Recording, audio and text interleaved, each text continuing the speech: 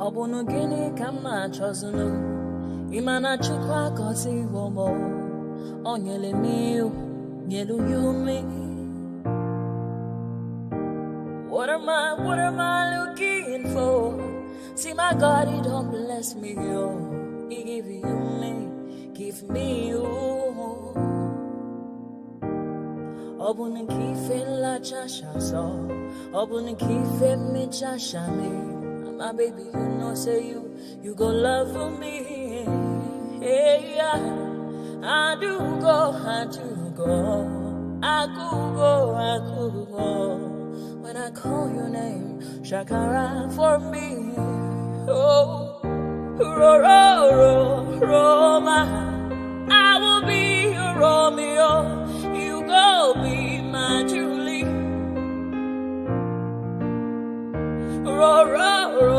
Roma, I will be your Romeo. You go be my Julia. Oh, give me your love and I'll go run away. Show me your love and I'll go use you play. Carry me, go me, I go follow you way. Follow you, they go.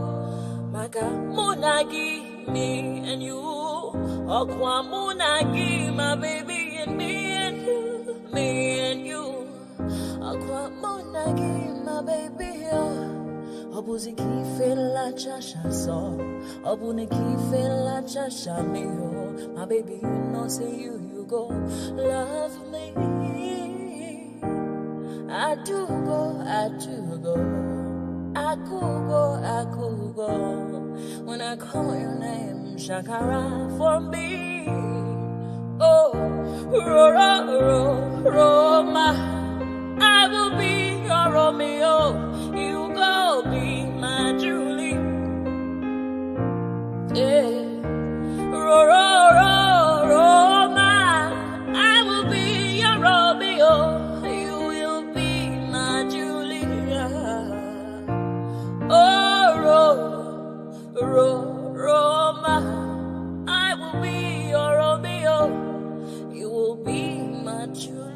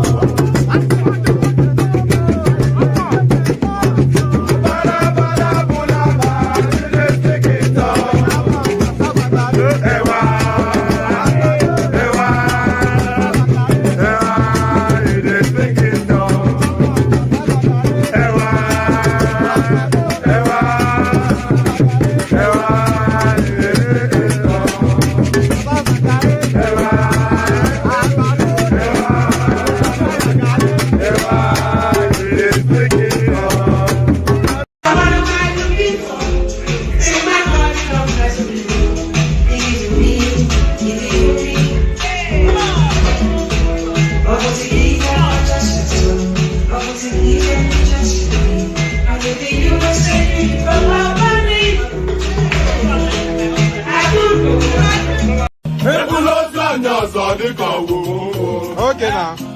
To person between my bed. I see. I see what I don't want to forget, man. Okay.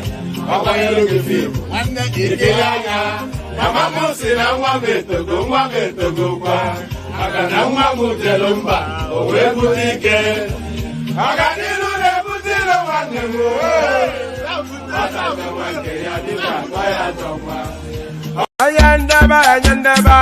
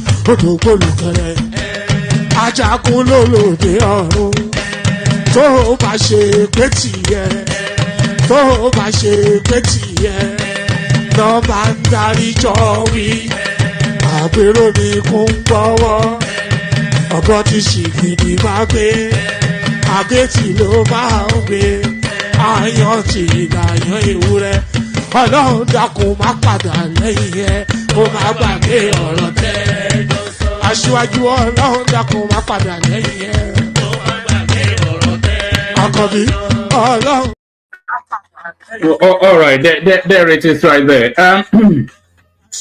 So there it is right there. Indicate in the comment section if you can hear me. So otherwise there's no purpose. So I'm not feeling the vibes that I am being heard. Indicate in the comment section if you can't hear me. Solly, can you hear me? Solly, can anyone hear me? All right. All right, brilliant. All right. So yes.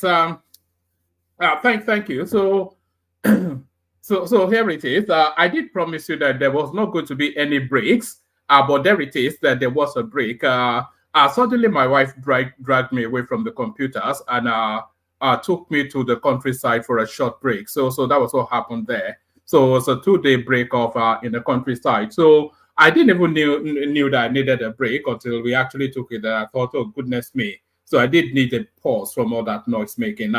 Not that I don't love you guys, but you know, you sometimes you have to take a break from it, otherwise you get overwhelmed. You know, so sometimes you have to take a break from it, otherwise you get overwhelmed, but are back and refreshed and raring to go again. So here we go again.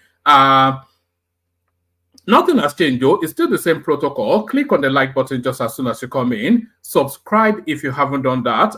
So let's say the like buttons go up as I'm inviting you to do exactly that. So the like buttons, actually, the like numbers look quite pitiable. So remove that and make it look handsome. Make the like buttons look handsome by clicking on it. So click on the like button just as soon as you come in. Subscribe if you haven't done that already. And then the hyperlink that says StreamYard. If you want to be an active combatant, yes, you know, Niger man, it's not an endurance sport, you know. It's not, you know, you can't understand. If it's not a pleasure, then don't do it. You know, it's not an it's Niger man saying right there that mental health is very, it can be overwhelming sometimes, and you don't even know you are overwhelmed until you take a step away from it. So like I said, it is not an endurance sport. So occasionally you should take a break from it just to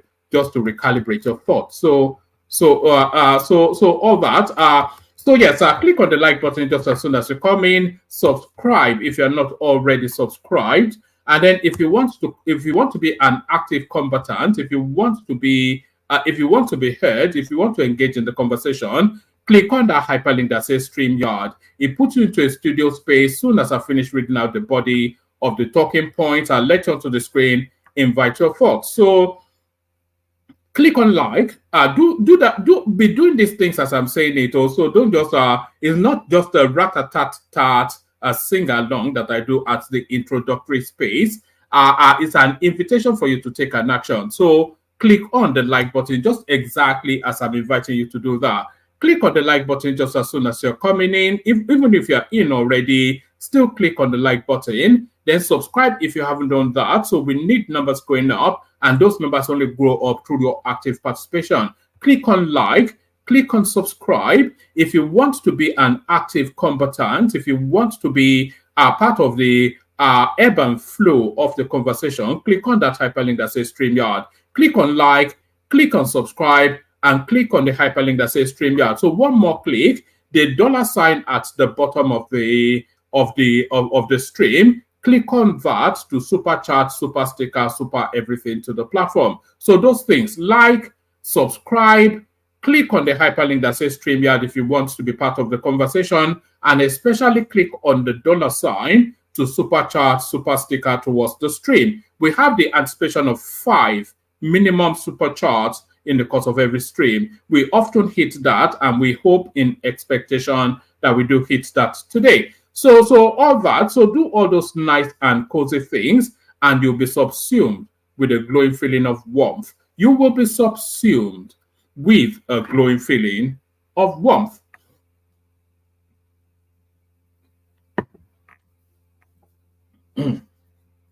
So you'll be subsumed with a glowing feeling of warmth.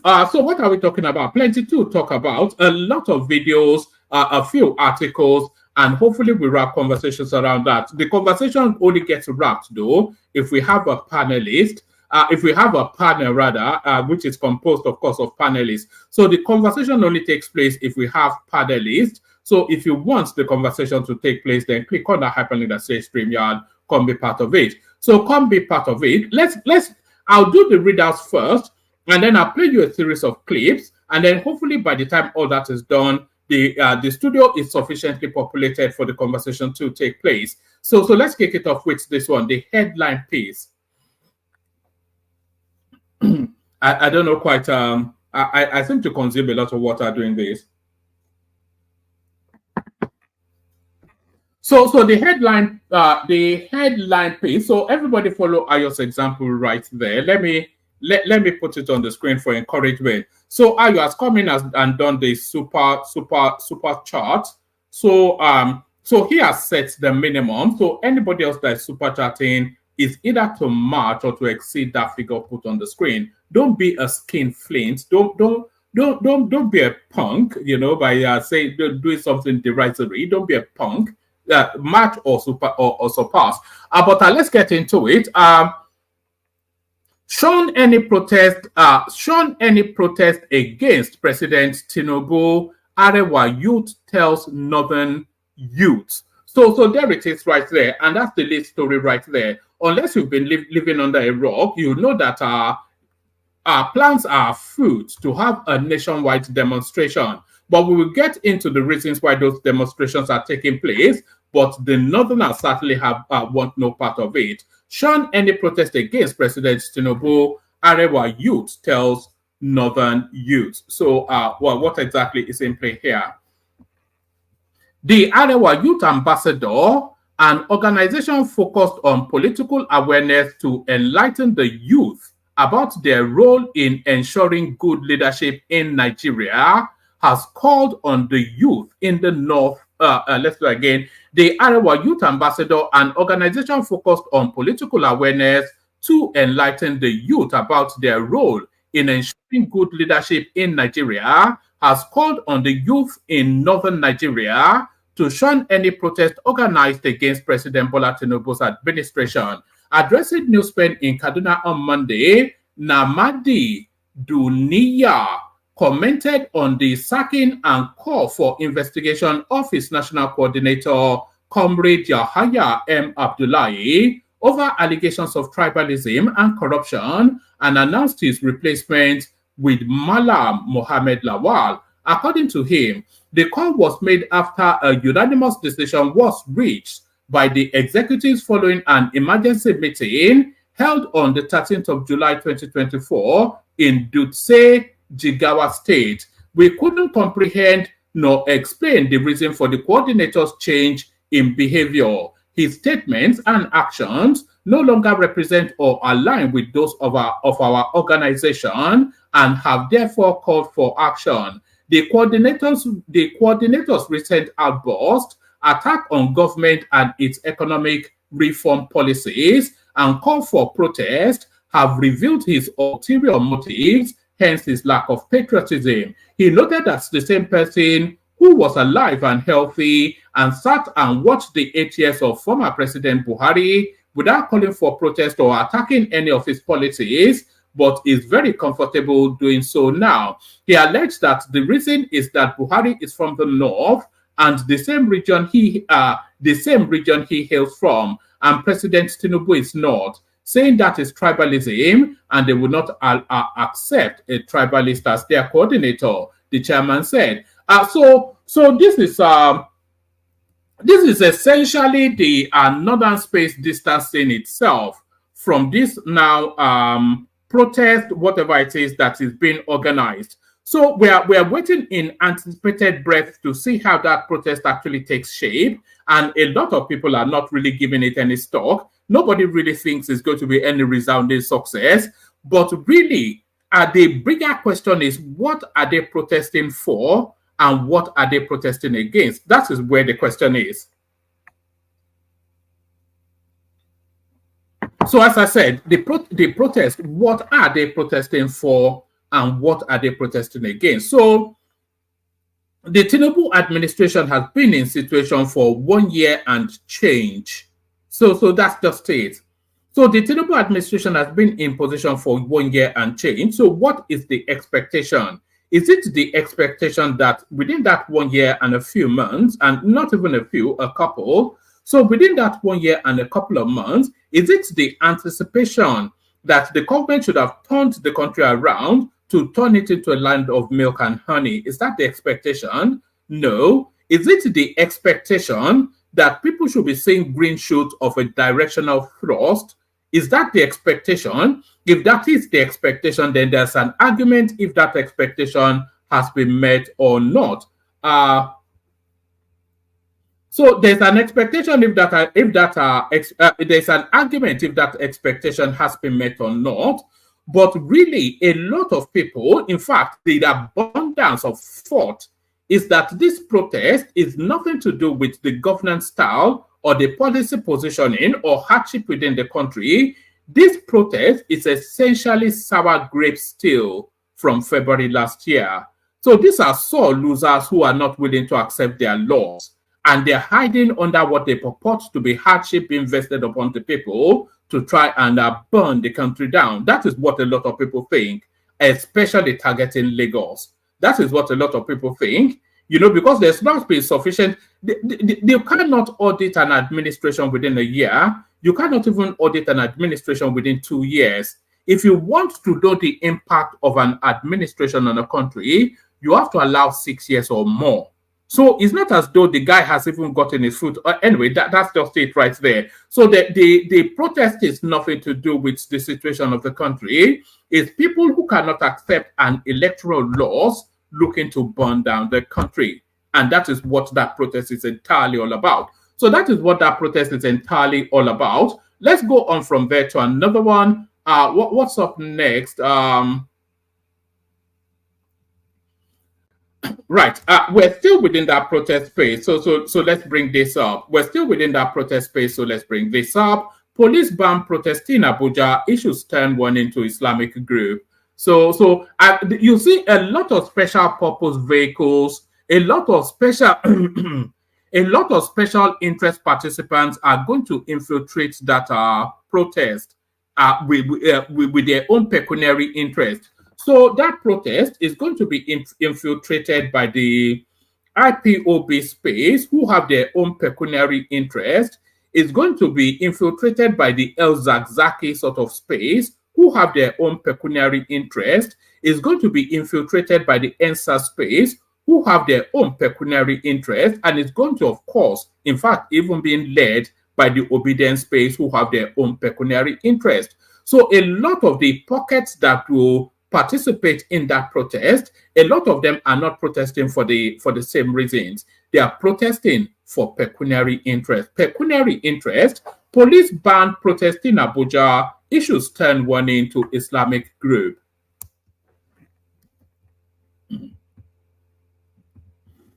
Right, the Federal Capital Territory, FCT, Police Command has banned the Islamic Movement of Nigeria. So the Islamic Movement of Nigeria, you know,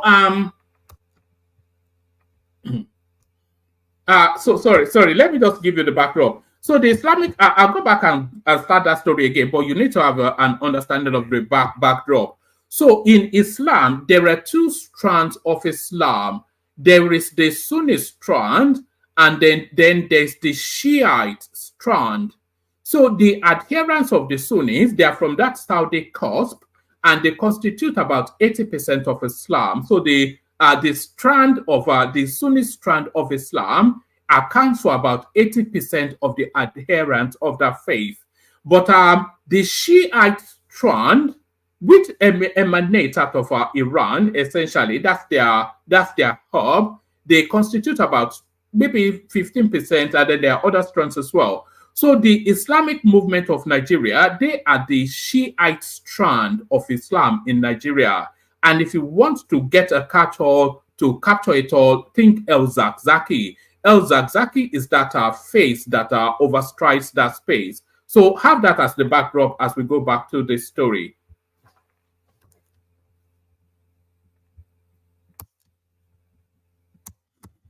Right, police ban protest in Abuja, issues turn warning to Islamic group.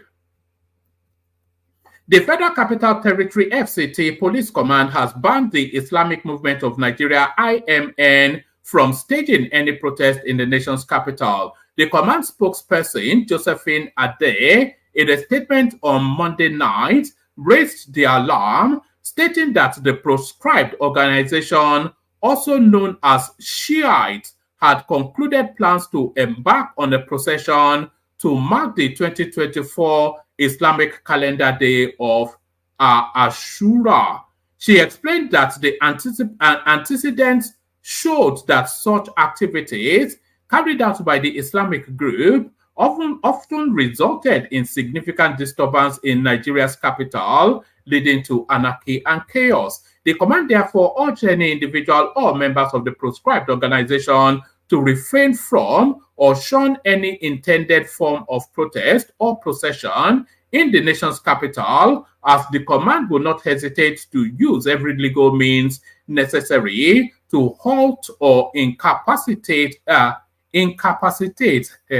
I have to read that twice. As the command will not hesitate to use any legal means necessary to halt or incapacitate anyone that dares to violate the ban by the police. The command is committed to maintaining law and order and will take all necessary measures to prevent any activities that threaten the safety and well-being of the populace. The Commissioner of Police FCT, Benedict Igwe, etc., reaffirms the command's unwavering commitment to protecting the rights of all citizens whilst ensuring public safety, the statement added. So that's the Shiites then wanting to have a little cameo under the protest by the under the protest by the disgruntled Nigerians. So protest by the disgruntled Nigerians. Let's go from there to this.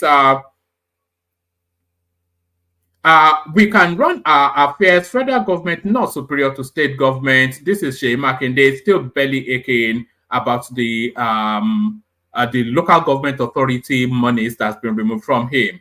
Oyo State Governor Seyi Makinde has declared that the federal government is not superior to the states in exercising each other's constitutional role. Correspondents report that Makinde made this known in Ibadan at an emergency consultative meeting with stakeholders on Monday to appraise last week's Supreme Court judgment, which granted financial autonomy to local government areas across the country. He maintained that the judgment had created a constitutional lacuna that would throw up different challenges at the local government level. And by the way, there's moves to also remove the organizing of our local government elections from the state and invest it in INEC. The governor stressed that though he was not opposing transparency in the councils, the Supreme Court judgment is not a silver bullet that will wash away Nigeria's problems. He said, I called this meeting because I felt that even though we have not seen the certified true copy of the judgment of the Supreme Court, we have to be proactive and discuss the decision of the Supreme Court as it concerns the financial autonomy of the local government councils, because I believe a lacuna has been created between the decision and the Constitution of the Federal Republic of Nigeria that we all swore to uphold. The law is the law, and when there is a conflict, yes, we should go to court, but it behoves on us to look for our own homegrown solution that can ensure that we have transparency and that our people do not suffer. This is because when two elephants... So, speaking further, Makinde said his administration has been doing what was right, including clearing the backlog debt owed to workers and pensioners at the council level and fixing the infrastructural deficit in the PHCs and the inner roads. So I'm not quite sure what is going on about here. So I'm not quite sure what is going on about there. It's essentially sour grapes that money is being removed from him. Akpabio under pressure to punish Ndume over recent statements against Tinubu. So we've been tracking Senator Ndume and his activities, and not only Akpabio, the North are also riding against him. The excesses of Senator Ndume. So the excesses of Senator Ndume, let's go to this. Sunday Igboho issues fresh eviction notice to Fulani headers in the Southwest. So I think without reading that, we know already where it's going. A prominent Yoruba Nation agitator, Sunday Adeyemo, known as Igboho, has reportedly issued a new eviction notice targeting notorious headers involved in kidnapping and robbery in the Southwest zone. The latest directive was communicated through an audio message by his spokesperson, Olayemi Koiki, although its authenticity remains unconfirmed. The call to action follows a renewed hostility in the Oke-Ogun area of Oyo State, where the locals have suffered increased violence, including kidnapping and killings by the headers. According to, and by the way, that increased violence is an attempt to test the Tinubu administration. I think we all know that. According to a resident speaking to correspondents, these criminal activities have also hindered farmers from accessing their fields, exacerbating tensions in the region. In an audio message, Koiki spoke in Yoruba saying, "Today is the 15th of July 2024. This breaking news is issued around 6 p.m. All Fulani people living in Oke Ogun, living inside the bush there, who are kidnappers that are killing the people, are immediately ordered to leave now." Sunday Igboho said he will continue his work at Oke Ogun, in Kishi, and all communities that make up Oke Ogun. He said he will touch all those places remaining. All Fulani should leave the bush in Oke Ogun. The forest does not belong to you. The land belongs to us. He added that he is also waiting for the Obas in other parts of Yoruba land to speak up if they are witnessing attack from Fulani people in their domain. So that's Sunday Igboho. A lot of people will say these are the things that led him to being wanted by the authorities in the first instance. So let's go on from there to this. So two Kano states, Governor Abbas signs bill creating second-class Emirates in Kano. So still the attempts to downgrade Ado Bayero in favor of Lamido Sanusi. So we leave that there. So yes, I did tell you about this one. Local government autonomy, National Assembly will legislate to ensure INEC conducts local council elections.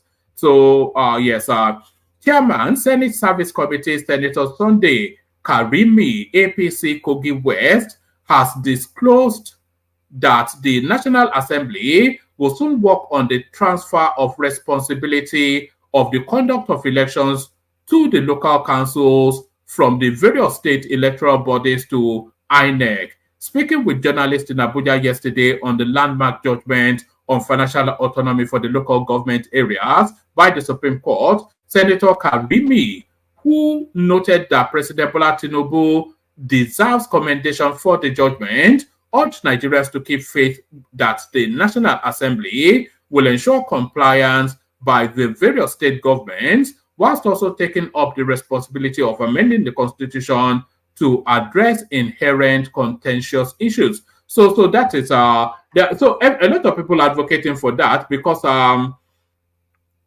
if the state electoral spaces are still responsible for coordinating local government elections, then it makes a nonsense of the judgment. And by the way, the room does need population. So if you want the conversation, you have to jump on board. So if you want the conversation, you have to jump on board. This is the last readout. Then I'll play you a series of videos. Nigeria to be net exporters of petroleum in December. This is Mele Kyari telling us this guy has been making promises. He's been telling us that the Port Harcourt refinery will be working in 3 months' time. He's been saying that for the last 3 years. So I think we have to put it within that context. The Group Executive Officer of the Nigerian Petroleum Company Limited, Mele Kyari, has said that based on emerging indicators in the energy and gas sector, Nigeria will be a net exporter of petroleum by December. Kyari made this known on Monday at the National Assembly when stakeholders of the nation's economy, including the Minister of Finance, etc., met with the Senate Committee on Finance led by Sani Musa, APC, Niger State. The stakeholder further gave assurance that the alien economy is getting revitalized based on emerging indicators. The indicators, according to Kyari, are the Port Harcourt refinery, which will start production early next month, which will be followed by the one in Warri months after, and the Kaduna refinery latest by December this year. He added that in a few months, the oil production level for the country will hit 2 million barrels per day, as all enablements towards that has already been put in place. He said, "Mr. Chairman and members of the Joint Committee, let me just confirm that NNPCL and the oil and gas sector are very crucial in bringing a turnaround in our current economic situation, and we understand the importance of this. We are taking every step that is practical for us to achieve this. We have already seen growth in our oil and gas production because of certain actions that Mr. President personally took. And also the very mere truth that we have also declared war on production activities, and this is yielding the desired result. The combination of these two has now seen us restoring production in our country, and we believe that, as the Honorable Minister has said, we will soon hit the target of 2 million barrels of oil production per day. He added, I am aware that there are several comments in the public space around refining business and domestic production, including production that will come from the commissioned Dangote refinery. Yes, this country, as we have said, will be a net exporter of petroleum products by the end of this year. We are very optimistic that by December, this country will be a net exporter. That means a combination of production, so et cetera, et cetera. So I think that's enough of that. I think we get the drift of where that is. So we get the drift of where that is, although we're not saying the supercharge as we anticipate. But also we're not seeing people coming into the studio. So if you want the conversation, come into the studio. Let me play you a series of clips, and then we'll play the Kegite music, kick off the conversation. Yes, let me play. Yes, we'll start it from here. So we started from Kenya. Good evening, the people of Kenya. The Constitution of Kenya of 2010, Article 1, Sub-Article 1, says all sovereign power belongs to the people and shall only be exercised in accordance with the Constitution. Today, I tender my resignation as a Cabinet Secretary in the government of Kenya. I want to offer my heartfelt apology to the people of Kenya for the greed, high-handedness, selfishness, arrogance, nepotism, tribalism, and all the bad things that we have done to you in the last 2 years. When we came to power, we called ourselves shareholders and decided that most Kenyans are not part of the government, are no longer part of the state, and do not have any human rights. We went ahead and received bribes from all over the world, and especially from Dubai. We bought very expensive watches, some as expensive as 1 million Kenya shillings equivalent in dollars. We bought belts worth 50,000 shillings, and we made sure that citizens know how expensive we have become. In a country where poor families cannot pay their children's school fees, we were wallowing in luxury. I want to sincerely apologize, and I want to say today that I am ready to give out all the bribes that I have received for the last 2 years, all the properties that I have now, which can be traced back to the bribes that I received, will be surrendered to the state tomorrow, early in the morning. Should I get a chance to serve the people of Kenya again, I will stop the greed, I will stop the arrogance. But most importantly, I will be accountable to the people of Kenya. To the Police High Command, the Inspector General, who also tendered his resignation, I want to urge him to take Kenyans to all the graves where the bodies are hidden. It is time for accountability. Thank you, dear Kenyans.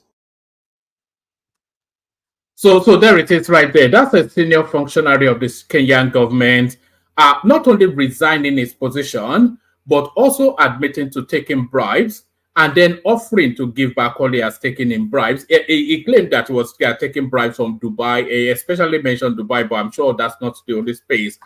So that's the latest development in Kenya. What are the chances of that ever happening in Nigeria, though? I think the chances are between slim and none. Can you imagine a Nigerian politician making that confessional video? That's not even, there's no room for retraction of that. They are not even written words to claim that he was misquoted. He stood in front of a camera and said, yes, I am a thief and I'm a repentant thief. So that's the latest development in Kenya. So I'm just bringing you that to contrast it against the goings on in Nigeria. And fortuitously, the next clip speaks somewhat to that. What this? My apology.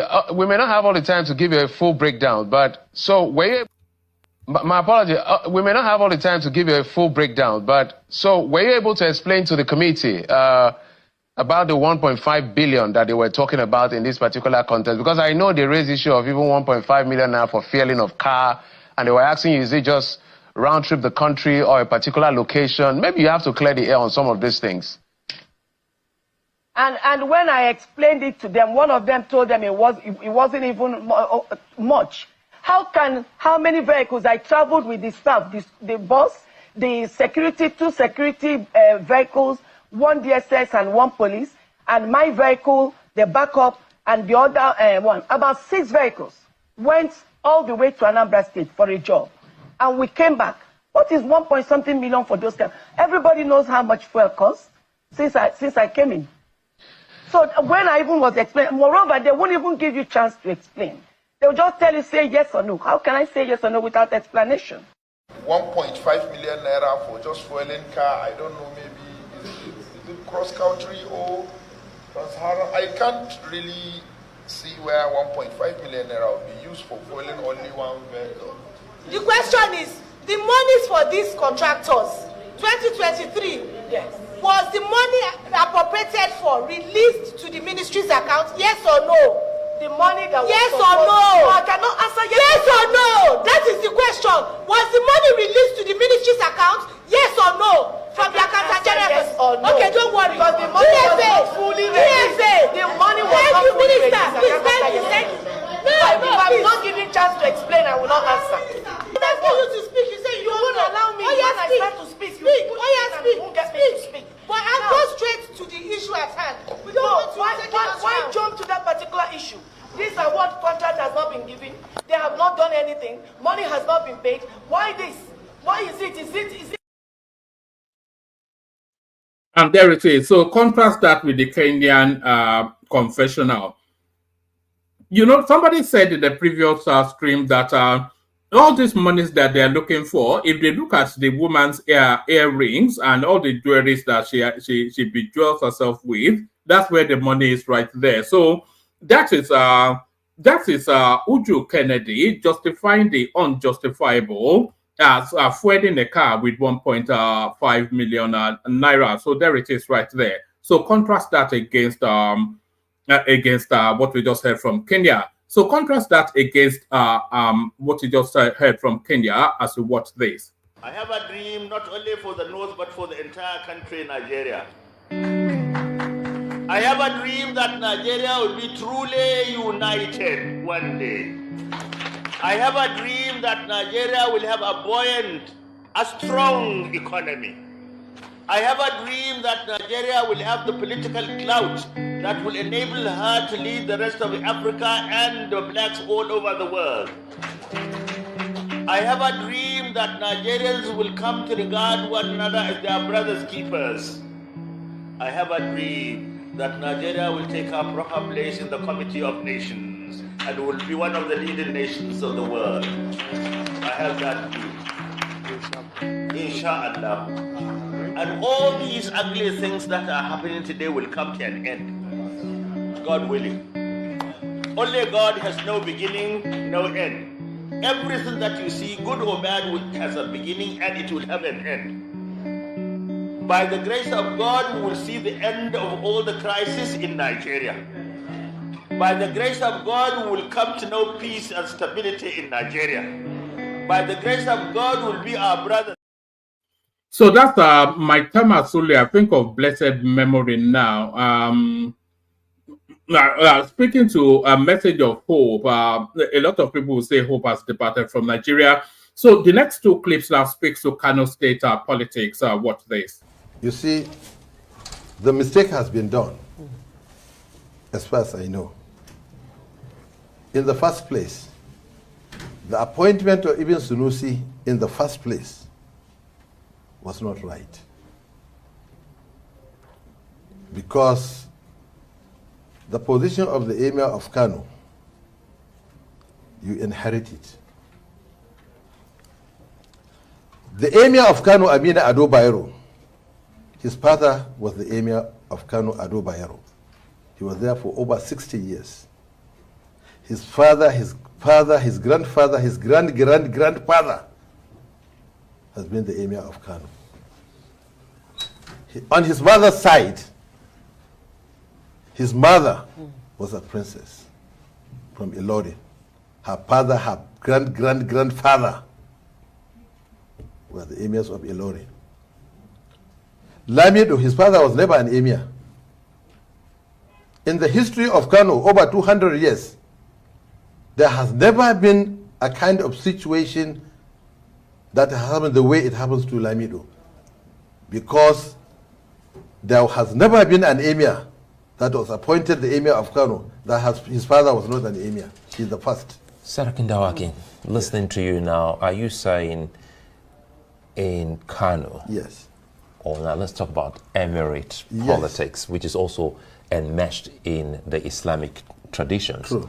Are you saying when the government is reaching out to get a new emir, they don't consult some of the traditional people like yourself and others who understand the history and culture of the people? You see, it's very, very unfortunate. I'm sure you know what has happened. No, we don't know. That's what we're asking. I'm sure you know. Is it possible that the politicians will do this in isolation? You know, it is possible. There is something that was done.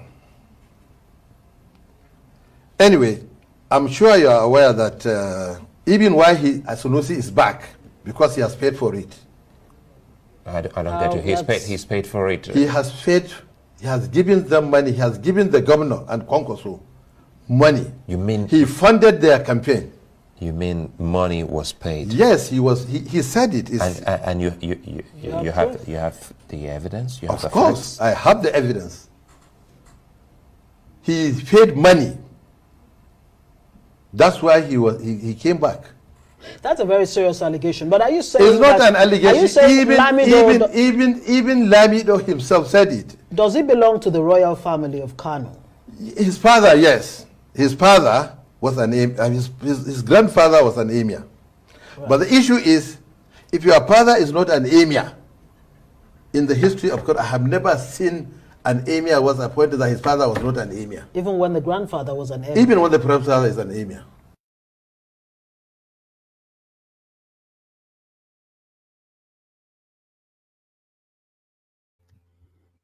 All right, so that's a little bit of Kano politics there. I say Kano politics, Kano royal stool politics. The argument, well, that guy's argument essentially is that Lamido Sanusi should never, under any circumstances, have been on that seat. It's a succession seat, and it's usually son after father.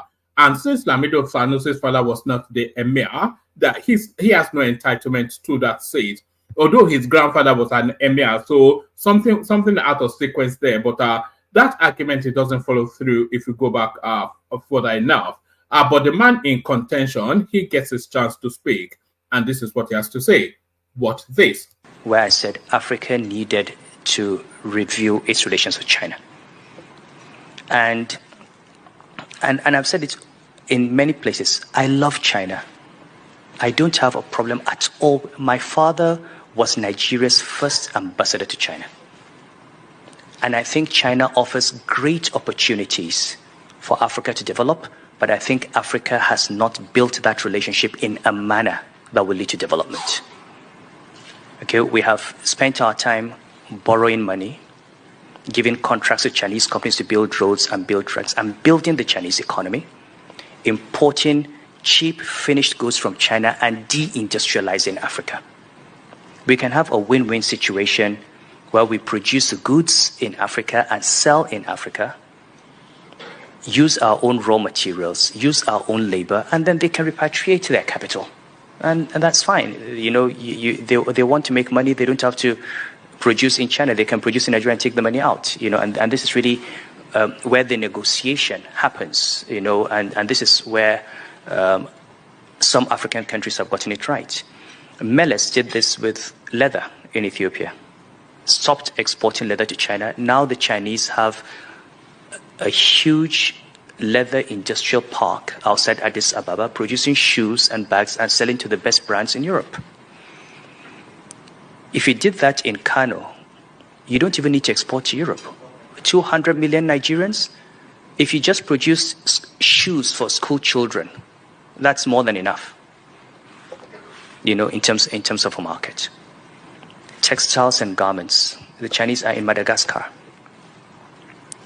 So we can go and do this. And so we do have models now built by African countries that work. And we need to spread that message across. We now have peer lessons that we can learn. So I suppose for me, Africa is not all bad news. But the bulk of Africa in terms of concentration of incomes and population is bad news. We need to get South Africa, Nigeria, Egypt, DRC working. All the fast-growing countries in Africa, all the countries that are doing well combined, do not account for more than 20% of African GDP.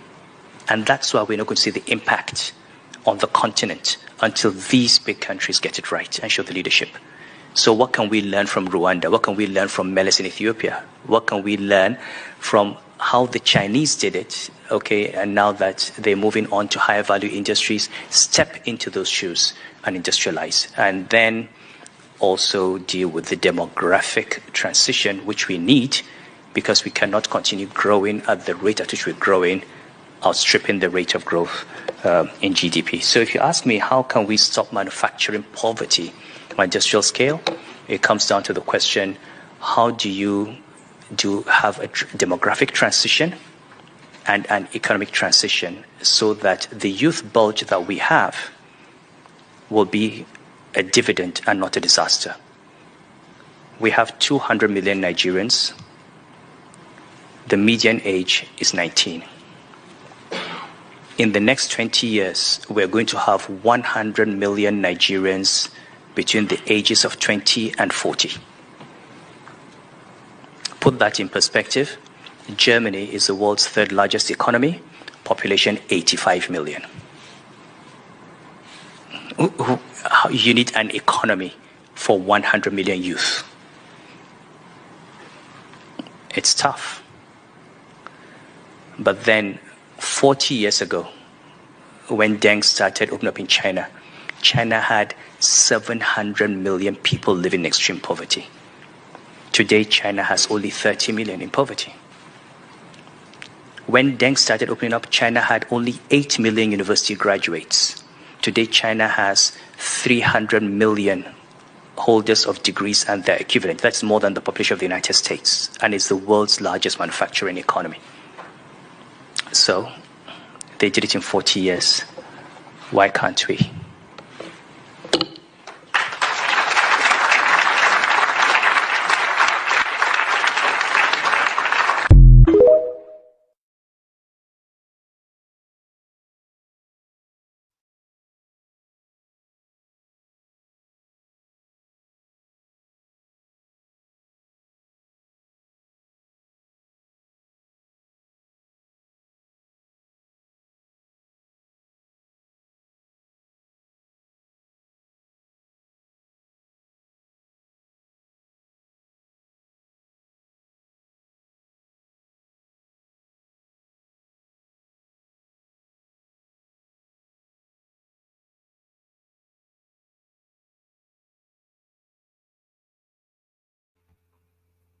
So I was just saying that, thank you for telling me that the audio was not on. I was just saying that Nigeria is an enigma wrapped in a mystery, and subsumed in sort of a conundrum. The more you unpeel the layers of that country, the more mysterious it gets. And those data coming out of Lamido Sanusi is telling us that the median age of Nigeria is around about 19, and then roughly 100 million. Just pause for a moment and reflect on that. Roughly 100 million people round about that age. So that sort of that statistics, it presents both an opportunity as well as a problem, depending on how it is managed. So if you can get productivity out of even 20% of them, then you will create that economy that Deloitte and Touche told us we will be in the next 10, 15 years, that will be a top 5 economy. So that's that opportunity right there. But if you don't manage it, and we have not shown any indication that we can manage that demography, then that's a disaster. So if you have 100 million 19-year-olds, a lot of them male, unskilled, unemployed, no opportunity, no hope for the future. So you don't have to be Einstein to know what happens next. So that's the conundrum that Lamido Sanusi is inviting you to examine. And it's telling you to look at, because people look at China and they see them as almost like superhuman. They're not superhumans. They're not cleverer than we are. They took deliberate steps in order to get to where they are. But what deliberate steps are we taking? And what is the plan? So it's an actionless plan. You know, I have this clip. Hopefully I still have it. There was this particular person that was speaking about Nigeria. I deleted a lot of clips recently. I suspect I may well have deleted it.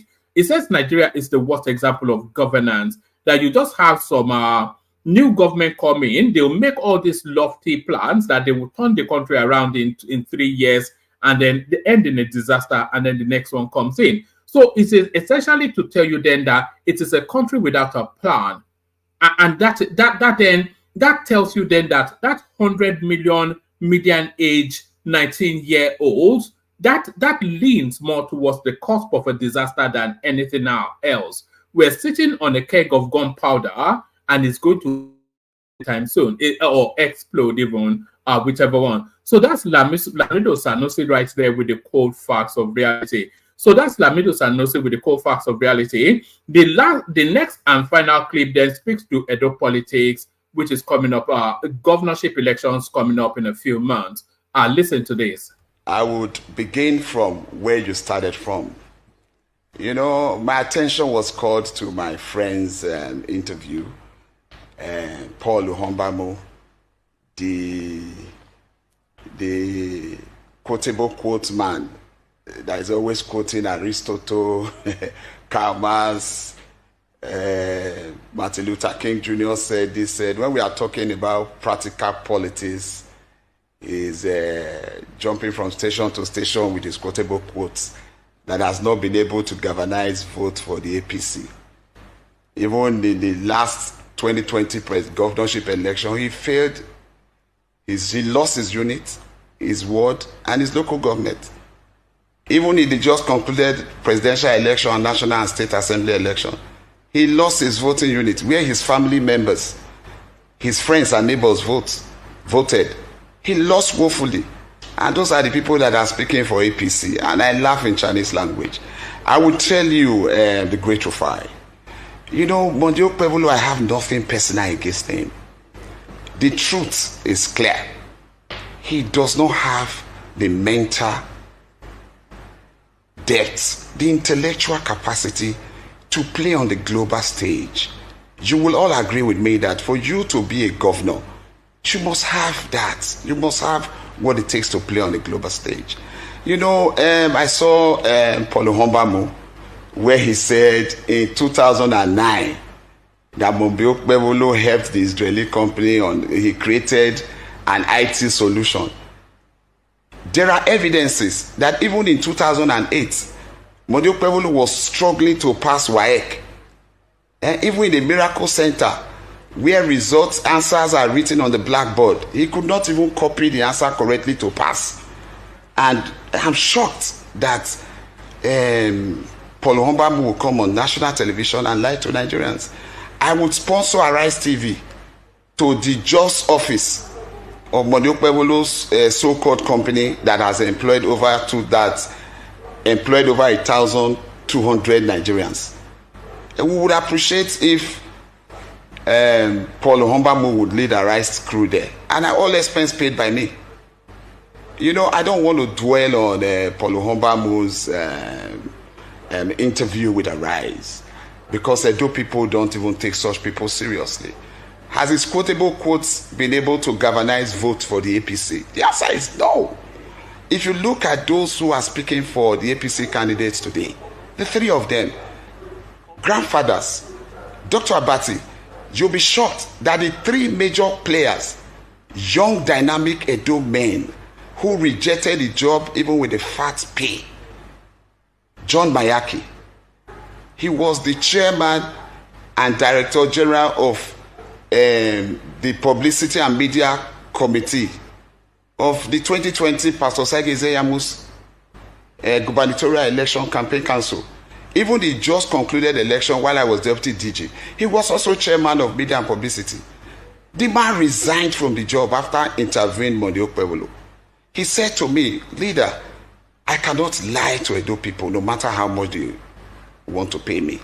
I interviewed this man. In 10 minutes, I discovered his gross incompetence. And I said to myself, John Mayaki, how will I face Edo people and lie to them bluntly? How will my family see me? How will my people in Akoko Edo and Edo North see me? He resigned. He said this man does not even know the difference between governance and government. When they even asked him about e-commerce, he said, what is e-commerce? He doesn't know what e-commerce is in the 21st century, a gubernatorial candidate. Please, cut me some slack. No, the man does not even understand the effect of global warming. But I will tell you that the three major people who are loyal to APC spokespeople, they resigned as his spokespersons. Okay, but look at the three men speaking for him no. But based on what Mr. Paul said that day, he said he owns a technology company that partnered with the Israeli government, and they did a lot of work. So how can you say that a man that owns that kind of company does not know e-commerce? No. Don't say that about Monday Okpebolo. Okay. Can I please tell you? Go and check the results he submitted to INEC. That man wrote WAEC in 2008. So how could he have invented a app? How could they have done anything for the Israeli government or Israeli company? How? Without a degree? Well, I'm not surprised. They issue statements on his behalf every day. And some of us has asked, where does he issue this statement? Is it in the coven or in his bedroom? Right. You know, I saw you gratify. I love and respect you. You were bold enough to tell Paul Ohombamu to bring his candidates, Monday Okpebolo, to Arise. I will pay all expense, charter a private jet to bring him to Arise from Benin. All right. I, Prince Emmanuel Dige, will pay. Let him come and speak to those people, Nigerians, via your station.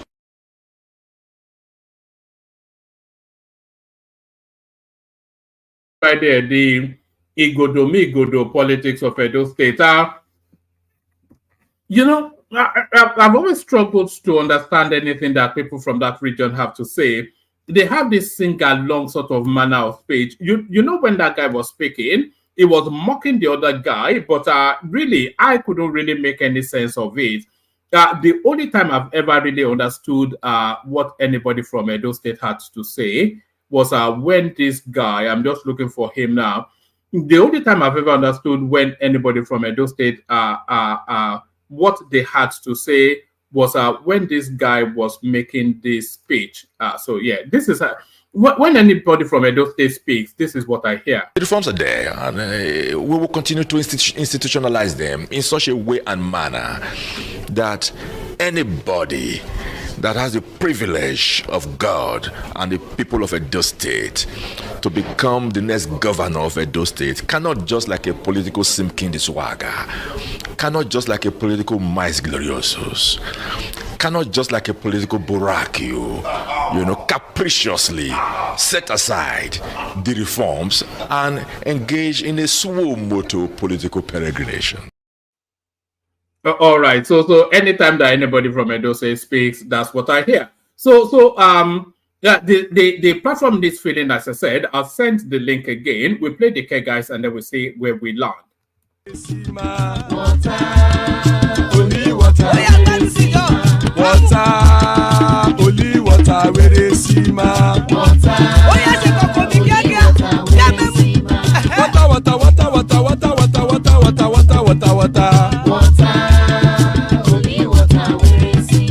Hapa o naido. Hapa o naido. Hapa you don't come o.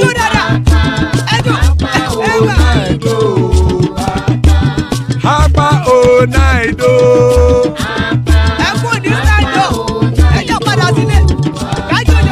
Oro kẹ̀kẹ́ ẹlẹ́mù yé o. Ilé sọ́dí àkẹ́kẹ́ ẹlẹ́mù ré o. Bobby Master kẹ̀kẹ́ ẹlẹ́mù ré o. Chief Wáìlà tí kẹ̀kẹ́ ẹlẹ́mù ré o. Eruku lẹ̀lẹ̀ ẹlẹ́mù dé. Eruku lẹ̀lẹ̀ ẹgbẹ́ ẹlẹ́mù dòde ojàre o. Eruku lẹ̀lẹ̀ Ghana ti dé ẹgbẹ́ bọ́dì o. Ọmọ ẹlẹ́yẹ ẹ̀yẹ o ó dìlé o. Olúyẹ̀lá ẹ̀yẹ o ó dìlé o. Petrosonama ẹ̀yẹ o ó dìlé o. Petrosodunke ẹ̀yẹ rẹ̀ ó dìlé o. Ẹlẹ́kọ̀ ọ̀run mú ìní o.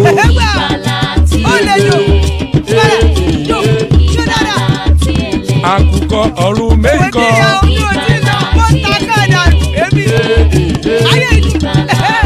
Ikú kò ní ríwà gbéṣe o.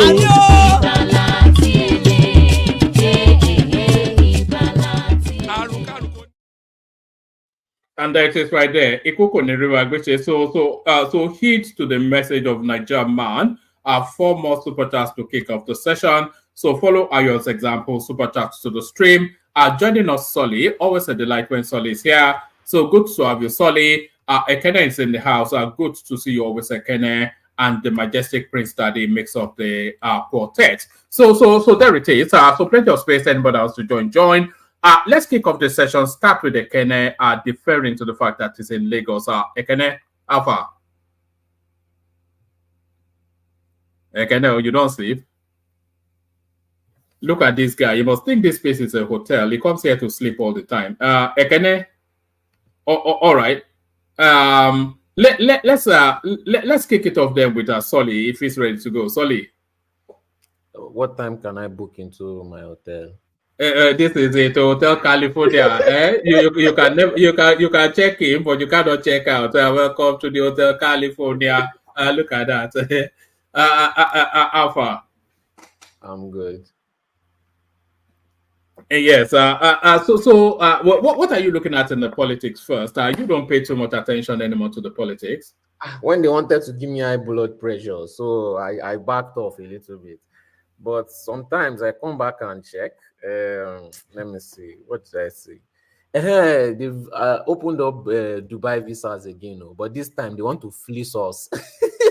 Yes, I was seeing the excuse me. I was seeing the headlines. They said you have to have 10,000 in the bank, and then the visa is about 700K. And I'm thinking, if you have 10,000 in the bank, then you won't be going to Dubai to hustle. Yes, so well, the thing is that some Nigerians will still fall for it because that's all Nigerians know. That 10,000, they can go to so many places in Europe or even Brazil or something, somewhere better. That will give them. I'm not sure that even the UK requires that. Does the UK require that? I think 3,000 or something. It's not even. I don't even think it's up to 3,000. What they are saying to us essentially is that they don't want us in their country. Is that not what they are really saying? It's a polite way of saying that, but if you reach a certain class, then you will be allowed, basically. That's the $10,000 agreement. So it's a way to fleece us, and they cannot just totally deny us, because that would just be blatant racism. So 640 something thousand for the visa. How much? How much is that in real money? That's and close it's to not about what? guaranteed though. That's put about $600-700, is it not, or thereabout? 706. No, woman is more than that though. It's like $3,000-4,000, I think. Let me see. Because okay, yeah. Actually, let me see. 660 divided by, let's say, 15. Yeah, so around $400 to $500. So, and that's not guaranteed. I don't. If UK visa and Schengen visa and all these other visas don't cost that much now. So they say Now, I think UK visa is about £200 or $200. Or they don't want us in Dubai. That's what they are saying. Well, can you blame them though? Some of your behaviors over there. I can't blame them. Oh, do you know what Nigerians were doing there? Even myself, I wouldn't have wanted to be around the Nigerians. You know, there was a couple of years they took cultism to Dubai and started to start it. Yeah. It's not all those hush puppy this thing. They have plenty. I've even said this thing many times before. They have plenty of people doing that. They have plenty of Dutch people, plenty in that Dubai doing drugs and all this G and all this Yahoo and stuff. So they have plenty of white people, white women, Australian women doing prostitution. I can't even name the exact hotel. If you enter the hotel, you just start from the reception. You'll see the Australian women just disturbing, So there are plenty of people doing rubbish. Are you sure it's the Australian? I thought the prostitutes in Dubai were the Africans, especially the East Africans, and the Eastern Europeans. When I was there, most of the prostitutes I saw, they were Eastern Europeans. How many years ago was that? Oh, a few years ago. So the latest is in town is like, white women now, they cannot just be seeing all the other communities making money like that. So they came in from everywhere: France, Germany, Australia, Russia, everywhere. They have the women. So those ones came to come and dominate it. Go. They now are the high class hookers. Then the Nigerians, they don't know how to organize themselves. It's Indian men, they are fucking on the streets. Oh, sorry for my language. So that's just the sad reality. So that's their problem. Then another news that I saw is that Oshu State Governor. Hey, real quick, Paul. Don't thinking that, considering what has happened in the past, that the UAE is trying to discourage those miscreant young fellows that constitute nuisance on the street of Dubai, trying to discourage them from coming to their country. That is the reason why they levy those. The thing is that they will still come, because those boys is based on cultism. So I didn't even mention what they are doing. They are obviously smuggling women in there for prostitution, and they are also using the opportunity to sell drugs. So they are not even there for anything positive. So they do it like, how Americans have gangs, and the gangs are selling drugs. They have their court, and the courts are doing all these things. Then all these like petty issues, like in terms of like women or somebody insults one of the first just 1 minute. Then they will now take big cutlass in groups, and they will now start attacking themselves on the bare streets where everybody can see them from every single country. And you are now well known for this because you let everybody know who you are. So, and one of the first attempts at armed robbery in Dubai was done by Nigerians when they went to try and smash into, the gold souk. They went and tried to use a hammer to break into the gold souk, And they always do it in broad daylight in front of everyone. Like, you are in Dubai. Where are you going to run to? Where? There's cameras everywhere. The police have one of the fastest cars. And the best thing that can even happen to you is that you get caught in Dubai. Because the moment you leave Dubai and you go to all those Sharjah, and that's the worst part, those guys were living in the worst place to commit crime. In Dubai, they forgive a lot of. There are plenty drug dealers that have been forgiven in Dubai for cocaine, hard drugs. They do it outside because it's UAE. The country is UAE. They now have, it's just like committing the crime in Lagos, like smoking Igbo in Lagos. Nobody will really do anything. Then you go and smoke it in Kano. His bar will finish you. So it's basically like that. Those ones nice to live in all those places where there's Hizbah law, like Sharjah, all those very tough Islamic places. They will not be committing crime there. Make it make sense. It doesn't make sense. So they don't think at all. They don't thinking. That's far from them. They are allergic to thinking. So it was bound to happen. It was just bound to happen. And no matter how much you want them, they will just still do it. But there's a lot of Nigerian money in Dubai. There's the estimation that 20% of Dubai's economy is Nigerian money. Yes, there's a lot of. See, all those skyscrapers you used to see when you go to Dubai, those hotels, Nigerians own them. A lot of those hotels. Even in the gold souk, I'm not sure if you've noticed, but in the gold souk, some of them actually have Nigerian flags. And if you walk down the gold souk, if you look in any of these gold shop, it's usually your Alaja from Isaleko, and they'll be serving her tea and cake, because they know she's come to drop some heavy bars, Nigerians have been going to Dubai for decades. When they used to go and buy gold and sell, because gold was very, very cheap there. They will buy it, they'll come back to Nigeria. So they would have made a lot of profits, especially from those gold sales for decades. All those Alaja and Alaji. That's where their business was. So they obviously have enough money to build hotel. And then stealing money from Nigeria. Politicians own a lot of hotels there in UAE. Then what Abdul said is true, but it's not all of them, but it was majority, I won't lie. But I'll not say it. So then the next one was Oshu State Governor.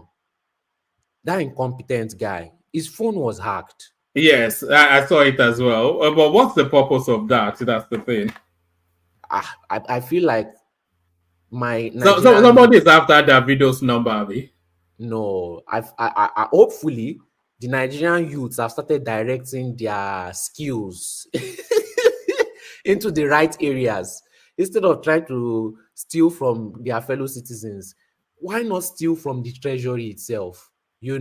Steal the stolen funds. You cannot start screaming on the streets that somebody stole the stolen funds now. So maybe there's a cyber revolution going on. We'll never know. Do you believe that story that his phone was hacked? I believe it. It seems like a very incompetent guy. Yes, but I think it's a cover-up for looting. So he has probably looted some money, then he's come up with that storyline in order then to park the blame on that. I think it's a scam. A little bit like I think the Trump shooting is a scam too. Me too, but I don't want to. What that Trump shooting reminds me of? When Buhari was campaigning and the bomb exploded. Oh, you remember? Oh, that's going back. That was in 2015, wasn't it? Yes, and that won him the election. That was the first thing I thought about when I saw that Trump thing. But we have no proof, and we're not there, so no one can say. I think a lot of people don't actually buy it, they don't buy it. Yeah, but you have no proof. That's the thing. That's just the thing. So if you don't buy it, you have to disprove it. And if they ever disprove it, it will already be too late. No, that the not to go into American politics, but that the Democrats are having their convention fairly soon. So they would need a big item to take that momentum or that moment away from Trump. And that big item will be Biden stepping down. So he will step down at the convention, and then that will be the story that propels the elections. Hello? Biden will never step down. They said that his will. crackhead son. His crackhead son has. No, he won't. They said that the reason why he hasn't. No, let me finish now. Yeah. They said they've been trying to urge him to step down, but you know that his crackhead son. That one is probably going to be sent to prison. So that one has been motivating his father. They say is the biggest person that has been pushing him not to step down. That he would have stepped down if not for that his son. And what I think his son wants is that if his father wins the election, he'll be able to pardon him once he gets sent to prison. That's the play that I see. You know, Biden will be stepping down. That's what a lot of people. You want it? Yeah, it's a fact now. He will be stepping down, but unless he wants to hand over the, it may well even be taken out of his hands. You know, he'll be forced down, even almost certainly. But certainly, he will not be on that ballot. Well, okay, I don't agree. I don't see any reason why he will not be on that ballot. Unless you can give me some reasons. These people are very hard-headed. Can you hear me, Foley? Yeah, we can hear you. Oh, okay. I was trying to debunk what you just said, woman, that he will step down. He will not step down, and he would not. Oh, we can't hear you now. I thought that was me. No, it's Dewale. We can't hear you.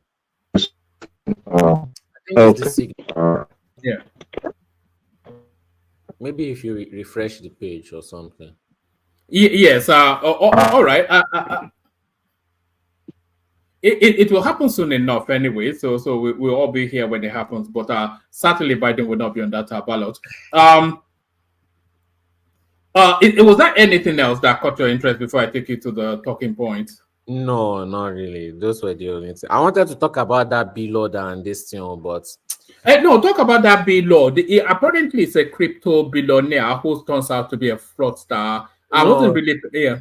He's not a fraudster. The thing is that he's a young guy, and when you are dealing with people's funds, give us the backstory. Give us the backstory because I just saw the headlines. I'm not really invested in that space. Okay, he's running a gray center within the Nigerian economy where he's able to collect people's cryptos and give them naira. And if you are doing that, you are basically a bank. And for you to have a bank in Nigeria, you have to give central bank billions of naira as collateral in case you ever run away. Because, for example, when you open a bank account, you have a guarantee that, if the bank ever crashes, they'll give you this amount. So he's running a gray center because he's dealing with crypto. So he doesn't need to give central bank that money. Central bank is trying to ask for it, but there's no law for them to ask for it. Now, that means if people lose, if he decides to take everybody's money and run away, that money is gone. Okay, so people are using his platform based on trust basis. Now, same thing that is happening with Airpeace. You are opening up a lot of branches, you're expanding your business, but the people that you're hiring are incompetent. And we always talk about respect. And some people always believe that they don't need to give anybody respect. And they transfer it into every aspect of their life, including their place of work. You now start disrespecting a customer that has financial issues with you. You start treating them anyhow. You start insulting them. You're insulting their father. You're insulting their mother. You know how the insults used to go now. You are threatening them on top financial issue that you caused to them. No bank will ever do that. Even banks in Nigeria will not do that. Yes, banks in Nigeria have problems, but they are not going to insult you. They are not going to start cursing your father, your mother. They are not going to start threatening you. That is what his staff was doing. Okay? And instead of him to address it, he started defending the staff instead of the customer. And we all know the customer is always right. Hold on, sorry. I think we have something from the police. It says, Nigeria Police Force alleged fraud, violation of CBN Act. Police interrogate CEO B-Lord Group of Companies, Linus Williams.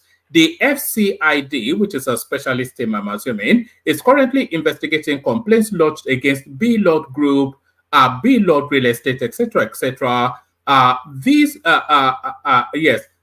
offenses include allegations bordering on cryptocurrency fraud, aiding internet fraud, computer-related fraud, terrorism funding, and non-compliance with regulatory frameworks. So that terrorism funding, it seems to be a there's no, it's nothing. They don't. Everything has to be terrorism funding. I don't know. No. So what terrorism funding? We will do due diligence in our investigation. Our cyberspace in Nigeria must be safe and secured. By all means, we are committed to achieving this. So this is from the police force PRO space. So yeah. Let me finish the story. I'll still get to why they charged him with this. Now, like this very dark man, he's like me, right? But me, I'm not in Nigeria. He knows the law of Nigeria. He understands the law of Nigeria. And Nigerians always believe that they are invincible. They always forget that there's law in Nigeria. Me too. I've always said this. If you defame me, I'll not even argue with you. I'll simply make your life miserable and I'll make your life a living hell because I'll take all the legal measures in Nigeria to finish you.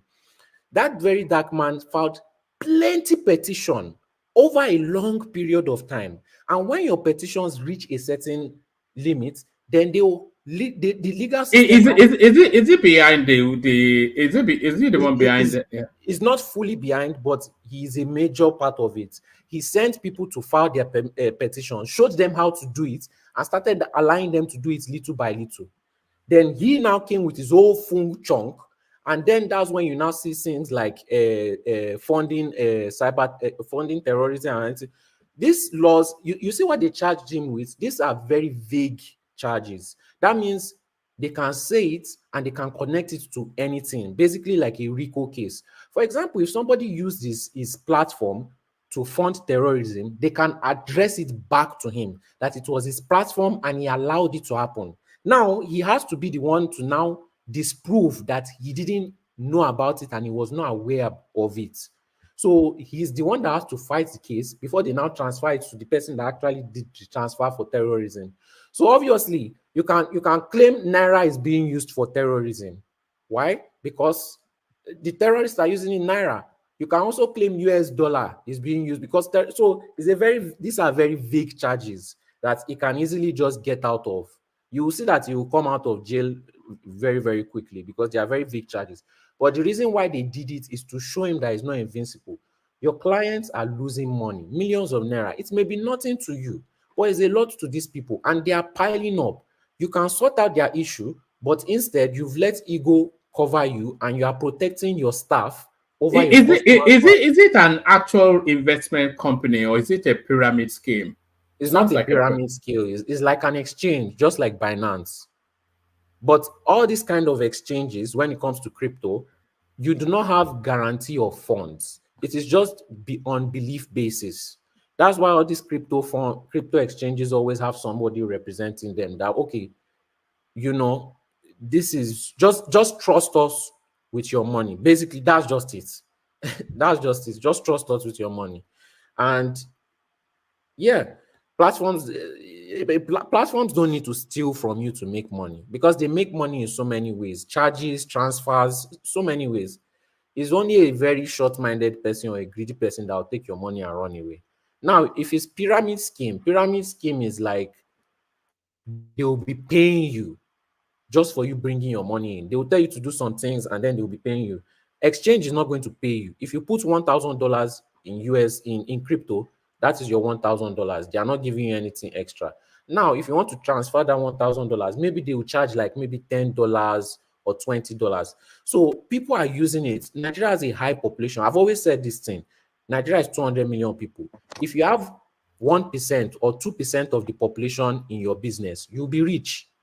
So it's an online business. He has over like maybe 1 million or 5 million customers. Even if he's charging them $1 per person each month, he makes millions of dollars a month. Millions of dollars. So it's an authentic business. But yes, you can still be caught up with the law if you have enough. But the crypto space is not regulated in Nigeria. It comes under financial services, doesn't it? Yes, but the regulations that have been limiting his business have been removed when Tinubu came in. Remember all those crypto news that they brought out that they were releasing this regulation, that regulation, this thing, all those things favored him. During Buhari's time, yes, they could have shut down his business, but not now. So it's following everything. That's why I say it's a gray area. There's no law that can stop But he has more money than Very Dark Man now. So if they want to enter that battle, I don't think Very Dark Man will be the main winner. Yes, but at the end of the day, the law still stands.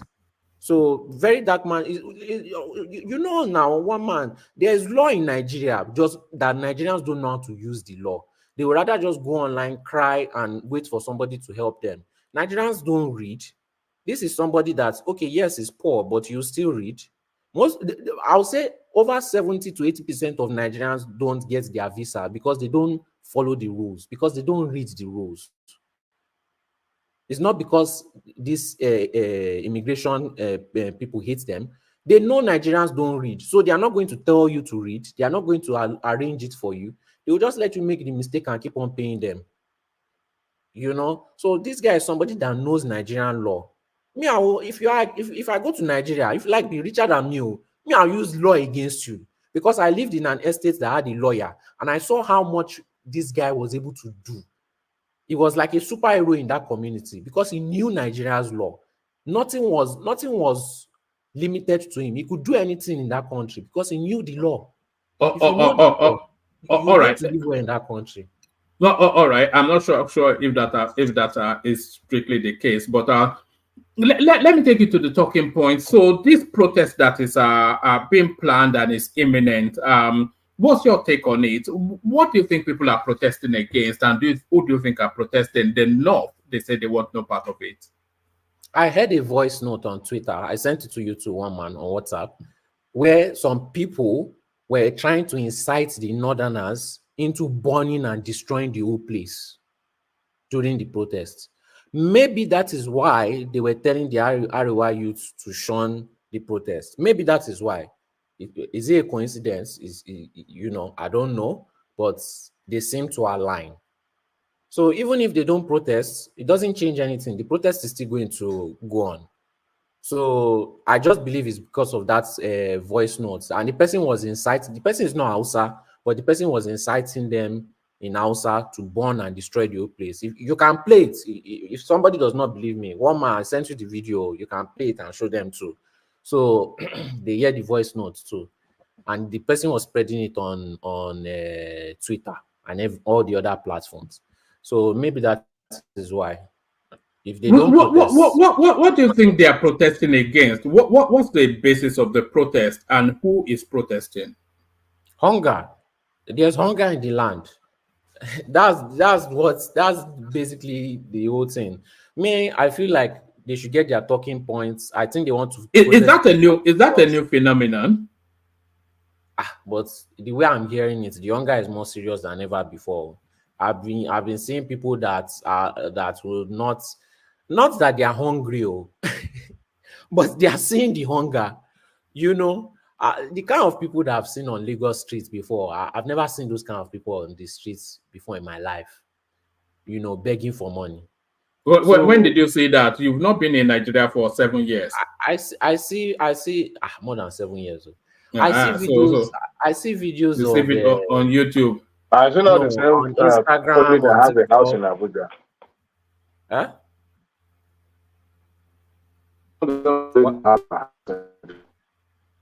Adewale, we can't hear you. All right. No. So, yeah, I've been seeing a lot of. So there's hunger in the land. They need to protest, man. They need that subsidy back, because if subsidy comes back, the prices of food will go down also. It's not even about increase of minimum wage. They need more than fuel subsidy. All this one that they are saying they are giving food to the people. No, nobody wants your free food. People want to be able to afford their own food, you know. So they need fuel subsidy and they need something else, another type of subsidy also. And you know, hopefully they will get it.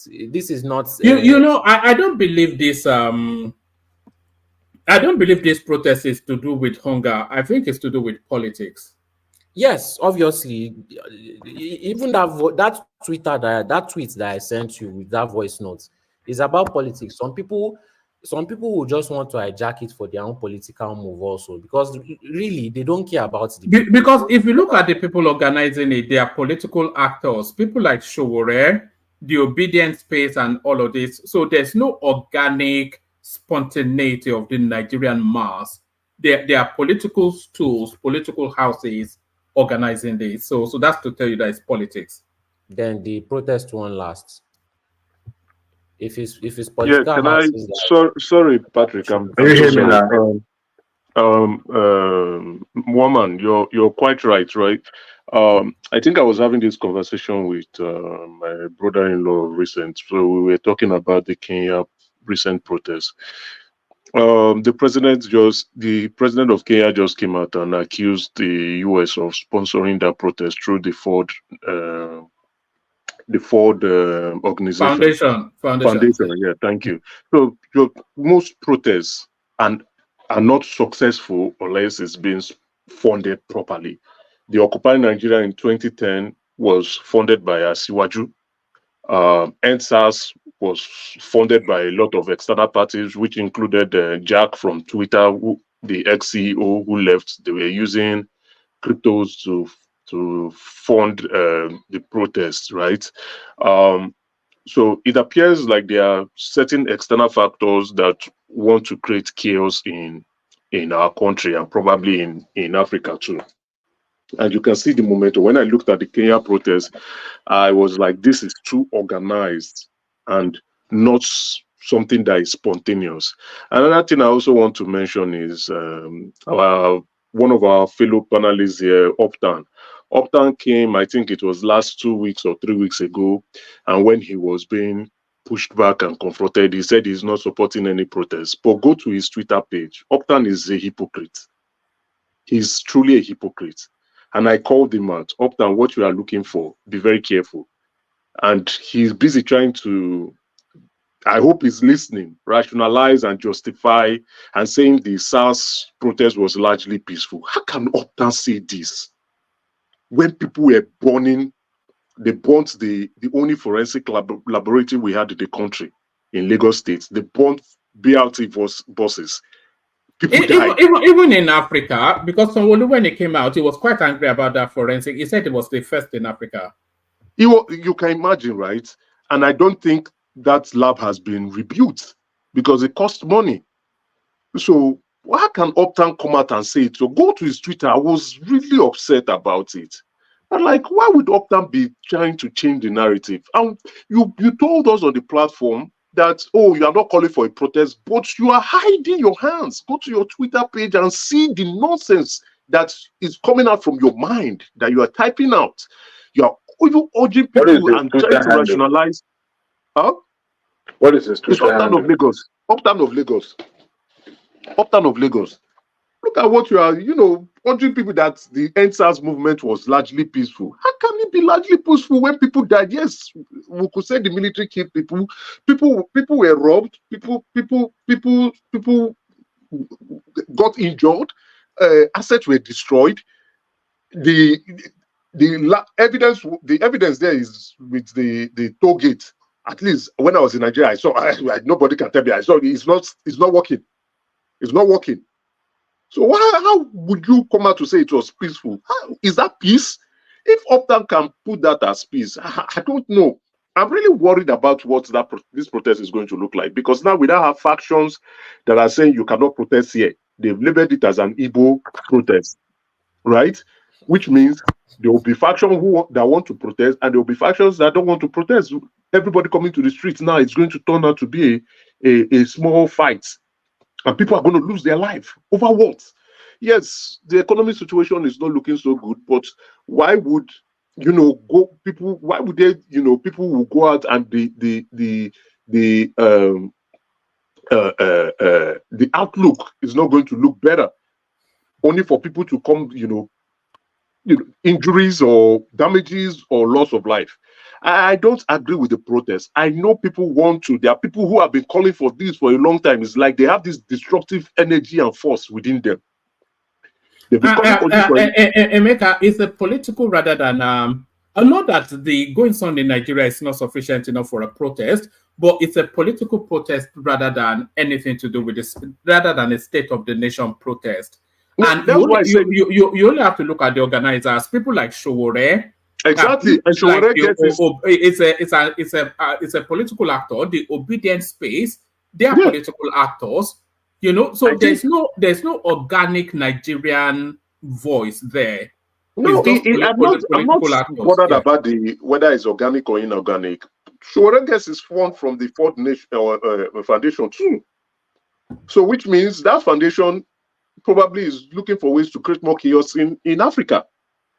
So it shows they will be backing financially. We don't know other sources that will be coming in. We don't know who will be sponsoring too.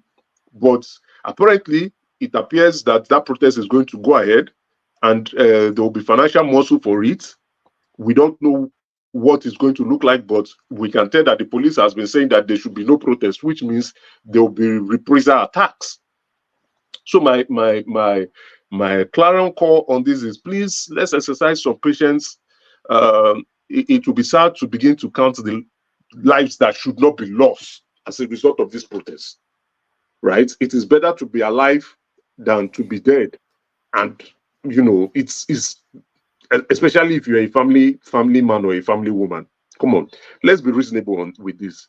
In my view, I think to solve our problem still lies with our hands, in our own hands, and not with any external factor like the government.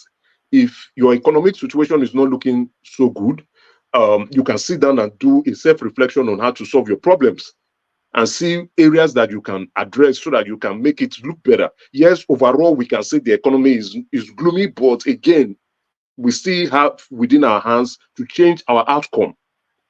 If it's maybe you do not have the right skills, you need to go and get the right skills so that you can get the right jobs, or you can apply your trade to people who will value your skill sets. So the view of going to protest, maybe because of there's hunger in the land, I can understand and appreciate that space, but destroying assets, you can't control the reaction of people, and then you can't even control what may happen. The reprisal attacks or the arrests that might occur, or the military now stepping in, depending on how bad the situation turns out. So this is what I actually wanted to chime in on, especially I thought our Uptown of Lagos would be on. I actually wanted to confront him with some questions because he lied to us. He lied to us. I will open up his Twitter page on my laptop and begin to read them out. He lied to us clearly here. So people, we're on his Twitter page now. Yeah, you go through, you see them, you see it. He lied to us clearly. You can see that he's pushing for the protest. He's trying to rationalize that other protests being held were not bad. They were largely peaceful, but he lied. He lied, and you are. When I confronted him, I said, "You are pushing, but you have to be very careful what you want, because the DSS is watching." Let's be very realistic. The DSS is watching. Nigeria. I think I'm on the one you were talking about. Is it this one? The records. NSAS was the most peaceful protest in Africa. Exactly. On armed Nigerians protesting peacefully till APC government invited army to shoot them. APC, yeah. So now the viewpoint is, why are you, after coming up to say you are not supporting the protest, but why are you pushing opinions on protests? What is your view? What are you trying to communicate to your followers? That a protest should be, you are trying to encourage a protest going on. And I don't think it's okay. He has a good number of followers. That influence is there. You can channel that energy to something differently, rather than you supporting the cause for a protest. There was one I saw where people, typically my people speaking about, oh, we will destroy, we will form, we will do this, we will scatter, we will. And you're like, what is going on? What's really going on? Why do we want this destructive force to come out of us to make a mess out of the country? And guess what? Nigerians have never been able to protest peacefully. I've never yet known And the funny thing there is, it is even We are not even in the country. Yeah, go ahead. I think I'm done with my opinion on this protest matter. Yeah, back to you, Solly. Round up that space. I'll take you to one more space and then we go on to Prince Daddy. To Ekene if it's ready for us. I think it's indicated that it may be ready. So back to you, Solly. Yeah, so I didn't even know all that about the protest, so it's just very disappointing. I would just like to move on to the next topic. I even thought it was a real protest. No wonder I even don't want to participate. All right, we're still staying within the protest narrative, but not protest in Nigeria, protest in Kenya. So this is the latest consequence of the protest in Kenya. Listen to this carefully and then tell us if this can repeat in Nigeria. What it is. Good evening, the people of Kenya. The Constitution of Kenya of 2010, Article 1, Sub-Article 1, says all sovereign power belongs to the people and shall only be exercised in accordance with the Constitution. Today, I tender my resignation as a Cabinet Secretary in the government of Kenya. I want to offer my heartfelt apology to the people of Kenya for the greed, high-handedness, selfishness, arrogance, nepotism, tribalism, and all the bad things that we have done to you in the last 2 years. When we came to power, we called ourselves shareholders and decided that most Kenyans are not part of the government, are no longer part of the state, and do not have any human rights. We went ahead and received bribes from all over the world, and especially from Dubai. We bought very expensive watches, some as expensive as 1 million Kenya shillings equivalent in dollars. We bought belts worth 50,000 shillings, and we made sure that citizens know how expensive we have become. In a country where poor families cannot pay their children's school fees, we were wallowing in luxury. I want to sincerely apologize, and I want to say today that I am ready to give out all the bribes that I have received for the last 2 years, all the properties that I have now, which can be traced back to the bribes that I received, will be surrendered to the state tomorrow, early in the morning. Should I get a chance to serve the people of Kenya again, I will stop the greed, I will stop the arrogance. But most importantly, I will be accountable to the people of Kenya. To the Police High Command, the Inspector General, who also tendered his resignation, I want to urge him to take Kenyans to all the graves where the bodies are hidden. It is time for accountability. Thank you, dear Kenyans. All right, what are the chances of that repeating in Nigeria? Almost zero, unless military comes back. What intrigues me is when he said, especially from Dubai. What is Dubai bribing them for? Because if Dubai is bribing them, surely they are bribing Nigeria for the same thing. I wanted to actually know exactly what he was collecting bribe for. That was the most shocking part. They told you now, expensive wristwatches and fancy shoes. That's but they wanted something in return. What did they want in return? What does Dubai need from Kenya? That's what I want to know. But anyways, I don't think this one will happen. And it can happen though if Nigerian youths actually have sense and they actually want to vote for the right thing. But every time I go on social media and I see them comment, they are always supporting the poor. They are always supporting the rich evil person over the poor good person all the time, except for when it's their turn, you know. But as long as it's not happening to them, they always support evil. That's what I used to see from the comment section. Majority of the times. So then I now say, okay, it's clocked in my mind. Now I understand why our leaders are like this. Because if you look at majority of the people with all those rubbish comments, always supporting the popular evil person, you would see that, okay, if somebody is thinking like this, eventually one of them will become a politician and one of them will become our leader. So it makes sense why Nigerians have terrible leaders. All right, brilliant. Stay with us, Solid. Let's go on from you to Ekene, who I think is ready for us now. Ekene. Oh man.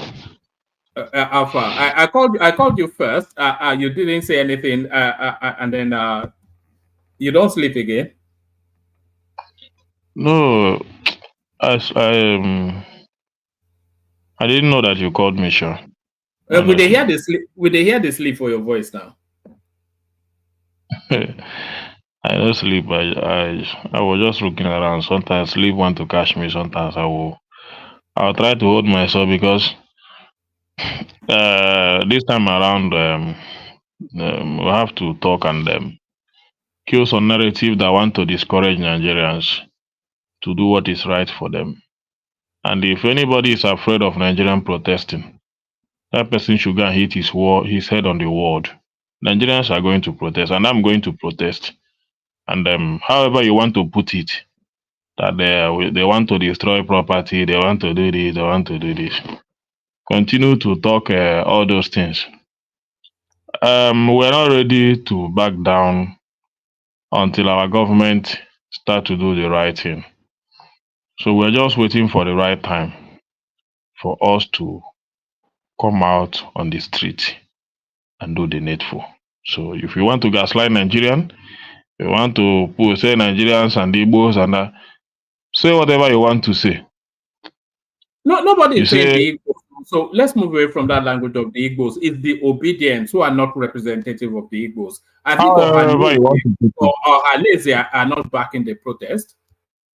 However you want to put it, whether Igbo, whether Hausa, whether Yoruba, we are Nigerians. You understand? So who puts Odema come out and say Igbo will not join protest? This one, Arewa say this one will not join protest. This one, Oba Akiolo come and say Yoruba will not. We know their plans. You understand? Those are political earners. And when you are a political earner, you don't want your enterprise to be disrupted. You want your enterprise to continue to function so that you always amass and generate your income at the detriment of the life of the people. You understand? So at this point in time, the people wanting to protest are political actors too. However you want to call it, whether political actors, the most important thing is that... No, hold on. Don't run away from that space. The people wanting to protest, because I can bring you clips, so if you want to see clips, a lot of people, even in the course of this stream, a lot of people still sending in clips. The voices that we're hearing in the organization of that protest are the obedient space and she will rest somewhat. So these are political spaces. So these are not everyday Nigerians. These are political actors. Well, Tinubu was once a protester. I think if we check the history of protests in Nigeria, the current president is one of the, I think he's one of the person that organized, sponsored protests in Nigeria. As far as I know, my mom... Why did he do that? Why did he do that? He's doing it for his political reasons now. That he will get things all right. So it wasn't about the... hold on. So it wasn't about the suffering of the people when Tinubu was protesting. Maybe his own is not for the suffering of the people. Because if I could remember when he was protesting, things are not too worse than what it is today.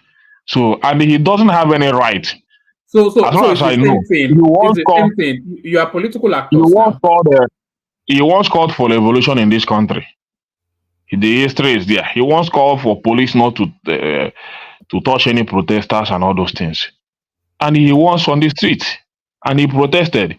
And I don't think if anybody should speak against protest today, he should not be the one. Because I can remember all the reasons he was protesting about governance, high cost of petrol, all these things and all those stuff.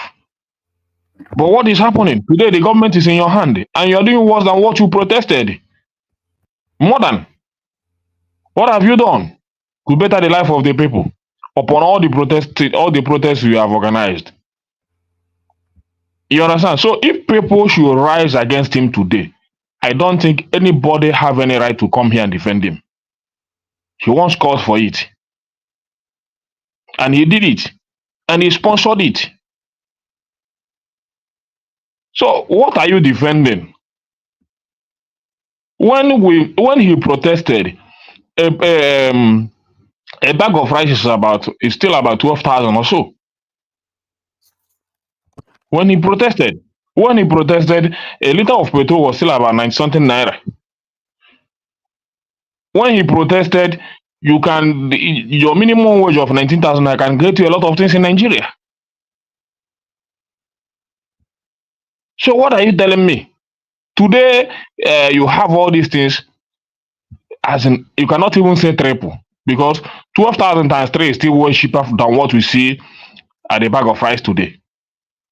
Go and check the price of rice in market, close to 100,000. Check all those stuff. Check a liter of petrol is many places. The most important thing is the most annoying part of it is that petrol price is no longer a unified price. You go some people will be selling 780, some will be selling 800, some will be selling 850, some places 1,000, some places 1,001. But it's not a new rising prices is not a new phenomenon in Nigeria, so it cannot be the basis of a protest. Rising price is not a new phenomenon, but not to the speed that things are jumping up under this government. Do you know our inflation rate as of yesterday? And that inflation rate itself is not even people are still doubting it. That is way more than that. 34%. Who does that? Farmers are responsible too for the hiking prices. They are even making products scarce. I don't care whatever farmers are. I don't care whatever farmers are. I don't want to give me that excuse. Those who are importing food products. That excuse. That you guys are trying to do so that you can run with that. No, I don't want you to chime. I don't want to blame the government rather than blaming the I'll blame them. How will you blame let me tell you. When people are holding products so that they can make profits, people, even those in trade, are holding products and inflating their prices against the citizen, and people are complaining why they are smiling to the bank. It is we Nigerians that are killing ourselves. It is not the government, but we killing ourselves. But we are looking for who, because the government is an easy prey to blame. Emeka, I don't want the government. I don't want to. If you want me, one man, this guy don't want people to respond to him whenever he's speaking. No. Carry on. He only interjected. Ekene, he is right. Even the owner of Ife, he had to warn them in Ife that if they continue with it, he sent emissaries to the markets, and he told them that if they sell beyond a certain threshold, it will banish them from the town. So let me tell you, I'm a businessman. Don't come here and gaslight Nigerians. You understand? Before my type of business, before you can sell with profit of 5 naira, 10 naira, and sell a quantity. If you make 5,000 naira, 10,000 naira a day, you are doing good. Because if you make a profit of 5,000 naira a day, you can still have a change of about 1,000 or 1,500 after your expenses for that day. Because you can when I started business, I eat rice of 150 a day. Well prepared rice in mama put. I eat rice of 150. As of 2014, before Buhari took over. So even if I make 5,000 naira a day, I can eat rice of 150 a day in the morning. Go to in the evening if I want to eat whatever I want to eat, whether offensara or this thing. It's about 250. I eat it 3 times with 1,000 naira. I can get my 3 square meal at Mama Put or whatever, wherever I want to get it. And you come here and say Nigerians are doing this and Nigerians are doing that. But today, if you make a profit of 10,000 naira a day, for you to cook or for you to eat a good Mama Put, it's about 2,000 something. For you to even use that money to cook, you have to go first of all. You buy. That 1 meal, that's 2,000 you're talking about. That's for 1 meal. Yes, it's 1 meal. 1 meal. But you're still telling the same narrative now. You were making. It's not the same narrative. It's not the same narrative. No, it's the same narrative. You are making a profit of 1,000 naira, and you were using 150 naira to eat. Now you are making a profit of 10,000 naira, and you are using 2,000 naira to. So it's still the same margins. It's not the same margin. What are you talking? What are you talking about, woman? Did you hear yourself? Somebody's making 10,000 naira, you said. Okay. Rosna mind, he makes 1,000 naira. He uses 200 naira to eat. So that's 20% of what he made on that day. He makes a 10,000 naira. He uses 2,000 naira to eat. That's still 20% of what he made on the day. So it's still the same margins. 2,000 naira for 1 meal. Is that 1 meal you're talking about? What are you talking about? I'm talking about if you make and most of the things we used to sell today is still the same profit, because if you add much profit, customers will not buy.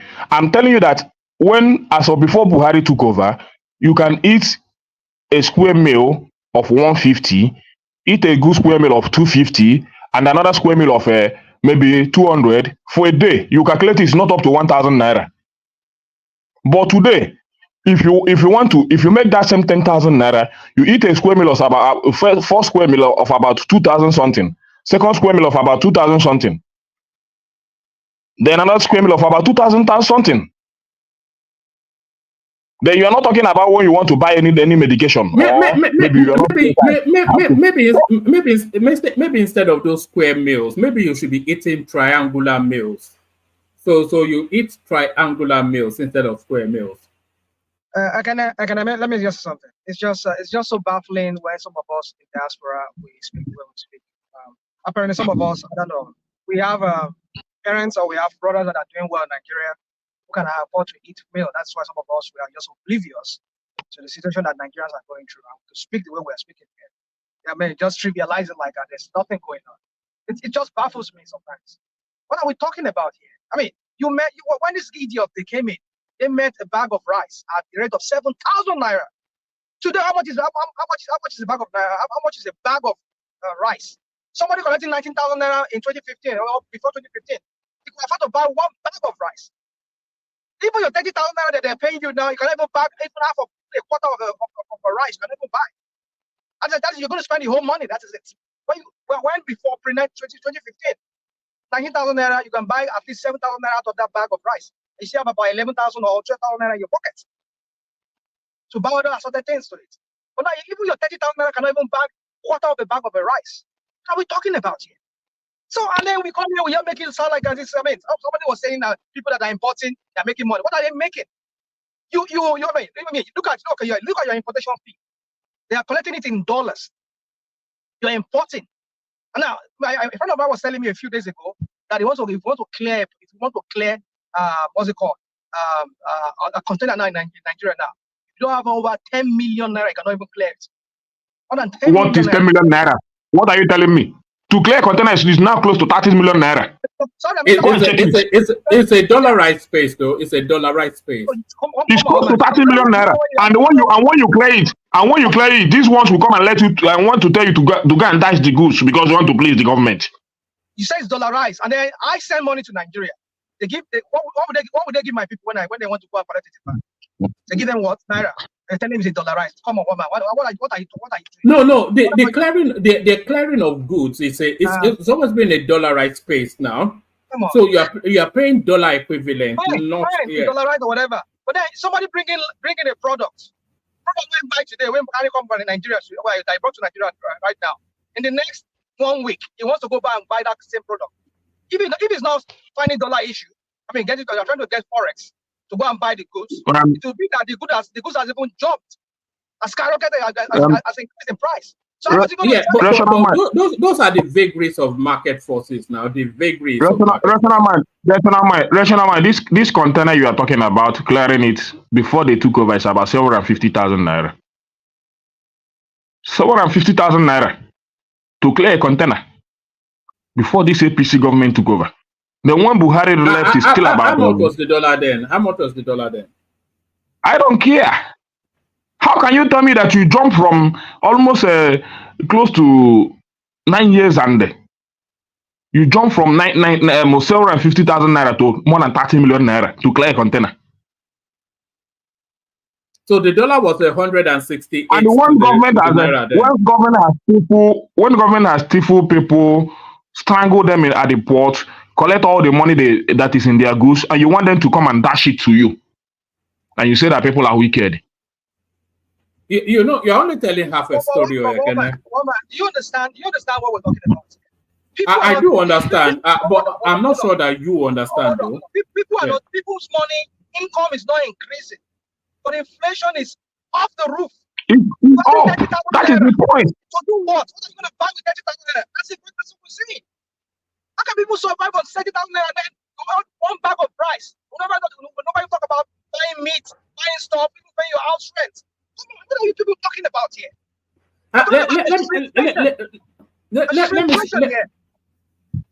Let me tell you something. Inflation can never increase beyond the populace's capacity to purchase. No, it's not like that. When you live there, your income, even though there's inflation, there's a way your income still makes up for whatever difference. Yeah, that's what I'm saying. You might not have enough to save like you used to.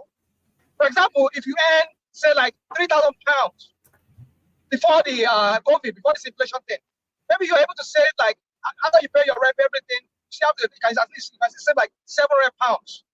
But now, because of the inflation, did you hear what I said? If I heard it, did you understand it? I said inflation can never increase beyond the populace's capacity to purchase. Do you understand that? Not in Nigeria. No. It's a rule of thumb. It's an economic rule of thumb. It's not. That's what we're telling you. You don't understand it. Shall I? Let me just explain it, and then you get it. Let's say, for instance, people's capacity to purchase is at 100 naira, and the goods in the shops is at 1,000 naira. Then it is impossible for those goods to sell because who will buy them? You know, so the inflation will only ever be. It might push a pain point, but it will never exceed the population's, because it's counterintuitive now. How can you have goods in the shop that cannot be purchased? So it will always be at the threshold of affordability, but it will stress the pain points of the people. So that's just it. Nigerians are adjusting to the economic realities of the time. Or they've lived a corseted life, a sheltered life for decades. One man, can I this your economic reality? I'm beginning to get tired of it, because what we know is that the purchasing power of the people is reduced to barest minimum today. That is the point. Whatever you earn today as a Nigerian cannot get you anywhere. You understand? Before, in Nigeria, a 50,000 naira earner, salary earner is a big man, can feed his family, have savings. You understand? And for us to get back to that, and somebody is saying this and that, farmers are contributing to that. Go and check in many northern states today and other states how much farmers are paying bandits as a task to be able to farm. The ones you are seeing now, the little food you are seeing today to eat. Go and check. Today in Zamfara State, about 150 people were kidnapped. Some were killed. I mean, yesterday. These are farmers. And Zamfara State is one of the places that have a good farmland. You understand? These are the problems that the government said during their campaign promise they are going to solve in order for farmers to go back to their farm so that we can tackle this food inflation. But if I ask you today, what is Tinubu doing to tackle these insecurities? Because we no longer talk about it. 150 people kidnapped in a country is normal. It's no longer a new thing in our ear. It's a normal. To APC people, it's a normal. We have to bear it and take a baby step. The way you guys put it. I could remember the first kidnapping that happened in this country during the time of Bring Back Our Girls. Tinubu was at the forefront of the protest. Go and look at his picture. He was carrying a placard protesting against Goodluck Jonathan. That was the highest thing that ever happened to Nigeria then. But today, it's a normal. Read the news. 150 kidnapped. Nobody, it's no longer in the news itself. Nobody even, when you just see the newspaper, you just glance over it and look over. Because we have APC. But the so Zamfara governor, the Zamfara governor has debunked that, so I'm not quite sure why you're still trying to sell it. Well, whatever you are saying, I saw it. So whether he debunks it or not, the governor of the state said it's not true. So why are you still? Okay, when I see his statement, I will know. And you know it because the news is there. Yeah. The news is there. So whatever, this is not the only thing. Go to my state today. In fact, that Soludo, God will punish him for bringing pain to Anambra people. Check how many kidnapping that happened in Anambra State. Only 1 week. Somebody was telling me today, in my area at Aguleri, we never experienced this thing before. Today, look at kidnapping is just a normal thing in my area at Aguleri in Anambra State. And the governor, the most wicked part of them is that they feel relaxed. They never act. They never put any security architecture to fight all these things. That's not true. Did you not hear what happened at Ladipo Market just a couple of days ago? All of them coupled.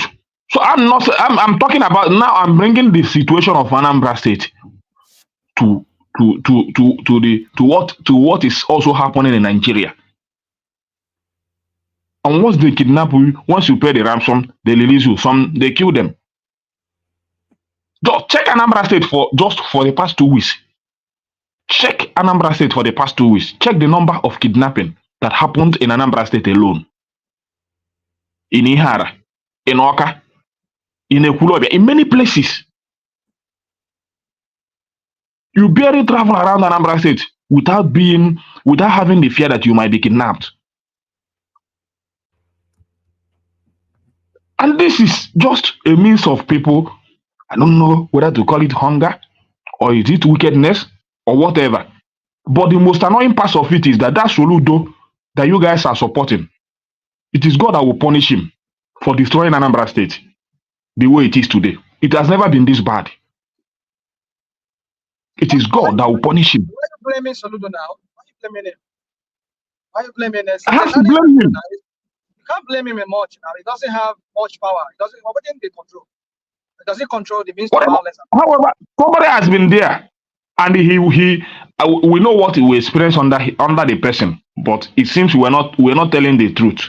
Today he's there now, and when that person was there, there was no power given to him. When you are saying that over the last couple of weeks, there's been a spike in kidnapping in Anambra State. What does that tell you? What do you mean? No, what does that? What's the first thought that comes to your mind? What? I didn't get you.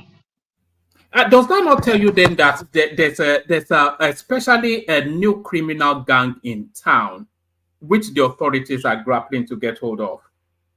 If there's a sudden spike, then that tells you that there's a criminal gang in town that the police authorities are grappling with. I don't for me, whatever you want, however you want to put it, one man. The most important thing now is that my state is no longer secured. Whether new gang in town, it was a few weeks ago. I've seen reports. People have sent in clips of Anambra suddenly developing a nightlife, which it didn't have for many years. So there was security improvement. Now you the developer. I'm telling you what is happening in my state. Anambra has never had a nightlife right from the 90s. There have never been a nightlife. Well, I'm telling you what is happening. I'm telling you what is happening in my state. That is very pathetic to me. You are trying to come here to read nightlife for me. So, Woman, where are you getting your information about the nightlife? People sending clips to the platform. These things people send you every time, Woman. Sometimes. I mean, I'm not saying don't get me wrong. They are not all of them, but sometimes we need to verify some of them because some of these things. I don't know what but let me not say much. Let me just put it like that. This is a as in the kind of Nigeria today is not what we prayed for. The kind of Anambra state today is not what I prayed for. People can no longer travel in Anambra state safely. And when we are calling these guys out, you don't want us to speak against them. That is the most annoying part of it. One will not allow us to criticize the man so that he will wake up and do the right thing. He will want to tell us that this is a normal. This has been happening. But this is the Taiwan Dubai that he promised us. And you hardly see them. They will just go one place and hide. You hardly see them come and talk about this issue or react or put a security architecture that will fight this insecurity. You hardly see them do it. You hardly see their plans to how to fight insecurity. You hardly.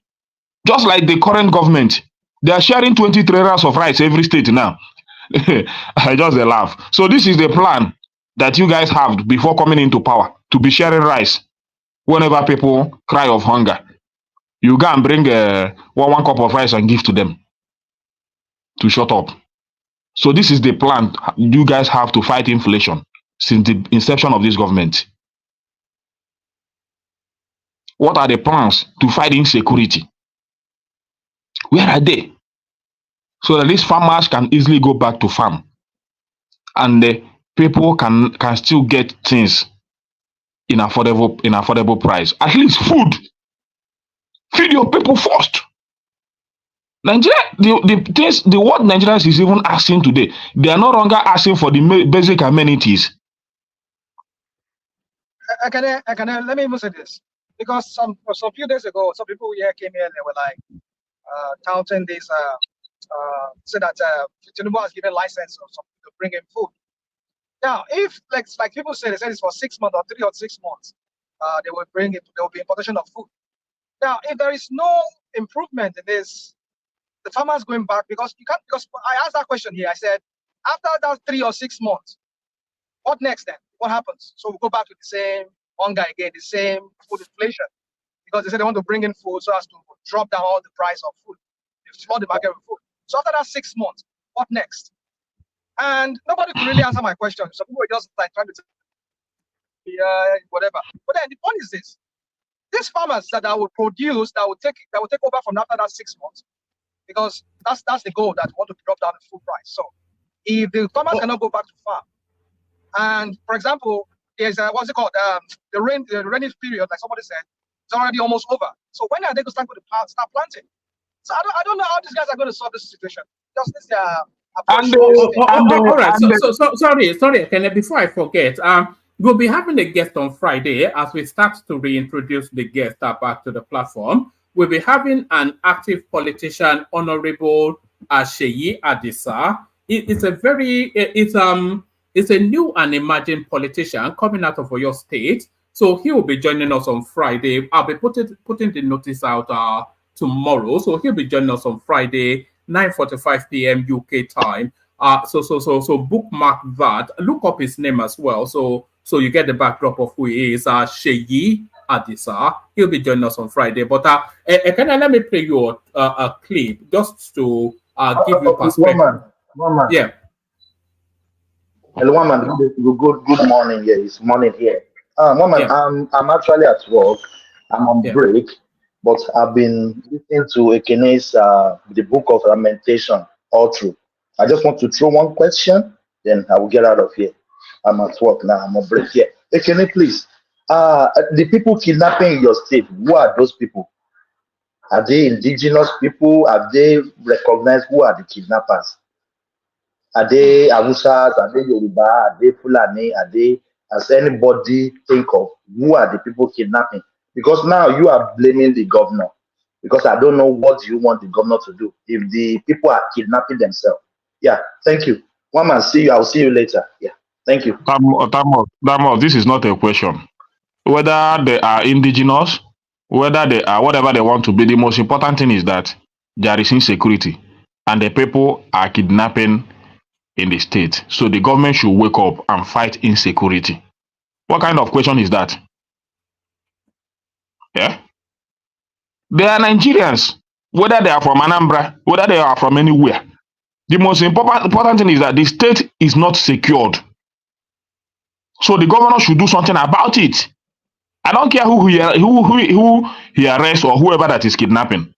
So your question is, they don't tarry with what we are talking about. All right. Let me play you a clip and respond to it. And then I want to try and move the conversation around quickly. That's one of the feedbacks that we've been having. So then after you, we're going to Prince Daddy, Paddy, Rational Mind, Larry, Enigmatic Hondi. But what this is still within your conversational space, but this tells you that everything changes but remains the same. Watch this. Keeping about 95 million people in a huge country like Nigeria, constantly and regularly supplied with the very things that keep life going, is no small problem. Against the background of foreign exchange constraint, there is a wide area of unsatisfied demand in the country today in the provision of goods and services, resulting in high prices of many essential commodities. It is sad to note that many unpatriotic elements in the distributive sector have exploited this unusual situation to inflict untold hardship on the generality of our people. Prices of many essential... Well, some of us can hear now. No audio. I can hear it now. Can you hear it, Larry? I can hear it. I can hear it. I can hear it too. Yeah. So maybe you guys should turn up your audio. So I'll play it again. So again, the backdrop, the mindset is everything changes but remains the same. Keeping about 95 million people in a huge country like Nigeria, constantly and regularly supplied with the very things that keep life going, is no small problem.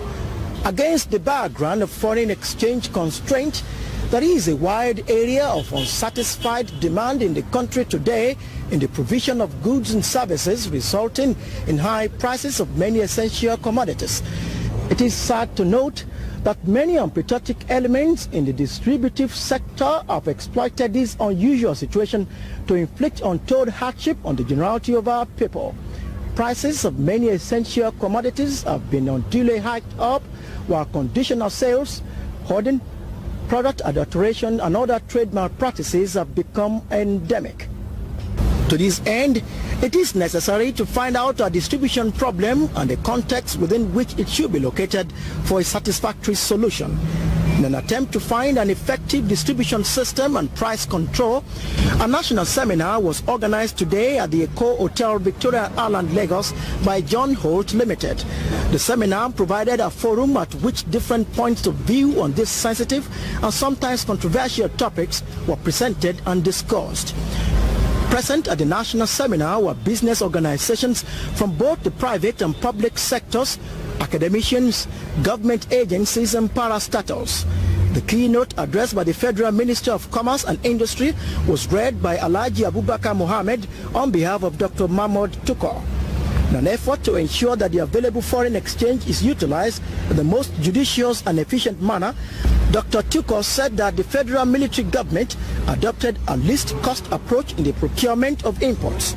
He added that imports, particularly of essential commodities, are procured on government-to-government basis at minimum foreign exchange cost for sale at affordable prices, having regard to the present plight of the common man. The Minister of Commerce also emphasized the need to sidetrack some of the traditional channels of distribution which are considered to have constituted a cog in the wheel of efficient and effective distribution system in Nigeria. Do you know when that was, Ekene? You said 1984. Yeah, so there it is.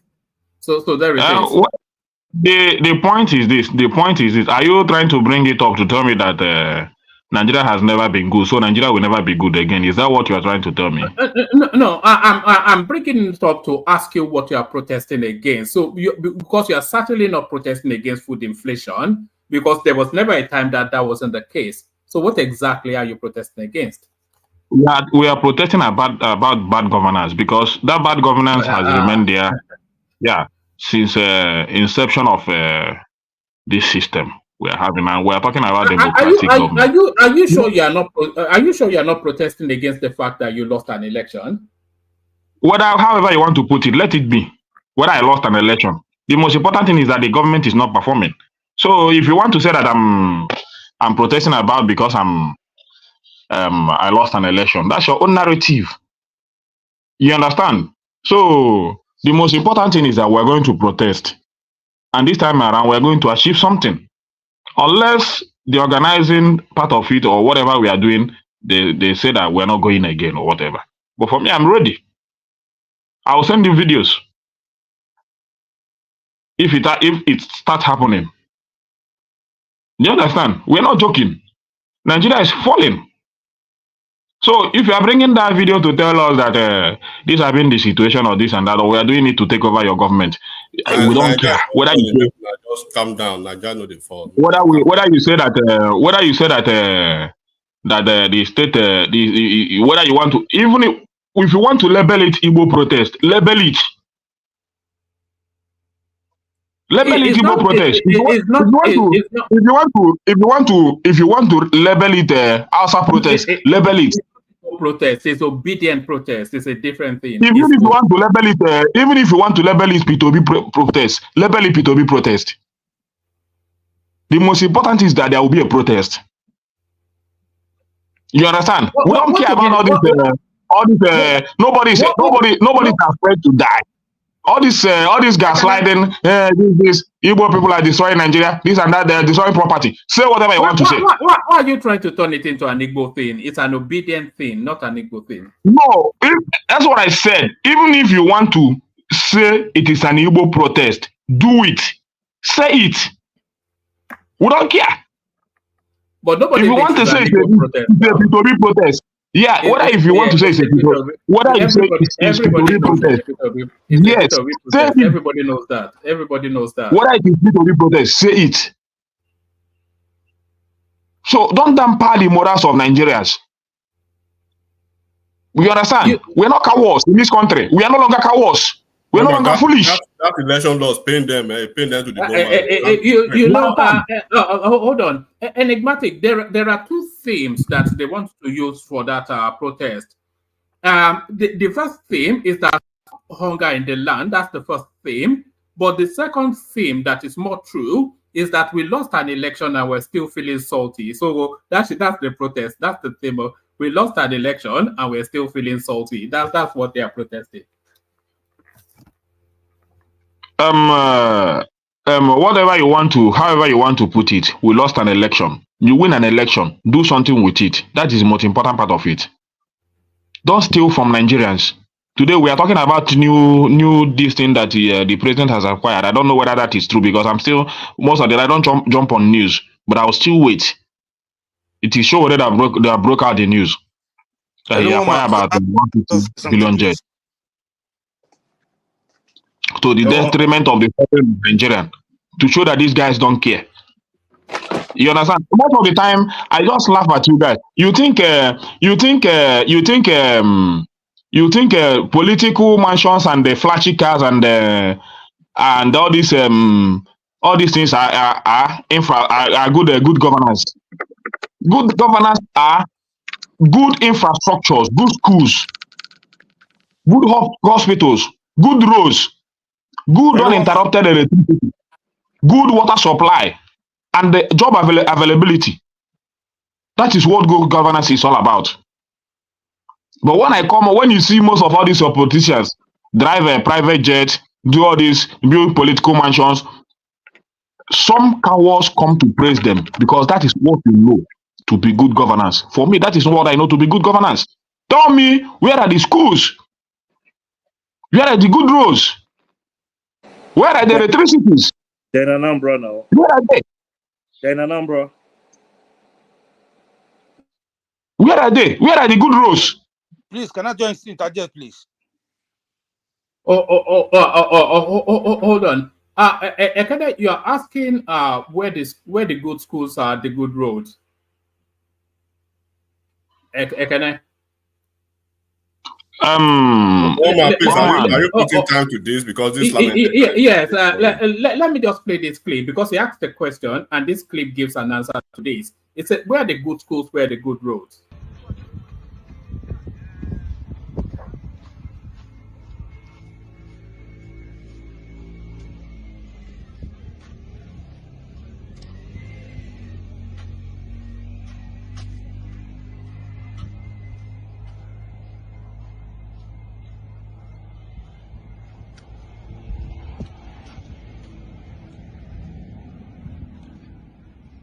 This is a school in Pitovis community.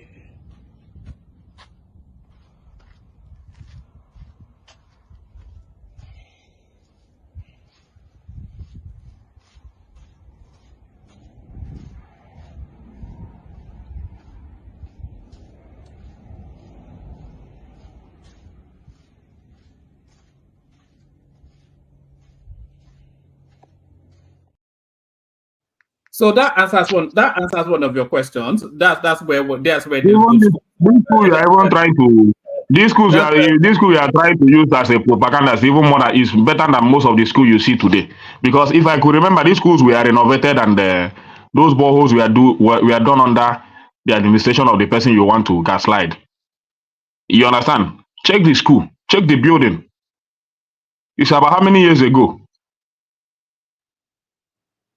So use it to compare most of the schools you see around in many states in northern area and even in your own state itself. If I go to your state, many schools are not even up to this standard. One man. You can argue that. Yes. The first university in Africa. Many people here, both in Ekiti and other people, many schools are not up to this standard in their state. It's a fact. Many schools in your areas, in your state in Ekiti, is still a mud house. You can't hear me. No, Ekene is speaking, so let him speak here. So if you want to gaslight, go and bring the schools in your own state. We saw it flying around in many social media.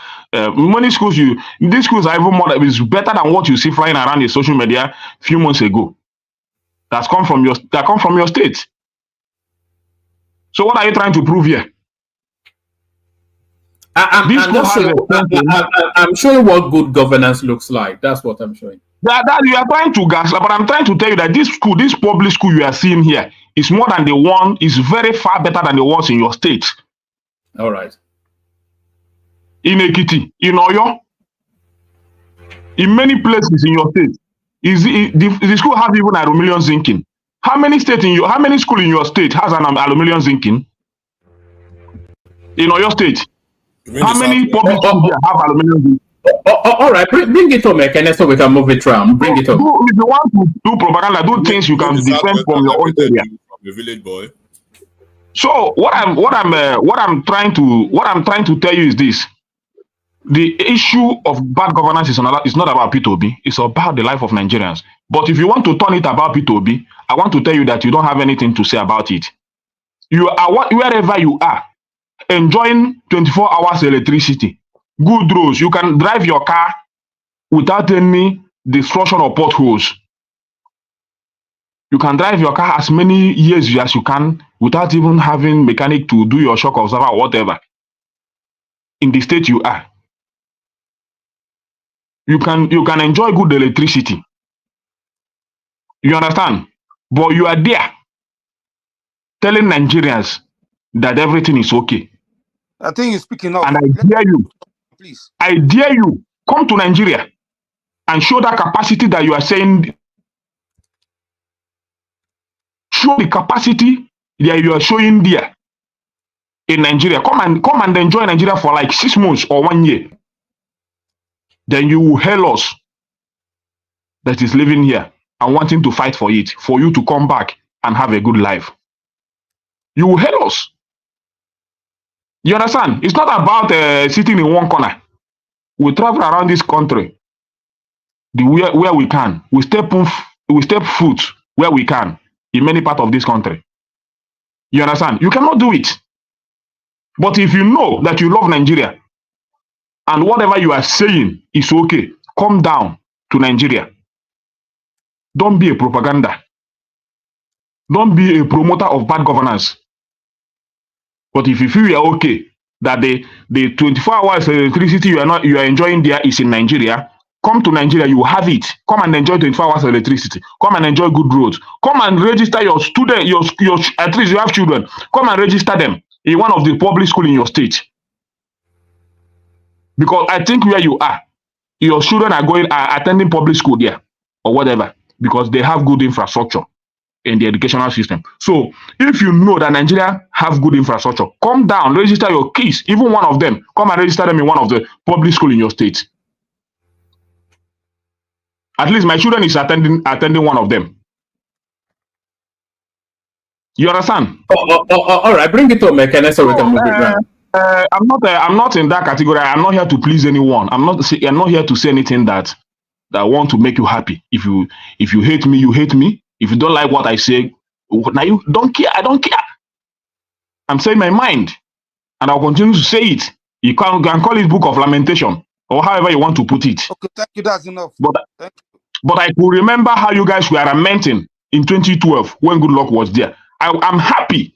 I'm happy that I never supported anything concerning APC. Starting from 2012, when this Tinubu was on the road in the street of Nigeria campaigning against Good Luck, I never supported it. And today I thank God that I'm vindicated.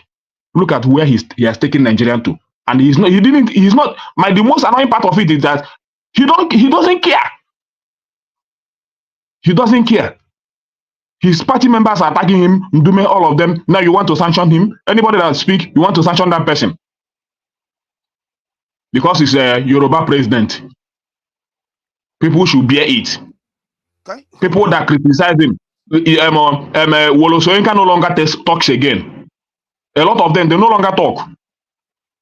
People that call the Good Luck Jonathan Nebuchadnezzar and his wife a chimpanzee.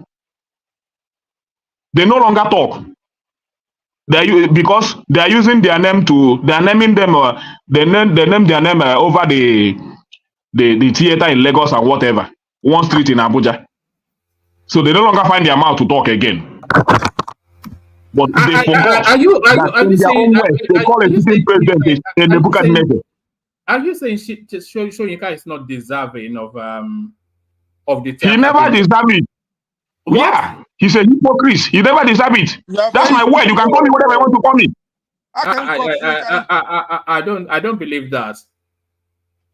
Well, however you want to, however you want to do, whether you want to. Hold on 1 second, Kenneth. Let me ask you the question again. I'm asking you that the first African Nobel laureate in literature, who happens to be a Nigerian, is not deserving of the National Theatre being named after him. You don't think so? Mama, he doesn't understand what a Nobel laureate is. That's not the issue. That's not the issue. The good governance is not about giving winning award or winning Nobel Prize and all those stuff. Having flashy awards and putting it up there. You understand? That's not good governance. That is not what makes Nigeria better today. That whatever Tinubu wants to do, whatever Tinubu wants to give, whatever Tinubu wants to give Soyinka today, it doesn't add up. You can hear that. It doesn't add up to the national development. All right, you understand? Not hungry, you are good. Why it doesn't add up. It doesn't add up to national development. You understand? Can you hear us? Can you hear us? Yeah, I can hear you. I can hear you. I think people want to move on. Just wrap it up there. Just wrap it up and let us move on. Okay, no problem, no problem, no problem. The people that want to talk, let them talk one man. But for me, the protest is on, and we're going to carry it out. So the people that saying that we are hungry now and we are not that, do whatever you want to say. I still have other things to say, but let me just keep it here one man. Yes. Employ your people. You can slide Nigeria. All right, thank you, Ekene. Ekene, we'll move the conversation quickly, so I will loop it round again.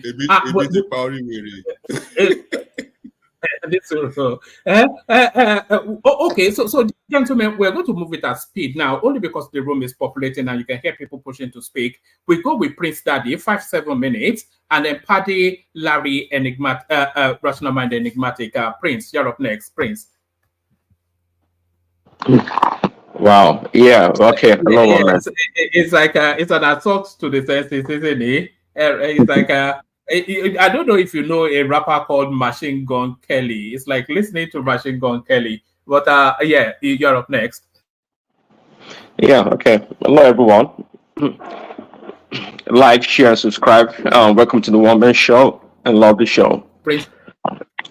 Yeah. Can you hear me? Oh. Hello? We can hear you. Yeah, we can, sort of. It's a sort of a static sort of but carry on, I think it'll adjust.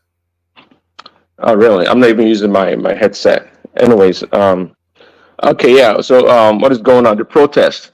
People are protesting. You're clear now. So, yes. Yes.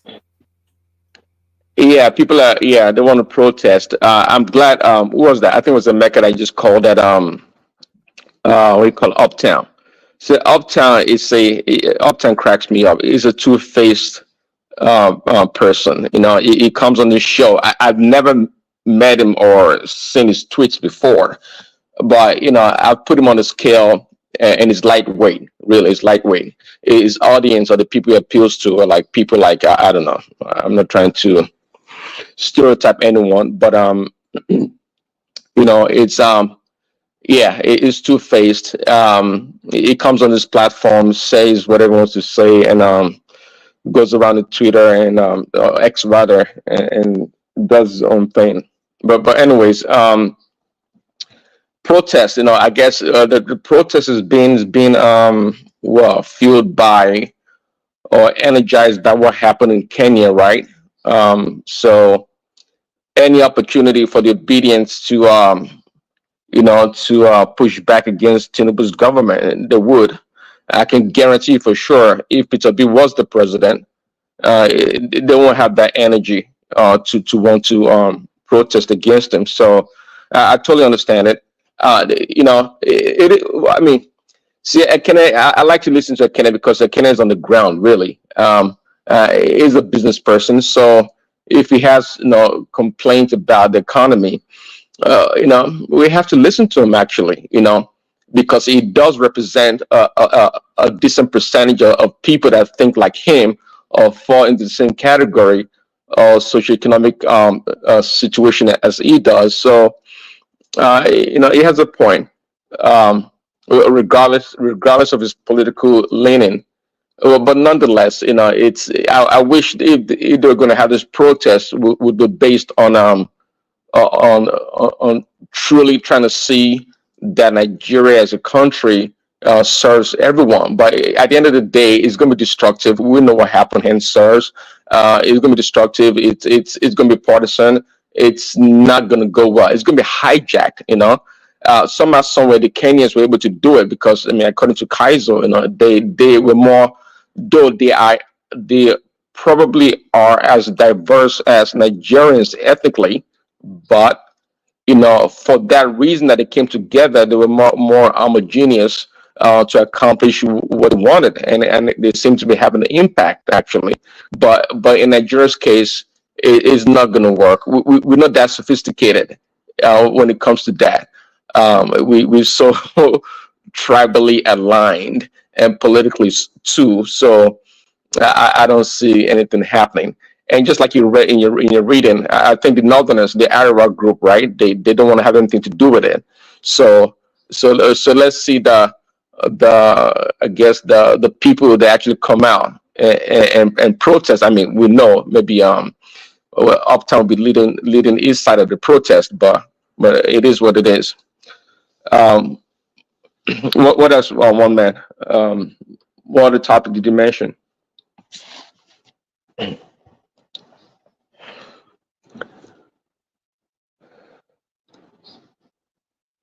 There's one man there. Well, I think it dropped. One man dropped. Okay. You can go on and talk about that thing. Prince Daddy, do you want to talk about the U.S. president? Yeah, I love to talk about it. Actually,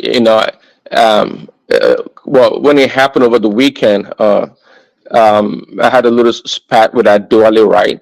And I thought Adewale, is too engrossed and buried under the the Democrats, banner in everything they say and do. So I know his judgment is clouded by reality of what happened. You are not. You are not. You are not. Yes, I am not. Absolutely not. You're not a MAGA. You're not a fanatic. You're not a fanatic. Well, I'm not denying that I'm not a MAGA. Because I'm a MAGA doesn't mean I don't have sense. I can see clearly and I can make determination of. Says who? Says who? Says who?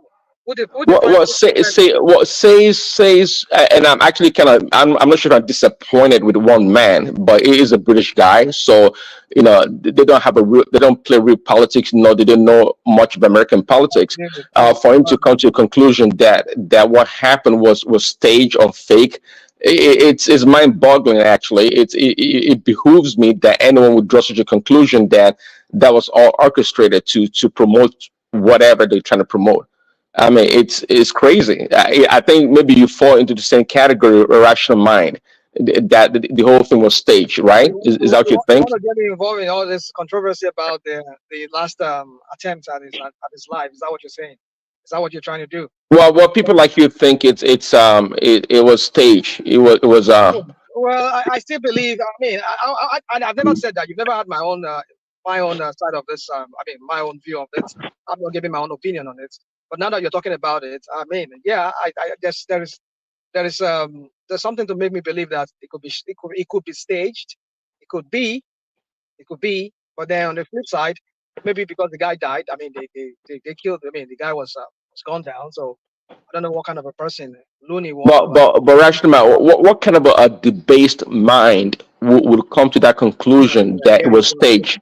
So because of this, because I didn't agree with you, now you have to refer to my wife. No, you don't have to agree with me. Did you see the? Why would you characterize my own? Prince Daddy, let me ask you this fundamental question. I know you are a MAGA guy, right? But no, he's a fanatic. He's a Republican fanatic. So don't call him. Okay. Don't call me names. How would you see call that names, right? How would you see this? A fanatical, staunch MAGA Republican, right? Try to kill the MAGA landlord. It's like an obedient trying to kill Peter Obi now. No. How would you explain that? Okay. See again. I think enigmatic. You too. Sometimes you are entrenched in the propaganda of the left. That's okay. But the notion that it's always great and nice when they talk about that guy being a fake registered Republican. And there's no doubt. Fake now, right? Well, it is. See, if you pay attention to American politics, which I know you do. Which I know you do. I don't want to spend. I don't really want to. I don't want to dignify my time with a racist rapist, right? A convicted felon, twice impeached insurrectionist. I don't want to waste my time on that guy. And you see all the billionaires and the media; they are all on the guy. But at the end of the day, right, Biden is gonna whip his ass again. So that's why it's scary. Well, I mean, rather than turn character, try to assassinate his character and go ad hominem on him. The person you're pushing forward is rather a pedophile. That guy is a fake. The person you're talking about is actually the one that came out and called your people that they're gonna put you in chains. is the one that's a pedophile that sleep that take a shower with a family member, and is the one that's corrupt that goes around. Hold on, the one that goes around the world and shake down judges and presidents. Is the one that is highly incompetent, and that's the guy you want to put your chips on, which is kind of strange. The person you're attacking, on the other hand, it was never convicted. I'm not attacking Trump. Well, yeah, twice convicted rapist. I don't know where that came from, but you know, well, of course, it's not a rapist, but it's a horrible thing to say to anyone. By the way, it's a family man. It's a family man that's married, so it's very shameful for people to go around and call somebody a rapist when it was never convicted. Why the wife was pregnant and he was sleeping with well, it was never accused of that. See, that's always the talking point of people like you and the liberal establishment in order to debase him and to assassinate his character. Sorry, But- we are in American politics now. That's where I want to end my last 2 minutes. One man, I was just telling them that I was I can understand Adewale because he's so entrenched in the it's just like enigmatic in the propaganda of the left, the Democrats. But you one man to come out and say that you think that the shooting was orchestrated or plan was fake. I'm really flawed by that. The medical records of his treatment as he speaks. I'm not alone. I'm not alone in that. Well, it don't have to be alone. The conspirators, they're not alone. They are plentiful, like enigmatic and Adewale. So the fact that you belong to that group doesn't surprise me. But it's only very common. Only common sense to see what happened. I mean, how great can who puts their life on the line? Who puts their life on the line for somebody to shoot? One my question: do you know how far the person shot from? Where is the medical treatment for 3 days? What happened to is that you want to tell me that's a bullet that actually scraped his hair?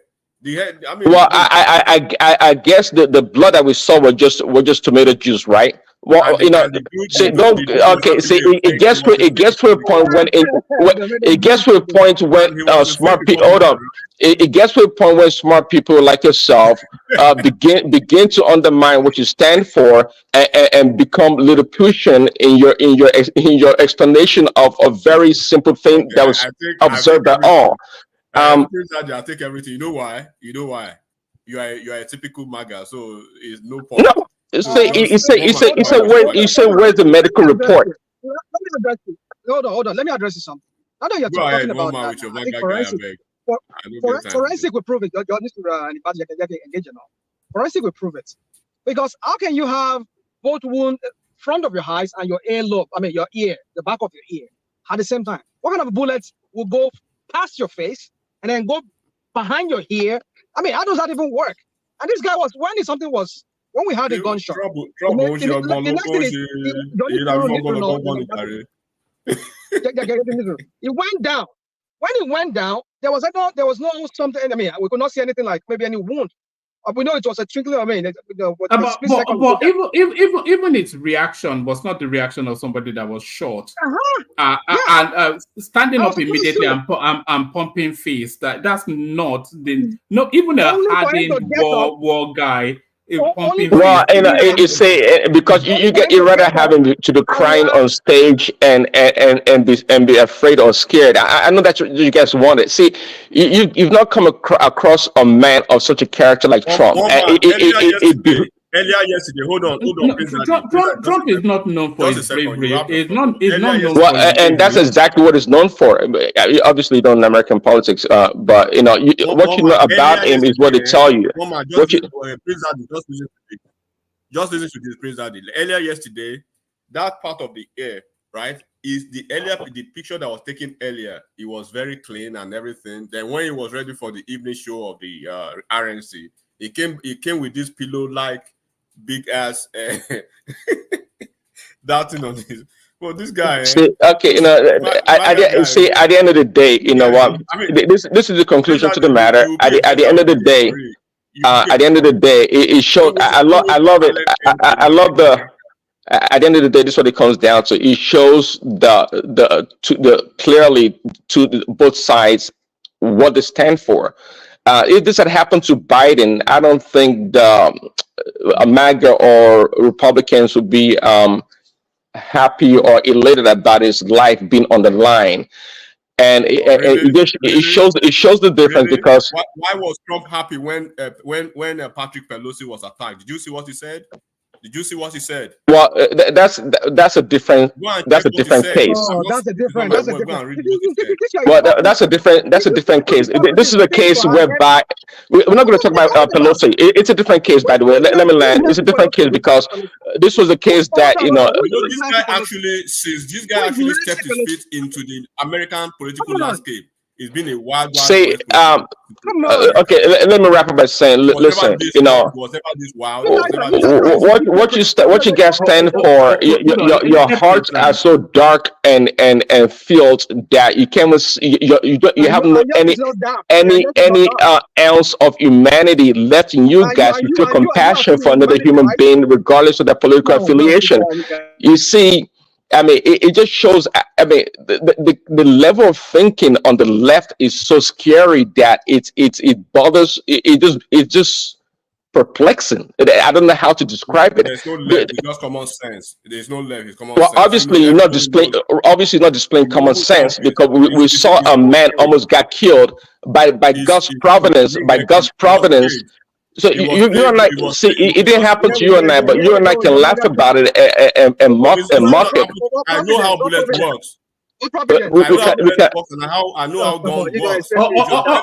All right, gentlemen, let Prince land and then we move on to Paddy. But Prince, like I said, I'm not alone. This is pure package. Hollywood is learning. This is Two-Face. Baba reacts to Trump's assassination attempt. So.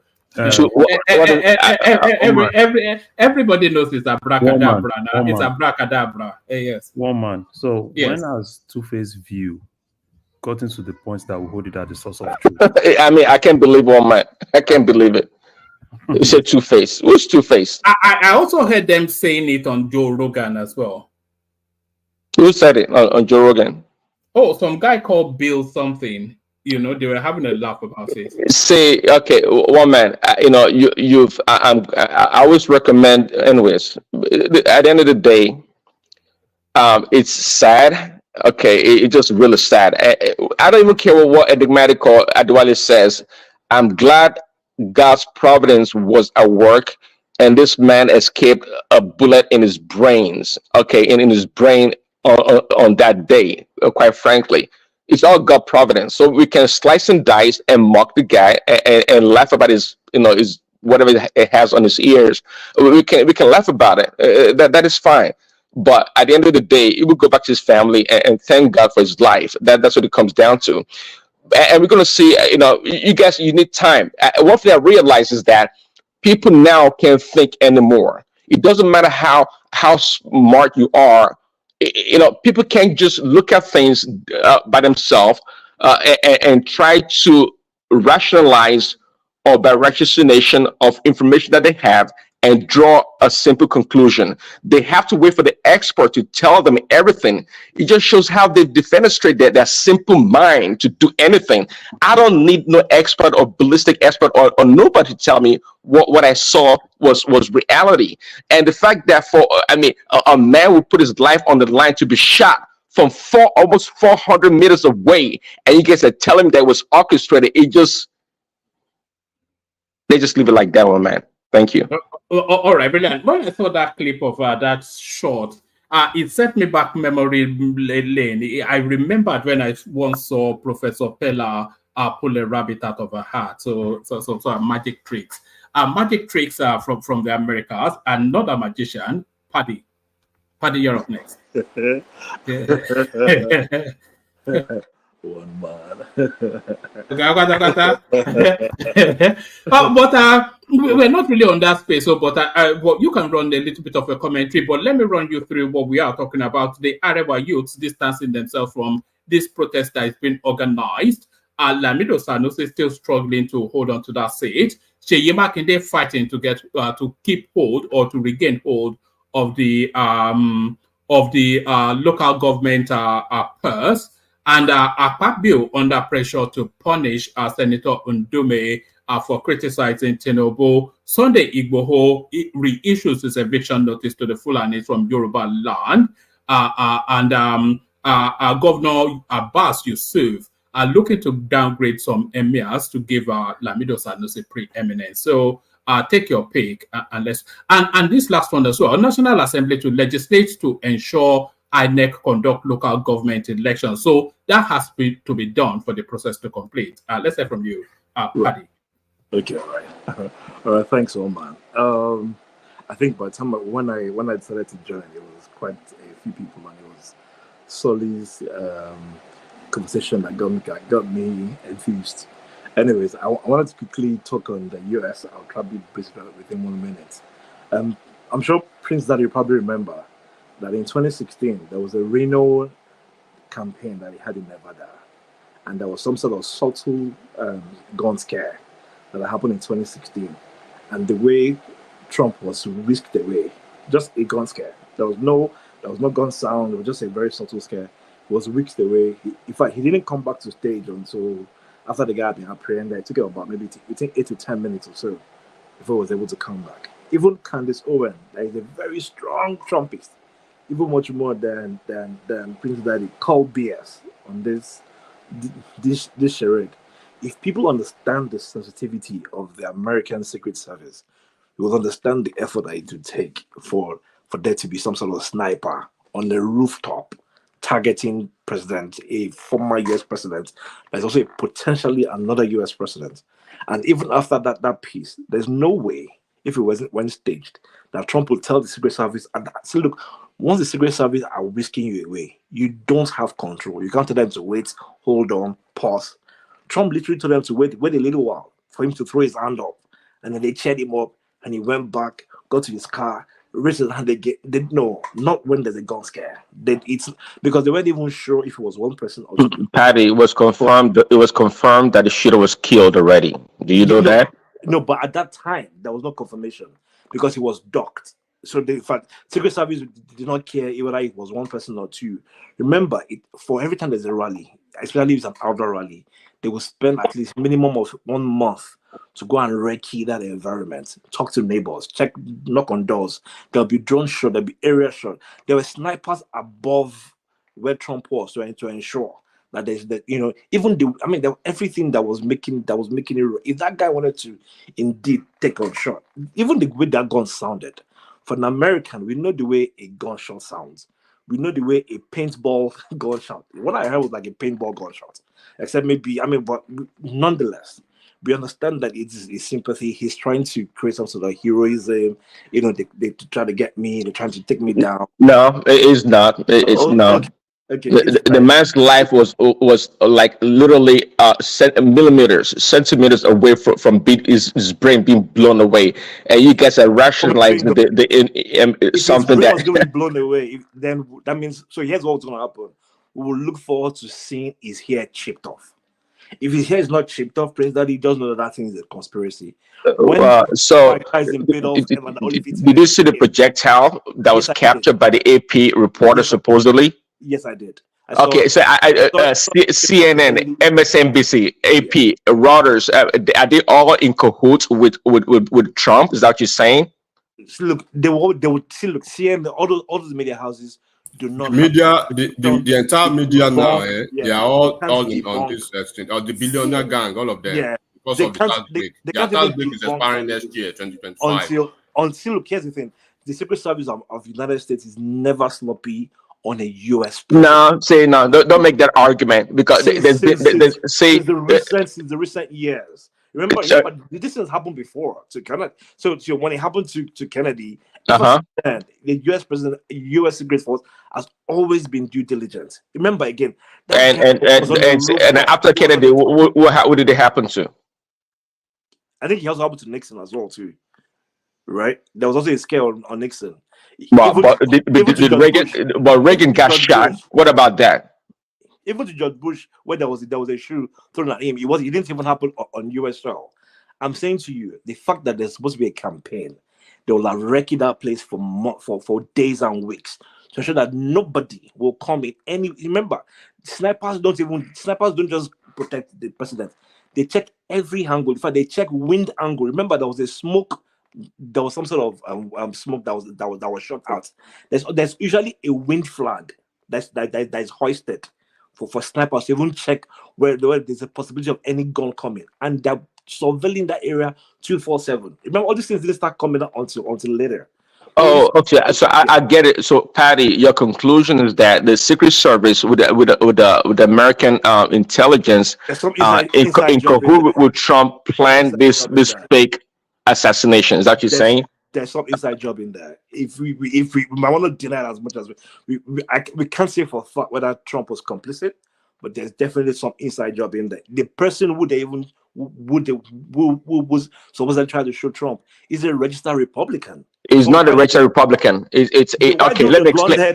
Before enigmatic, sorry, Patty, give me 5 seconds. Before enigmatic run around with this fake news. That's not fake. It's not fake news. People can check it. I would say in some states, okay. Hold on, Rashomon. In some states, in order to pollute, in some states to register. Enigmatic, hold on for Prince. Yeah. In some states, in order to register, you see, it's been known that this people like Enigmatic, in some states, they go around to register themselves as Republican in order so they can vote in Republican primaries. In so doing, the goal here, for example, is to, if you have a mega candidate and you have a Republican that's like, what we call a rhino Republican, their goal is to defeat the mega candidate and allow this fake or rhino Republican be elected, and eventually that rhino would lose to a Democrat. It's a game. It's a game in the political system. You have, but to vote, you have to be a registered member of that party. But here's the key one, man, that people like Enigmatic will not say that. Also, this guy, there's a group called Act Blue. It's a democratic machine, fundraising machine that this guy actually gave money to. Now tell me, being registered as a Republican and giving money to Democrat, which one is more compelling? Hold on. Now that Can I say something real quick? Hold on. let me reply. No. Hold on, Enigmatic. Let Rashomon go first. You round it off, and then we go back to Paddy, Right, so that we can take structure. So, to our friend, our Republican friend, the MAGA guy, you see, I just baffle me that sometimes you just want to choose and pick whatever that kind of suit your narrative. The evidence out there is that this guy, right from elementary or secondary college days, his fellow students that they were all together in school, I think in college, they said this guy is a registered Republican. That even when they're in the classroom, they do this kind of separation of some kind of thing they do in classroom. This guy always identify, because most of the guys, they're all liberals, according to one of his classmates that they interviewed. Say they are all liberals, but he's the only one that always likes to identify as a conservative. And that is one. And then two, fake news. Hold on, please. Let me land. And then again, that they have a shooting practice. This guy is very bad at shooting practice. That was what they said to him.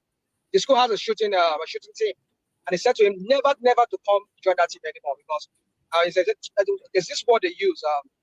Is a bad missile, something like that. I forgot how they call it. Anyway, now then this guy's father is a registered NRA member. In fact, go and Google it, woman. There is another new development about this guy's father. That even Trump's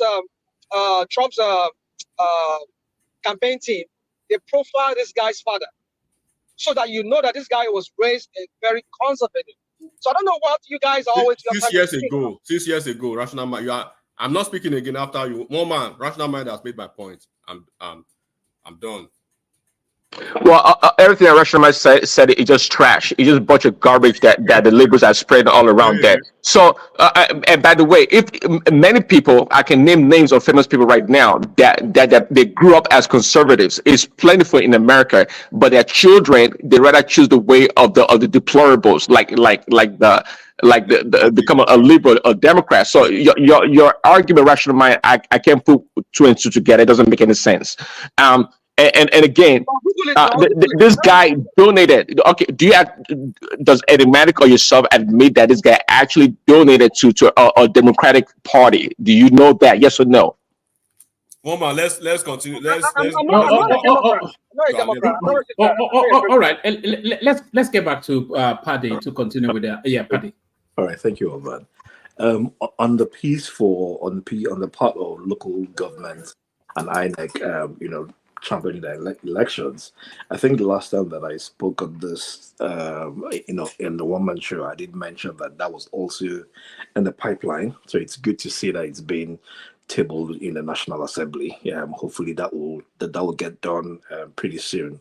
We'll just hope that, because the sad part is there was a reason why this law was enacted. There was a reason why the federal government had to start giving funds to the states on the behest of the local governments. And I hope that we don't go back to that era where local governments will not become tyranny of themselves and start going back to living the lifestyle of governors. And we'll hope that people will learn to hold the. Sorry, Paddy. We are already seeing the green shoots of that. There's a video circulating. Yeah. Seyi Makinde. Yeah. Yes. Yeah.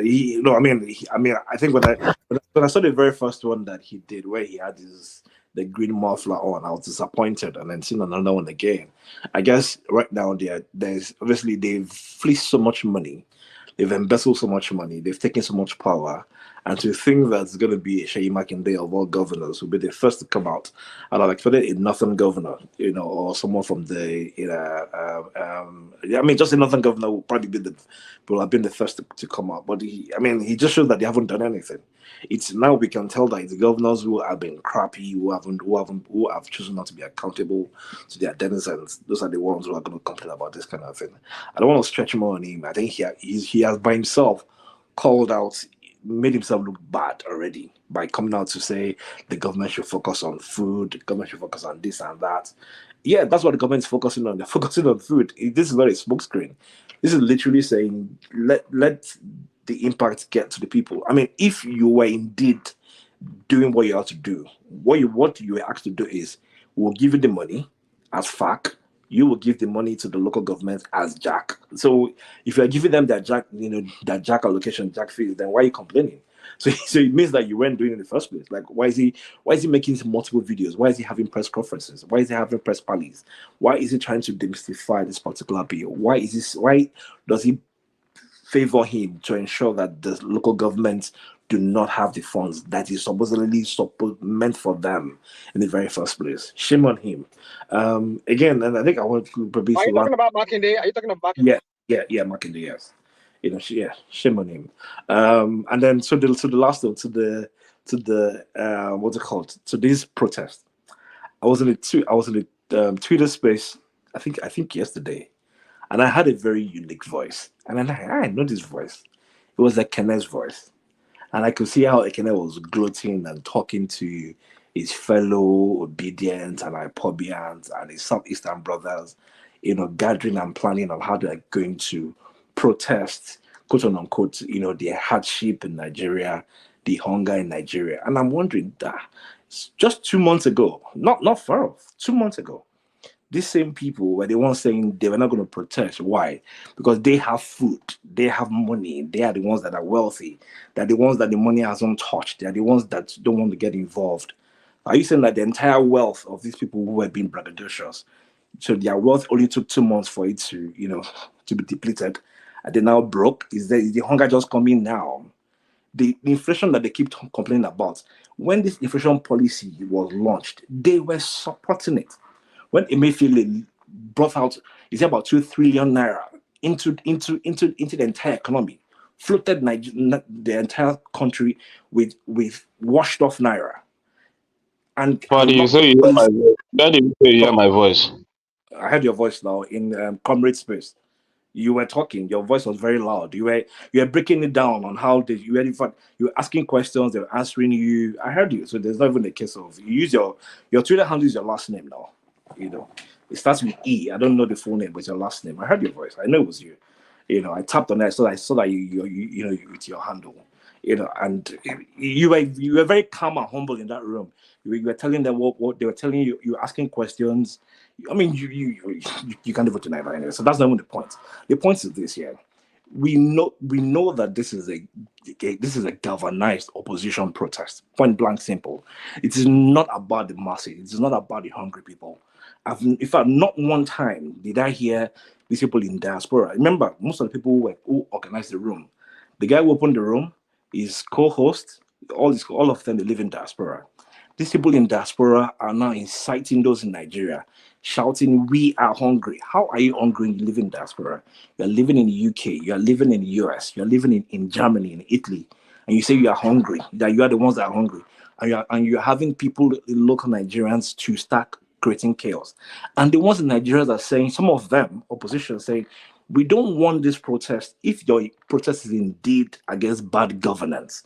All of us individually have bad governances in our own regions, in our own localities, in our own local government areas, in our own jurisdictions, in our own states. Why are we not calling out this bad governance in our own state? We have people complain about minimum wage, that the government must pay minimum wage. And the people of Labour Party have a governor that is even yet to pay 30,000, and not one person has called him out. And they're saying to you, why is this protest not also including Alex Oti of Abia State as well too? Why is this protest not saying, why is the Kenyan not saying, I'm going to start my protest only in Alaba because that's where I sell, and that's where I see poor people, that's where I see hungry people, and I'll focus my protest there. And people are saying, look, when last time we had a protest like this same states that all of you are claiming that you have right to live in any state you are, those states suffered. The insecurity Ekana is talking about, during NSAS, one person, I'm sure Ekana had that story of some 9 guys that were killed, that were supposedly kidnappers that came to kidnap somebody. Yeah, I think, I can't remember what they said, Latipo or so. And then one of them, supposedly a movie producer, I don't know if this is actually factual though, that he was part of people who were released during the NSAS prison. So this guy was in jail, he was captured in jail, he was imprisoned, and during NSAS, they went to raid the jail somewhere in the southeast. They freed that guy became free, and he became a kidnapper. So whilst kidnapping people in Lagos, so he will come to Lagos, kidnap his fellow citizens, his fellow Southeasterners, people that both speak language together, kidnap them in Lagos, put them in the car, drive them all the way to Southeast, and then they will pay ransom. He released them. They came back to kidnap the same person that just finished paying them ransom. So just imagine that in Nigeria, a hardworking Igbo brother has made money, hundreds of millions. They came to kidnap him in Lagos, took him to the southeast. He paid his ransom. They released him. They came back again, started living his life normally again, probably trying to make his money back. They now came to kidnap him again before the Lagos State Police Force from Ikeja, confronted them and took unlived all of them. And that guy, when they found out who that guy was, he's been hiding under him being a producer or a director of a movie. Even Yul Edochie had to say that I don't know this guy, had to make a disclaimer video from this guy. And that guy was in jail, and SARS was what freed this guy. And people are saying that we are still suffering the consequences of the choices we made in 2020. Even though, yes, we had a good cause, even though it was organic and we were galvanized, but the repercussions are still affecting people today. The BRT buses that were burnt today. Were those BRT buses driven by SARS? Well, how come those BRT buses got burnt? Lagos State has now tried to move on. They've gotten more BRT buses. They've had a metro train. They've tried to build in some new places. What's going to happen to those places? So people saying, look, if indeed you love the states, if indeed you care about Nigeria, if indeed you care about these hungry people, don't deprive them from hunger anymore. And here's one thing I think I want to say this. There was one talking point that I had from somebody who is an IPOB member. He says, I'm an IPOB member. There's something he said that I thought was very valid.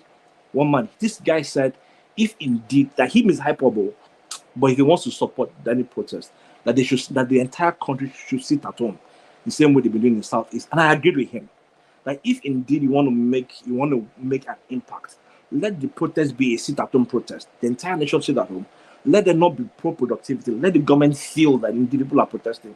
that protest will be similar to what the Southeastern have been doing for every Monday, and that will make more impact. But no, people want to go out to cause chaos. And remember, this is not even organic. This is they want to do a Kenyan style rally protest. And what they're saying is all we just want is for the Nigerian police to just take one of us, and then they will see chaos. In fact, I even had a recording in that very same room Ekene was.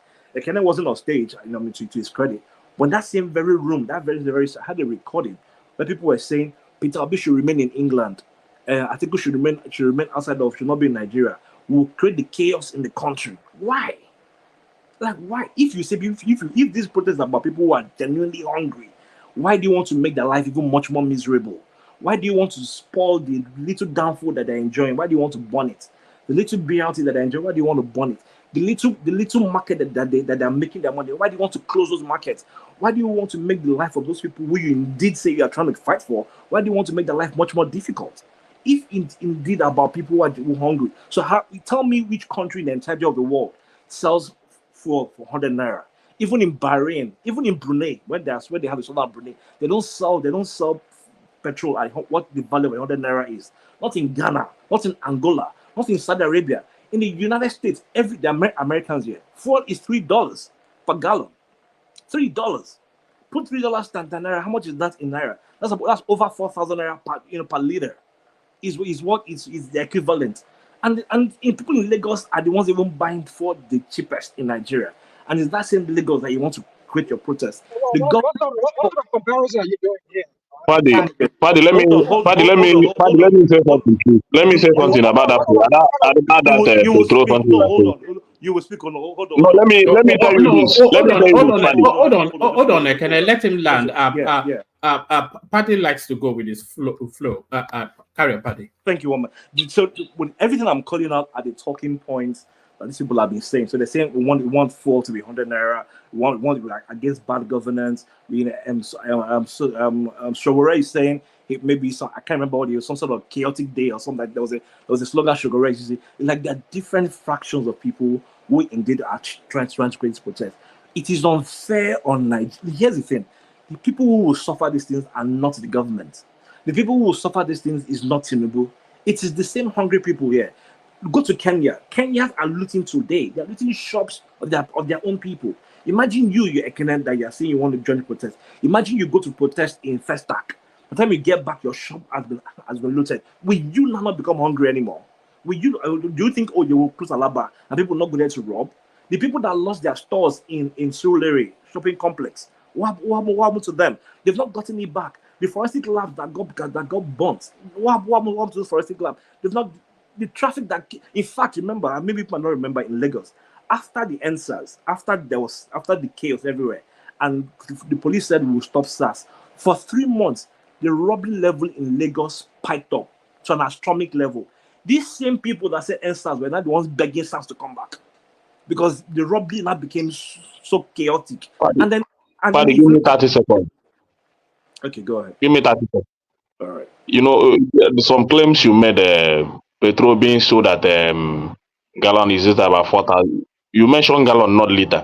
But that's by the way, whether they're selling it for 4,000 or whatever. If you want to buy petrol in abroad, it's your choice. You have electricity to enjoy. So you can either choose to use electricity or petrol. So either one of them. So you save money from other one. But if you choose to be using two of them, it's your choice. You understand? But in Nigeria, where you don't have a good price of petrol and you don't even have electricity, so you are suffocating Nigerians. But So you you have should. good price for petrol. Petrol in Nigeria is the cheapest in the world. Do you want me to However, give you you want to put, as far as Nigerians are concerned today, petrol is no longer the cheapest, and the most of the company you see today are not using petrol; they're using gas. You understand? You cannot use petrol to power your big generator. In order for your factory to function, you see that you must use gas. Gas is about 1,200 naira. So what your comparison doesn't make any sense to me. In Nigeria, if we have 24 hours electricity, people can decide to go maybe for electric car or whatever they want to use. In that abroad, you can go for electric car because you can easily charge it and use your electric car. So what are you saying? So you see that when you don't give Nigerians electricity, you subsidize the other one for them. Sorry, hold on. Can you see this data on the screen? Top 10 cheapest petrol countries. So these are the top 10 cheapest petrol countries: Venezuela, Libya, Iran, Syria, Algeria, Kuwait, Angola, Nigeria, Turkmenistan, and Kazakhstan.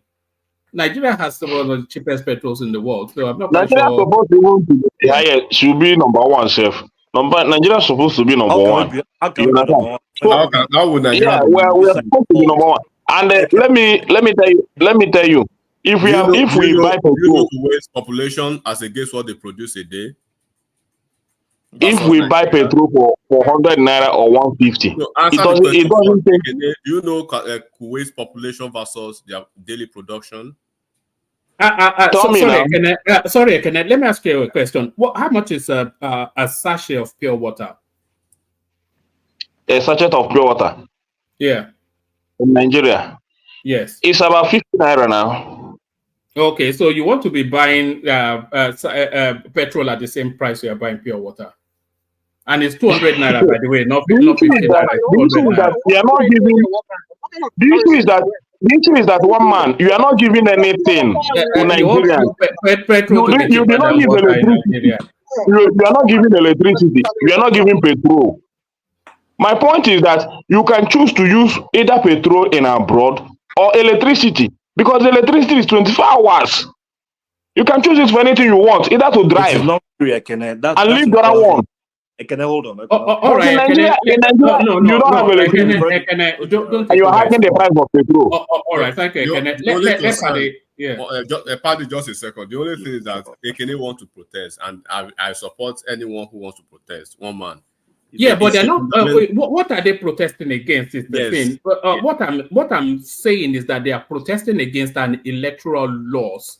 That's the protest. Of course, one man is just a facade. Look, it's a fundamental right for any Nigerian and any human at all, wherever they are, even in America here, right, to exercise their right of protest. They have that right to protest.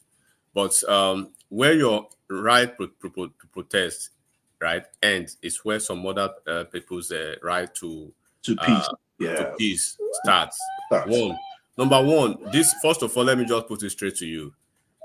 If you say, and I'll be very funny. I'm not trying to be funny, but I'll be funny because it's being pedantic now, very pedestrian. You know, these people, they can grandstand all over the media and everything, but on the day, it was just only one person, only one guy, inconsequential guy in the polity of Lagos, MC Oluomo, that just won them online warning, not physical warning. They are still crying since 2 years ago. Since 2 years ago, they are still crying as we speak. They wrote letter to all the embassies. They wrote letter to Biden. They wrote letter to ICC, to everywhere, because of MCO's Oluomo's warning. And these are the people that are grandstanding now again. So when they are grandstanding now, you see it's a dead on arrival, type of protest, because there's no uniformity in this. It is so glaring that they are still, sitting from that electoral loss. And people can see that. And they are telling you, good governance does not start in Lagos. Good governance starts from my own local government, where I have local government chairman, and I have a state governor, right? Start your protest in your state. Ask your governor questions. The autonomy of these LGs, some governors are protesting against it, one way or the other. What are the governors doing? No, say you are leaving your location, coming to Lagos to protest. If you want to protest against the federal government, go to ABJ. ABJ is the seat of power. So we are just saying it from what I know for a fact. One man, right? It's a dead on arrival. But whoever wants to show, how crazy they are, then they should understand the fact that Orun Yabo, insurer, let me just say that one quick remark. All right. Thank you, Enigmatic. One man too, and I'll try to rush up my points. Almost everything Ekene has complained about, and I'm just saying Ekene because he's one of us. He's our brother. Everything that Ekene has complained about today, save for inflation and insecurity, are in the hands of the state governors and local government chairmen. Oh, where are those schools? Where are the good roads? Those are your local government chairmen. And the policy is about making it such that the local government chairman can build those states. So, Again, Paddy, why?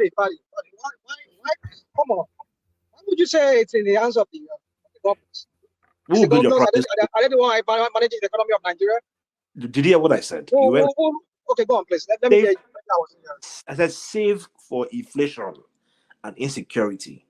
Everything Ekene has complained about are in the hands and now in the hands of the state governor. So that light you're talking about, no light is in the hands of the state governors now. So your states can generate their light. We all were bragging about Abia State now some months ago. The Abia has 24 hours light, so Abia is fine. Abia now they have 24 hours. Nobody's complaining about light in Abia anymore. Everybody has lights in Abia State established. Those schools that we're complaining about was Ekene not bragging here? It'll be big schools, fantastic schools that nobody has seen before. Ekene just said tonight now that that school that one man showed is better than all the other schools in Ekiti, Oyo, and Ondo states all combined. So those are things that are done by state governors. Again, I said inflation. Yes, that is Tinubu's piece. He's not doing right there. It's a double-digit inflation. And unfortunately, we don't have a detailed and a more coordinated way to pull in those funds. Because what we have is not food scarcity. It is food inflation. And then those are two different dynamics.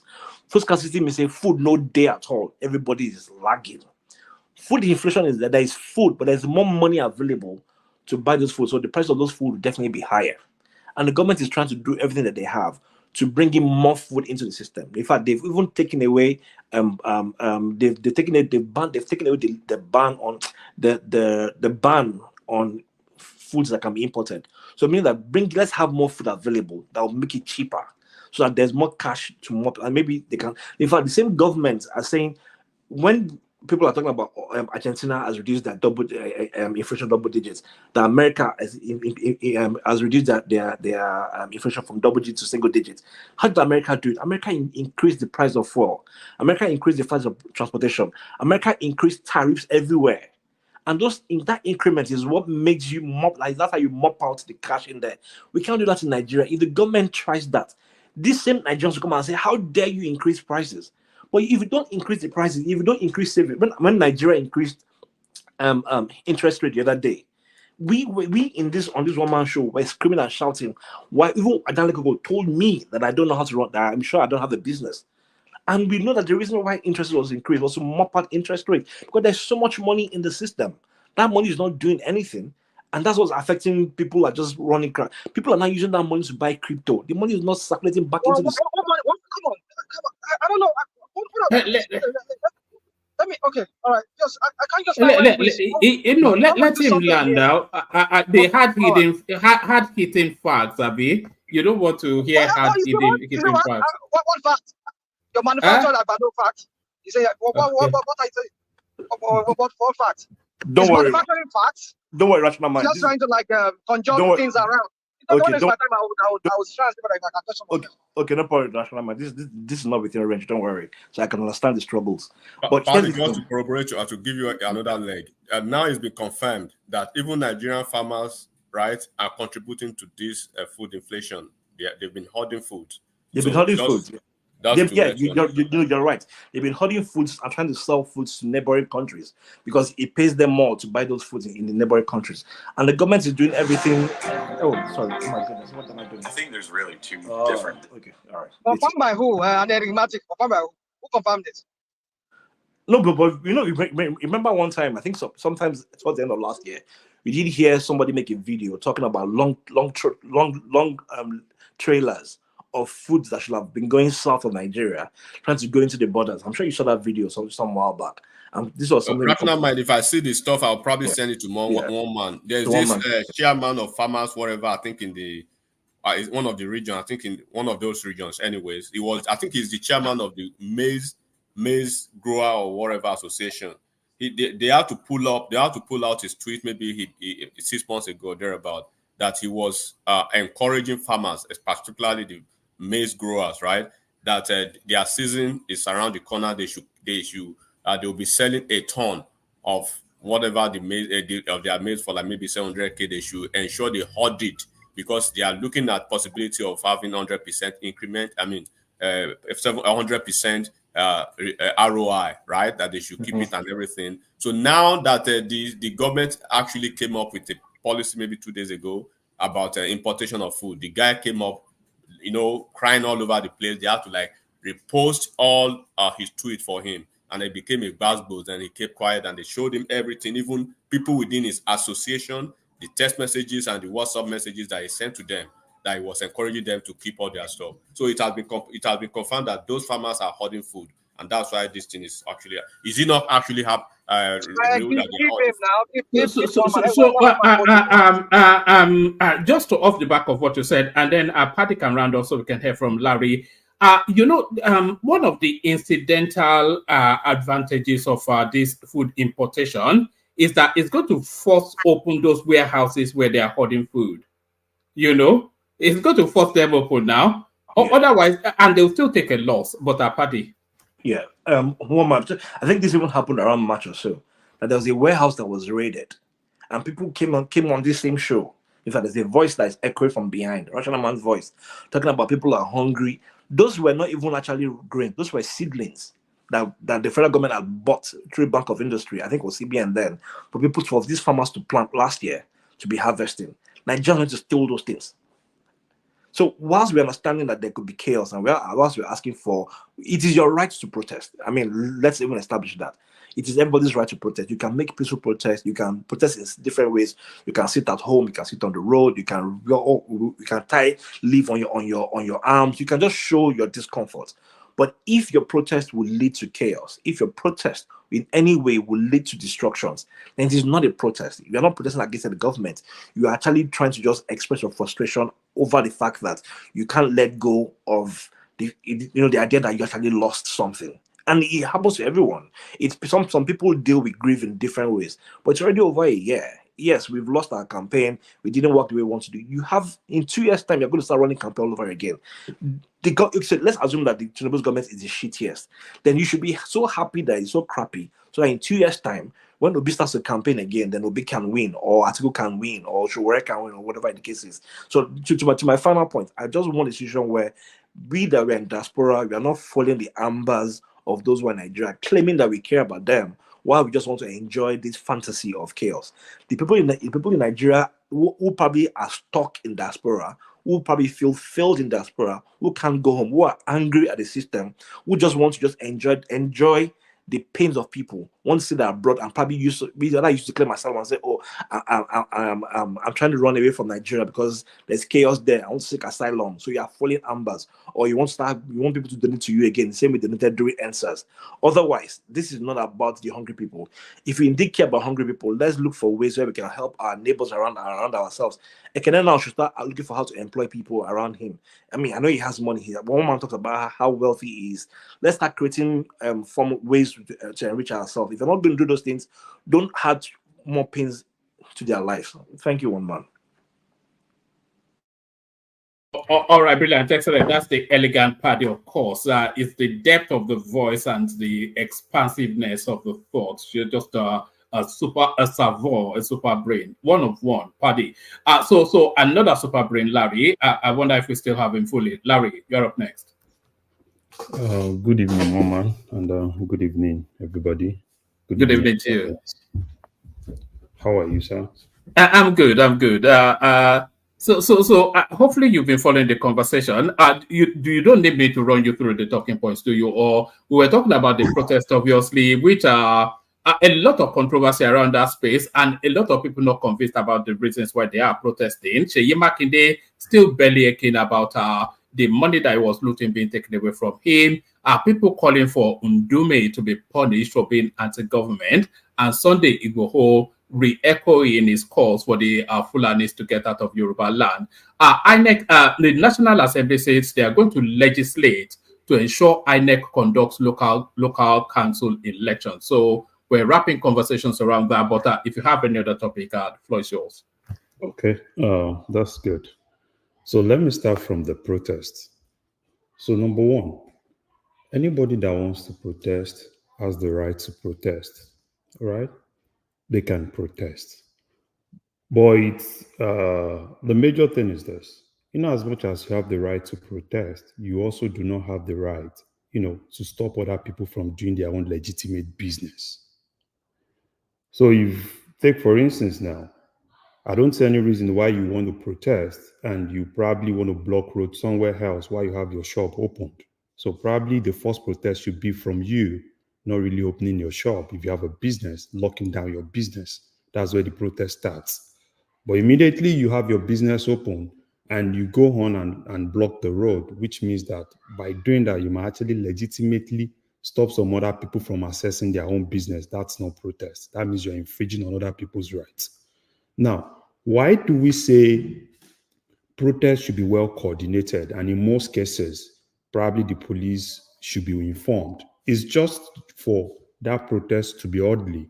Because if you have that protest going on, and I don't want to join that protest, I should have the ability to move without being deprived, or really stopped from moving to wherever I want to go to.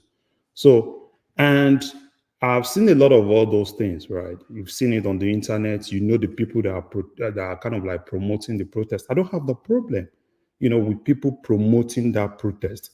But the major thing is this. Now, there's a lot of traction going to Lagos, right? Protest has to happen in Lagos. It has to start in Lagos. I've seen a lot of all those things where, they said, oh, Peter Obi should not even come. He should stay in UK. Atiku should stay in Dubai and all those things. I saw all those things. Yeah, it's good. It's normal. They should do it, right? But the major thing is just that the police and other security agencies too, they need to be on alert, right? Because, you can always call for what's happening in Kenya. You want to look for a way. I've seen a lot of all those things, right? Where some people were even more like, yeah, they had to look for a way to change the government. It has to be this, it has to be that. Yeah, I don't have a problem with that. You can do whatsoever you want to do. But the major thing is just that in as much as you step beyond a normal peaceful protest, then the security agencies should do the right thing, arrest you. That's it. Because if you're not really doing the normal protest and probably you've gone beyond the normal protest, you should be arrested and prosecuted. If you destroy any government property, any public property, you should be prosecuted, right? If you need to go to jail for it, you should go to jail for it. But you can do your normal protest, have your placards around, get coordinated, and do the right thing. But immediately you passed, beyond that. Yeah, you should definitely, if you need to go to prison for it. Because the major thing is this, particularly what happened during NSAS, right?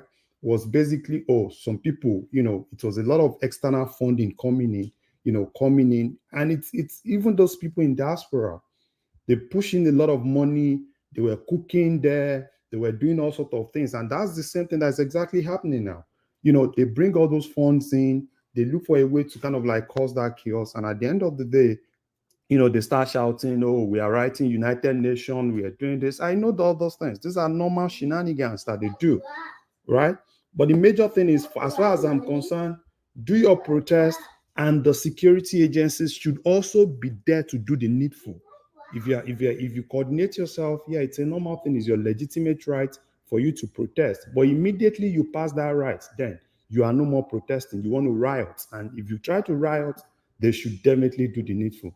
And also, whilst you have the right to protest anti-government, there will definitely also be people that are pro-government who also have the right to protest to support the government. So, and that's where the security agencies also need to come in, right? Let the people, if they have pro-government, let them do their own protest. Let the anti-government. Sorry, Larry. Is it the duty of the government to ensure that those two protests don't take place at the same time? So, because the people who want to protest against the government, they indicated that they wanted to protest first, and then the pro-government people said they want to protest too. So the anti-governments can protest, and then a month later, the pro-governments can protest, but they can't let it take place at the same time, surely. No, they can.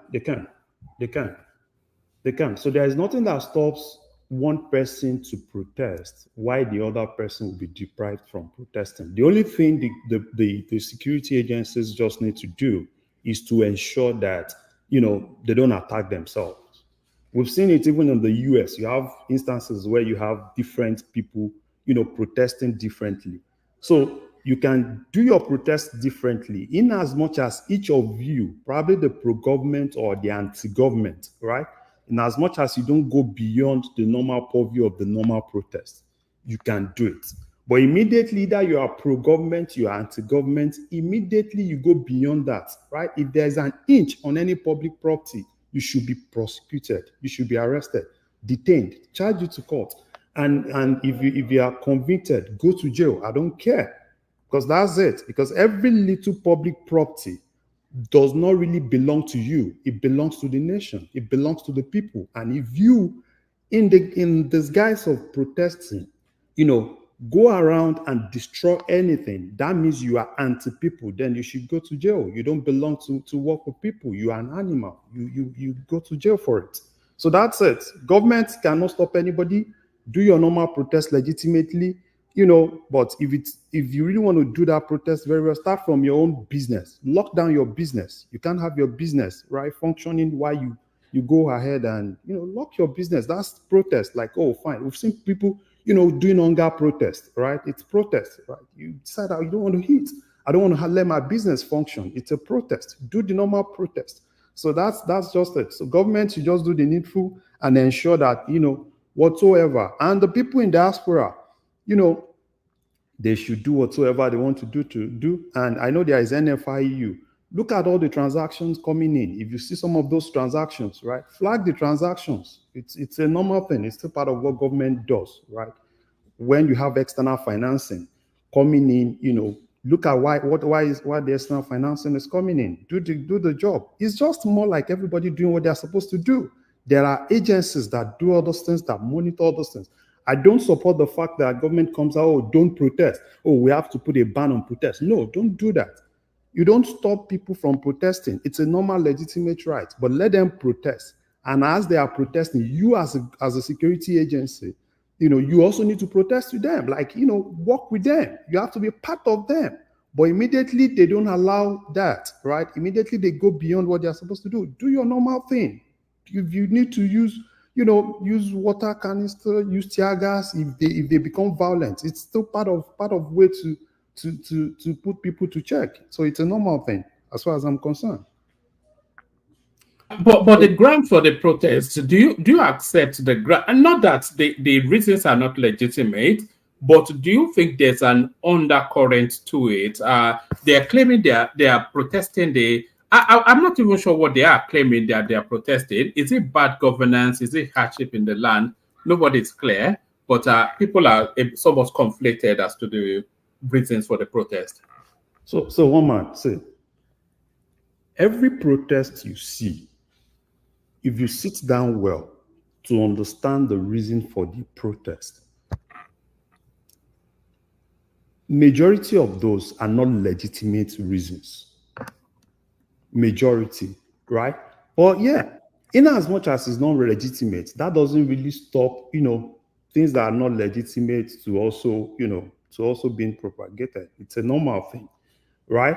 So that's why I said, anybody can just wake up one day and say, oh, fine, I want to do an hunger protest. Is it not still protest, right? It's still a protest. So whatsoever, it's legitimate, it's not legitimate, I don't even care. Because, even when you tell people to kind of like, protest for things that are really legitimate, so people choose what they want.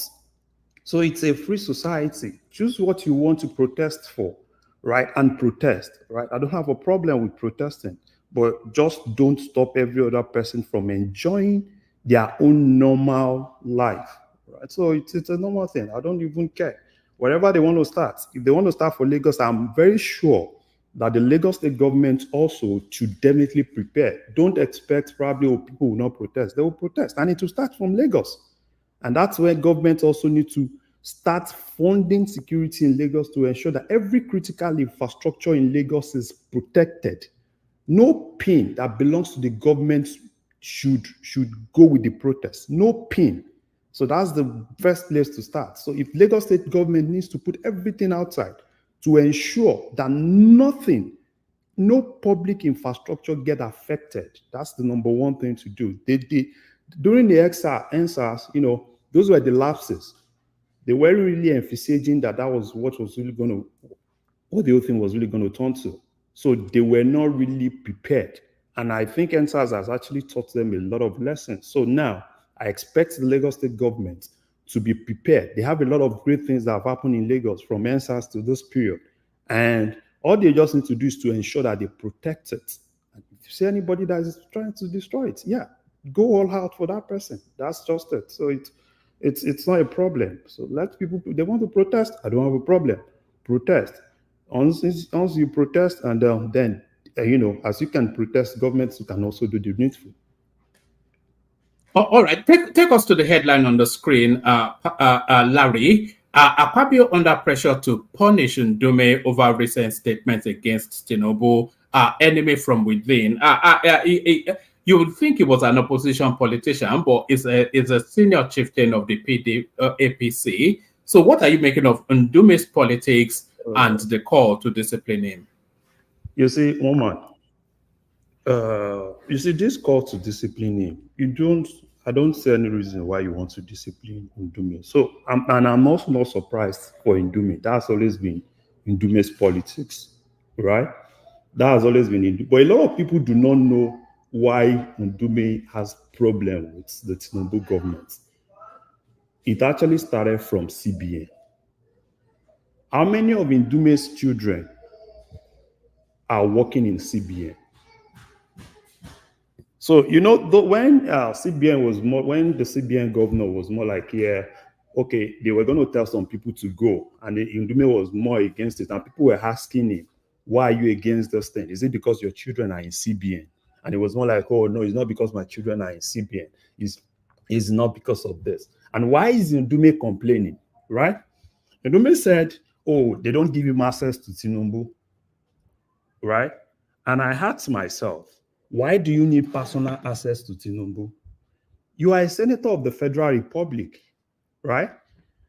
There are channels in which you can actually, you know, if you have things, right, from National Assembly, if you have things, you know, that you want the executive to do, you can use those channels. It's not until you have that privilege of always having that personal contact with the president.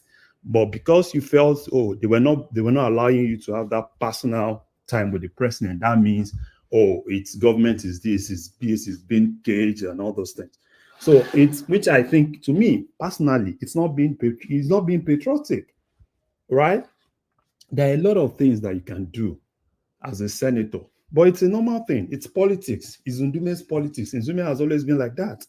He did the same thing with Saraki. If you remember that time, Ndume, Saraki, and they had to, I think at that point, he was the leader, and they had to take that from him and give it to someone else.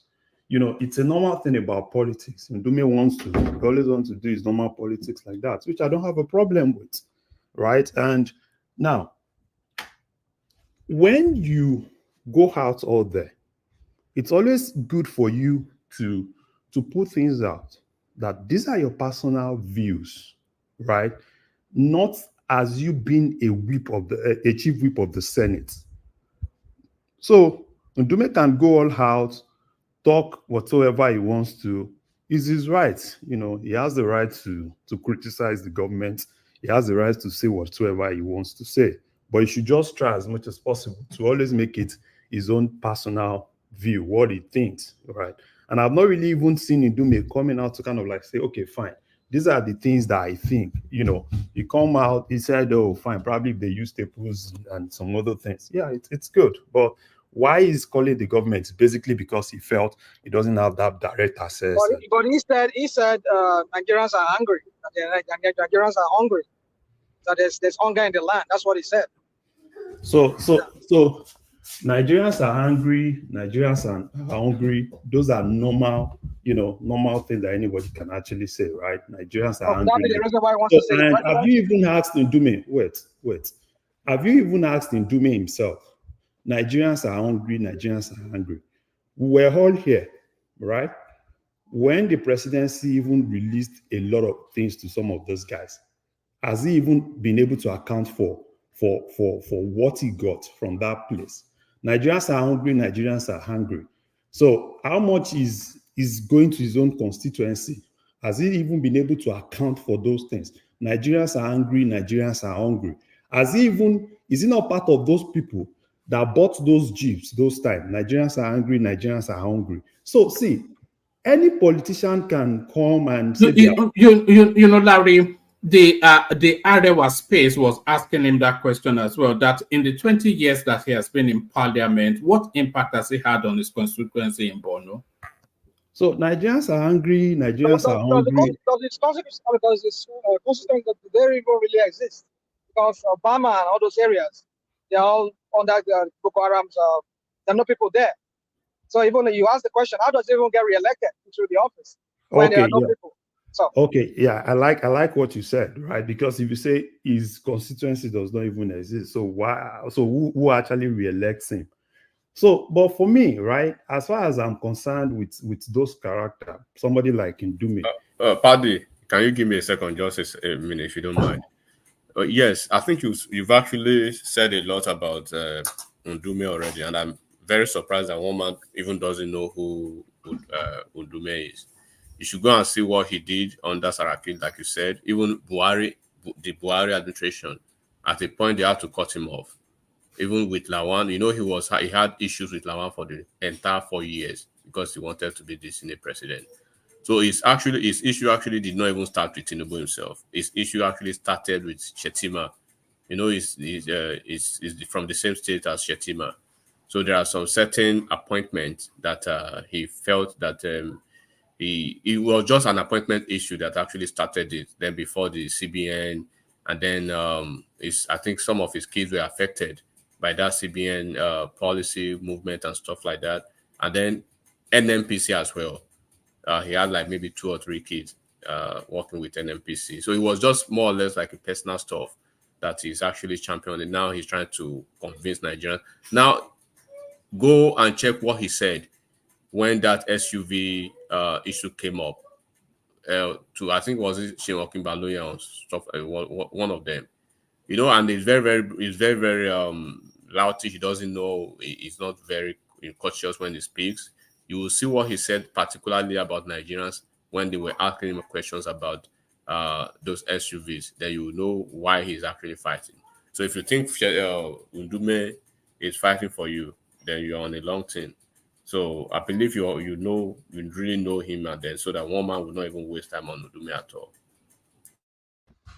Yeah, I know Ndume very well. I know him very well. So it's his normal character, which I understand. So, you know, if you are fighting for probably, oh fine, I'm fighting for National Assembly to kind of like cut the cost of probably some of all those. So yeah, that's when you know it's pro-Nigerian, right? But all those things you're saying, you should definitely know that's a normal politicians for you. And when you feel, oh, probably because he's saying that, oh, that means he's saying people are hungry. Say, please cut me that thing. He's not doing that, you know. Ndume is just a normal politician doing the normal politics. So that's all right. Give us a little flavor on Sunday Igboho. So, and then we're going to Rational Mind. Sunday Igboho issues fresh eviction notice to Fulani herders in the southwest. So, you'd have thought he'll be treading cautiously now that he's escaped the clutches of the authorities. One man was here. One man. So, sorry, Emeka, what was that? Actually, we come to Emeka before. I think that's what you were saying, that you were here earlier. You were dipping in and out. So we will come to Emeka after Larry, and then come to Rational Mind after that. Emeka, Larry, yes, it's Sunday Igboho. You say Sunday Igboho. He should just stop all these things. He should just stop all these things. He should stop it. He should just stop it. Because they've deceived us a lot. They've deceived us a lot. Oh, it's Fulani herdsmen. It's Fulani elders. They are the ones doing kidnapping. They are the ones doing this. They are the ones doing that. Okay, yesterday, you know, I was watching something on something. I think some kidnappers were arrested in Ijebu-Igbo in Ogun State. And these were people that, you know, they've been doing kidnapping in that place. And when they were arrested, you know, they've killed people, they've done a lot of things, buried people, and a whole lot of things. And at the end of the day, and they now started asking them, I think some of them were from Ebonyi, the other people were from somewhere in the southeast, and some were even people in the southwest. And I asked myself one thing. So where are the Fulani herdsmen that were busy kidnapping people? They were busy doing this, they were busy doing that, that they gave us all those, they are normal Fulani is the one doing this, Fulani is the one doing that. All those gaslighting and all those things. And you now look at it like it's just a normal thing, right? So for me, I think Sunday Igboho should just stop this thing because he doesn't even have the right to issue any eviction on anybody. He doesn't have the right. Because if he thinks, oh, you can just do all those things, you can do that. I think at this point, I think they just need to tell him that he doesn't even have the right. And if he goes beyond all those things that he's done in the past and he continues all those things, I think he should be arrested again and prosecuted. So that's just what I see. I just see this as just normal Sunday Igboho trying to look for a way to be relevant because outside that, no, nothing. And one more, let me quickly talk about Seyi Makinde. It's so unfortunate, and I'm really disappointed in Seyi Makinde. And this actually shows us that the main problem of Nigeria are really these governors. They can't hide it. That's why you see a person like someone like Seyi Makinde coming all out. You can visibly see it in him that this is actually huge for him. And I understand. He's a second-term governor. And most of the second-term governors, they want a very good package, very good pension and all those things. And this is going to really reduce some of his pension and probably things that he wants to take. And that's why you see all of them coming all out like, oh, wow. I was even surprised. It was more like, yeah, he wants to review Supreme Court judgment. I'm like, are you insane? Review what? It's just so unfortunate, that it's coming from, because I used to respect him a lot. I never even thought this is the whole thing. And now it's now beginning to be obvious to everybody that those guys were really, really doing a whole lot of things. Oh, it was that, probably local government chairman were owing worker salary and all those things, and probably it does call up of that crap. Let us see. Pay them what belongs to them, and let's see if they don't pay salaries. There is no way to justify insanity. And that's exactly what he's doing. And he's really making it look more as if it's something that is really huge. They gave you money for people, and they now said, okay, fine, let the people collect what belongs to them. And you are crying everywhere. And you can even see it in his voice. If you watch some of the videos and you're like, wow, why are you afraid to let go? If you really believe that, oh, it was more like, yeah, he's been doing federal government roads, is that the case? So I think if anybody that's close to Seyi Makinde hearing this now, they should just tell him to close his eyes, go and sleep, and probably wake up again and now rethink and face the reality on ground. So that's what I would just say on that. The train has left where he thought it was, and we've moved past whatsoever he wants to do. Thank you, woman. All right. Thank you, Larry. I was going to go to Emeka next, but I think he's dropped again. That's why I said rational mind, because his system dropping in and out. Emeka, when you come back, you go after the next speaker. But rational mind, you're up next. You are deep into the conversation, so free flow, rational mind. First of all, I just want to say something. I just want to make one observation, woman. And the observation I want to make is, I noticed that the bulk of the topics that you bring up, it's always some kind of topics that distract us from the main issues that is going on with Tinubu and his criminal organization, his criminal government. In fact, the one in Lagos too. They're not bringing up what Sanwo-Olu is doing and the crap that the Lagos State government have been doing. I'm surprised The, you're not the, bringing the, it up. the, the only headline I saw on Sanwo-Olu was him handing money out to youth Yeah, corpers. that's So what part of yeah. it. That's part of it. And also, I also learned about what's it called? The new tenement rates. You see, there's a whole host of so many things. Yeah. So I'm surprised you're not bringing those all of those things up. Well, but it's okay. I understand. It's those catchy topics that will bring Exactly. It that has will to be make the headline has to be sexy now. You know, so that you will make know people like it. us come here and storm in here to want to fight everybody, and they're like, why are you talking about Obi? You know, it's okay. It's okay. Anyway, let me start with our guy from Oyo State guy. You see, I won't discard everything he said. I know he's just fighting back because of apparently from the look of the whole thing, he's one of those governors that have been benefiting from the money that was supposed to go to this local government. But I just want to say something. I think Nigerians, we need to start, but the point is, how do we even know? We need to start vetting these people who claims to be, oh, I've done well for myself in my private practice, in my business. We need to start vetting people that becomes our governors, our leaders that becomes members in the House of Rep. Does these people even know? I mean, that's why we need to encourage some kind of like people to debate and flesh out their policies for Nigerians. But I think we don't do that. That's the reason why we keep recycling, don't say electing, recycling these non-entities. When I say non-entities, I mean people who are just who are bereft of ideas of how government is run. And Seyi Makinde is one of them. Seyi Makinde, you would think because they said he was successful in his own private practice.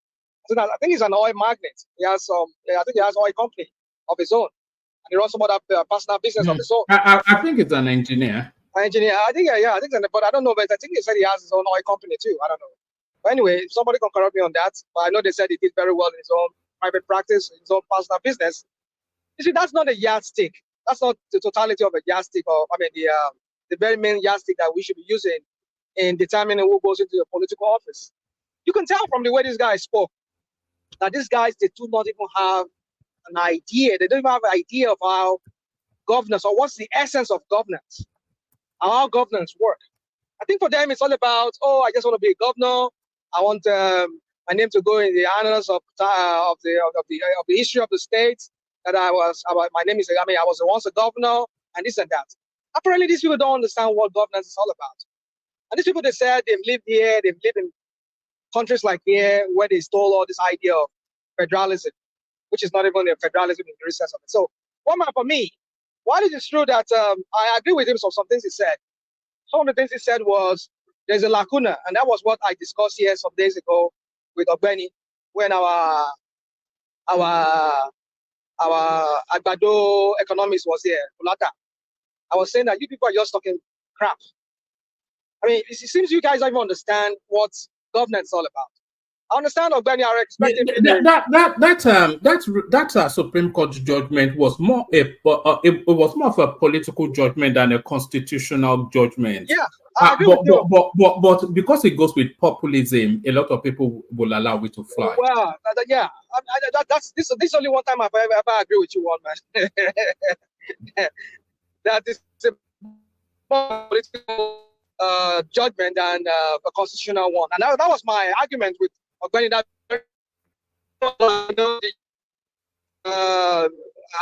usual lawyer rhetorics and trying to circumvent, go around the topic with all these their legal jargons and all of that. I mean, I said, dude, that's not what we're talking about. We're talking about governance here. You have a constitution. I mean, that was what. Let me not go into all these details, but some of us will really listen back at what Makinde highlighted in what he said. Yes, there's a lacuna because that judgment in itself, it's not a reflection of what should be.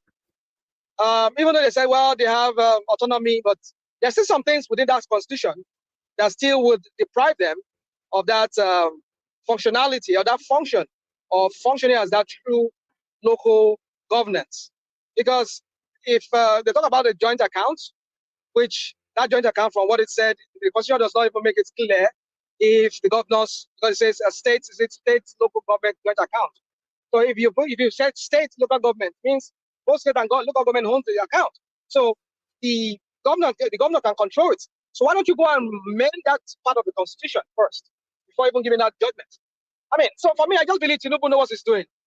He knows what he's doing. I know he's just trying to score political points. Sometimes I just wish this guy was still alive. What's his name? Abba Kyari.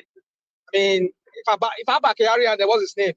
This guy, Issa Funtua was alive. I'm sure Tinubu will never ever become a president. I'm sure of that. They will never. I mean, those are the two people that can really size him, and they really sized him when they were alive, because you know they never allowed him to even come near Bubu. But that's history. Even the mysterious way they died, both of them died. It's something of question. I've been thinking about that lately, because is that Tinubu also? What he did to Funshaw Williams, Abi? Well, it was on me or because on Musape, I know their pattern. I know these people, because you need to know the politics back then when Abba Kyari was alive. Oh my goodness, that guy caught people to size. That guy. But then we know they stopped life out of him. The mysterious way he died in Lagos through COVID. Oh my goodness, COVID killing Abba Kyari. COVID. We know them now. We know. And then Eastern Football and now follow too. We know them. And then suddenly Tinubu was able to come closer to Bubu. And then the whole thing, they do their magic. They won the ticket and they became the president. But it's okay. What's his name? God that is in heaven will judge you over that side. I think a lot of them are judging. But my point is this: you see, I went. The Plata was saying here, why are you not happy? I mean, you want me to be blowing trumpet that Tinubu did. What has he done? What is extraordinary that he did? When the main issue is still there. It was asking you because you all the way through for months and even years you've been championing for local government autonomy. Now that it's been achieved, it was expecting you, even like a grudging celebration. It was expecting. I'm not. Well, that's the thing. That's the thing with these Agbado people. They want somebody that would suddenly become an apostle. I mean, a disciple like themselves. Tinubu's disciples like themselves. I don't dance to that. I don't get carried away by all this crap. I mean, especially when they're coming from the stable of Tinubu. I know them. I know their games, their gimmicks. So my point is this, woman. I mean, Makinde raised some points which I really agree with him on, and that is what I was trying to like make Ogbeni and Kulata see that very day, but nobody saw it. But it's okay. But time will tell. But I know we're not moving forward even with that judgment. But where we're going, if that constitution is not fixed altogether, I mean, for me, I just believe you don't need to scrap that constitution and bring in another one. But Seyi Makinde, I know, is being blooded. He's getting a blooded nose sort of from not having to have his. Now I think there's a searchlight on them now. I just hope that searchlight will, like they say, NFIU, because that's what they say. When you use all these security agencies are making it look like that they are working. What are they? What working? And they are working. And Yaya Bello is missing in action for how many months now? What's his name? Fabio is in. Wait, come on! Oh, you people, these are select. I mean, did you see this thing trending online? They said Beta Edu is still the minister of humanitarian disaster. Whatever they call it. What does they call it? I don't think they said that. I think they said she was still working for the government, but I don't think they said she was. But then there was this something flying online. He used the letter heading of the minister of whatever ministry that she oversees, in which the disaster victim in I think Jos or where was that? That collapse, the school collapse. I mean, it was trending online. I mean, I saw that too this morning on what's it called? Arise. This girl, Oji Okwe, brought it up. So my point is that what she's still doing? What happened to the investigation? A very clear investigation of corruption. If you want to say these people, they just pay lip service to whatever. NFIU was saying they will monitor the Can I say something? You said you watched that Arise. You know that Arise TV said they can't even confirm I know they said that, yeah. I know they said that that. was really real. So But probably you didn't add that to rational mind. You didn't add. I did about that. Okay, yeah, I didn't add that. I admit that. I will admit that. Yes, I should have had that. But like I said, as long as I've not seen anything to debunk it for now, I'll still hold on to that until when I see something to debunk it. But I know they said it. Yeah, you're right, Larry. Admit that. But until I see a contrary saying, no, maybe from the Tinubu's government say no, that was some another obedience, like everybody put the opinion on obedient people. So obedient people that they forge their handwriting, they forge their whatever, use an heading. It's Photoshop. You know, that's the go-to thing that the Tinubu always do.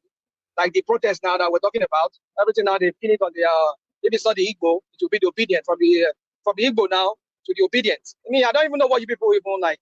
What is all this all about? I mean, yeah, you wonder.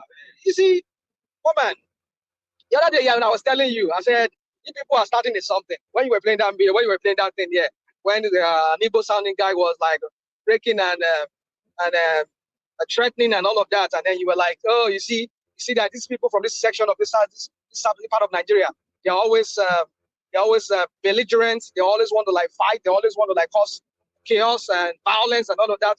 I say this is just an attempt to give a dog a bad name. That is the protest.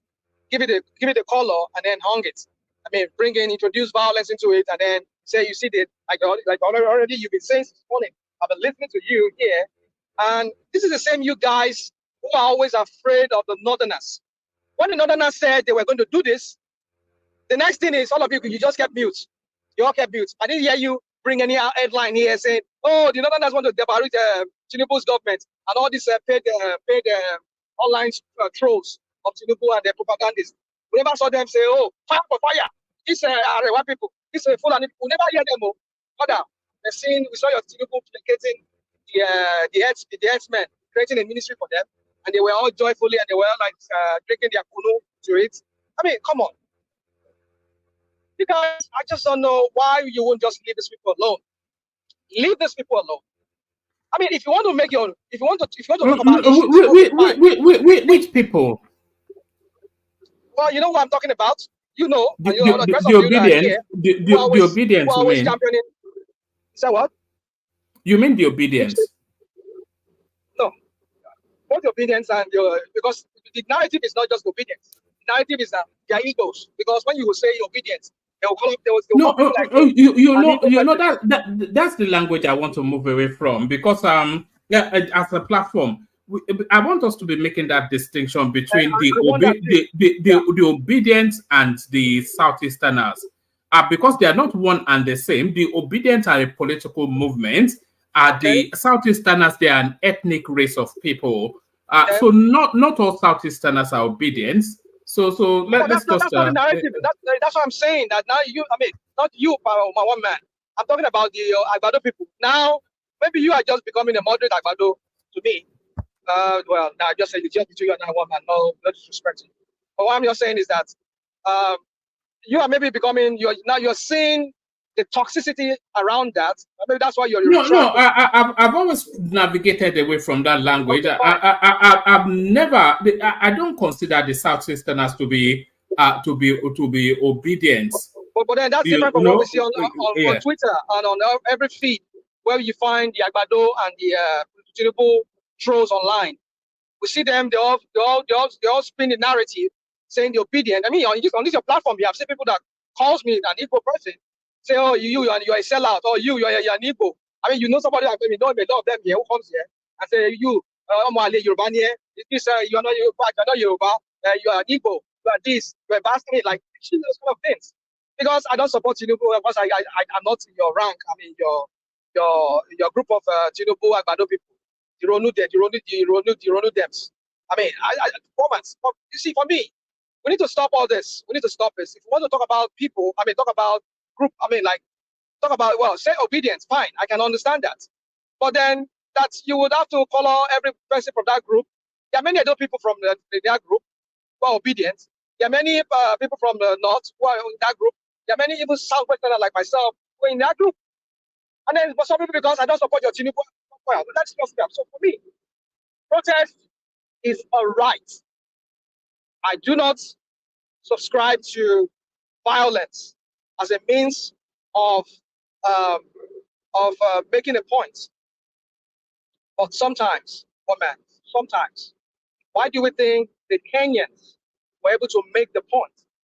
If they had done more like a pacifist kind of protest, I'm sure Ruto will not even, I mean, what we're talking about, the narrative would have changed perhaps. But this girl, these kids, they came all out. Initially, they meant for it to be peaceful. But when they brought in violence, when they brought in their killer machines, the K machines, you know what I mean? They brought them into the whole thing. They brought the police and they brought in violence, and they also bring in their own thugs too. And the whole thing escalated, and then it became what we're seeing right now. And it got these kids, got them really mad, and they stormed their own House of Rep, their National House of Assembly. And we know what happened. Now they are going for the presidential palace now.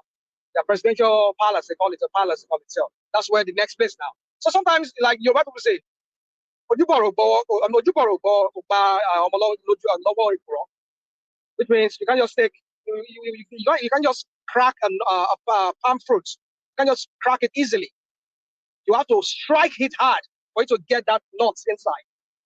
So that's what that Yoruba proverb means. But I'm not saying right, but that's it. Yeah.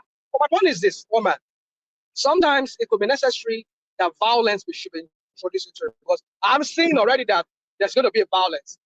There's going to be violence. Sorry, I mean, I don't want to sound to trigger the YouTube algorithm, but I'm seeing that the bill will come in, because already that we're seeing the Agbado people saying that they too are forming. I've been on some groups. If I can get that recordings of that group, I'll bring it to you. But the obedience space, the obedience space are threatening exactly that. They are threatening exactly that they are intent on making it violent. Well, I don't know. Well, woman, yeah, you say like we've seen, we've seen and many more that's coming since then. So yeah, all over I've there. seen many too. I've seen many too. Yeah. But you see, woman, you see, I'm this kind of a person. I'm this kind of a, how do I say? I'm this kind of a cynic. I'm a cynic. Especially when you're dealing with criminals like people like we have right now in governance, who are the M's of affair in that country. I know their strategies. I know what they do. I know what they're capable of doing. I know they can infiltrate whatever and pretend. I mean, we've seen some of them here on this platform. Initially, I voted for Obi, but next time I won't vote for him again. You've never become president. I mean, I'm like, come on. What even made you even vote for Tinubu? I mean, vote for Obi in the first place when you said you vote for Obi. Suddenly now you just say no, you don't want to vote for Obi. Come on, know all your tricks, know all this your gimmicks, know all this crap that you people do around. You mess around, you create this facade of I used to be obedient, and now we know that, woman. We know what Tinubu is capable of doing. We know what these propaganda machines, not even machines are capable of doing. So my point is this. I won't put it past them that they are the ones pretending to be those obedient who are raking and fomenting their mouth like saying that yes, we're going to do this, we're going to do that. So as to create a narrative like we have been, like people have brought to you here, and they've been running around with it, saying that yes, they want to bring Nigeria down. They lost an election. They were still blooded from the last election. Blah, blah, blah, blah. No, forget it. There's hardship in that country. Nigerians are going through tough time. Somebody a while ago was telling us that, because I'm in diaspora, I should not support them back home. Do you know, I'm not saying, I'm speaking for my own self now. By speaking for my own self, I'm not saying nobody's not doing anything to his own people. However, everybody does to his own people, that's you. I'm speaking for myself. I know how much that goes out of my pocket every month. And I know so many of you here does the same. A lot of us in this diaspora. Ordinarily, these people are okay on their own. They have good jobs. They have lights. Their kids are able to go to schools, even public schools. Why would I have to pay them money? Why would I have to send money to them? I'll just take care of my own business here. And I'll be able to save my money and even live my own life. Or maybe not even do 2 jobs. Or maybe do only 1 job and be okay with my life. But I have to take multiple jobs. I have to do extra things so as to be able to have money on the side to send to them back home. And you want me not to ask them to go and protest, to go and fight for their rights? Come on. Well, I'm not in support of violence. But like I said, if violence has to be brought into it, I'm not against that. Especially if it's coming from these Agbado people whom I know they want to do that, because we saw that in the last Rashnaman, what would be the end goal of this? What objective? What would be the Here we go with that question, because I know that question, you were asking that question many times, you were throwing it around. Woman, you see, the point is this. I just said it. I don't know what else you want me to say. I mean, I know you want to try. I know whoever gives you that question. No, nobody gives me questions. You've known me long enough. Okay, what would be considered as an achievement for the protest? What's the end goal? Okay, my point is this, woman. I've said it, and I would stay on what I said. Nigerians are suffering. We need good governance. I've said it on this platform. If Tinubu does work for the people, he work really, really, really for the people. Not all this this facade of working for the people, or this pretension, or this how do I call it, propaganda they do every time. It really works for the people. Whatever I see that I do, rational mind. If they have that protest to register their disquiet, but nothing changes, then it will be a futile exercise. No, hold on. It will be a futile exercise. Okay, so, but if they have that protest and it affects a significant change, then it would have been a worthy exercise. So, for it to be a worthy exercise, what does that protest have to achieve? Woman, I don't know what else you want me to say. I've said it that Nigerians are in a dire situation. They're in a dire strait. In the sense that Nigerians are going through the toughest time in the history of that country. Nigerians have never gone on the scale that I've never seen in that country.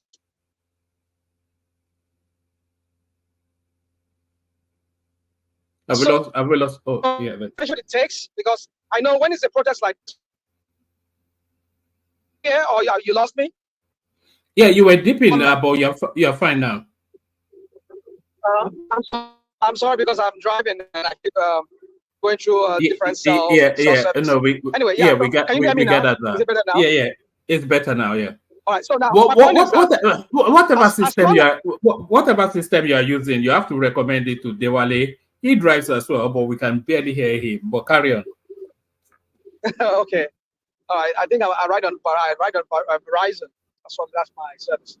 Anyway, yeah. So my point is this, woman, is that however it takes, whatever it takes, because I know pulling down Tinubu's government is almost impossible at this point. I don't think that's doable, because I know he controls the means to violence, and if it comes to the point that they storm National Assembly, I know the bee will flow around, and I don't want that happening. But if that's what it's going to take, so be it then. Because like I said, sometimes you just have to snatch it like this. Yoruba, look at you.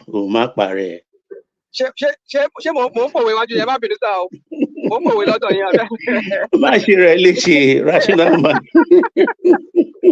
Okay. Yoruba, you go some English English every time. So you got no, she temperature to the pack. Test temperature. Okay, all right. So anyway, my point is this, woman. For me, it's good governance. It's all about good governance. We want our people to live. Like he said it, let the poor breathe. We have that responsibility. That's what we're talking about. This guy is just, So you don't anticipate the protest achieving anything? It all depends on just anarchy for anarchy's sake. No, woman, that's the thing. That's what you're doing. You're trying to make it look like, oh, there's no point protesting. Just suck it up and just allow Tinubu trample on you guys. Yeah, but you said it's not going. You said it's not going to achieve anything now. I never said that. I invited you to tell me what you thought it would achieve. I'm trying to tell you that. Okay. The governance. I want the governance I want Tinubu to work for the people. If he can work for the people, I'm ready to forgive whatever sin that I think he has committed. That is my own opinion. So let him work for the people. Work for the people here is do what is right. What will lighten the load, the heavy burden of the people. The people are carrying a lot of heavy burden. I'm sorry if I'm yelling. I'm sorry because I have to yell because I'm going to another part whereby I might not get service anymore. Yeah. So my point is, I'm not asking for Tinubu to be toppled. No, that's not my point. I mean, at this point, I don't think anybody can do that at this point. And like I said, Tinubu has a real grasp on the grip.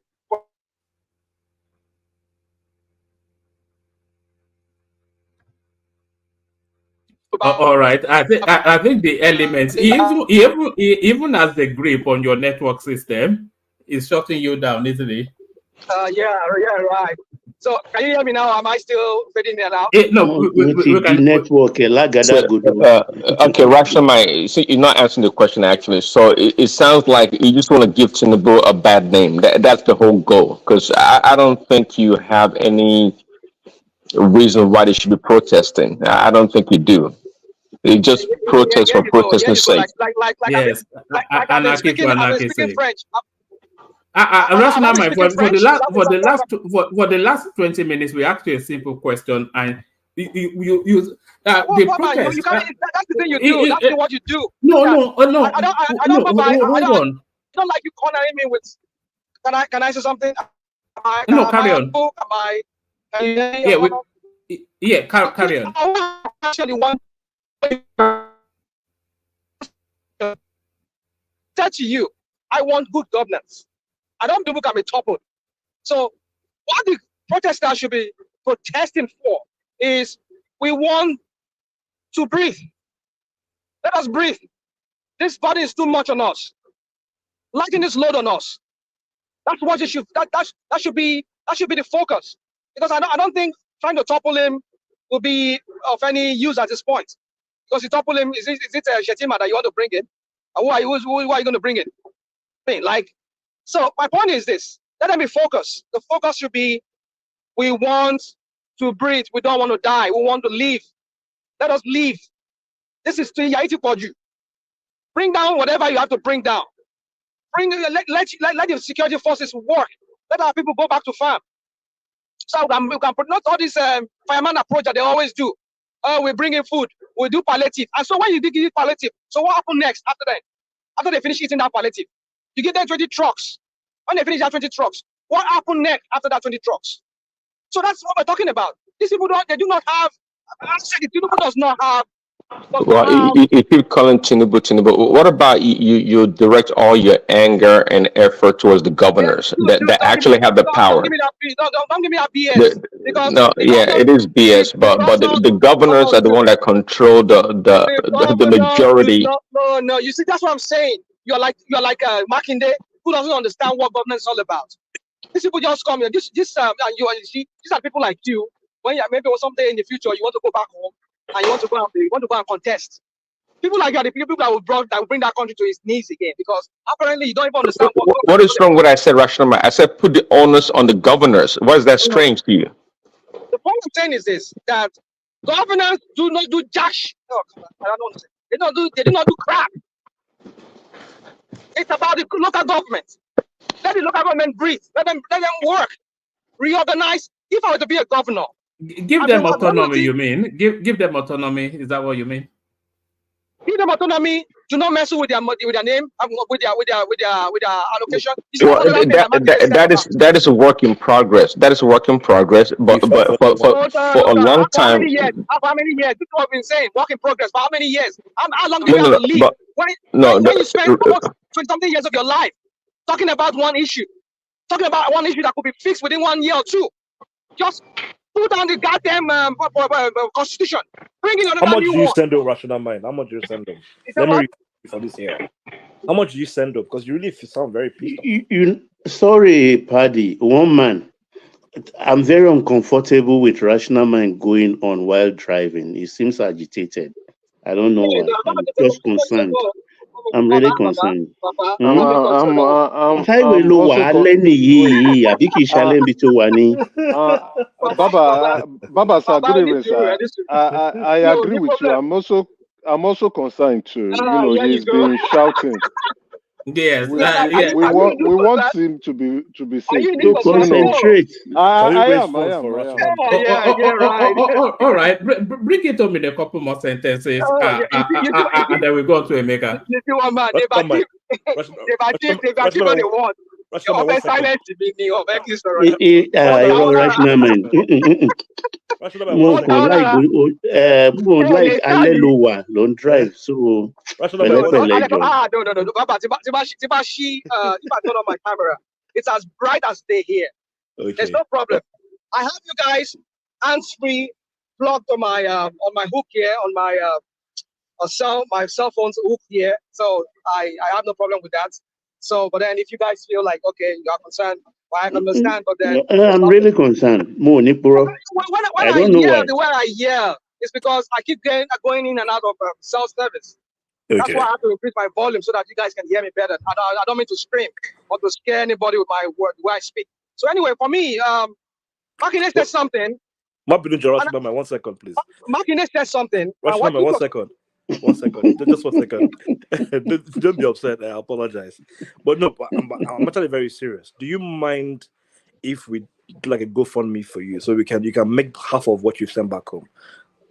And I'm not kidding. I'm actually willing to set some up. I've heard that way, Pada. I wait for you. I've heard that way, Pada. How much is money? As the song says, how much is money? My goodness. Can you even hear this guy talking? Paddy, ó tún agitate. Ó ní inú bíbí mi ò rán ẹ níṣẹ́. Ẹ̀dọ̀ funfun mi ò bẹ́ lọ́wọ́ ẹ̀. Fi rational mind sílẹ̀. Jẹ́ kó máa drive lálàáfíà o. All right, but rational mind, bring it home though, so that we can go on to Emeka.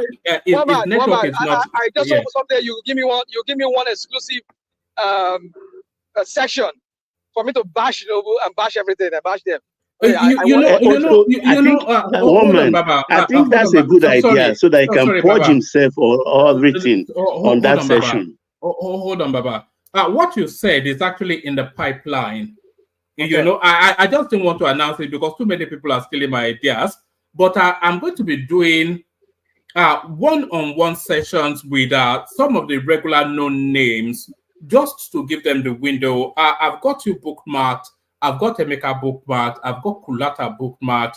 And then I'm trying to bookmark, gas them up as well. It may well be either live streamed or canned and then presented. But yes, that's certainly the words. Okay, bring it on. Yeah. So you see, we cannot go on like this. The protest show has to hold. Everybody has the right to protest, but I'm not saying that they should protest to take down Tinubu. But my only way I would ask Tinubu to resign is if anybody dies, if any of his security agency kills it, pulls down any of the protesters, then I will ask him to, Mr. Man, please resign. You cannot be our president and bring down one of your own citizens. It's not done. So that's the way Buhari resigned, the honorable way that Buhari. I know it's not going to happen. So, but in conclusion, one man, for me, I don't see this whole thing. I agree with Makinde. How can you say you want to do autonomy and then you want to continue giving them federal allocation for what? What does that even mean? In the true sense of a local government, you have to generate their own fund. They don't have to depend on the federal government. You see, there's a lot of things we need to address with that constitution. Which this idiot in the one in Lagos State using taxpayers' money. You see what we're talking about. These people don't even understand what governance is all about. They think that they are just for their Christmas. They are governors. They can use taxpayers' money. What planet are these guys from? What planet are these guys from? And then they're talking about tenement rate for Lagos State. Lagos State will be collecting tenement rate that the constitution says that the local government should be collecting. Would they follow the Supreme Court judgment like this? Because tenement rate should be collected by the federal government, by the local government. But now Lagos State wants to continue collecting this money. Come on. I'll leave it at that. Let me just leave it. All right, Brother Emeka, you're up next. You dropped. I was just going to say, as I was about to come to Emeka, I dropped. Yes, I know. My the floor is network yours. is not so strong anyway. Let me see how far it can take me. Yeah, it's wow. How can I follow up with rational mind? You know, that was an emotional outburst. Anyway, let's go. Let me speak on this. Pick it up for where rational mind stop on this local government autonomy and Seyi Makinde's statement. You see, Seyi Makinde is a hypocrite, in my opinion. You don't want the federal government to control you because you say you are a state, right? And then you want to control the local government. So what are you trying to do? The local government, the highest court in the land, has actually interpreted that section of the constitution for the local government. They are autonomous on their own, regardless of how those local government chairmen came into power, whether through your own input or rigging or whatever. But they are now autonomous. I don't know why you are calling them and discussing with them. Probably he has gone to budget for local government funding, which he was saying that payment, salary, and the rest. That's nobody's business. Go and generate revenue for yourself. No, he uses the local government money to service the loans he took. You can imagine. And starve the local government or funding that should go to the people. Local government, the constitution actually has actually stated what the local government, their function. I made a because of my network, I wanted to bring up what the constitution has actually described that the local government should do. I will maybe, if I have the time tomorrow, or if I can't join tomorrow on Friday, I will try to discuss those functions that the local government is expected to do. Rational mind is right. The local government should also go and generate funds, which is true. Everybody go and look for money. Federal government, state government, and local government. Go and look for funds, go and generate funds. Now, with what's happening, local government can go into the domestic market and borrow. They can go to banks because they now have control over their revenue. They can go to banks, they can go to the international market. They can do that. But for Seyi Makinde to come up, and I was highly embarrassed for him. What are you up to? If you have gone to take loan using local government funds, that's up to you. That's a huge risk. That loan is already turning bad. The bank should come and start holding your neck. Go and look for funds. Go and raise funds. Go and raise funds. Raise revenue. Then what I'll be expecting Seyi Makinde to do now is to now push for full autonomy. Since the federal government has said local government should be left alone, they can now push for full autonomy in the sense that let's generate our own resources so that we can make more money for ourselves. Let these resources that's in our ground or anywhere in the state should not be controlled by the federal government anymore. We can only agree on a sharing ratio, and the federal government can take their own share. Why we generate what we have from the ground or from any corner of the country? But he has to go and look for money. I don't understand what he's trying to say, and I think other political leaders should call him to attention that press conference or that meeting he was having with local government chairman is completely wrong. The court has said it. I don't know. You know this. I'll be expecting a very stubborn local government chairman to take him to court, and he will surely win. Take him to court, but anyway, it might be backfired due to how we are. We are very vengeful people. We understand. So, but Makinde, whatever he has done, he has gambled. That gamble has failed. He should go and look for money to fund the state activities. You see, this is the problem we're always having. I think was it Baba that mentioned it that when Rational Mind was going on with his outburst that focus on the governor. The governors are the problem. The president has said it. The governors are actually the problem. The president has his focus and function. Emeka, Baba just said something now that struck me that Seyi Makinde's panic is that he is probably using the local government money to service loans that he has Not borrowed. probably. That's what's happening. That's why it's paid. Yeah, but it cannot be unique or peculiar to him. So that has to be then the narrative of So this is where the panic is. A lot of them. Agree, even though I don't know There if should be no Baba panic has there now. complete. I beg no vex. There should be no panic because the whatever money he borrowed is he used it for the state, and the local government also benefited from it. But I know the only problem is, why would you use local government money? Since the local government does not agree with you to use Yeah, their money. but he has to panic now because he will not be able to service that loan anymore. I don't think there's any panic. I think that's why I tend to want to agree with Baba, even though we do not have enough concrete evidence, right?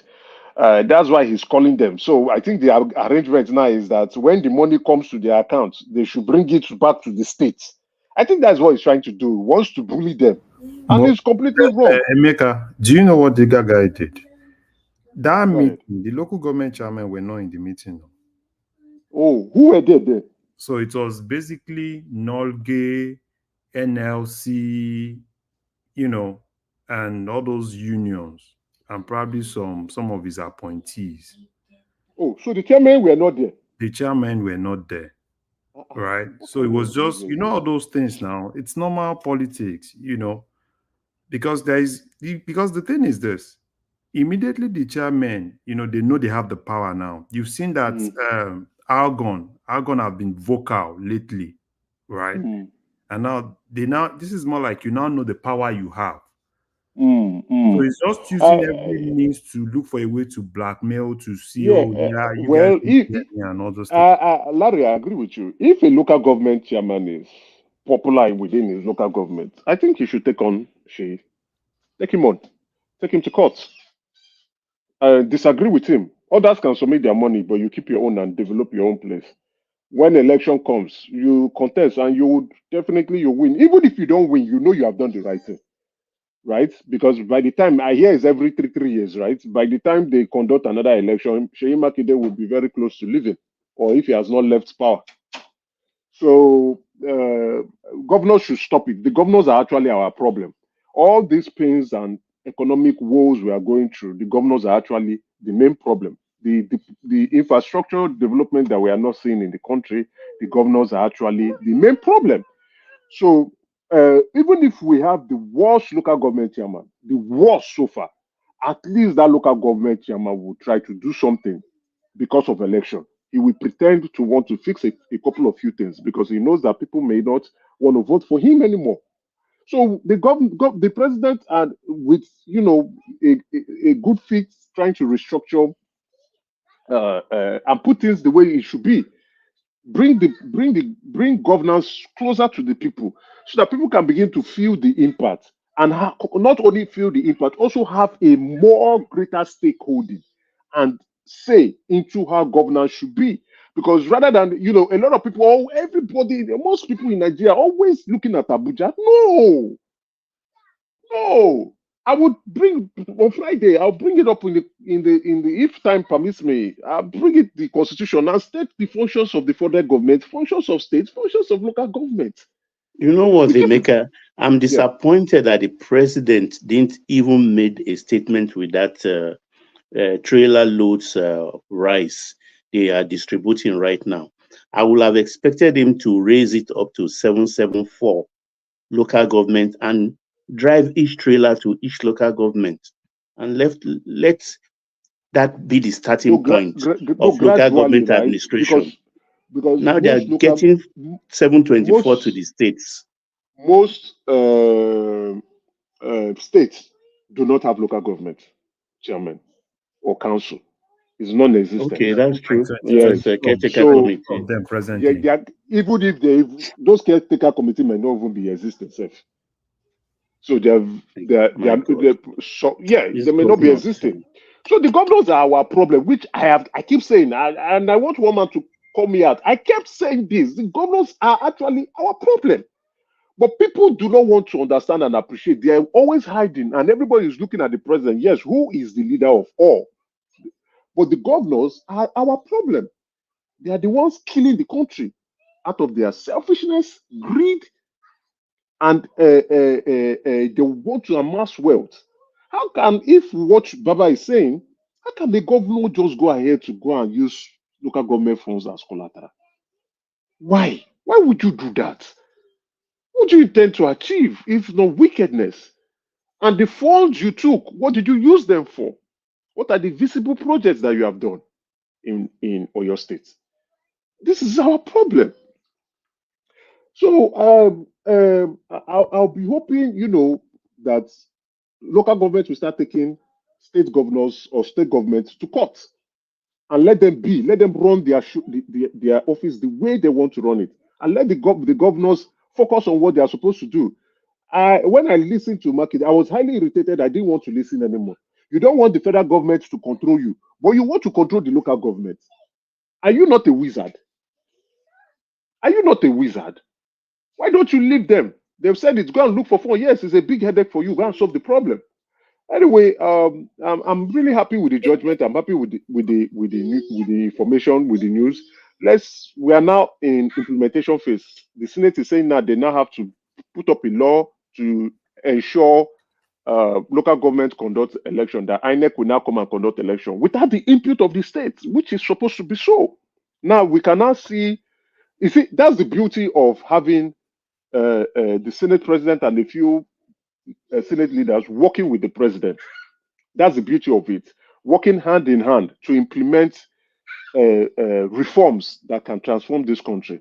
Now, many of us are just looking at this local government autonomy as like, let's see what will happen. But this change is a very good change for our democracy that would, the impact of it will be felt till, for future generations.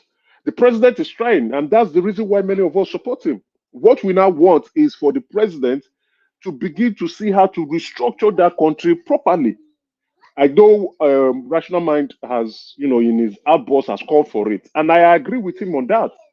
But all I want to say with Rational Mind, I'm hoping with the session you want to give to him, let him pour out all his anger, then, pour everything out, and then let it all leave him, and he will now watch the president. That will be a purgative, a kind of purgative. Yeah, I see the president converting Rational Mind because it's just 1 year. Let's cut this man a bit of slack. I'm actually minded to start. And by the way, we're having a guest on Friday.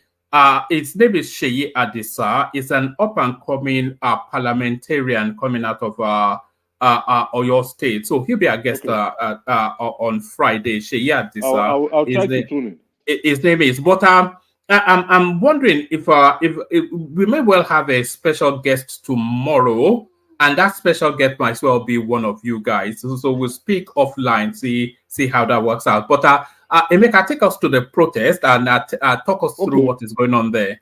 Yeah, that protest, right? I've been listening on social media. I'm quite worried about what the outcome of that protest is going to look like. It's not because I don't want people to express their grievances, of course. But again, if you want, Kenya just did theirs, and look at the outcome of it. Look at our history. Each time we protest, we don't protest peacefully. People die.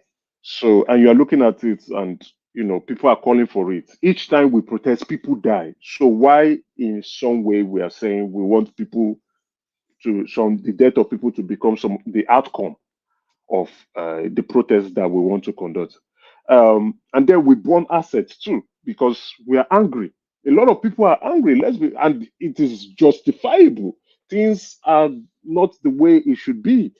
Prices of goods and services are going so high that people cannot afford. A lot of people in Nigeria cannot afford to feed very well.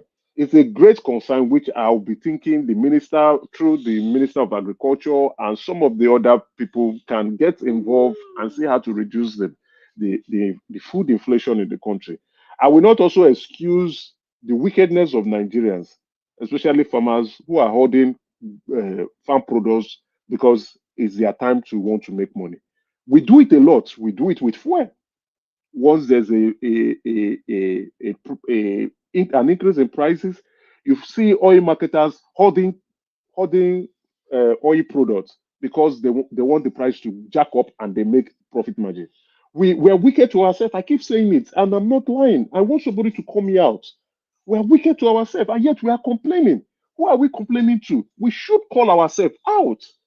We are complaining on certain things that we can do if we have the conscience, the humanity, and empathy for ourselves, amongst ourselves.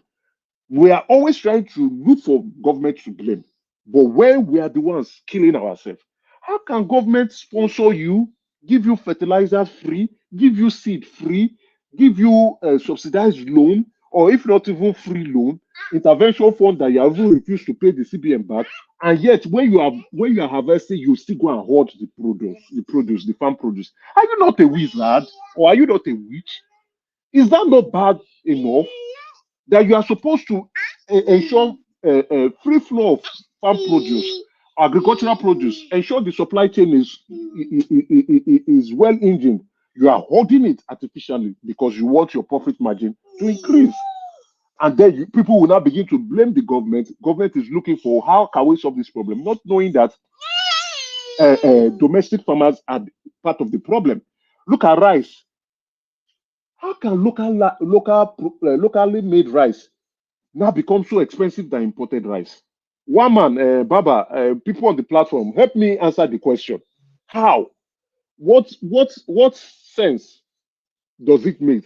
Some of them will blame transport costs. Some will blame bad road. Even if you factor all those things into your costing for your agricultural products, how can rice now be more than imported? A locally made rice be more than that is already subsidized by the government? That rice, manufactured rice, is already subsidized by government. How can it now be more than imported rice coming into the country? Talk about eggs. That chicken is the same chicken that is laying the egg. The chicken did not reduce or increase or broke leg. Emeka, don't undermine the expertise of mass production that other economies enjoy. It's very simple because you grow something locally doesn't mean it's going to be more cheaper than imported ones. No, you get my point. You are not following my angle. I'm not denying what you are saying. This produce, agricultural produce, has also been subsidized by government. It has at all levels. At all levels, government has subsidized it. So, and when they do that, is the purpose not to set the price in the market? Is that not the purpose? Is to make it more available and cheap. But these guys are jacking up the prices. But how come the government does not set the price? Guess what? Guess what? Why are they jacking up the prices when they are not purchasing raw materials from outside the country? The fertilizers are actually free, very free fertilizers. The fertilizers are free. The seeds we are giving to them free. Even though it's damaging to the economy, I support the importation of most of these at this point, what can we do to flood the market with food? And now when the government has said, okay, let's go and get importation going, they are now shouting, oh, the government wants to, but you are holding the food. You are holding it. Why are you holding it? Because you want to increase profit margin. Let's be honest with ourselves. We do it to ourselves. Mika, let's digress a little bit to show you the wickedness of Nigeria. I hope Larry is here in Lampadi, this thing, Rational Mind. Look, all of a sudden, Dangote has been crying for crude oil from the IOCs and NNPCL, and there has been back and front. And today, voila, guess who turned up to promise us they too will start producing petrol? The GMD of NNPC. He said there's no more line anymore. It's no more line. Exactly. I mean, working on wickedness is that. So in truth, what that man has been saying, Dangote, is saying the truth. There's a conspiracy against him. I agree with Larry the other day. I'm happy now that you now see what's actually going on in that section. Yeah. I mean, what kind of thing is that? I don't know if there's this guy in Abuja called Ordinary President. Right? Okay, that guy that hosts the show. Yeah, I was listening to something today, and it was basically, I think Dangote invited all of them to that refinery, and that guy was basically saying what is really happening. Do you know that? Let me bust your bubble, Baba. Did you listen to Fayoshe? Yeah, I did. You know when He said, Fayoshe said he said people were planning to go and bomb it. Bomb. And you should know that someone like Fayoshe will have No, it doesn't talk anyhow. Will have access to one or two information. Right? And that's why, as far as I'm concerned, that protest, number one, Lagos State should guide Dangote refinery and guide every infrastructure in Lagos. Yeah, I agree with you. Fayoshe said it. These guys who are funding this thing, Ford Foundation, those people have a destructive mindset and objective to keep Africa underdeveloped. It could be part of their logistics. No, Emeka, I think they are very careful with Nigeria. You know why? Nigeria is over 200 million. And if the trouble starts and it's a spill onto the left into West Africa, I mean, that would be a disaster. The human disaster cannot be quantified. What will happen? There will be lots of so the world economy cannot stand that at the moment. So they are very, very careful. They make their calculations too. But this petrol thing, I was surprised because Dangote, I said, I and Larry flogged that issue. What about when dollar was going up? You saw people hoarding dollars. We do this thing to ourselves. We are wicked to ourselves. Now you will come and tell me not only Port Harcourt working from next month, the same month Dangote promised us Warri will follow in August or September, and even Kaduna refinery. And you are almost going to when you surprised by Quran or I'm Allah. not lying this time. Can you imagine? No, we're just surprised, and we need to begin to call ourselves out on this matter, right? You see, we should direct our anger to the proper place.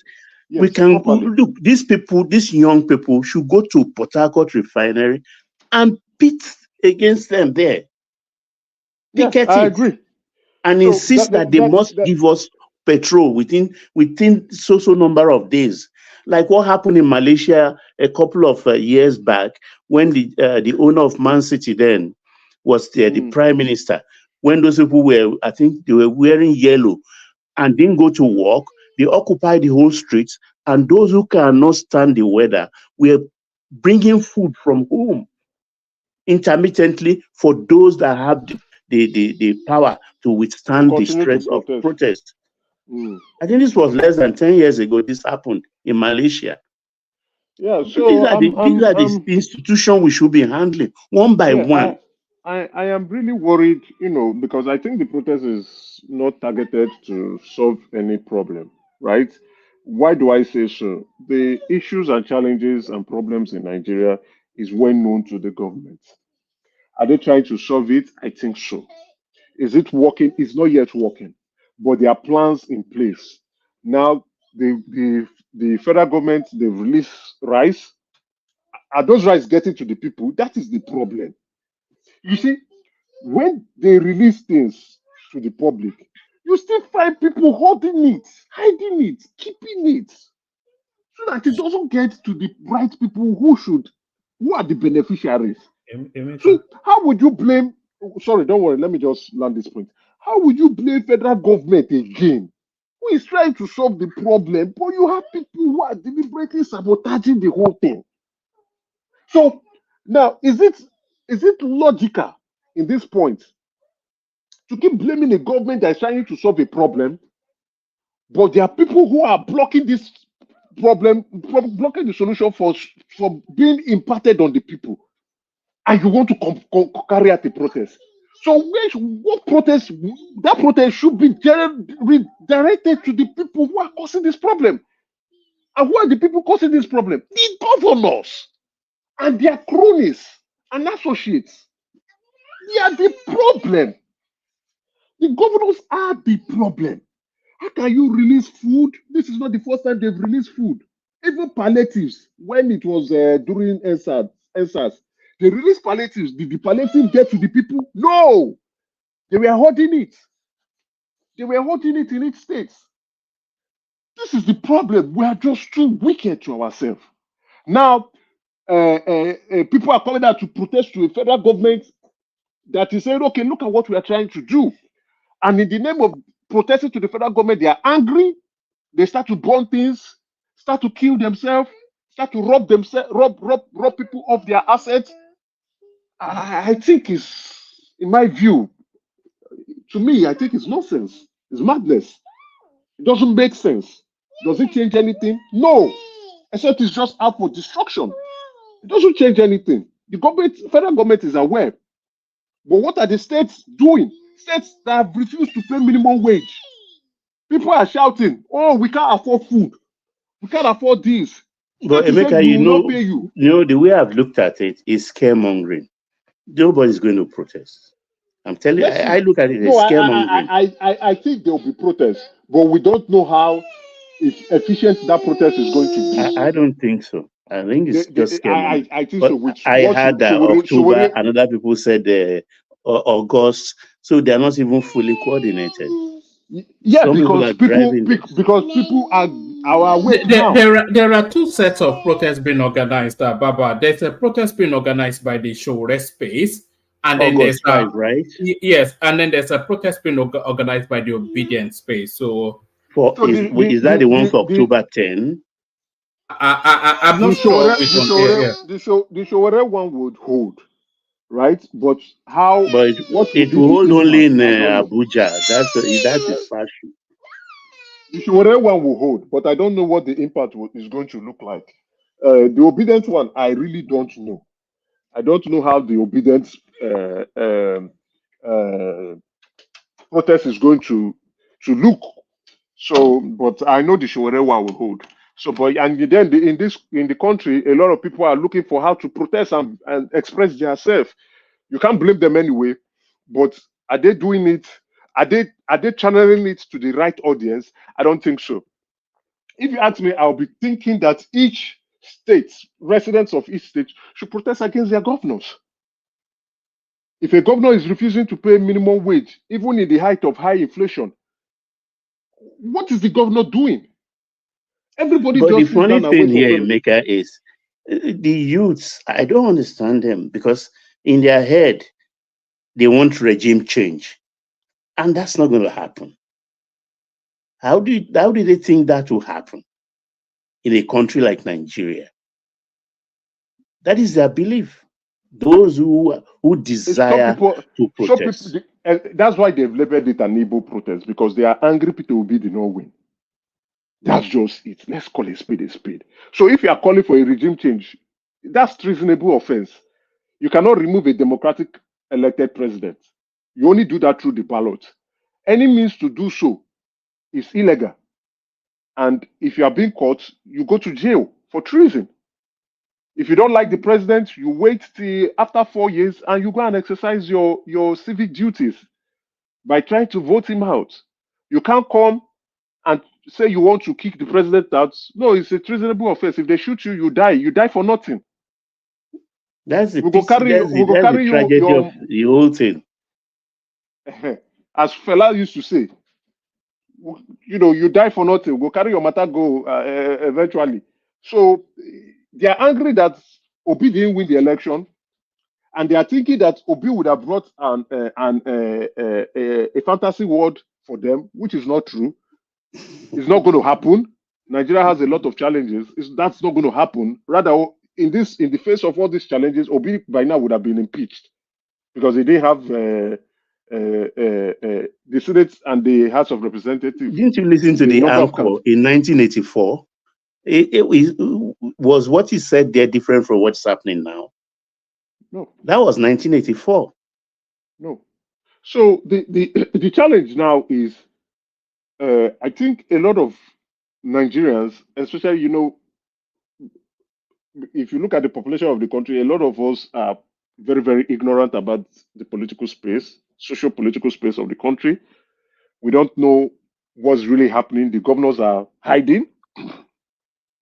The governors are killing us softly, taking funds. They are not doing anything.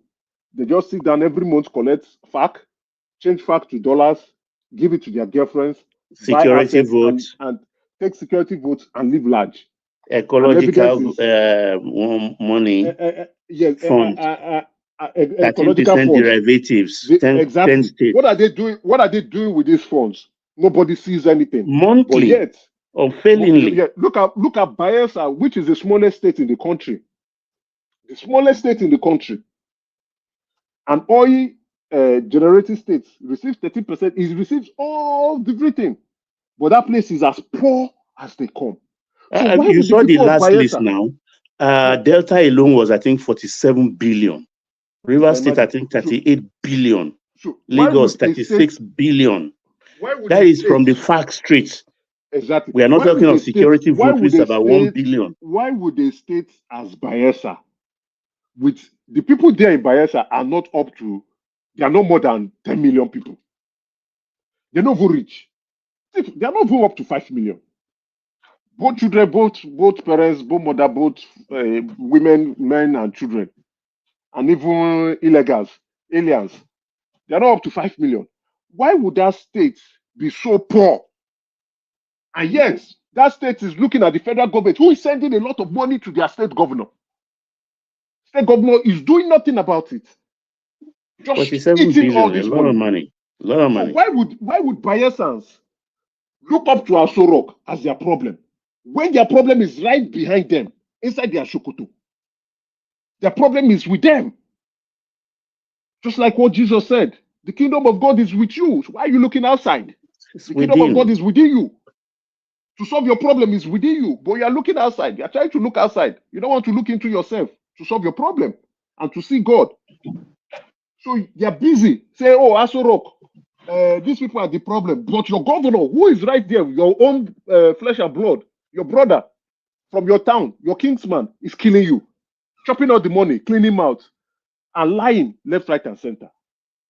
So I don't know how the president intends to do this, but I know for political reasons he doesn't want to expose them. The governors are actually our problem. They don't want to allow local government to progress, to be autonomous. They themselves don't want to provide democracy and good governance to the people. They will share funds. The fund will not get to the people. They will share agricultural products will not get to the people. They will share subsidies will not get to the people. Now we know the problem. So now I'm speaking to my brother Ekene. Ekene, is it justifiable now? Because I know you criticize your governor, which you do rightly, and it's fair. Is it justifiable now to now go and be fighting a federal government that's trying to solve a problem that the state governors do not allow that problem to be solved? I don't think it's justifiable. I don't think so. Because these state governors will tell you we are autonomous. The federal government should not control us. But they will want to control the local government.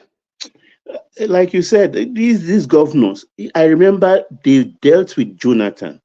Our foreign sovereign funds, excess crude oil, they finished it. Former Rivers State governor now. What is him now? What is his name? Amechi. That took Paris loan refund or something. That took federal government to court and say, why are we keeping excess crude accounts? All right, Emeka, let me take you to one more topic, and then from there we go on to enigmatic. Hopefully, it's still there. So I'll give you an option of all right. There's the one on the screen.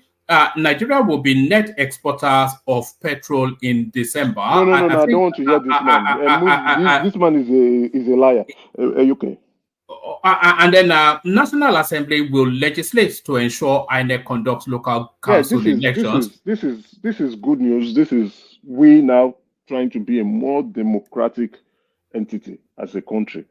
So if INEC can organize elections for local government, I think we are getting better. Our democracy is still young. We are still in the forming stage. We still have teething problems. We are still experiencing some challenges, but with time, and this is one of the evidence that with time we will get better. You know, we are flying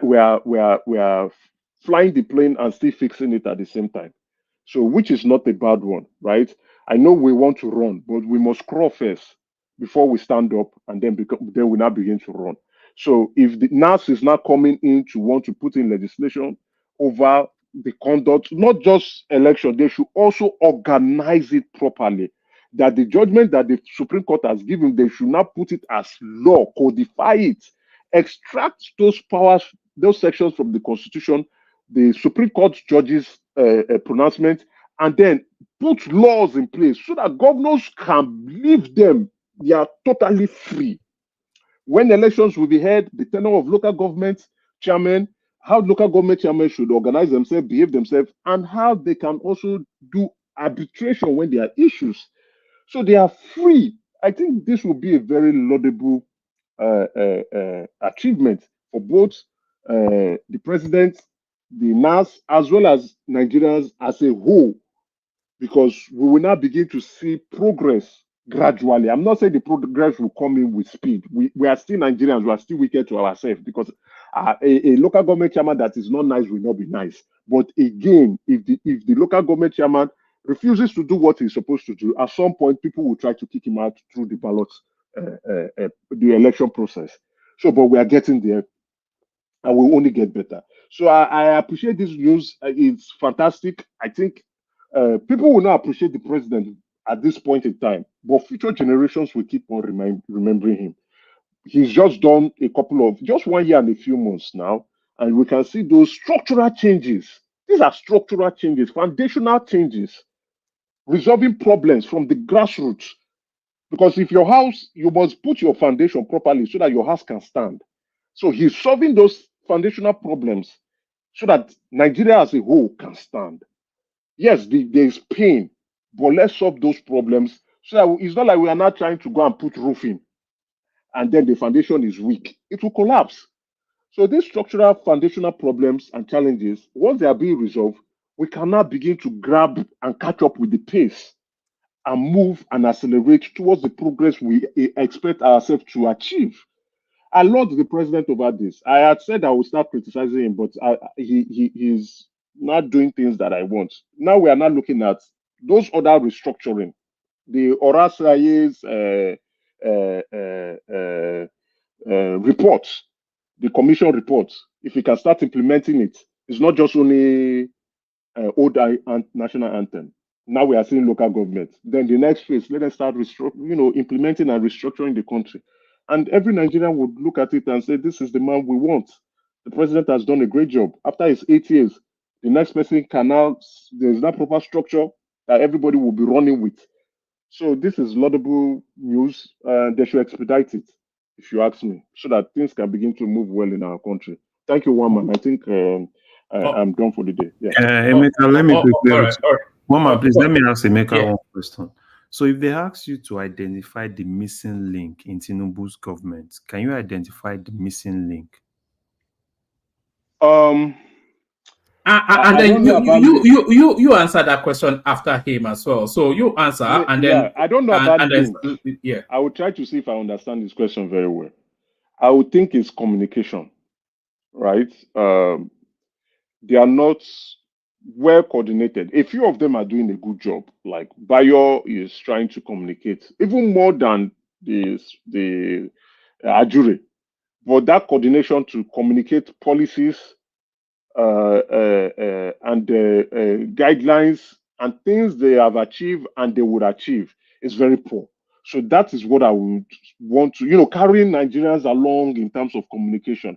It's important. I know you can't carry everybody along, but you are communicating effectively, timely, and you are telling us what you have done and what you intend to do, so that Nigerians can remain, hopeful for things and anticipate things that would come. That's where I would say they are weak in. Even the last administration was very, very weak with communication. But then again, if we want to talk about what is the main problem, what is the main governance issue in Nigeria, which I keep saying, I have sat down, I have analyzed it, I have looked at it, all the 36 states. And guess what? There's only one governor, and technically he's not even a governor. It's Wike that's working. And even when he's working, you still find the senator Ireti Kingibe bothering his life. So there's only technically one governor that is working, that is putting up proper structures, ensuring that Abuja becomes a proper state. He has appointed the local government council chairman.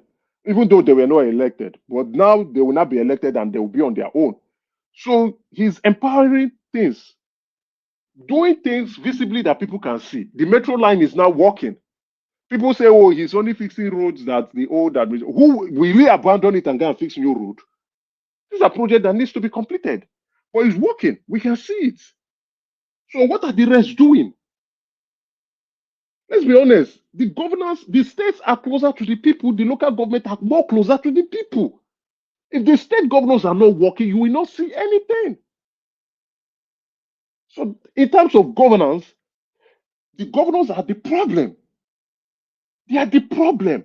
The federal government should only be concerned about national issues like the security that we are having those challenges. Yes, we can blame the federal government for that. Inflation issues, yes, we can blame the federal government for that. Economic policy, yes, we can blame the federal government for that. Exactly, the fiscal side and the policy side. We can blame the federal matrix is government for not that. aligning at all. Exactly. But then the governance, infrastructural issues, education, healthcare, transport, it's the state governors that should be doing all this. It's the state governors that should be doing this. So if these infrastructures are not coming to the people can't see the infrastructure, the roads are bad, education is not working, like P2P that refused to build one school. What do you want to say? He didn't build any school. He's coming out to tell us he wants to create an Erado. One man, good night. All right, thank you, Emeka. So answer that question yourself, Larry. Just a short little answer, and then we go on to enigmatic, who I suspect may not be there fully anymore. But what do you think is the missing link in this government? The missing link that I see in this government is the humanitarian ministry. That's just the missing link. That ministry not being effective, it's why you are seeing agitations here and there. The federal government is trying to cover the gap, but they don't have someone that can lead the initiative to cover that gap. That's why you still see federal government releasing things to states. If they don't release to state governors, they release to National Assembly members, and you don't even see those effect of those things trickling down to the locals. And, you know, I'm not saying, you know, better I do, you know, it's just so unfortunate, but it's a major problem for the Tinubu's government. Because if they have someone that is young and vibrant that could actually lead that initiative, then people can start seeing federal government assisted humanitarian things. If you release 1 million trailers of rice to state governors, it will not get to people. We all know it. And even the federal government themselves, they know it. Larry, I think I agree with what you're saying. You know, they cannot pinpoint and say, we have been doing this and that. They need to fill up that ministry if they are not considering having that lady back again, so that work can go on. They need to, and then put controls, because it appears that's the ministry that you can steal money anyhow too. Yeah. Go ahead, sorry. Yeah, so that's what I just see. They are trying, they are doing all sorts of things, but this is more like you're pouring water in a basket, and the more you pour that water, there is nothing to retain that water. And I think probably they should start looking at that, right? They said they did cash transfer. People will collect money, they won't even come out that they collected money, and it will still boils down to what exactly have you really done. Take, for instance, if we know that in every local government, I'm not even saying federal government has a unit in every local government, right?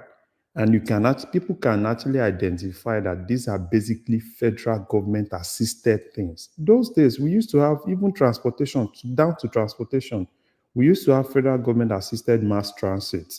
At that point, people will be able to identify what comes from federal government different from what comes from the states.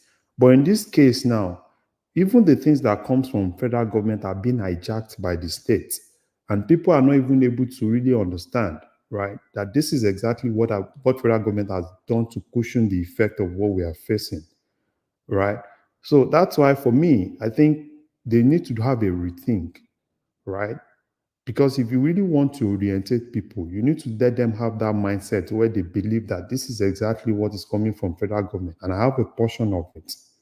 And probably the state governments can now do their own to support, rather than you giving everything to the state governors and those guys hijack it, and people don't even know if federal government is even doing anything. And every time they keep shouting, "Oh, Tinubu is not doing anything. He's doing this." Well, he's doing a whole lot of things, but those things are not really trickling down to those people that. Larry, I mooted an idea. It's not new, actually, some time ago on the platform. I think it's a carryover from Shagari's time. Suppose the federal government appointed a federal liaison officer in each state to oversee federal government palliative being distributed. How about that? Because Shagari used to have such before in every state, so that you can coordinate with the governor, break down their neck, or move into the local government area independently. So I don't know, because these things have to reach our people one way or the other.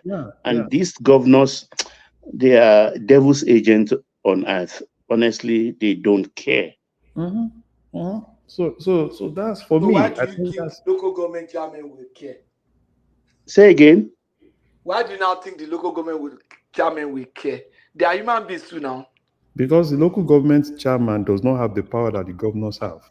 You know why, Patoski? Which power The does he local have? government in my area, for instance, I know his house.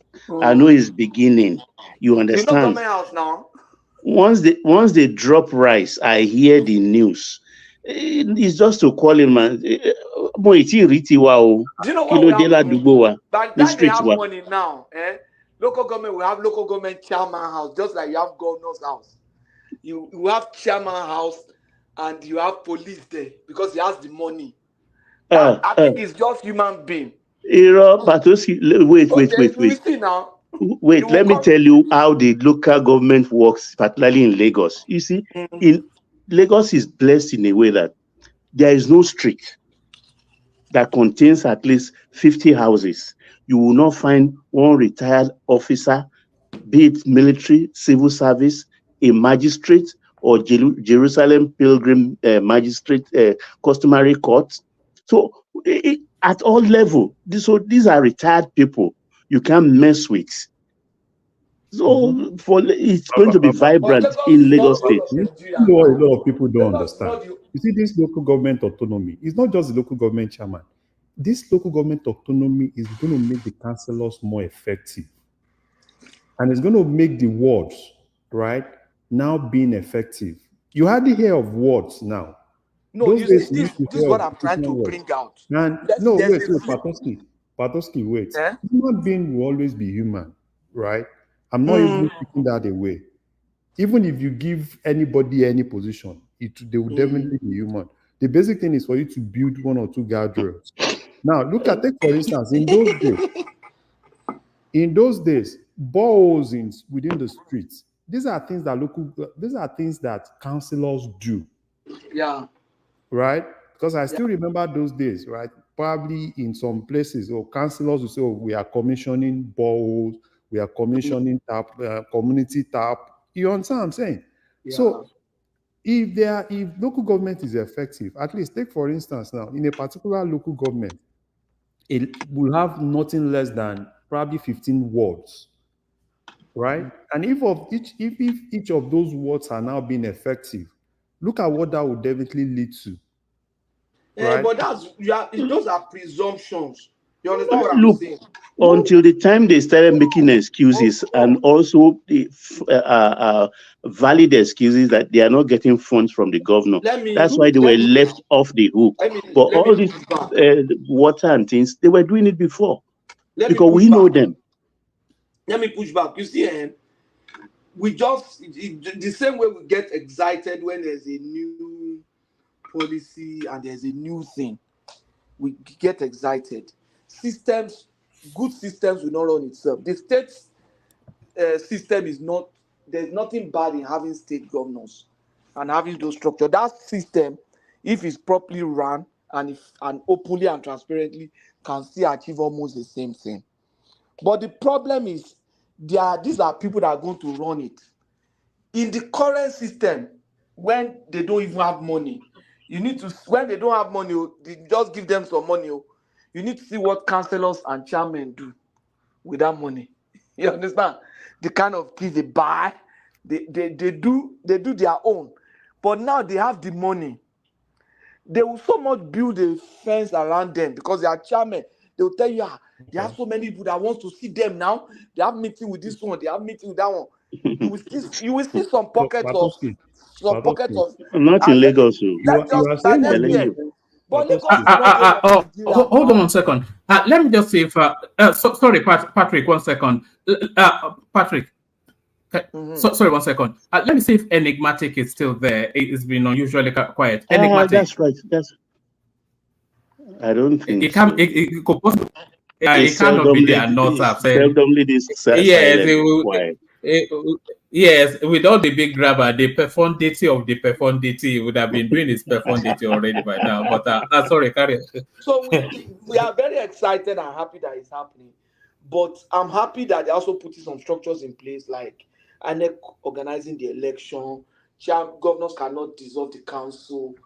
But I tell you, if we don't have an effective judicial system, we don't have law and order, the supremacy of law over human in that system, those local government chairmen will do anything. And because they have money, they will go away with it. So many things. Even people that are not local government chairmen, when they have money, they go away with anything. So you will see that each local government will now have chairman house, like you have government house, you have deputy chairman house, then they will build councillors' quarters for their councillors. Then they will start buy car. I know it in Abeokuta, they will buy car for councillors, chairman get cars, special like that. They collect city allowance. That's your experience, actually, Patuski. But in Lagos, it is different. Because ordinarily, the neighborhood watch,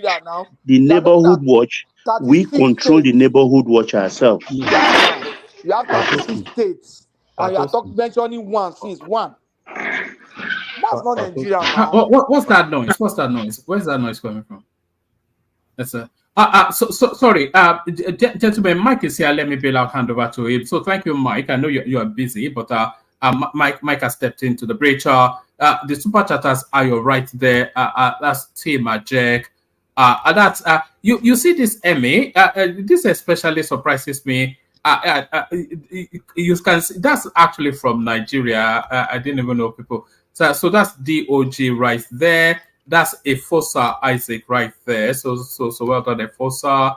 That's Emmy still. He's discovered the super chat now. He's going to be crazy with it. That's Efosa Isaac still. That's Tim Jack saying one thing or the other. Efosa Isaac carries on still. That's Kulata right there, who passed by with a shot up to rational mind. Tim Jack carries on his conversation with Kulata. It's a Ndume is a leech. So Ndume is a leech. So I'll hand over to Mike. I think Mike might be driving or whatever. So go easy with him. So Mike, Enigmatic has still not spoken. We're not sure if it's fully there. Ababa takes the floor if Enigmatic is not there. Patoski after him. Simba is there as well. And Betty joins as well. So let me bail out then as your crew starts to assemble. So thank you, everyone. I'll see you tomorrow. Have a restful night, woman. Yeah, Mike, do I continue? Yeah, go ahead, Baba. Yeah, BT. Kú sórí dàpọ̀ ní weekend tó ń ta bọ́tìn bàbá OBJ, gbogbo wọn, very vain guy. It's so funny in the party, Oshoba's party, he was adjusting Oshoba's jumper, buba inside the barrier. And for photographs, she mo dúró dáadáa, Ṣagbádá mi dúró dáadáa. I was just looking at him with his beard. Ọlọ́run ló blue whistle. Yes, like we're talking about the local government, those ones in Lagos State has always been vibrant. because we don't leave them to roam free just like that. Because every street we have the landlord association, and very, very strong, because nobody is of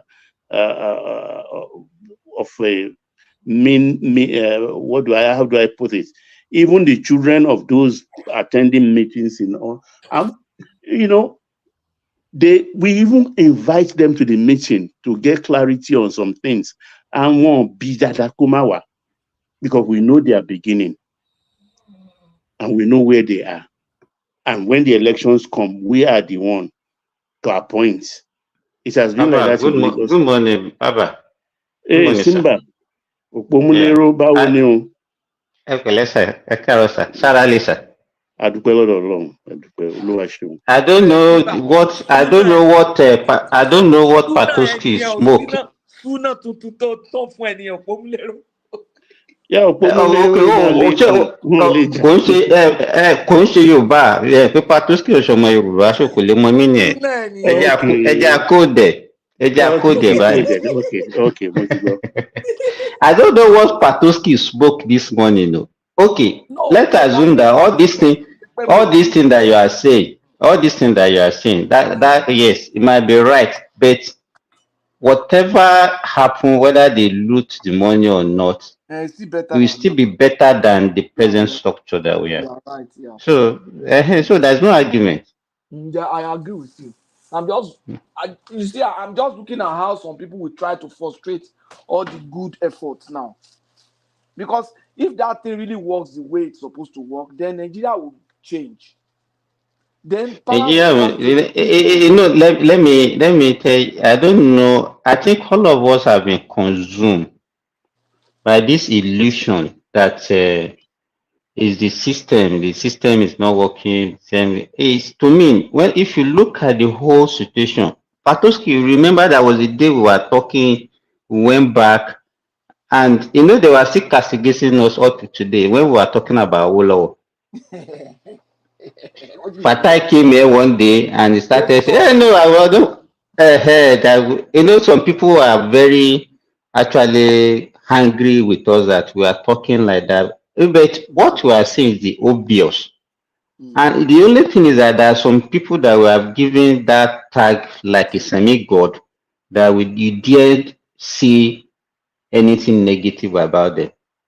Do you understand what I'm saying? And if you go deep into their history, if you go deep into what they have perpetrated during their lifetime, they were not what the people tagged them, but they are just being lucky. Believe me, they are just being lucky that their atrocity somehow is not exposed to. Yes, and then people, yes, and one of them is still surviving up to today in the name of Obasanjo. Yeah. Because God deliberately spared the life of that man to punish Nigeria. Believe me. Baba, you can continue what your thoughts. Oh, the local government thing, I'm so excited about it. Let the money get to their hand. That is all we're waiting for. So we'll know. As for the protests that they are talking about, I think it's just scaremongering, in my considered opinion, because when you want to do something, I don't think you come out and say, it's supposed to be spontaneous. They are supposed to do it. Don't talk about it. Exactly. It's supposed to be just spontaneous, so it can get root, have tracked. You understand? But now they are putting a lot of accusation are being levied against them, put in their way, as if a form of barrier. Like Fayoshe came two days ago and said, "Look, there's even a plan to bomb Dangote's refinery. What do you want the government to do? Once they hear a wind blow about anything, they will carry a company of soldiers to line that place and block people off." The way I see the so-called planned protest, to me, I just see it as the extension of the election, of the aggrieved people that lost the election. That's just it. And if you see the people that are propagating it, we call names.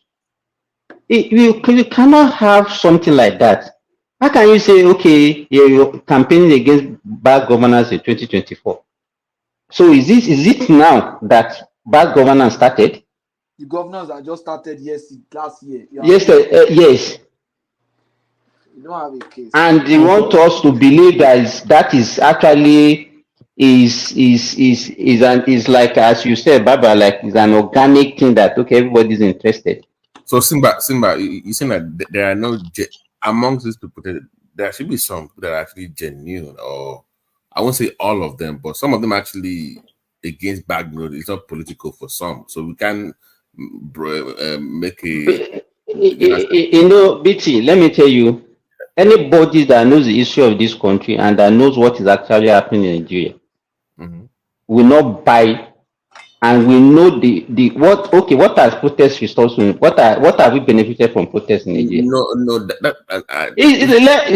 BT is not. I'm saying that anybody that believes that okay is going to okay. No, what I'm saying is you cannot say that everybody. You can't make you can't use a big brush to paint everybody that saying that it's all political. Some of them actually have, I mean, a real reason that they want to come out and protest because of bad governance. Some of them actually are not political. They're actually sincere about the need to protest. So you can't say everybody coming out. E.g. example. I mean, if you have people that are anti-establishment, for instance, like the farmers, or or civil service, that they believe that they can, we had a failed government. They're not political necessarily. You can't say. Okay, very well, BT said. You've said it now, kind of grouping. But these are not groups. You understand? Or these are not institutions. They are just individuals. If farmers has an issue, they have an association. They can put up whatever they have against government, whatever demand they have. They can put it to government. We know that these are the farmers. If we have the NLC has been going on strike, on protest. We know those groups. You understand? So you can't. But some people will now say, okay, we are now organizing ourselves. Then we have a period between August 1 and August 10. This is what we want to do. And we know government will hold their hands and be waiting. No, you can't say all. You can't use the word all. Is what I'm saying. You can't say all. Everybody is all political. That's whoever is joining them that doesn't know the motive is just doing it out of ignorance. Nah, I disagree with that one. Oh, you see, the thing is, there are people who join protest out of ignorance now. They just join bandwagon. I was watching one guy. You know, sorry to bring this in. They said this Palestinian protest, pro-Palestinian protest. So there was one old woman that was saying from the river to the sea. So one guy said, "Which river?" He said, He said, "Any river." He said, "Which sea?" No, you are even going too far, Patuski. The woman just heard the slogan and he just joined. During Mohbad protest, one man showed a clip. I think he showed that clip severally for some days, where they asked one or two of the protesters, and they said, "Why are you protesting?" He said, "They say one guy." No, even know. He didn't even know. He just entered street. So these are no understanding of what is going on. So are these the kind of people you are calling out to protest? And what happened in Kenya, they allude to every time. Look at, so far so good. What have they succeeded in anything? Because when they say, oh, they sack the ministers, wouldn't he appoint another one? Is the office of the first and second lady? He cancelled it. Where will you be there when they are appropriating money or squeezing money to that office? You wouldn't know. Or the politician that came today and said he got some bribe money, wants to return. I could see the guy playing to the gallery, maybe angling for the next election, because everything is said. Real balderdash. Oh, we got belts, we got wristwatches, I will return my money. I could see that he's just playing to the gallery. It's politics. It's not saying anything that makes sense. Do I know how much you collect in bribe? Do I know how many wristwatches you collected? So let's come back home here, and people are talking, oh, look at what is happening. Kenya is different. The demography is different. Like I said earlier on, the Nigerian case is not just about Nigeria.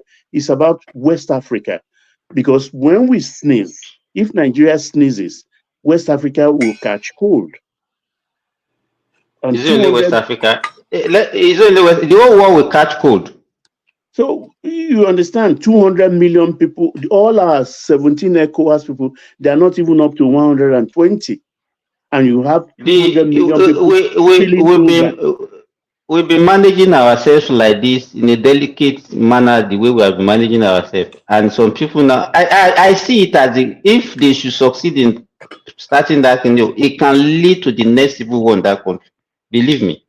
Yeah, like Additional is saying, my generation. Well, yes, I agree. My generation happens to be the greedy generation that drove us into this, because I think we are the second to last generation that enjoy what I would call a resemblance of good governance. At least we had everything working, you understand? Baba, are you in the same generation with the Awolowos? No, where I don't Joe, I beg you, I don't need that one. I said no, but I'm just saying that at least we enjoyed. People who went to the 6-year school enjoyed. We who went to the 8 years enjoyed.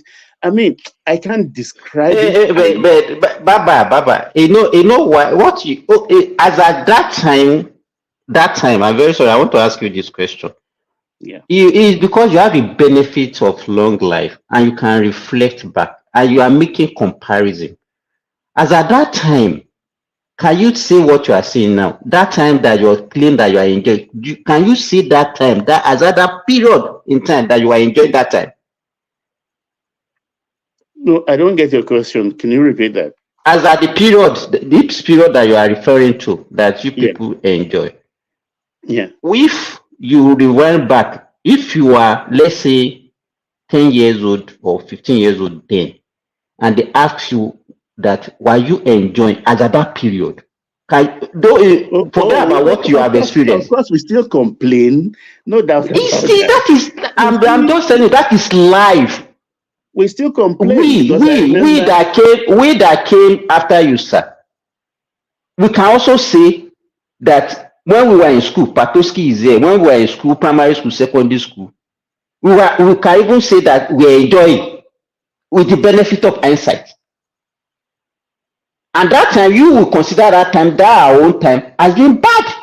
So people will also consider your own time as being bad. I was asking somebody, I said, okay, in 1980, the late 70s, early 80s, we are talking about buying a Peugeot for 3,000, 4,000 naira.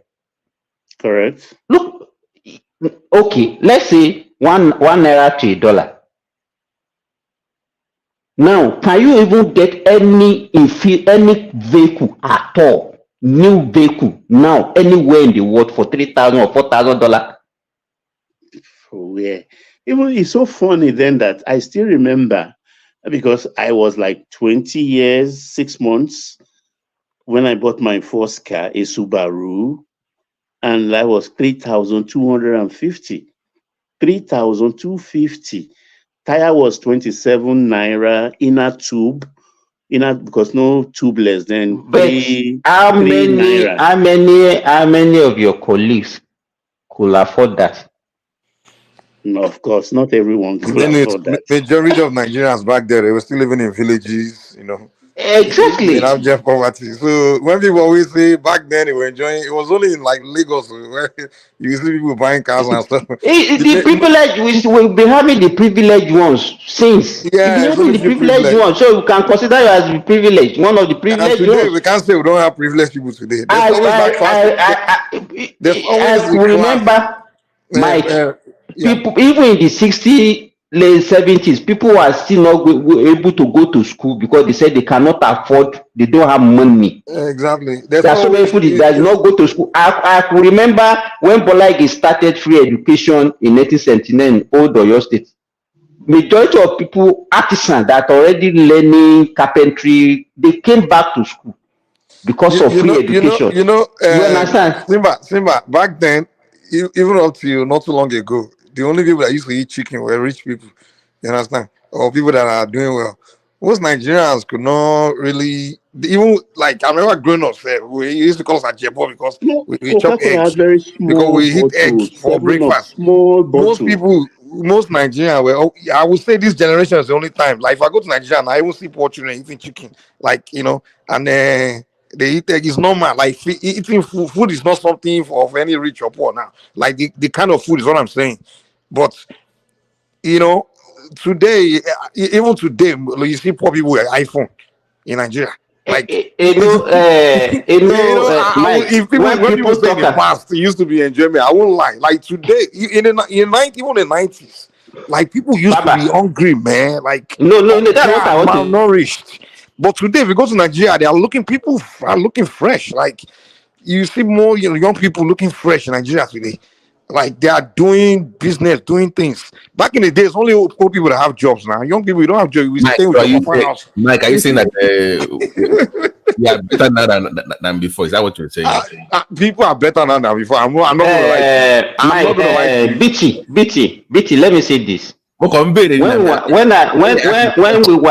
I was in medical school as student, we used to see a lot of malnutritions, ranging from the severe one, kwashiorkor, marasmus, undernutrition. Even up to the 90s, you see people so malnourished. You understand? In fact, there was one professor that came from Ibadan when I was in medical school. He came to Ilorin to do a study because we have a lot of them. You can't see them any longer. And I was wondering, what has happened? And we are still claiming that there is hunger. You can't see any child with kwashiorkor, malnutrition. You can't see it again. I don't see it again. I don't see it again. I'm telling you. Like that malnourishment I used to see before. When Nigeria was so malnourished. If you say Nigeria is so malnourished, when you say Nigeria, back in the days, if you say Nigeria is not malnourished, he's a rich person. Yo, bag on low way phone, one low way phone, baba. Today everybody look like Jebota now. Even if you go get to today, those guys, they are looking fresh. There's not you hardly see Ajepako anymore now. Back in the days, it's only rich and only few percentage be Ajebo where they chop correct food. Back in the day, people don't not only Christmas. It was only Christmas people eat chicken now. Now people they go buy chicken. You are talking about chicken, rice, ordinary rice. People eat rice once in a year. Once in a year, you eat rice once in a year. So when I go to Nigeria, I see young people with iPhone, everybody with iPhone with this thing. I'm like, come on, man. You can't tell me in the past they had it like this. I'm sorry. Okay. No matter where you get, you're still gonna have a lot of poor people. But I'm saying that there are more Nigerians that are like in a they have been elevated than in the past. In the past, we just few people now, few percentage. In fact, this is what I'm talking about today. Wait, let me say this. Today, what I'm telling you right now is in every state of the federation where people are having iPhone, doing well. But back in the days, now only Lagos. It's only Lagos. You see people with anything flashy. If you come from, most people when the first time they will ever see anything good like flashy is when they come to Lagos. That's why you say like they call a village man. Everybody a village person now. But now every state of the federation, the inner cities, go to Benin, go to any state capital in Nigeria today. People are using iPhone, flashy, like fresh. Like people have elevated, man. You see even neighborhood mansions in every state of the federation in Nigeria today.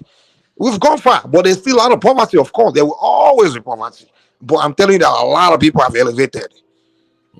Okay. The thing actually is nowadays I see that maybe there is distraction because then TV will not start until about 6. So we have a lot of time on our hands. We go fishing, we do catapult, and we go hunting for emo. the bush rats. A lot of things engages our attention then, and it makes us streetwise, if I may put it that way. Because we go fishing, and we are very proud of our kill. By the time we come back, and we give it to anybody's parents who cook it for us. But Baba, yes, sir. Baba, what was the inflation at that time? Within primary school, picking know about inflation. I don't know anything about inflation. That I'm talking about But this. you should, no, yeah, but you should know. But Joe, the Nigerian economy was only Because, based in Lagos and maybe hold some on. other places. The rest of Nigeria was villages now. You were in jungle, so you can't really be comparing that time. Baba, you cannot even be talking about maybe you cannot put a figure to it. You can remember all those songs that Sonia all those Barista, all of even those ones came later. austerity measure, Yigalola, Ebi Npawa, Kò Sówó Lóde. All those are they've been there. And those are what was the inflation then? You guys are just talking Ebi Power. Who cares about Ebi Power? What was the inflation then? You don't understand what we are saying. What is not the same thing. What was the inflation then? What was the can't tell me that there's any country in the world with rice. If I may answer you, reading. Please, can anyone hear me? Can anyone hear me? Hello?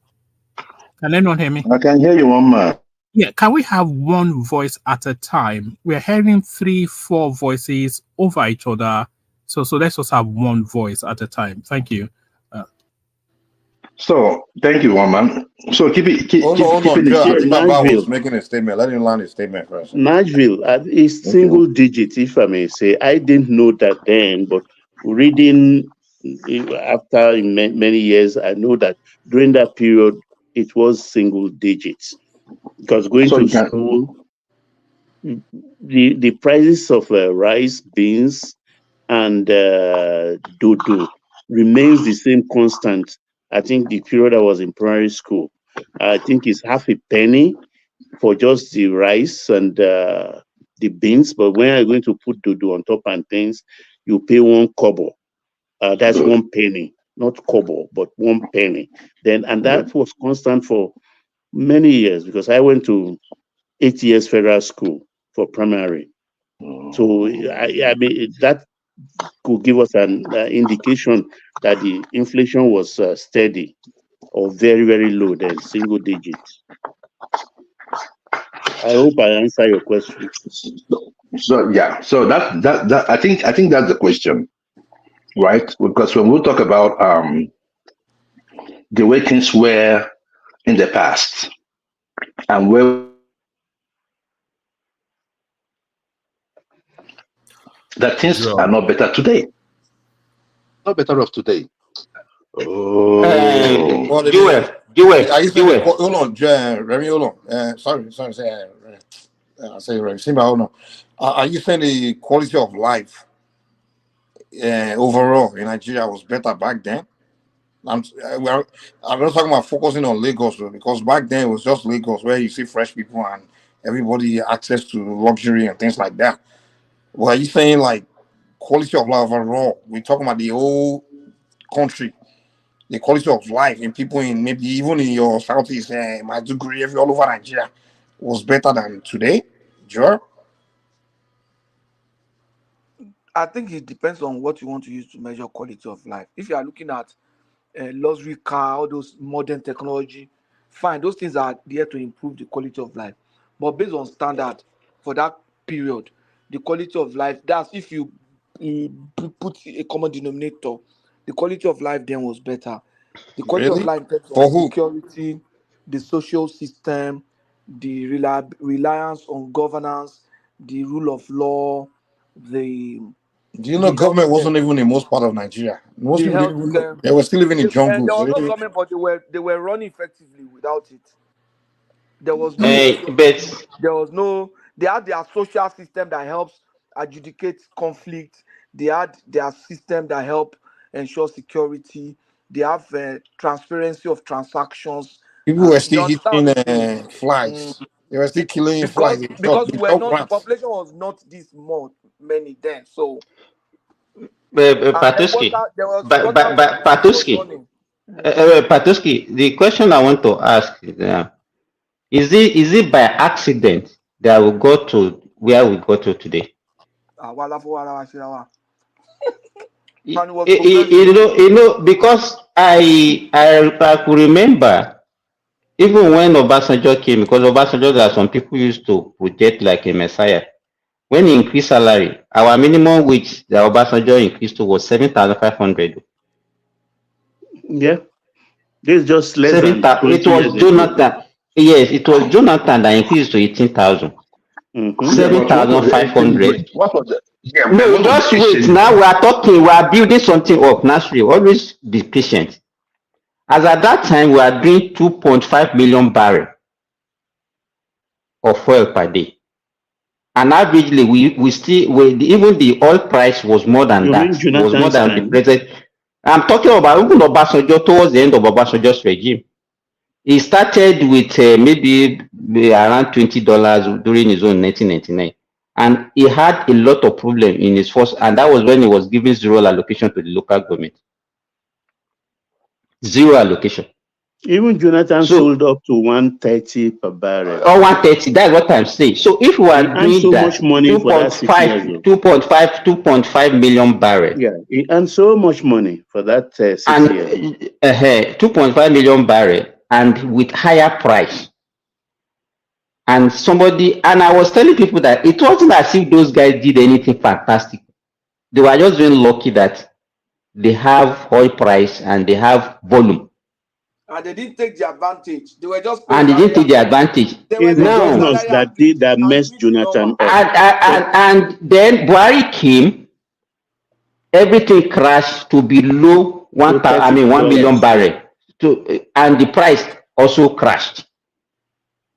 You understand? And Nigerians are not following the something. The only thing is that I think we have all of us who have been carried away, consumed by this negative illusion that is corruption alone that is killing that country. Now Buhari came, we are doing less than a million barrel per day with a lesser price. And you remember, it was as if this guy was even not only Sanusi, even Okojo, all of them were crying during Jonathan regime that the next government will not be able to survive what is happening in Nigeria. Buhari came with all his problems, also started taking loan, using some of our oil to back some of this loan that he has taken. Because there was nothing. If they don't take the loan, how could they run the government? And the guy built way more infrastructure than Obasanjo. And you understand? They put together. People built more infrastructure than Obasanjo and Jonathan. Obasanjo and now somebody came 1 year ago with basically nothing on ground. What is our production? What is our population compared to during Obasanjo? I think you're running away from the question. You're running away from the question. I asked the question, and you're now telling me what Obasanjo did. We are telling you, we are building up to tell you what is actually the problem. You can't just say. No, but we can't just say. But hold on. This is my thing. We understand that we have a problem, but the misconception is trying to make it look like today is better than yesterday because you see iPhone and people stand. That's a dumb way to talk. It's not. Nobody is saying. I started this thing. Let me say this. I started this. I asked Baba. In the history of human being, that was if Baba is here, he can testify to it. We always look at past. The past has been better than the present. There's nobody, ask anybody in this world. Even people living in America will not say America is better today than before. We only have that illusion. And that was why I asked Baba. That time because you had the benefit of hindsight. That time he was talking about, people were still complaining that time. And he cannot say no. He cannot say what I'm saying is a lie. Even we that were even younger, we can say when we were in school, how much do we pay even at school fees? But even that time, some people could not even go to school because they cannot even feed themselves. It's not So as that's bad what we It are. was hard to make $20 now. I mean, sorry, 20 naira back then. You have to go through hell to make 20 naira. So what we are saying is, if you are serious, there is a lot of things that we have to get. Is not there's no messiah that can come and turn Nigeria to El Dorado. It's not it. So that's what we are talking about. But all this let us campaign against bad governance. You can campaign, and you see, and the problem I have is that is all you people that are living abroad, you are the one projecting all these things. The little thing that is left in that country, you want to destroy it. Timber, you live abroad too. What do you mean, all you people? Don't you live abroad? Are you not an abroadian too? You live in Saudi now. So what do you mean, you people? You are an abroadian. Babati me, I see myself as in Nigeria. I don't have another passport of another country. You understand? So leave me alone. If I'm talking, I know what I'm talking about. The ones in Saudi and all these places, they go back all the time. It's those of us in London, Finland, America, those of us close to Igbo people, we are the ones that because we have another we believe the ones that are drinking whiskey in Tennessee whiskey. We believe we are Igbo. We are deceiving ourselves. Once we don't go near Igbo like this, we don't better pass everybody. You're going to spread from our country. No other country like Nigeria, in my own estimation. Yes, sir. No other country. I miss the record store with all the noise, the generator noise. You just miss these things. You understand? You just miss these things. If there's any country in the world where if you have money, you enjoy yourself, it's Nigeria. But so can I talk now? So go ahead, George. Go ahead, man. Babati, how you doing now? So this is the issue. I can understand because at least I was growing up in the 80s, so at least I know what was going on in the 80s. The fact that then we could still use, hold on please. The fact that then we could still use coins, our 1 kobo, 2 kobo. The fact that today we cannot use those anymore gets to tell you how expensive our stuff has become. In Nigeria today, hold on. You can't be making this kind of argument. In the United States, listen now. They were also using coins. Are they still using coins? Are they still? We're still using coins today. No, yeah, they are. But are they still? In the United States, are you saying the way the price they were buying things in the 80s, what they are buying things today? Name any country in the world. Name one country in the world they are buying things the same price they were buying in the 80s today. Name that country. Nobody is talking about. Argument doesn't hold weight, man. I mean, come on. You now, can say you're not illiterate. Let me talk now. Let me talk. Then if I talk nonsense, you let me know. But that's what I'm telling you now. Not when I'm talking. No. I'm letting you know. I'm talking. Allow me to land. You allow me in the 80s, they are spending money. This thing. That's why we're not spending it today. My thing is just this. You cannot look at the inflation, the increment in inflation in the 80s, and you compare it to what we have today. We are having record numbers like over 100, 200% in inflation within an 8-year period. And you guys are saying it was better then because you're in abroad. Even when you go home, you stay in hotels. And even if you stay in hotels, I mean, even if you stay at homes, you can if you exchange your the money, whatever money you came in with, you have money within that short span or that short period you're going to stay in Nigeria. I have lived it. It is one of the fakest lives you can ever live in life, but I've lived it. Outside that 1 month, nothing. You go back to where you're hustling. The rate of people living in Nigeria today was not like that in the 80s. Then they begged people to travel. I remember then it was at the airport when my dad did his wedding at Edinburgh or Edinburgh. I don't know how you guys pronounce it over there in the UK. Edinburgh. Edinburgh. It was in Edinburgh. He did his wedding there. He was a student, sponsored by government. And he could eke out all those money to do his wedding. It got out everyone. Do you know they it are was far better then. The government are still sponsoring some It was people far better then. Okay, do it. Sorry. It was better then. You can make an excuse. You can make an excuse. Well, you cannot make it look like they are giving it to everybody back You can make an excuse that this government is young. Do it. Sorry. Let me interject you. Can I just say this for crying out loud? Let me just land my thought. Abba. No, just to finish your point. No, you are. Just wait. I know all these things that you are saying. All these things that you are saying. You can make an excuse for this government for the 1 year it has been in power, the short stay it has been in power.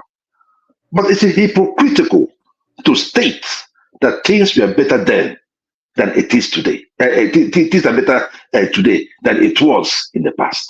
That is hypocritical. This is an international stage. More people have elevated. The Japa syndrome in Nigeria only can tell you what is going on. You think I want to stay the argument is no, hold on, Joel. The argument is more people have elevated than in the past. We have more middle class people today than in the past. That's what I'm telling you. We have more wealthy people today than in the past. Are you going to argue that? I won't subscribe to that. Do you know why? I won't subscribe to that because our population then. Is that a fact? Our population then was about half of what it is today. In fact, in the 70s, it's a fraction of what it is today. The proportion of middle class. The fact that the matter is so you cannot say the proportion of middle class were more in the past than it is today. We have more educated people in the past than it is today. The quality of life more educated people in the past than it is today. In the proportion, come on, being disingenuous now. Come on. Okay, let me ask you. I still have a question for you. Okay, can I say what I want to say now? Okay, Joel, you just said something now that our population then, you understand? I mean, why that then that you are talking about, Nigeria is making more money, was making more money than what we are making now. Forget about corruption. What we are making then in the 70s, the 80s, even in what we are making then is more than what we are making now. And compare the population then and population now. So what can you say about that? Okay, now let's say this protest that we are talking about, if you are the leader of the protest, can you itemize your point? What you actually say, okay, what you wanted the government to do? The one is mandate. You want me to answer the question? Yes. Okay. If I were a part of a group, one of the things I would be forwarding is the corruption in the system, the expenditure of government, the reckless expenditure of government. I'm also protesting for the somersault of policies. The policy oversight in this government is like off the roof. So we cannot just sit here and say you are still talking. No, wait now. You are still talking about problems. I just mentioned three. No, you must provide the solution. Okay, we want this. We don't want this. This is what we want. So tell us. Yeah. Okay, policy. What other policy will you put in place instead of those ones that you say are not good? So we are looking for solution. It's very easy to itemize problem. You ask for a solution. I'm going to tell you. Cut down the size of government. You have so many ministers that are redundant. That is one.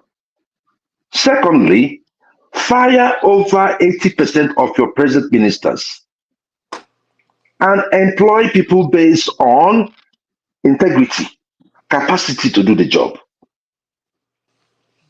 This idea of nepotism, we can also see it. Look at the last 10 appointment made by Tinubu. It's the same thing. You cannot we are talking about real issues, things that we are seeing. No matter how you want to, yes, this government has been is not been long in power. We understand that. But what steps are they taking to correct the anomalies of the past? Because if you're coming into a government, you're coming in to make your stay better than how you met it. No matter how bad the Buhari government may have been. We have, like, the difference between Buhari and Jonathan was so wide. Tinubu didn't have to do much to close that gap. He didn't have to do much because the things Buhari were doing were petty stuff. We saw clearly what was wrong with the Buhari government. But today, Tinubu is following that same footstep. Sorry, what was wrong with what was just what was the Tinubu government is so sorry, hold on. Can you hear me? And disgraceful. Okay, wait, let me come in, Joel. There is no way. Hold on. Hey, Joel, you have to let other people talk, man. You can't just hold fluff. But I am just talking. Now let me finish now. Then I can just make your question and let other people come in, man. I don't like you ain't like doing this. Let me make make my point finish now, and let me. No, make it quick. Make it quick, man. We have to have interaction here. We can't have make it quick. Come on now. Calm down. Okay, after 30 seconds, but land your point 30 seconds, man. You've been talking here for over it doesn't matter, man. But I have to let everybody talk. I don't like this. When they're hitting you guys on the bone, you guys should start being. Okay, land your point in 30 seconds. Let's so I can hear that voice. Come on now. Let's ask. So my point, Joel, sorry, I don't want Mike to rush you out, so we can ask ourselves question.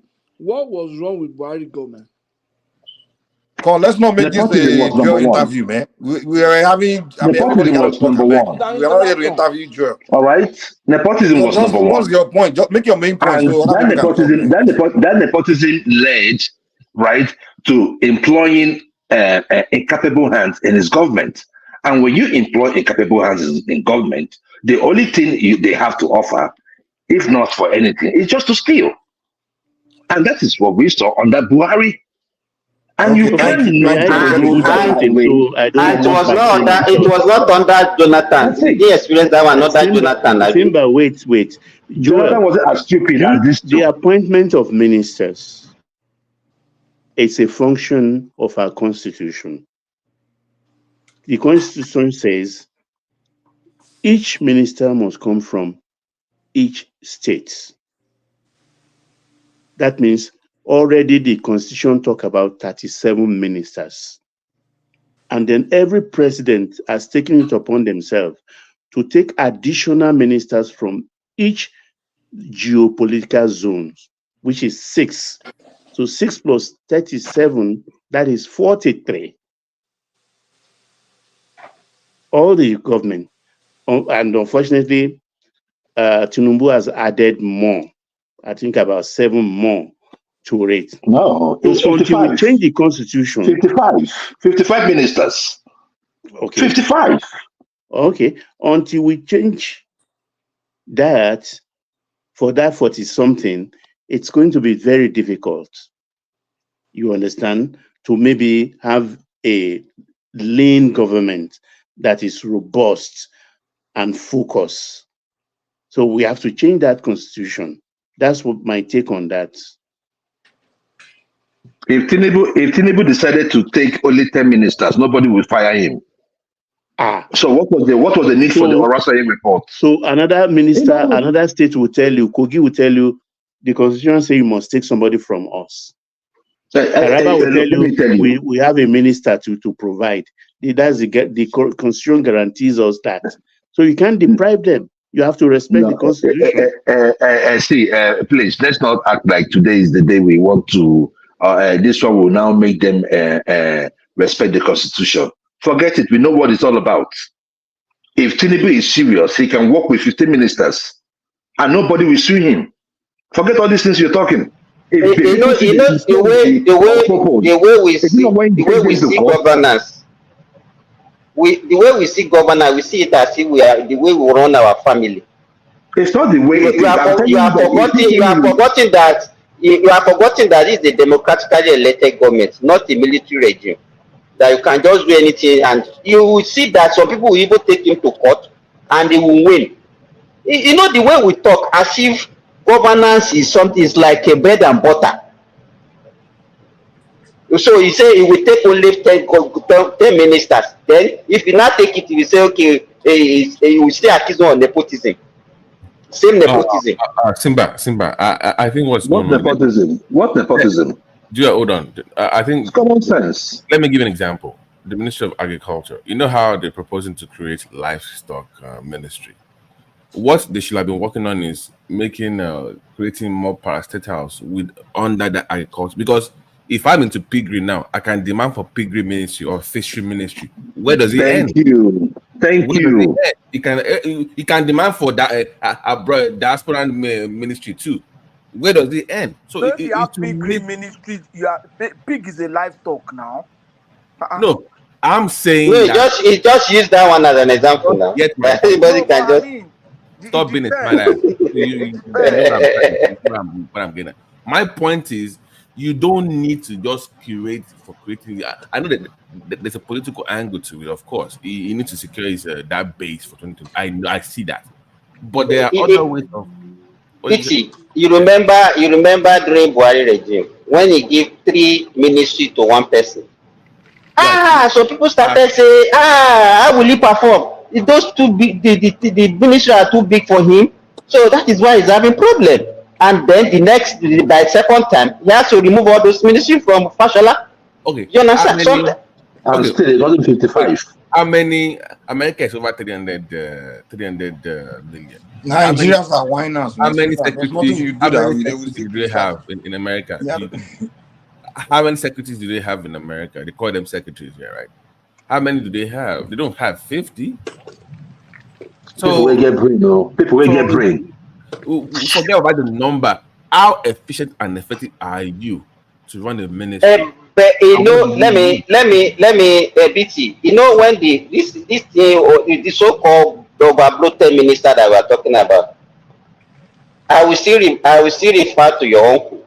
He was one that started, because before I don't know any junior minister that wasn't anything like Minister of State. It was Obasanjo that came about this idea of Minister of State. I've never witnessed it in Nigeria. You know why? It was a way of reducing the problem. Because when you say each state must have a representative, now you can maybe the number of ministry that you can. They are not up to 36. They are not up to 36. So you have to now start to put on under some people instead of now creating a ministry and putting somebody else there. So it's an ingenious effort. So let's not. But is it not the same? We are not counting the number of ministers as the number of ministry now, and that is what BT is asking. Is do you understand? What we need it's not. We didn't have up to. Nigeria does not have to up to 36 ministry now. All our ministry, I don't think they're up to 12. I don't think we need up to 36 states in Nigeria. Look at the states that we are talking about. The whole of Southwest is not up to one state in the US. In some states. The whole of some states in Canada in land area are bigger than that. Patrick. No. They want to refer you to Southeast. At least they're bigger than Southeast. People of little minds. I've told them this before. Even Southwest. Even Southwest. So at some states, look at Ekiti State. Hello? Pato, Texas and Tennessee. It's like the size of Nigeria. Yeah. Texas and Tennessee. I mean, it's more than Texas and Tennessee. I mean, we can talk about the population. We can talk about the population and all that. The issue here, we asked ourselves about how many days ago that what is the motivation behind asking for more states. It's not because if we have resource control and all states are on their own, they are not depending on the whatever they get from the federal government. There won't be any motivation to ask for more states or more local government. Stop playing that kind of politics until you get that what they call it until you get that true federalism. You talk for political balance. That's the reason why whenever we talk, the North just we don't have the numbers. Why? It's because we've not been able to balance it in the South. And for one or two reasons, because a state in the Southeast will be 3 more senators. Can I? Right? You can see arguments. You can see arguments now. Political balance. Guys, hold on. Joy, let me ask a question in regards to what you just Well, let Remy come in first, man. Hold on. Remy wanted to come in. Okay. Good morning, everyone. It's a nice discussion. And I've listened to what is going on online about the protests and whatever. What I see is a country divided and a lot of dishonesty, turning of facts down, and so many other negative utterances from every tribe. When you look at Nigeria as a whole, I will start from this new dispensation. In 1999, when Obasanjo was the president, I'll be very quick. When he formed his cabinet, there were a little bit of semblance all over the federation. But when you look at the people that are really close to that president that time, that they enjoy because of the political party, you can say the Northerners and the Southeast really enjoy a lot during his presidency. And after that, we go to Yaradua, and because they are still the PDP, he patronized and not because that time the vice president were from the South. So, and also that means a lot of people from the North and the South and Southeast and part of Southwest benefited from him. And Jonathan, especially during his own regime, the Southeast really enjoyed a lot. So there was not a lot of complaint. And that is why you always see them referring to Jonathan era every time. So that is the problem. You said the Southeast enjoyed how? How did we enjoy it? Let me finish. Please just calm down. We did not enjoy you. Even in the future, they don't enjoy it. Calm down. Don't come and spew what you don't know. Let me finish, because during that time there was a lot of people from the Southeast. They were in Jonathan government, and they were the one that called the shot most time. Everybody know the truth. But after 2015, Oshibadi was the vice president, and Yoruba people also enjoyed, at least they have some important position during Buhari regime.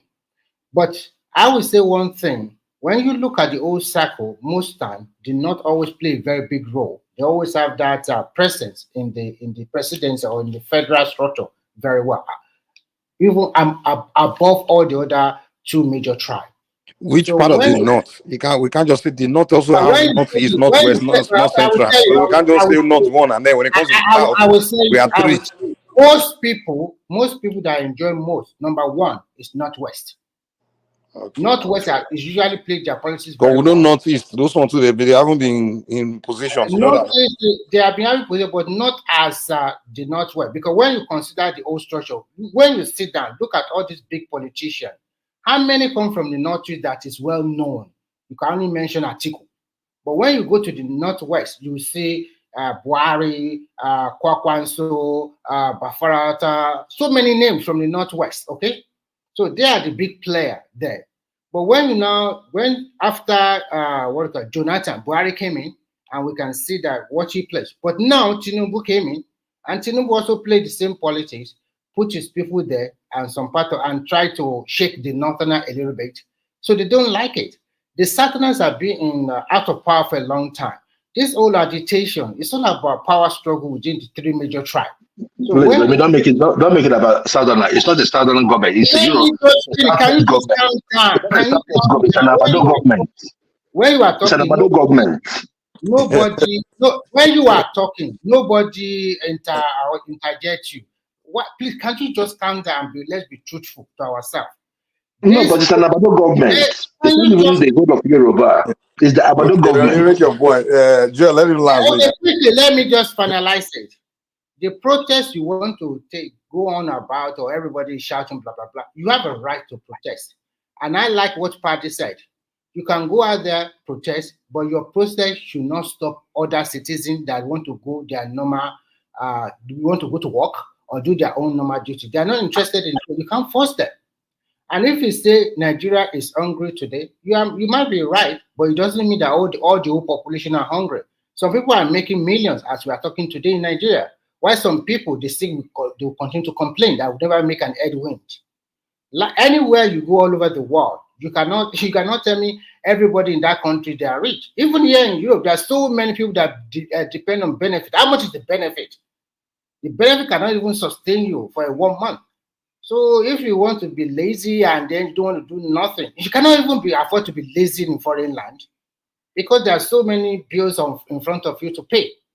But in Nigeria, where people shortchange the government, whether followership or leadership, once they are in position, they become an authority. At least today, we know that Dezani was a minister of oil before. We know Rotimi Amishi. We know all of them. They are quite arrogant. And when they're out of government, because they feed on the government most time. So I would just say this thing. If you are protesting, for me, I would believe that what they should protest about is institutional change. Because whether you like it or not, if you think you are doing a job well done now, you are creating room for other elites to come in. And when they come in, the status quo will remain. But when you have a good institution, that has been the hallmark of American. So you think they should protest for that? What I'm trying to say is institutional change. When there's I will give example. I will give example. For example, now we know that we have a lot of recurrent expenditure in federal and state. So when you now go there, you say, okay, for parliamentarian lawmaker, you now make it part-time. I bet you cut away more than 50% of expenditure. Because that means it's only when you sit, you get money. Nobody will be interested in becoming a lawmaker anymore. Because the reason why they are rushing there now is because there's money there. But once you make it like a part-time, then that one is cut off. And then when you talk about gradual resource control or total resource control, then you really know which governor or which politician really like Nigeria. Just if they are going for their protest today and their only thing they are protesting about is that total resource control, then you see fight from the north. You will now see that these protests have... Don't change our narrative for us. The issue there is this. Nobody is going there. Nobody is going there for resource control. The issue there is that they are protesting against bad governance. Now, the point you made about and it's good. Say something too. Okay, when you are protesting against bad governance, I want to ask you a very good question. What are you protesting against the federal or the state? If you are saying you are protesting against the federal government, no, listen. The state of government is Abuja. So everybody that love that country and you want to change, even if you are in diaspora, America, Finland, Europe, or wherever, buy a ticket. Go to Abuja. You are rich. You are the one giving them money. You don't need to tell us where to go. I will not to go. No, you don't have to go to Abuja to protest against federal government. So the people go to Abuja to protest. You can even be in the US and be protesting. Thank you. Hey, let them go on gas strike in US and what protest. You are trying to do is you are making a statement. So you cannot say that you just go to Abuja. There's a motive for you. Okay, let me conclude this. Let me conclude this so that people can talk. So if they are protesting, that's my own opinion. Everybody has different opinion. That opinion is faulty. No, you cannot say that. You can say your own opinion. It. That's my own opinion too. Okay, fine. Okay, I can also say that opinion you are trying to say is also not comfortable with me. And that's what is all this now? 40-40. Okay, let me analyze. All right, one voice, man. This argument is too much. Let Patoski land give you that response, then you come back. So let's kind of give each other. He said yeah, he's interjecting you, so let him interject What you I'm quickly. saying is this: if you feel that they should protest about against cost of governance, so that means you have identified an issue that should be protested against. Then you lead that. They have seen another issue, they will lead their own. So the one you identify, lead it. Then let those who identify the other one do what they want to do. Okay. So you cannot, in a civilized world, you cannot be living in the West and be saying people should not protest. No. Okay. No, Now, it if is you not listen to me carefully, I have said everybody have a fundamental human right to protest. It doesn't mean that they are protesting I should join them. Nobody can push. I will only join any protest I'm comfortable with. I have my own thought and I have my own idea. Let them go ahead, protest wherever they want to protest. But I said I like what Patty said. Go out there, protest. So far you are not destroying government property. And so far you are not making life unbearable for other people that want to go to their place of work. So far you are not blocking the road. So far you are not making nuisance of yourself outside there. You have a fundamental human right. Don't worry about that. The protest will go on. I pray it goes on and they do what they have to do. Because I stop you. Nobody is stopping. That's what I just said now. You have a right to go and protest. But I'm also trying to say, and remember, protest can either be for or against. So if you are protesting against, and some people are also protesting for the government, so that doesn't bring fight or whatever. Let everybody be like a gentleman, and then you walk away, and everybody walk their own way, and you protest. As long as those ones that were sent by the government does not touch anybody, that is what they should just protest their thing and go on their own. Let the people that feel like they should protest do their protest and walk JJ. You are just repeating what I know or what I've seen from all the social media or whatever. I can categorically say this is a state protest and it has ulterior motive. And when it has ulterior motive, it does not mean they really love that country, Nigeria. They have their own ulterior motive, which is very negative, which is not going to augur well for Nigeria in totality. But Joel, do you believe the protests will go on? I believe it. I believe it will go on. I believe it will go on, and it is necessary, that it does. I believe that the people should speak out. Listen, let me talk. I believe the people should speak out. Are we not speaking out enough? Right? It said, no, not this one. You most of you here are bought. Either by, I don't know, most of you here are bought. You're not. You cannot be. Most of you here cannot be examples of Nigeria. What Nigeria wants. Come on now. Do you listen to yourselves? It's just only a few of us here that really love Nigeria that will come out and say, look, this is bad. This is bad. Most of you see Nigeria from the prism of tribalism. So it's not going to work. So that's the reason why I said most of us here. From which prism do you look at it? Most of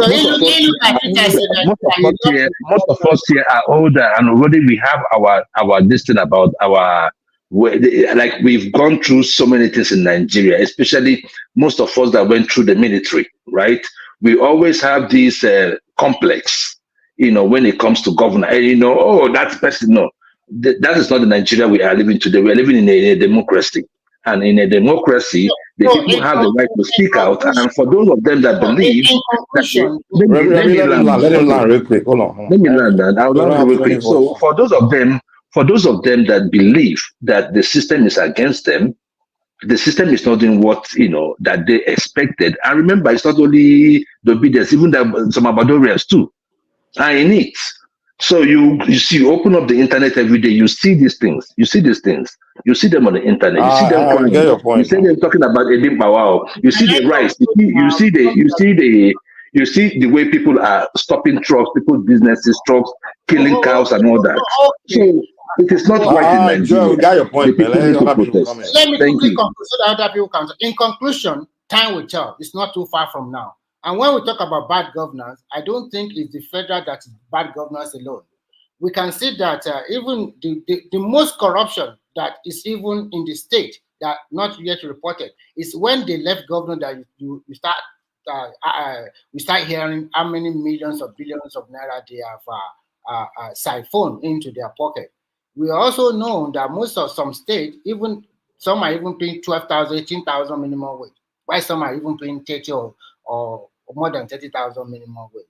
So the problem I see in Nigeria is that if the institutions are working, and if truly most Nigerians are patriotic enough to do the right thing, because what I see is that enmity is still there, that tribal sentiment is still there, that trust is still there.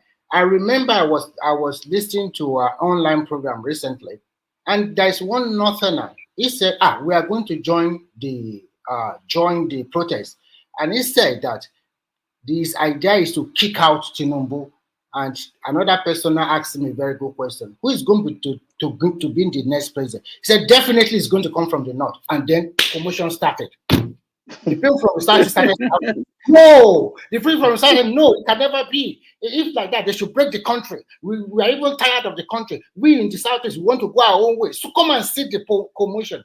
I was just like, I listened for about 40 minutes and I just swipe it and go. So I just see this is a bunch of unserious people. Even the motive for the you always want to bring in the Southeast into your gist. You always find a way. It must be the only spot you go to is where the Southeast will South stay. is not part of Nigeria. You know what? You're obsessed with the Southeast. Listen, calm down. The Southwest people in that platform, all what they are saying is that we support your protest, though, but I don't want you to protest in Lagos. They only mention Lagos. Even they did not even mention Oyo or Osun. Everybody from the Southwest that is just don't come to our Lagos. That's what they are saying. They don't want you to come and protest in our Lagos. That is their own. You can, in fact, they are comfortable with breaking. They can go to Ibadan. You can break up the country as you like. They don't care. Yeah, you guys can go and protest in Ibadan. Welcome. So thank you, guys. Another person can pick it up. Thank you. Those Ibadan boys, man. Joel can go on. Joel, carry on. Sima, are you there? To me, I just think protest. I mean, I don't mind. I mean, freedom to protest, but I just think those guys, those obedient, they want to burn down Lagos, man. They have a ulterior motive. It's really not about governance. That's my only issue. They are still very bitter about losing an election. And many of them have been brainwashed to believe. They've been so brainwashed to believe. Let me talk, Nigeria. A lot of them have been brainwashed to believe that I will be won that election and their mandate was stolen. And they are so bitter that the only thing on their mind is let's see opportunities to go and burn down the new rail line there. Someone who just built. Let's go and, just that, to me, I think that's what many of them. I won't say it's all of them, maybe not you, Joel, but there are some people out there I know for a fact that's what's in their mind, Oh. So that's my only issue. Me, I don't have a problem. You guys going to protest against governance and stuff. But that's what I think. So Mike, so if we and you can't deny that, Joe. You can't deny that. No, nobody's burning down anything. I don't think. Why should anyone go to burn down the real life? But they did it during NSAS. They did it during NSAS now. Well, those might be pocket of buses, but the thing there is pocket of buses now. It's not like, look, see, the rail line is something. What about the lab they burned down? This is my thing. This is my thing, right? The infiltration of those of them from government were the ones that did all these things. It wasn't the people that came out. No, Joel, don't say that, please. Joel, if they can come all the way from Joel, imagine if they can come all the way from Southeast to come and kidnap somebody in Lagos. Oh my God! No, I'm not talking about Southeast. I'm just saying if those kind of characters can come all the way, drive all the way from Southeast to come and kidnap somebody in Lagos, imagine. Right, God. Imagine like this your own. Yeah, can I? Go ahead, brother. So earlier on you were talking about fairness, equity, like you needed you're canvassing for one more state in the Southeast, right, to balance. But my pushback to that is, even if you're given 6 states, Northwest still has 7 states. So if you truly want equity and fairness, you should be advocating for everybody to have 7 states, each region.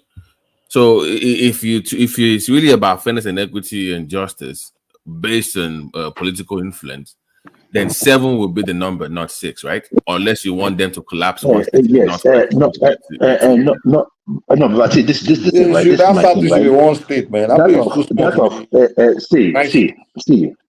In the first place, they ought not to have 7 states in the Northwest. However, that is the situation we find ourselves, right? But the issue there is that politically, for us in the South, it balances us very well. Look at those in the South, in the North Central. We can make deals with those ones. No matter how you want to look at it, if we play our games right, we can make deals with some of them because some of them are waking up too.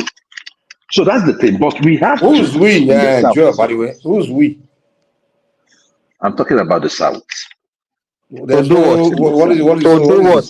with the North Central. To do what with the North Central. But it's a what? North Central is not South. So if you're making, we can make do with them. That's what you're asking us to do. When have we become we? When have we ever been on the same accord? Like same. See. The North is not homogeneous.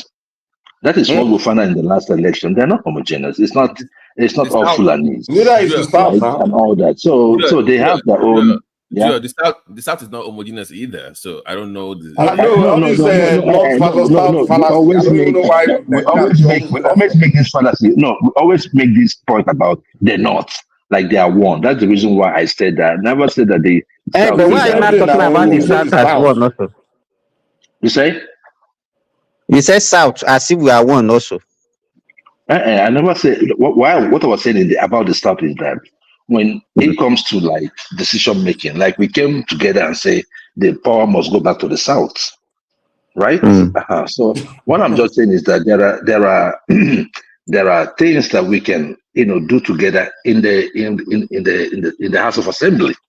Where we actually so what do you think we can do? Because you said we can do with the North Central. What are we doing with them? What I said is this: there might be bills that comes up, and there might be some lobbying. It will be easier for us to lobby with people from the North Central. That was my point. Probably most of you weren't listening. So I said that we'll be able to get like 1 or 2 or 3 senators or House of Rep from the North Central to really, support. But even if the way you are talking, if you are looking for equity, even equity and justice, even if we are looking for more political representation from the South, it's not going to come from the Southeast. Why? Okay. What criteria? Is it by tribe that you are apportioning it or what? Apportioning it? What do you mean by is it by tribe? It's not by tribe now. And if you look at it, wait. If you are looking at it, wait now. What we use in Nigeria according to our constitution is the land size and population. If you look at both, it's not in favor of Southeast. And if you are looking at Southeast as the region, you don't even know what we are even talking about. Yeah, I want to ask wait, now let me finish what I'm saying. I've not finished what I'm saying. It's not carved out. Hold on now, my brother. Wait, Joe, maybe misunderstanding you. Let him get across, and Joe, and then you respond, because I think you may not fully understand what he's trying to say. No, he's trying to now. He's talking about Newman. He want to cut across the Niger again, coming to Delta State to come and pick the Deltans as part of them. That's what he's trying to do now. Say Newman. What I'm saying, it's impossible. Hold on. The Newman State, you understand? That's Delta North.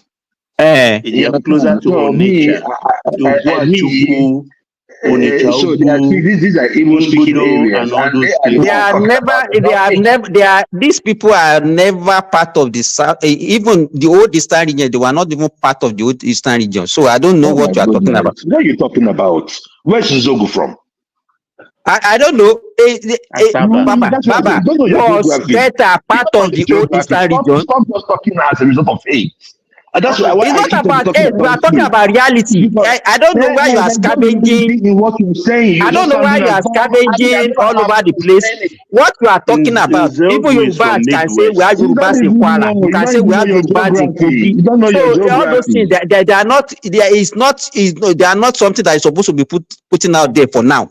Yorubas are in Kwara. Yorubas are in Kogi. So we can also say, okay, we want to get more from that. No, what I'm saying that if you want to Did do it, anybody ask you not to get your own Yorubas from hey, Kwara? forget I about am it. just What telling you are you. talking about, it's not about tribe. When you look at what we use now is both population and land size, and everything is against the southeast. What do you mean that Even in it's terms of against the population, Southeast? it's against, you don't have the population and you don't have the land What do you? size. You don't have it. Okay, So this is the issue. what basis are you going to get? In I fact, presently you are you are excuse. benefiting more than every other region in the country as it is now. Presently, I will excuse the ignorance, right? Because I don't Okay, want I to go want it's back not and about forth with ignorance. that. Simba, sorry. I want to The ask issue you there guys is this this, question. right? The issue there is this, right? And when they after the Civil War, we knew the game they played, right? And most people denied their identity because if you say you Like who? are, you will be killed. But at the end of the day, Irọ́ they ló ń were pa o, killed. irọ́ ló ń pa o. They were killed. They were buried anyways. This is the thing. When they started doing the state demarcation, that was where they played the politics. So people like you fell for it, and that's fine. Wait. When they were Joel, stop it, doing the man. state creation, Joel, He wanted that's to the reason rewrite why history. He wanted to rewrite history. you That's go what I to he a know. place did. like Simba. you go It to a place was like River 12 State, states, 12 you see states that was you see originally Obibo, you created. see Obibo, And out of that and 12 it's states, Joel, hold on you now. see South. today's Let Delta, me counter real quick, man. Hold on, Joel. today's Go ahead. Delta and Benin were classed as Bendel states. Not that part. So the animal were never part of the eastern region anyway. So No. We had the mid. Joel is trying to tell us that they carved them We out had the after the Civil Midwest. War when they were never part of you. Even before the Civil War, they were part of you. Never. They were part of Bendel before the Civil War. So what's Joel trying to tell us here? That it was after Civil War that they started It denying was some part. Some part of Delta State, like they were part of the Midwestern region. What Yeah, are you so you talking saying about? after the Civil War is when they started carving them away from you, as if it were Yeah, part because when they started, it was when they started the state creation. That was when they started doing all this damagomago. Now we all knew what happened. Hold on. You're telling me that those Anyama people, it was after the Civil War that they carved them away They from were you. never part Yes, of it. They were now it never was part under of you. Never. Now what are IBB. you talking about? No, it was under IBB. You forgot, Bros, you're not hearing what we are telling you. They were never. He's a young man. He doesn't know history, and he wanted to be proving that he knows. He doesn't know. So let us excuse his ignorance. They were Midwest. Can I contribute real quick? Sorry, Joel, just real quick, 1 minute. It's good that the Southeast are agitating for another state. But at the National Assembly, as we are speaking today, we have more than 15 states being agitated from. And the reason is because the Southeast is agitating for one state. And then the problem they are having now is that there are 3 states within, and they must have one. They have Etiti, they have Anioma, and they also have Olu State. But out of the 3 you are calling now, it's only Anioma that is viable. And that's the one that is easiest to match with the East, to have their 6 states. Exactly. Starting from Ibuzo, Asaba, or Onisha-Ogbu, Iseluku, and all those rest. That's Delta North the today. problem they are having is that some part of these people you are calling about, they don't want to go to the Southeast. It's a lie. You are just here, just making up stuff. Okay, let me now. I don't even know why they are scavenging for people all around. They are the ones scavenging for people in Nigeria, in Delta State, in River State. Why are you scavenging for people all over the place? It is not your problem. Let me ask you a question. Simba, it is not your problem. Simba, Joe, my question to you is this. Now that you want one more state for the Southeast, let's assume you get it. Now there are some other regions in Nigeria also agitating for state. Are you going to say that Northwest is also agitating for another state from Kano? Even South, Southwest even, is agitating for one or two states from Southwest. Are no, you going to stop them? No, let me ask George. I'm asking him this question. Now, George, you get your 6th state. The Southwest are also agitating now. They are all in the National Assembly. The bill are already been read. Are you going to against the Northwest asking for one more state or two? Are you going to be Why? against Southwest asking for one or two more states? Are you going to be Yes. against? I'm So that is against it. where You the know, problem lies. the So reason the and they reason will why get is it. this. So it's back You to the ask a question. question now. You ask a question now because the question you ask is just pure irrelevant to what we're saying. Because you're talking about we're talking about the structure of the Nigerian states, and most times, like I have said, it is just for political balance. Then now, if we're talking about resource control, I wouldn't even want all the states to still be alive. Most of these states should be merged up. I see no reason why we should have 5 states even within the Southeast. I see no reason why we should have 6 states within the Southwest. And it goes on and on, South, and all that. I see no reason. In Nigeria, let me tell you, if I had my way, we are not going to have more than 12 to 15 states. Then by doing so, we cut down the bureaucracy by at least 65 to 70%. We know where our problem is. We are just trying to, let us have it. Where are you Because going the now? Southeast You are talking. Why are you changing your? It is not strategic at all. And even from the southern Nigerian point of view, we are not even being rational. You're saying all these things because I know you're an Abado one, and your person is in power. The moment your person goes out to in power, you start crying. We know you're Abadorians. You are not about Nigeria. You're about yourself, and that's fine too. But And you sometimes are when about people are Nigeria. taking broadly, they shouldn't be using You people. even just like labeling some people. What you do, that's what you project on some other people. Eh? No. We don't have Abado. We don't have Abado. We know where Abado. The You be deceiving. You Abadorians. think that people that you are talking to, they are brainless. They don't know your antics. They are not smart at all. No, the fact remains that don't pretend that during the Jonathan's Abadorians time, are the don't pretend that during educated Jonathan's version time, of Abanjiri. the Yorubas were present in understand? that government. Joel, listen, please. You understand? What happened during Jonathan's time was not palatable at all for the Yorubas. If you are going to be very fair, Yorubas were absent in Jonathan's government in totality, and they begged. The Obas went, the politicians went, the clergy went to beg him. No, vice president, no, Senate president, no, House of Rep, absent, foreign minister, absent, chief justice, absent. It was horrible. It was a horrible period for the Yorubas. And they now adopted him as their son. And that's why they always refer to his regime. Jonathan regime. Hey, Jonathan regime. Anything. As if Jonathan was the only person that ruled Nigeria. Don't mind them. I don't know what they are talking about. Azikwe, Ebele. That is why Ebele. the northern part of the country always tell them that Jonathan is the Southeast that rule. That's what Can I add one thing real quick? In the Southwest, there are 2 areas that legitimately they have a reason. I mean, they have an argument, a case to be made a state. If you remember, Ijebu, I believe, is the last province of the old republic that never became a state. So Ijebu state they actually have a case for that. Ibadan, my God, Oyo is big enough to be split in 2 states. I don't think, to me, Mike, just give me a moment. You know why Ibadan missed it? Right. During Abacha's time, when he created state, I think Abacha created about 7 states. It was Professor, the economics, Samuel Aluko was the one who took Ekiti out of Ondo.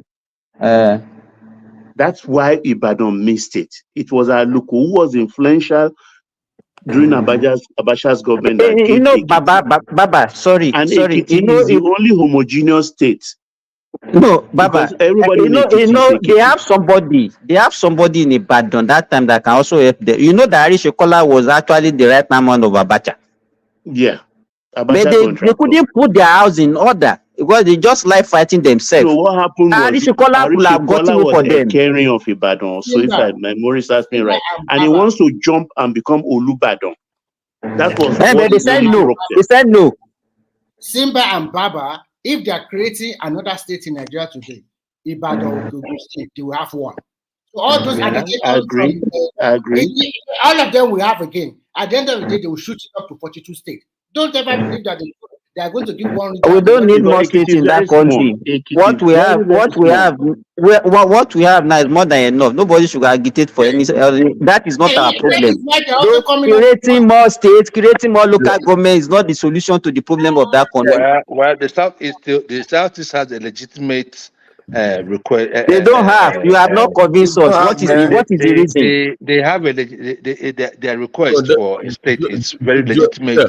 And for those of us with common sense in the South, that's what does. You still want more. You can be abusing people to get whatever you want to get. That was the idea. Your subtle abuse, the way you subtly abuse people. When people get at you, you open your mouth, you start abusing.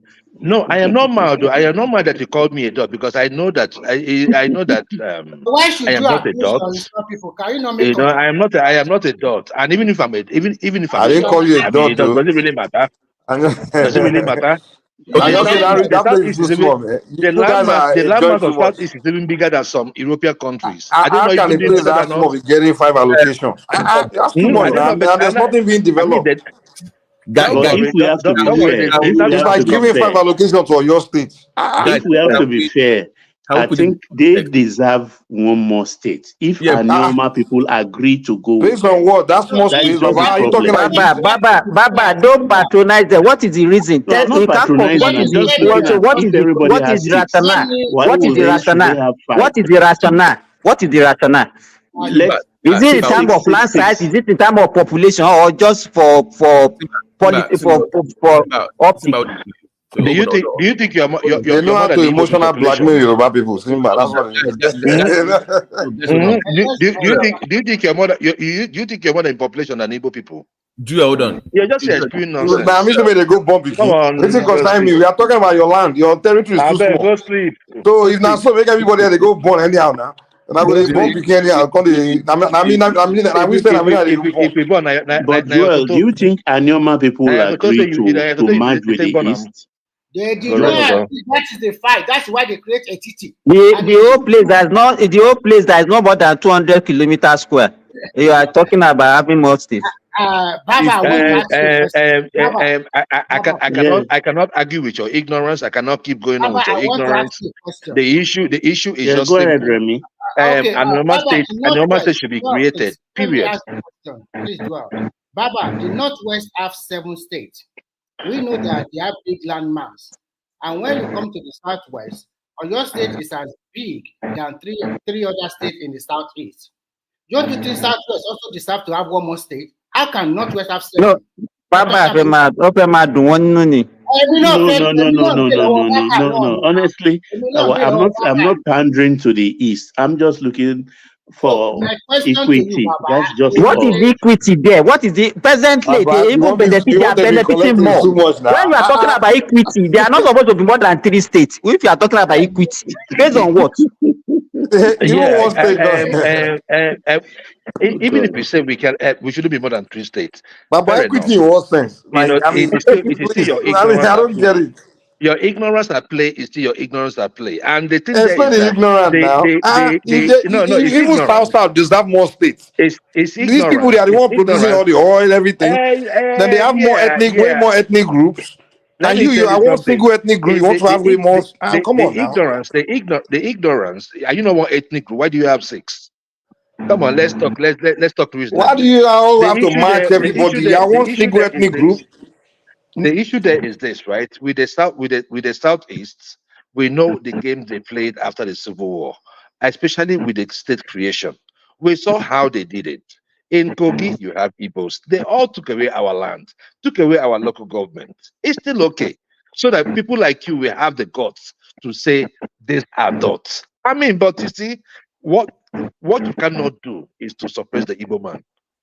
No matter how you look at us, I mean, Japan is not as big, but you are not as rich as Japan. But my thing is just like, let us have a country where we can compete. That's all. Forget all this nonsense we are So the talking one we are about. doing is not Let us have competition. a country So where we can compete. the one will be If lost I is not have, free if I competition. have my way, look, if I have my So own means the of competition we will production do will in be the carry last. southeast, No be competition. right? Yeah.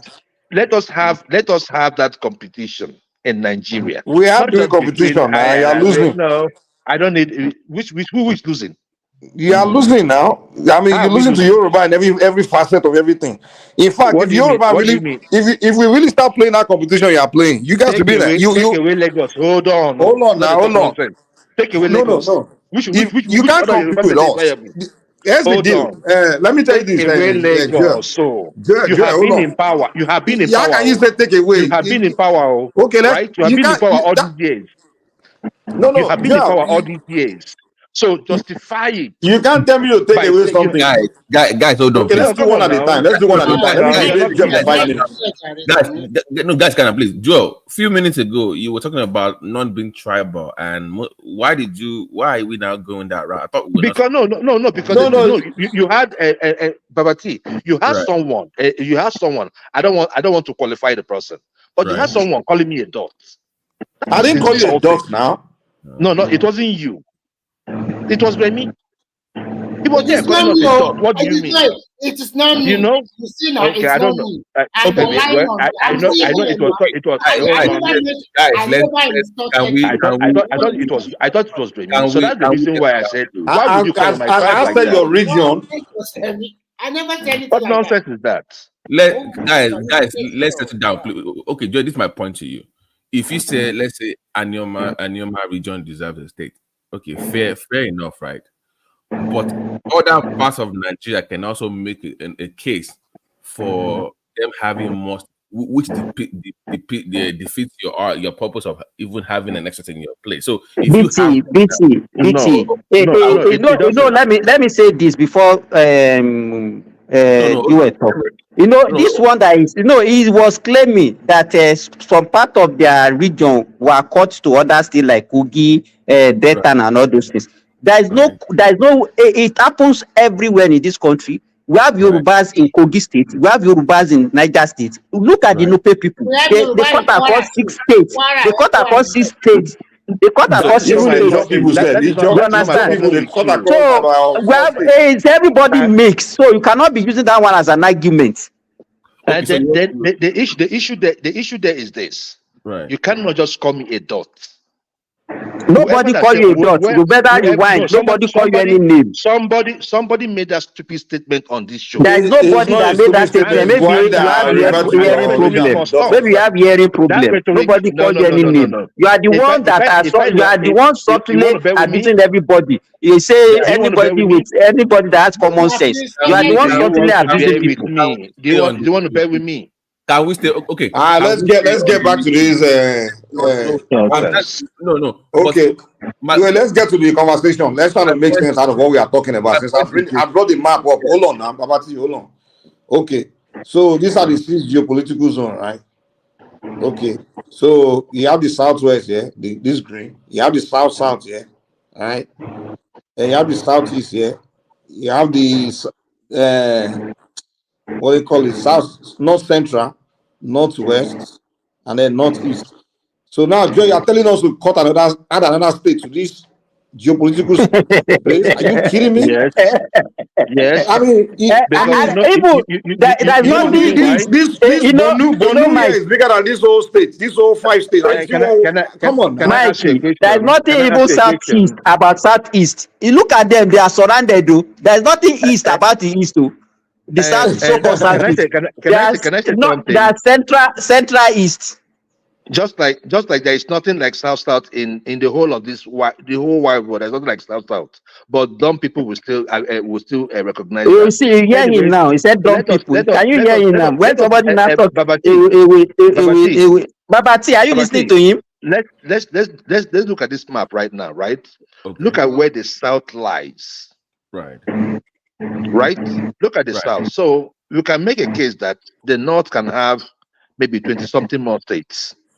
Right. That is not the idea. It is only in Nigeria that you have more people living in the Sahel more than in the mangrove areas. Okay. We have more population. Let me land, please. If I don't know who's coming in.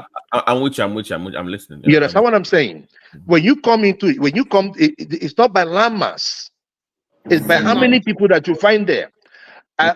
Sometime last year, I brought a report on this show about local governments in the north that they just do is just come, get the allocation, distribute the money there, they share the money, and they close up the place because there are no people. But these people play this game on us, and we fell for it. We play the game of landmass. So that means places like Tennessee in the United States should be having more money more than New York. Because we are over maybe 20, 30 times the size of New York. But it's so not are they like allocating that. money to them? It's not like that. Listen, I'm just talking. I just made a comparison. It is not like that. So what we have here is the economy of the country in the southern part of Nigeria, and these other areas that you see that is so large and beautiful are not that productive. So are you saying you are more You understand what I'm productive there? saying? Hold on. Let's look at regions that produce that contribute the most.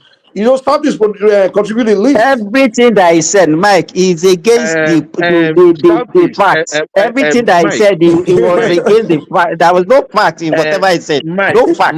Mike, The Southeast contributing least to the cover, to the center, man. What are you talking about, Joe? I mean, the only people that can create argument for most states is South. Because they contribute, the South and the Southwest contribute the most. You're just making fake arguments. Am I lying? I'm not lying now, Joel. Mike, take away Lagos and let's forget take away. It doesn't matter. States. Okay. Even if you take away Anambra, like the rest of the South, they contribute zero. Like, we have. I know. That's what you're going to say. I don't know. Guys. To be honest with you guys. Wait, one voice. Hold on, Remy. Remy, wait. Let Babati come and then you come out. We have 19 states in the north, right? We have 17 states in the south. If you want to push something to Joel, you need to form. You need to have allies, right, to push your bill through. I think what issues you have in here, you don't have enough allies. And I would suggest one thing to you, as somebody from the southwest, you from the southeast.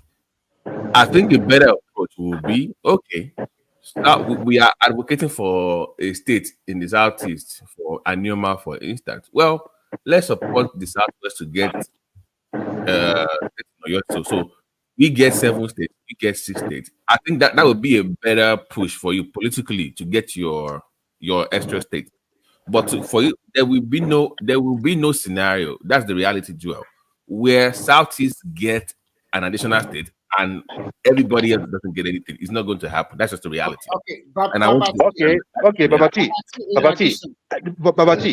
See, there's no problem. If the southern state says the southeast should not have any state, there's no problem. It's not a fight. No. The present day Anioma and other people, they're doing good according to. Let me ask you a question. Too many voices, man. I don't like this, man. Okay. Guys, wait. Let's try to do this one at a time. And whoever is making points, trying to make it short, comprises, so other people can have time to respond and talk. I mean, it's only when I'm talking. That's when you come up with all this thing. It's only 5 voices I'm hearing. That's why I say one voice. Let me finish my talk now. Every time let me ask you a question before you finish. Can I ask you a question? Go ahead. Yeah. Okay. Before you, I want to know the Anioma people. Are they south or the southeast? Can you hear me? I think he dropped. Sorry, I said they're Igbos. They're Igbos. Delta states. At this as it is now, at this south or southeast, they are not Igbos. They are not homogeneous because they have Igala there, they have Olukumi there, they have different people there. So you cannot just The Olukumi are more Yoruba now. They are they even call them Ika. They have Ika. So you have different culture there. It's not homogeneous like Igbo. They all speak Igbo. They all answer Igbo Igbo names. people don't speak Igbo. They speak more. Their language more Yoruba. For instance, now, because they speak Igbo, okay, just for in Kwara State, they have Fulani there, but they speak Yoruba. Look. I was not the one that asked them. Joel, the Olukumi people are they Yoruba people? The people of Anyoma State were the one that asked No, for but an additional state. If you go online now, those people are speaking against it. Those people are saying no, we are not the same. The Gala people say. Do you know why they are speaking against it? I will tell you the reason. The Gala people are saying they are not the same thing. Do you know why they are speaking against it? I don't know which one you're talking. If it's the deal that they presented at the house. You don't want to know. You don't want to know. You have to know. No, I'm not telling you.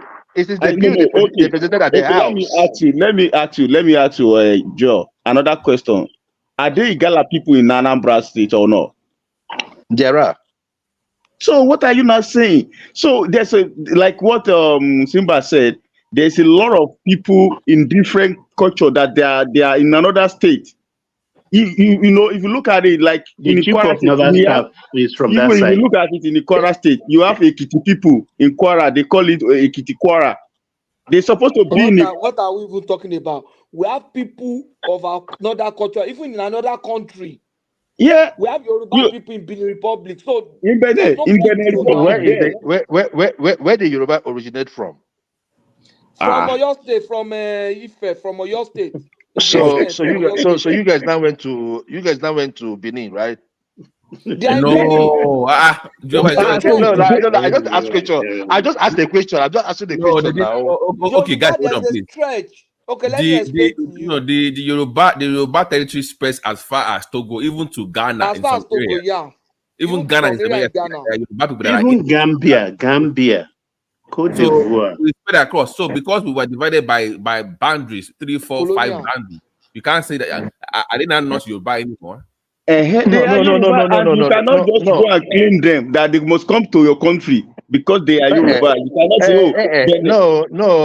I'm not saying you should claim anybody. So why are you claiming? If you say, hold on, they are Igbos and all that. Hold on. Listen.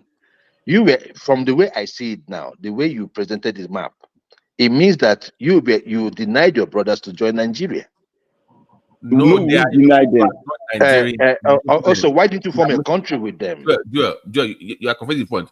The Yorubas in Benin Republic are indigenes. They didn't move there. They are indigenes. They're indigenes. That's the point. That's the same point.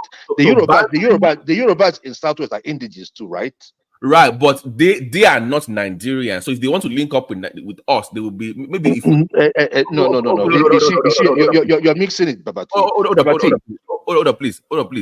Let's say we have a Yoruba nation now that we form in the Southwest, and we say, okay, we want to join our brothers and we can make a deal. But Nigeria they can't make you can't say that they want to join Nigeria because they are Yoruba. No, they can't come to that route. They can come I'm saying that why were the Yorubas joined to Nigeria? Why didn't they push for being on their own to join with these other people? That's my point. Since you guys see your history. Joel, see, this question you are asking. This question you are asking. It's just a simple question. It's not something to. Let me reply now. Let me respond to this question, please. Hold on. This question you are asking is a long. Let me respond to this question. Let me respond, please, before you go ahead. You say why? So colonization. You have your British, French, and German invasion of the West African space. They balkanized the place, divided people. They didn't give a damn about their ethnicity. It was more of their own economic benefit. So that's what happened. It's not because, we became Nigerians and, oh my God, can you also include my brothers down there? No, that was a fenced territory. So you can't expect British to allow somebody from the fenced territory to join somebody else, even though the Germans did after they lost like for instance, now, when they lost the Second World War, the Germans fought the Second World War. What happened to Cameroon? They gave it up to the French, right? They lost that Amazonia territory. So it was. So if you want to have a talk about colonization, that's a different topic entirely, Joel. No. My point is this, right? At least the white man left, right? And since we got our independence, we've been calling different groups have been calling, right? Joel, Independence. let me just say this now. quickly. Hold on. Now. Let me just land now. So many groups have been calling for separation from Nigeria, right? So I would have thought, like, if for someone like me, I would have been like, okay, since the white man that joined me and these people are gone, then let me join back with my people. So what? Why did Joel, that's the point there? We Africans, why would we go back to join ourselves back the way? Hold on. So why did Joel wait now? Why didn't Niger join Nigeria? They are brothers, right? Why? Hold on, Joel. They are the same with your Northwest, right? Why didn't they match and say, okay, we are one? Why can't we join together? Because they are no. So the issue there is this, right? We have these people, especially like now in the north, they have their brothers and sisters in Niger and all that, right? They could have easily said we want to pull out and join our brothers over there. But why we decided that hold on now. Did they do that? Why? We decided that we're going to stay as Nigeria. So if Nigeria foreign influence, no, Joel, you're missing the point. Even till now, we still do. Even though you have independence, you're not really independent. You're making it's a different topic entirely. No. We took our independence. No. See. Whatever we're doing with the independence is a different matter. It's a different ball game. What I'm just saying right now is that we are together as a nation. That's my point. No matter what we might say colonialism, we might say this or that, but what matters now is that as a nation we are together. So how do we make our nation work? It's not more about because if you love your Yoruba people too much, you would have said, okay, I want to still pull out and go join these people. I want that. We can form a nation. It can also happen in the north. It can also happen with some people that have relatives. One voice. Let me reply in blind, guys. It's very important. Yeah, Joy, it's very important. You're not listening to my point. The only reason you still have a country is because foreign interests see you as more beneficial to the economic bottom line. That's not true, man. I don't think any foreign company, any foreigner is holding us together. Babati, now if we say now we want to divide, we want to go our different ways. The white will not call and say we cannot go all of us. Let me finish. Guys, you can borrow. I'm telling you for a fact. Let me. They will come and bomb us, Abi. Let me finish. Right now, wow. The only reason you are still together as a country is because the foreign power still want you to be together. Based on what? Is keeping you because of their own interest. Based on what? They make more money from you being a country as of now. That's a fact. Wait, guys, hold on. Let's try to understand this. Wait. Give me a second. Joel, give me a second. Lamati. Yeah, I'm here. You're telling me that if we, Nigerians, a lot of us, we decide we want to split, a foreign country come and force us not to split. Is that what you're telling me? So since 1990, okay, so let me reply that. So how long have we been advocating to split the country? 1966. Never really advocated. So who's stopping us from splitting? Is it the foreign company or us? No, listen. If we want it badly. But are you willing to pay the price for a Patoski? No, you're not. Which price? Babati, you are not speaking straight. Patoski, wait, Patoski, please give me a second. Let's try to land what we are. Yes, you are negating the impact, the foreign powers' interest in that space. That's what is keeping the country. Forget foreign power interest. Answer the question me actually asking you right now. Wait. This calm down. This idea of just trying to give white man all this power, I just don't like it. Give me a second. Give me a second. I'm not denying that maybe it's not the interest of maybe for us to stay one. But you can't tell me that if we decide we want to arrange Africa the way we choose as the people, the Igbo man will come and force us not to do it that way. He Now, can't tell me that.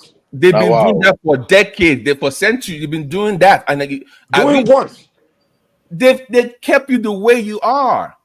If you no, Babati, answer my question. How?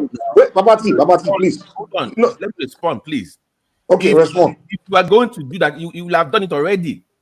If you are going to, Babati, that's not good. That's not a response. You're not giving me a response. We are not doing it. You say if we are going to do it, we should have done it already. But we are choosing not to do it.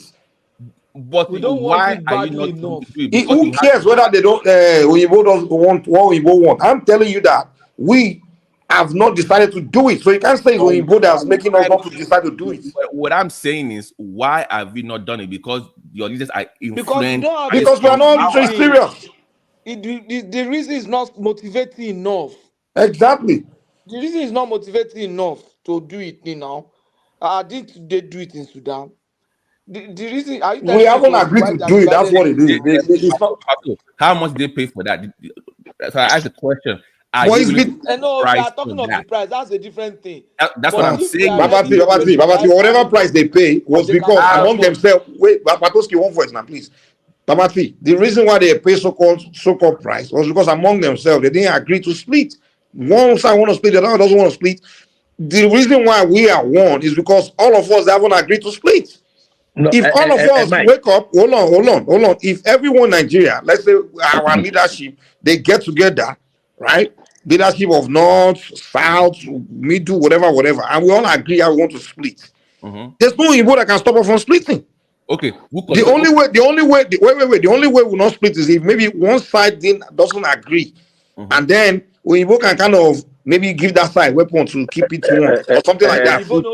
But you can't tell me that if all of us, you can't tell me that if all of us on the same page agree to split, British will come to Nigeria and force us to stay. Who controls your leadership, Mike? Who cares, man? I don't care who controls. There is leadership that you hold on now. Who controls your leadership pastors of Africa? Who controls them?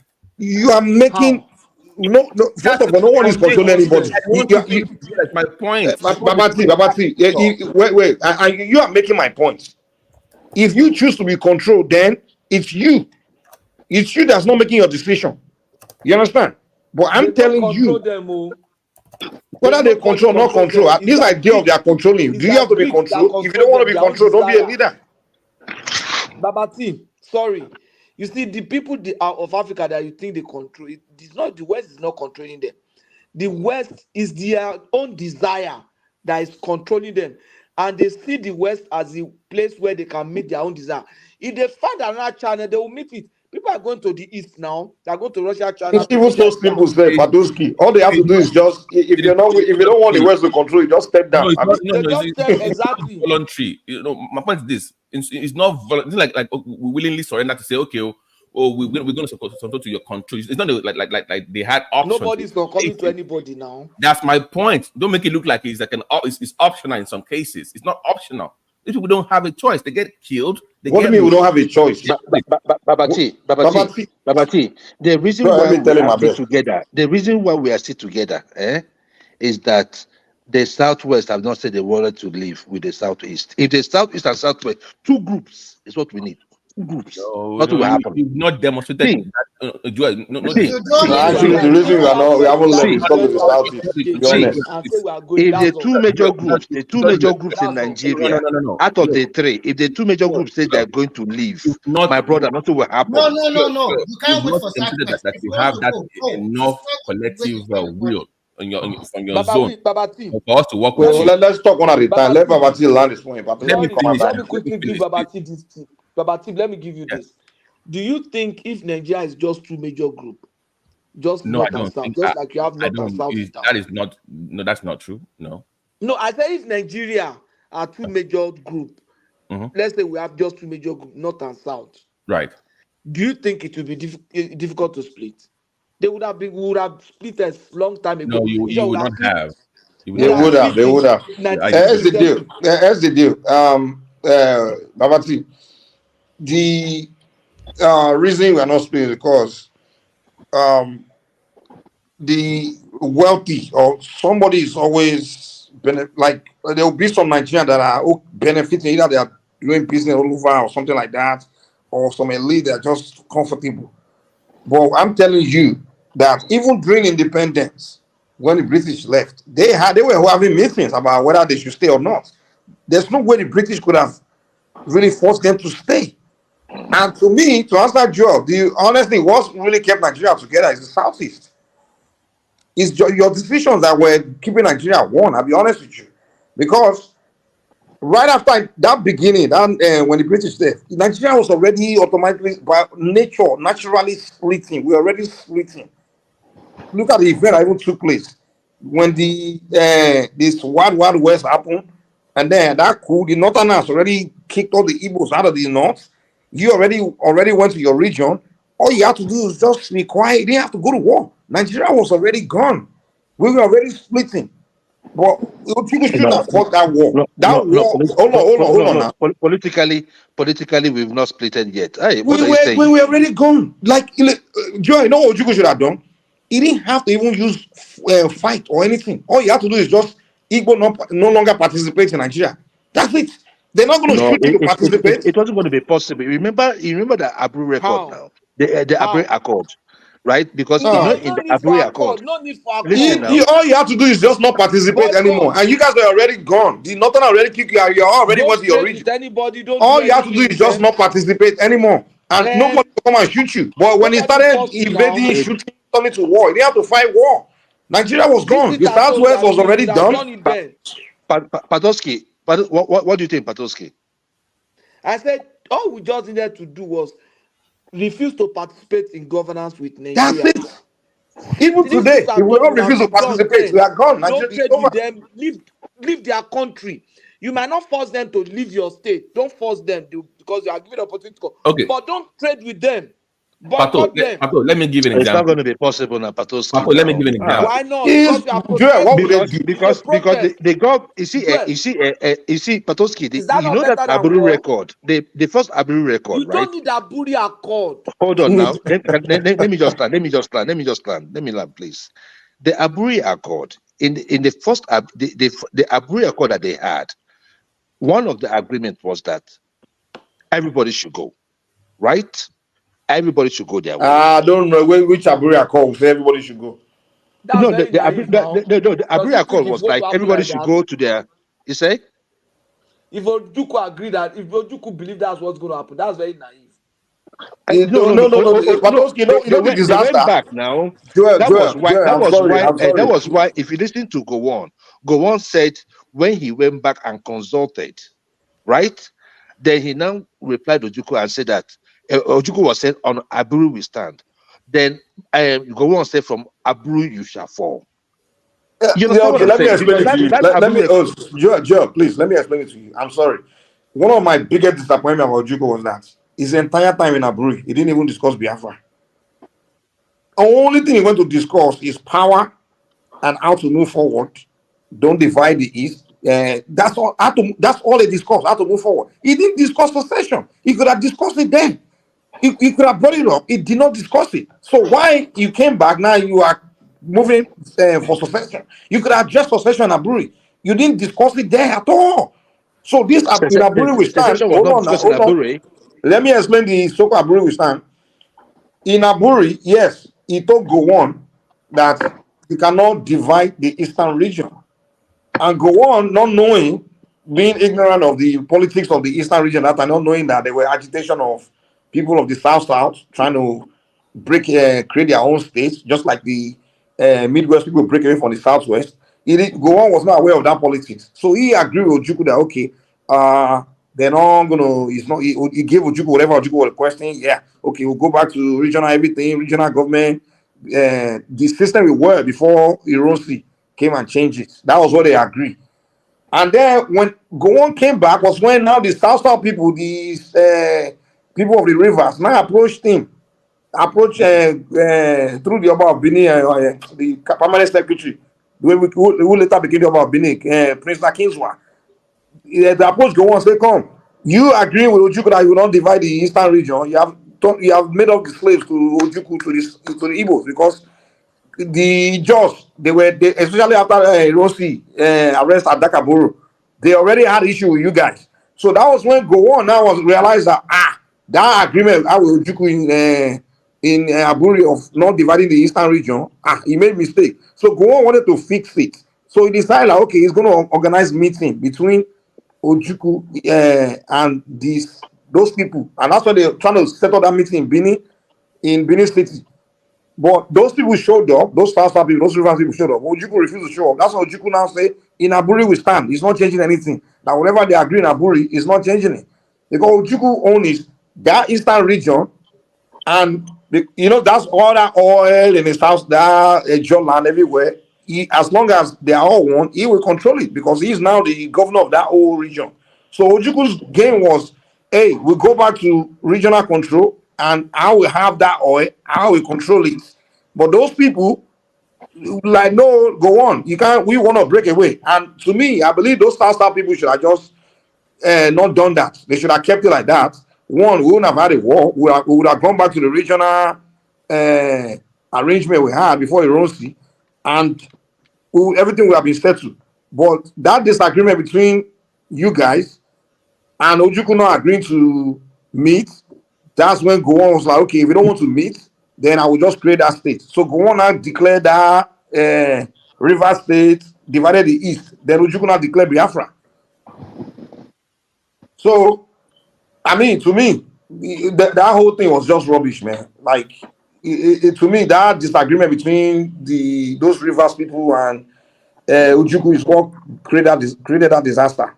And to me, I mean, they should have just ignored it, because at the end of the day, after the war, they lost everything, because everything now went back to Central. Because now Gowon didn't even see the reason why he had to honor Aburi again after the war. As soon as the war started, everything about Aburi was shredded, because they agreed in Aburi that they will go back to regional system, but they didn't give each other a chance to make all this thing happen. They went straight to war. So that war just, that was a chance we had to go back to that regional system we had that Ironsi destroyed. But the moment the war started, Aburi was shredded. And here we are today. We are stuck. Everybody's resources go to the center. We have to share everything. But do you think that the local government reforms that Tinubu is embarking on is a way of, it might not be regional anymore, but at least trying to get close to that? But now the focus will be on local government. Do you think what is trying to do through the back channel? Because that's the way it looks to be. Like, now it's giving them their money back. I've heard about INEC. I saw the reports when I first came in that they're also making a push for INEC to conduct the elections there. And I've also seen reports that they also want to look at the taxations, tax collection mechanism of the local government councils, and also devote more power to local government councils in agriculture, welfare, and other from the federal government directly. So he wants to offload some responsibilities to them directly. Do you feel like it's more like some regional, but now masquerading it like? To me, that's the best way. You got to make the policies very local. Yeah, that's the best way. If you make even politics very local, even policing wants to be making local. I've heard that too. Yeah, policing councils too, because there's if everybody can easily participate. Okay, Babati, see all these Nigerians now that have advanced all over the world, abroad. Like, sometimes if you have something to want to contribute to Nigeria, right? It's easier for you to go into your local, wherever you come from, right? Your local environment, local government, just go and contribute that brain idea you acquire abroad. Instead of this I want to contribute something in Nigeria and I have to go and deal with the federal government or the state. It's more. Yeah, it's hard. I had talked with a friend of mine that his proposal is still in the Ministry of Agriculture for over 2 years. Can you imagine when he could have just gone to his local chief and speak his local language to him? No, it was even saying that, because we're talking about the livestock ministry now, that it was even saying that because his own is it's livestock, but it's piggery, that there might be some kind of religious bias towards him, because people that thing is really geared for, they don't really believe in the pigs. What was the proposal about? No, that expansionism, credit system, like it was more like a liaison with his local government council, with international partners. He wants to go big, but he needs some resources from those governments. So he was really happy about the local government stuff. But He wanted to establish his own business, but he needed something from the government or what? Yeah, it's a big project plan. Like he wants to influence policies in a way, change the policies to favor his own kind of thing. But when he proposed it, we didn't. Tinubu was not even in government at the time, right?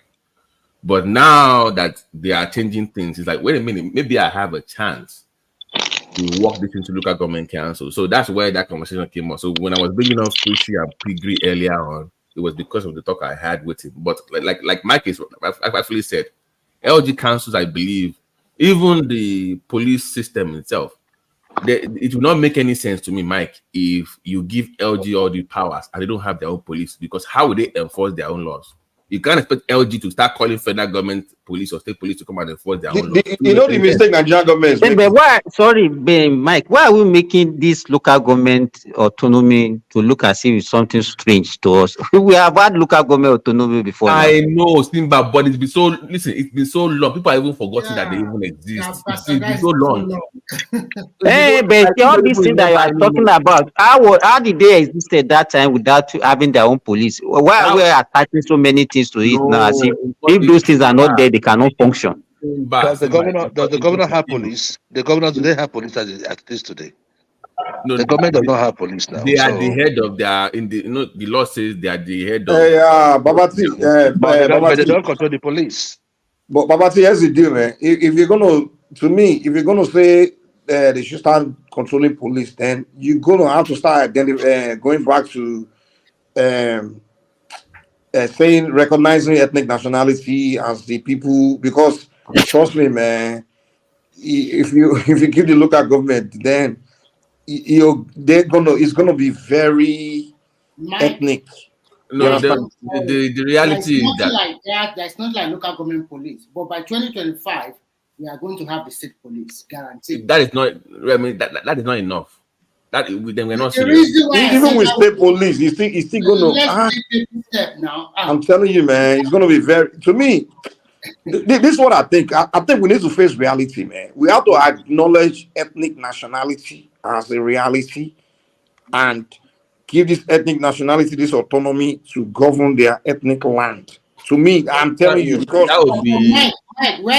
You have to. We have to, man. We can't ignore the fact that we Mike, how many ethnicity do we have in Nigeria?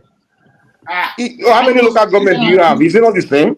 I mean, they exist. Just you respect the culture, respect. I'm not saying now they become new country, but acknowledge the fact that they've existed as ethnic nationality for thousands of years. You can't throw away thousands of years of memory and evolution, man.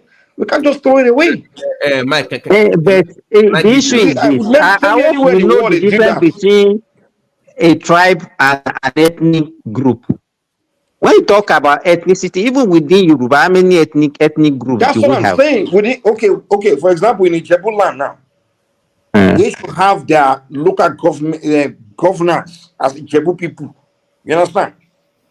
Oh, you are taking us back to the traditional way. Yeah, traditional listen, that's where we should go back to and evolve. That's where we should evolve from. Because what happened to us in Nigeria was the British came and destroyed thousands of years of evolution and brought something completely new. That's why we are stagnant. We're trying to figure this new. I'm telling you, I agree with you. I agree with you in terms of like, okay, for instance, now, okay, let's say for Lagos, if you have true local government autonomy, there will be some LG that will be dominated by Igbos and the non-Yorubas. That's not the reality. So that's just the way it's going to be. So if you want to go ethnic, and you're going to keep having this variable civil war issue, all these problems, it's going to happen. It goes beyond that self. They will even run the thing from head to toe. So right now, you can't, because it's against the constitution to do that. Are you saying that they need to change it where it's say, okay, for this LG council, so I don't care who moves in, no. Even if we are 5 and we are indigents there, we still run things.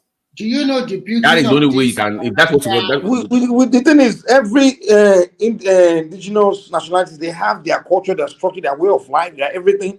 That should have been kept. And what we should have done is, whatever we are adding to it, should have been something we carefully had. For example, the English language. Yeah, every ethnic nationality must. The English will be Do you taught. guys want to have a Now, country? hold on. Let me say this. In every ethnic nation, the language of instruction in their schools will be their local language.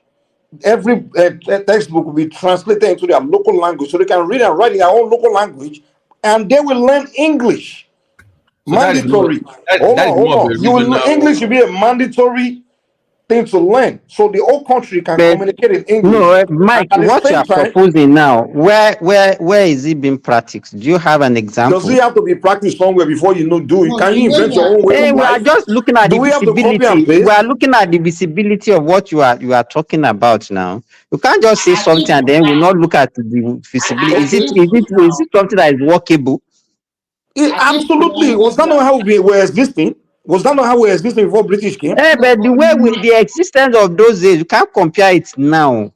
What do That you mean? homogeneous, the way we had then, could you think we can see regroup? Let me tell you, even within Ijebu, Babati is here.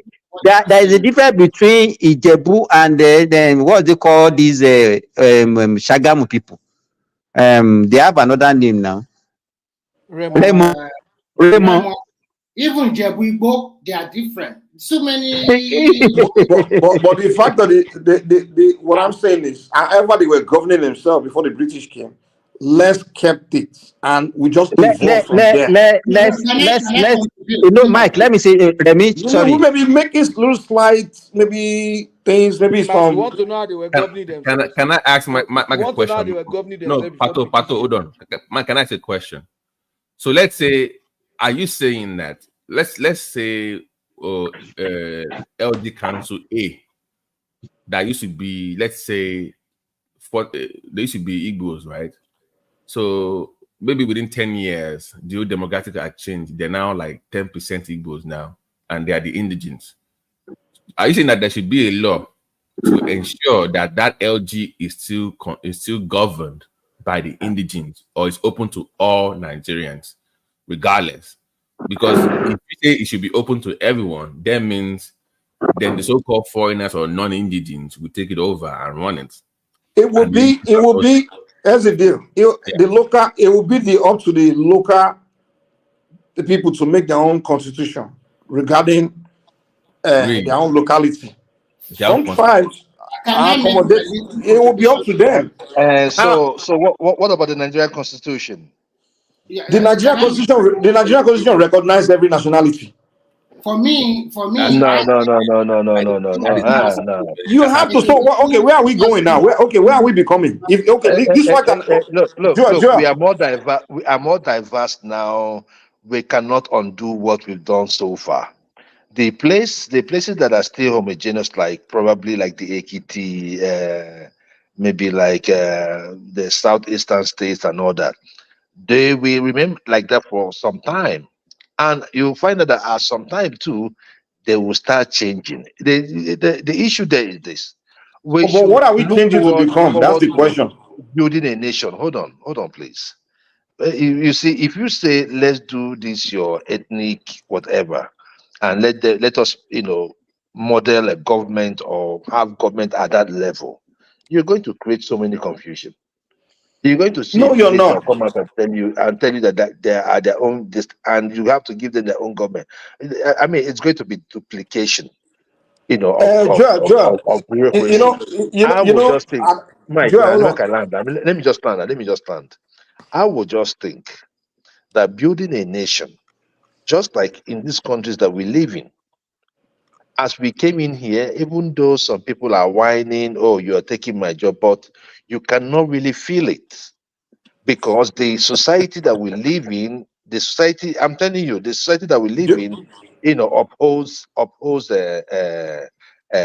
your how capable you are. Joel, And the difference. with that, anybody that comes in just plugs in.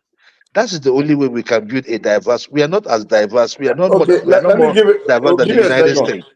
But they're doing better. Joel, let me give you a quick response. I know the reason why I'm doing this because the Southeast you guys is really disadvantage to you guys because of your space. I get that. But hold on. Again. Wait now. Wait. Let me tell you, the only place this new idea can happen. It's happening, and it works. It's places like United States and the Americas. They call that the New World because that place, the indigenous people were conquered, and their land was taken, and new fresh people had to migrate into it. Right? That's why it worked that way. But if you're talking about Europe, Africa, you want to try that? It's not going to work. In Europe, in The the Soviet UK, have tried it. in the last Yugoslavia. election, The 30 one thing Europeans Nigerians. hold on. One thing Europeans realize is that they cannot eliminate ethnic nationality. That's why they kept every ethnic group in Europe. They gave it their own country. Even What when about they the UK? What about the UK? have they eliminated any ethnicity, they still recognize the Scottish. They recognize them, the Scottish. They recognize the Welsh. Recognize But them. you see their culture and their political They are power even or more their cultural and political more ethnic. atmosphere They're are not two eliminating different any things. They have ethnic indigenous. royal family. They have all those things. Exactly, they still kept it. Their They royal are family, even they and are it's not even going more anywhere. they are even more into it than any. But I'm talking about people that are vying for political positions. Mike, Mike, to be honest with you, I struggle with this topic a lot because it's very hard for me sometimes to. I can't even imagine my own town being run by non-Yoruba or non-Indigenous. It's very. I struggle with it, to be honest with you. Amati, do you know I went to Nigeria? There are some James Deans, they can't speak their language. They only know English. I can't even picture in my mind like Egbao is not being run by non-Indigenous. Like, come on, like that would be. I don't care the level that. So, to be honest with you, I struggle with it. Okay, I struggle with that. Even Jewel that is talking, can he entertain that in his own region? They can entertain their place now. That's why they are okay with it. Do you know why Joel is okay with it? Because in their own space, their own culture, this thing is still intact because people don't really migrate to the southeast, right? But he is against the idea because his people are the one that migrate to other people's region. So he wants that, share that right with other people in their own territory to have that complete right. So that's why he's against it, The fact of the matter is this: if you guys pay attention, Simba, if you go and a lot of these Gen Zs, you'll be shocked. Like a lot of these 20-year-old, 18-year-old, some of them, they only speak English in Nigeria. They don't even know their local language anymore. And those ones will give birth to children in the future. And those children, it's a thing of pride. And many of them, they are just behaving like Americans and British now. So in the next 100 years, it will just become like the Black Americans where they've lost their roots. You understand? The next 100 years will become British, just English people. That's what we'll become. We'll become English people. We've lost thousands of years of things we've evolved with, our parables, our... No, we can never become English. It's only that we'll be pretending as if we are English now. We can never become like them. I'm telling you that these deceiving ourselves many now. of them cannot even speak. It's not their fault. It's the fault of our own generation. We are the parents. We are the one parenting them wrongly. Exactly. You're making my point now. Wani, don't spoil their accents. They don't have to be speaking vernacular. They really don't spoil their. I have nieces and nephews that don't speak English. They don't speak Yoruba. So they don't even know Asha anymore. Private school. I say, how can you have a country because it's a private school? They don't teach no emphasis on Yoruba language because it's a private school. Seriously, what is that? I mean, I don't. Govt, you know what I see that's very disastrous. We didn't pay attention. Our parents didn't pay attention when the Americans, British, when they brought media to our countries, because what they started feeding us was to aspire to become westernized, to become American. That's why a lot of our youth they started promoting this Black American image to us. You remember? I don't know if you remember the 90s, 80s. To the point they started promoting it where we aspire to becoming them because that's what they were feeding us as kids. Now, it's like social media has now come. Everybody has adopted that mentality of, whatever the Americans or the British do, we emulate, we copy it, that's the way to go. That's the standard now. That's we see at the standard, yes. From far, you think you don't realize that you accept it. But now what happened is a lot of when we now move to America, we now really see the reality of these people we're trying to aspire to become. We realize that they are in a mess. But I mean, before you came to America now, you wanted to be hip hop, doing Black America, everything. But when you come here, when you enter really see that, you come realize, oh, your that way was better. Oh. you quickly realize, but now when you come here, gonna hear you want to tell your why people, did you go back? maybe aspire to be like them. Why did you go back then? If you saw it was better, why did you go back? No, because you can emulate other cultures that are better off. You see, because what he's seen, like the one we focus on Nigeria was the Black American culture mostly. But you can twist. He said that he came here and he found out we were better off. Why did he go back? No, Joe, it was No. We're not saying economically. But Joe, are you telling me that the Black American culture is better than your Igbo culture? I'm not talking about entertainment too. I'm talking about nobody Igbo culture this time around. You the Basham 6. Don't come with that. Is it better than Igbo? That are patronage. I don't want that. No, you guys have jacked up mentality in some area. The way you guys don't respect others. There's the part of your culture I just dislike, but many part of the African culture. Mike and Papa, are you trying to buy Prince Daddy that is more Americanized in terms of spoken English or what? No, it's not the English. Prince Daddy is probably very Yoruba, but maybe you not speak him or he was raised. Let me tell you who's more African today. Our children born in America. They are more African than our children grown up in Nigeria today. I'm telling you. Because our children born in America, they want to be like, except the one where their parents don't pay attention to them. They don't want to aspire to be, because the one we are trying, all these Davido trying to be like this hip hop Black Americans emulating. In America, nobody want to be that. Nobody wants to be, because we see that. Hold on. Our children growing up here, they don't want to sack their pants because they know that that's something low in America. You understand? They want to be upright. But our children in Nigeria, they want to sack their pants because they think it's something American. They want to become American. It's very funny. Yo, man. You know what I'm saying? Our children here don't want to be ghetto because they see it as ghetto. But our children in Nigeria, they've seen it on TV. They think it's something they should become. All of Davido, I go to Jana, all of them, they don't sack their pants. They don't do, I'm like, show you pay back. This thing you guys are calling civilization, that's not civilization in America. Nobody, they don't see that as civilization there. It's just television, media, just hyping it. So our children now, instead of don't you think they're acting out of it? Don't you think they're acting out of ignorance? It might be because of ignorance. Yeah.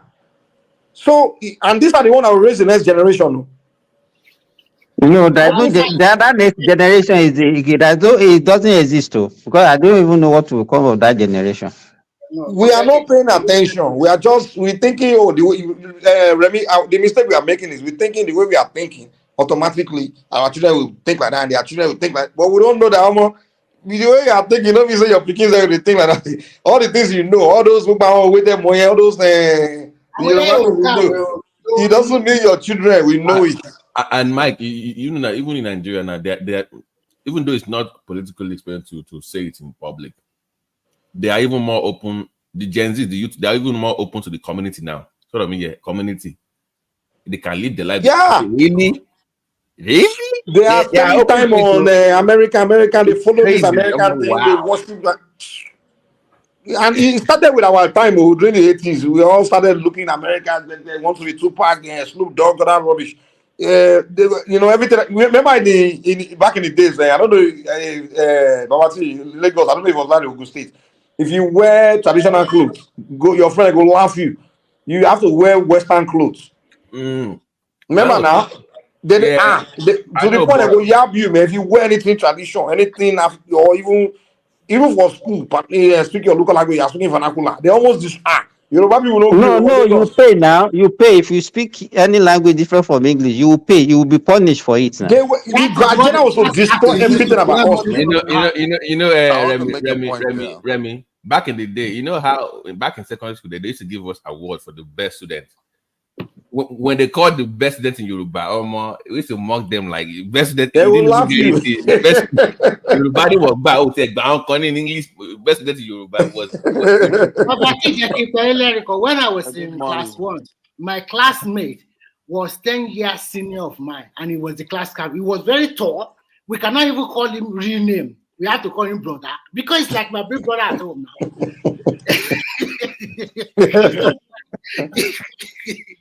The guy, and when we want to go and fight, he will lead. He is the leader. Is he supposed to follow?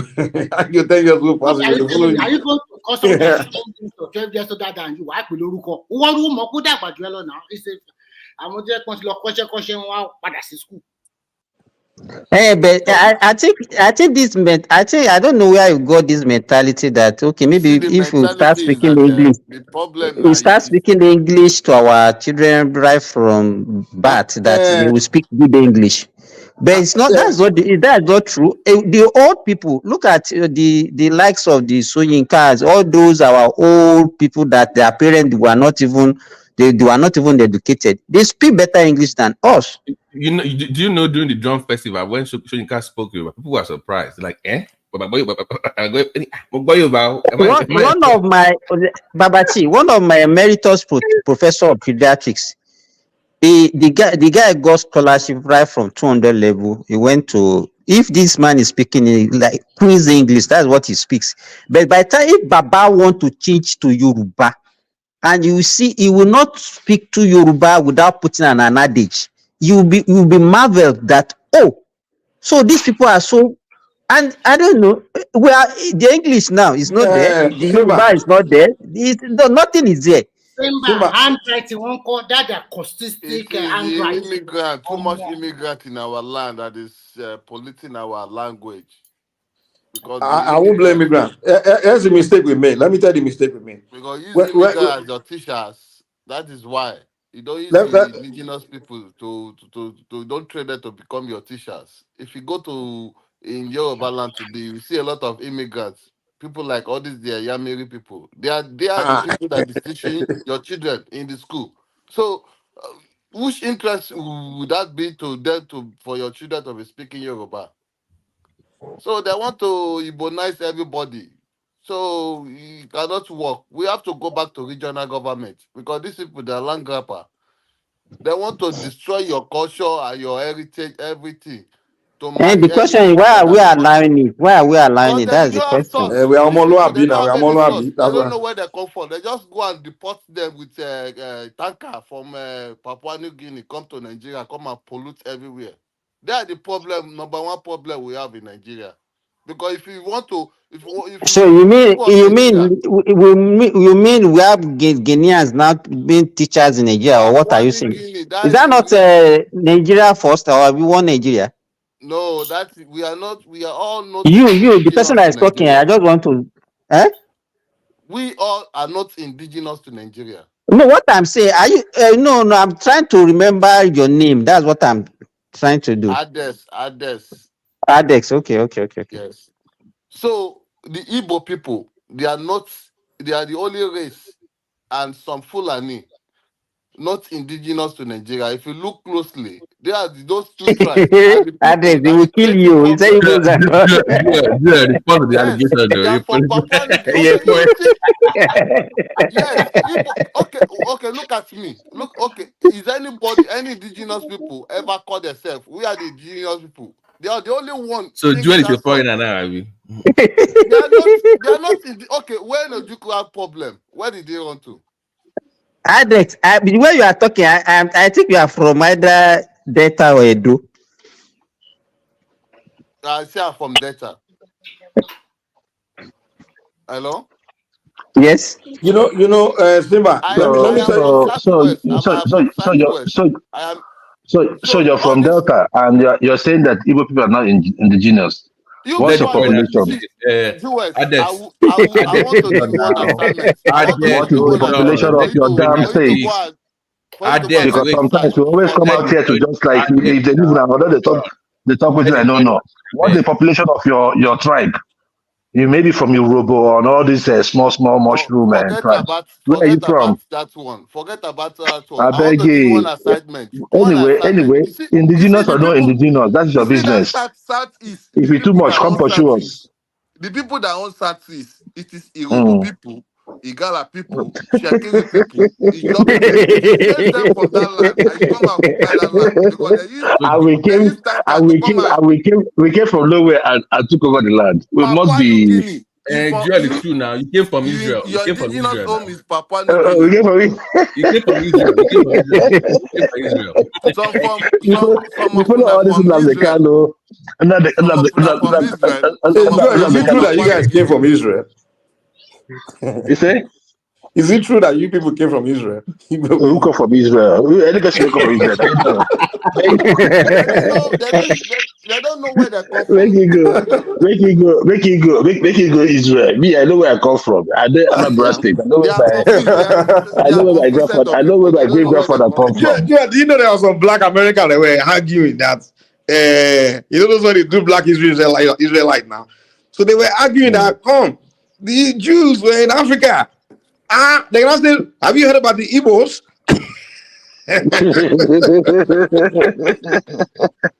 were arguing among themselves. They now brought the video of Igbo people claiming to be Jews. They now use it to prove that the black Americans were Jews before they came to America. And say, Igbo people don't carry their The whole of Nigeria now, indigenous people now, they are trying to go back to original that was one of government. the reasons. That was the But reason them why now, I they are did trying not to support create a Nnamdi state, Kanu at one state, all. not to grab more Right? land for indigenous When I started hearing that Israel morale, I said, guy, we should be Israel. And I started seeing that small cap that they carried on there. I was so pissed. I was like, look, can you just, when will the black man take glory for what it has built? Whatever we have today, we built with 20 pounds. So if we're able to do this, right, and somewhat you just have to take all these things and now say it is Israel. You would have made sense if the guy said the Jews came from you. Instead of you to say the That's what Jews I'm came saying. from the Igbos. Why they He not said say the Igbos came from the Jews. I'm like, this guy not moving.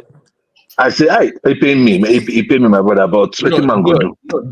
There's a movement. There's a movement actually. They are very big on Clubhouse, by the way. If you're interested, it's a very big group. Don't worry about those people. They make the argument that the Nigerian South actually I told them, Babati, I told them to sell their lands. I told them those of them that believe that they come from Israel, they should sell their land to us. That I decided to stay in Nigeria. That they should go there and go stay with them. One voice. Drew, I want to ask you one question. Why is it that you does not recognize the Igala people in Southeast? What do you mean that they don't recognize the Igala people? Shuran, They have a rep. He not changed the name of their Shuran to Amadioa. They did what? I say you stole Akwa Ibom Shuran and the Igala people Shuran. That is the deity that people are worshiping today. Their deity. So Amadioha is from Akwa Ibom. Igala people that had Amadioha. So you people don't have any concrete source in that south. It's true. You're right. You're right. This tanker, this long old tanker. They used to bring people from Papua New Guinea. I know this. I did not know. I did not know. Thank you. So you are saying go people from Papua New Guinea? They are not from Israel. Yeah, that's what you talk. You say we are from Papua New Guinea. They are just claiming Israel just for superiority among the people there. So that means it's fine. The Ghana people, you don't recognize them in that Igbo. You have Igbonized them. Why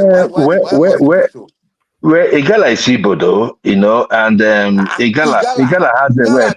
Igala has a rep. Igala has a rep.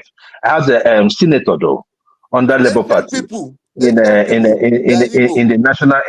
National Assembly. So I think they are well recognized. When was that Igbo? When was that Igbo? Are they Igbo? Did they say they are Igbo? They speak Igbo language. I know that they are part of us. Yeah. What is their own opinion? You know the reason why I tell you this, right, Babati? One voice at a time. Babati, you know, in the southeast, right? Let me talk now. Let me talk. Hold on now. One voice. Babati, in the southeast, if I go to Nsukka, for instance, right? they speak Igbo, but I might not be able to hear them. I don't know if you guys have those kind of different dialects in the Yoruba language. I don't know. Yes, But in the south, yeah, we do. eh? Okay, okay, you guys do. So that is what we have in the south. We have different variations of Igbo language. They will now have what we call Igbo Nzube. The Igbo Nzube is the one everybody can speak. So if you hear Wike speaking Igbo, he's speaking Igbo Nzube. If you hear maybe the senator from Delta State speaking Igbo, it's Igbo Nzube, Okowa, Igbo Nzube. You understand me? But if you now go back to their Why are you giving example of people that are not from Igbo state? Why are you giving the example? if you go down to their locality, we all speak different languages. So I think that answers that. And why did you people change your name from Igbo to Igbo? Why did you change your name? Nobody changed. Nobody changed. To Igbo. Nobody changed. Nobody changed. Nobody changed. Igbo people that Nobody we know. changed the name. Nobody changed the name. It was the Englishman that changed the names. Wait, now let me talk. Igbo people that we know, they are Elijah people. Igbo. So it is our name. He stole it just for you to. I just got to truly enjoy it tonight, or what? What's going on here? Apart from it's good sometimes we listen to facts and we listen to ignorance. When Ojukwu is making a speech around 1969, it's Igbo. Suddenly they just change that Igbo to Igbo.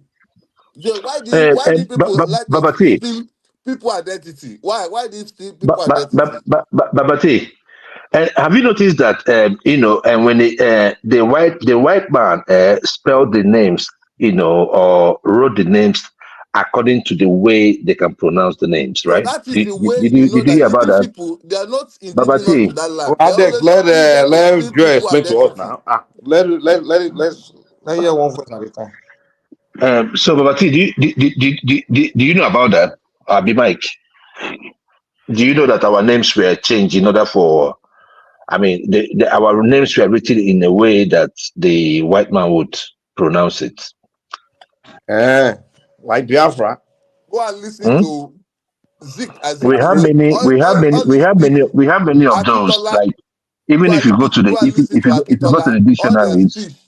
All their speech before independence, all those things, they're not Igbo. Suddenly, they just become Igbo. Why they steal our identity? Just for you to create. Nobody stole your identity. That is why Ife say that it's Igbo people that has cola. I mean, why people don't plant they don't want tree of cola in Southeast. Is it not a good thing? If you had it. You have stolen our identity. That is why Onife. Which one is your identity now? Where are you from? I don't know. No, Igbo is Elijah people. Is in Ife. That is why Onife cannot recognize Igbo between Igbo. You understand? Because Igbo come and see that Igbo. That name. So we study from Onife. No, you stole our name. Yoruba identity. You come and be claiming it. They have one of Yoruba people that actually Igbo people. I think we should just be called. We should be called Yoruba people now. Why do we have to call? I mean, we might just call us Yoruba people. Ancient name, and which we cannot change it for any. You cannot exchange it to anybody. Then why they come and stole it? The way he stole Akwa Ibom Shuran, the way he stole Igala people Shuran, come and codify it and change the names. Oh my God! This one. Now you kept everybody quiet now. Mama are you guys still here or what? I mean,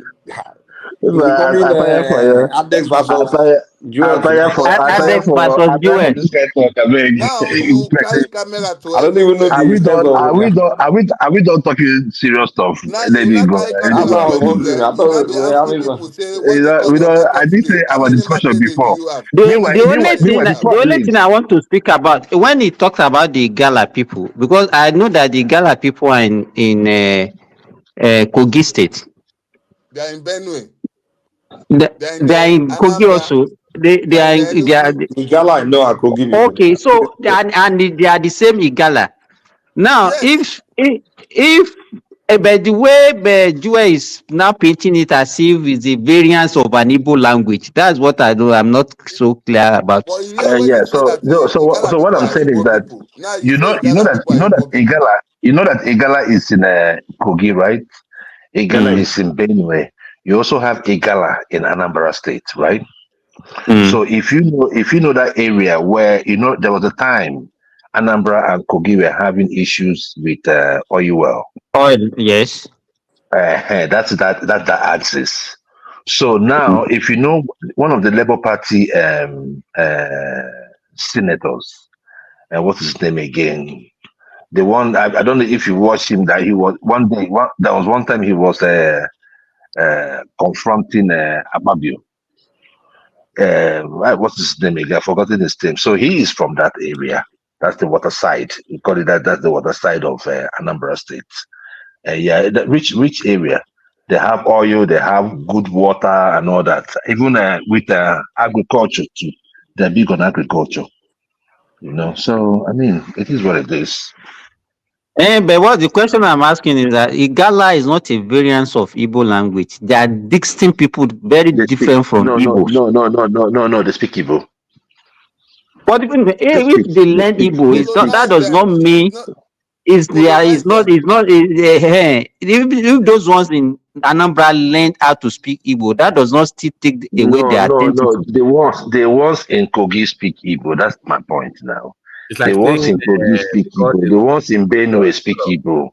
No, You it's like understand what I'm saying saying? because Egun people speak Yoruba, then they are Yoruba. No, they are not. Well, they speak Yoruba, but they're not Yoruba. So maybe that's one for Ona, but what I'm just saying is that the Igala people I know, they will tell you themselves. It's not me telling you. They will tell you themselves. I have them as friends, and they don't understand Igbo at all. So this one that you are coming up with another Tales by Moonlight that all the Igala speak Igbo. I don't know where you are getting it from. So this is the thing, right? I just told you my own part. Then you can now go and do your own investigation. I just told you one of them is a senator under Anambra State. And you are here making and all the senators from Anambra State speak Igbo. I don't know which one. I don't know what else you want me to tell you.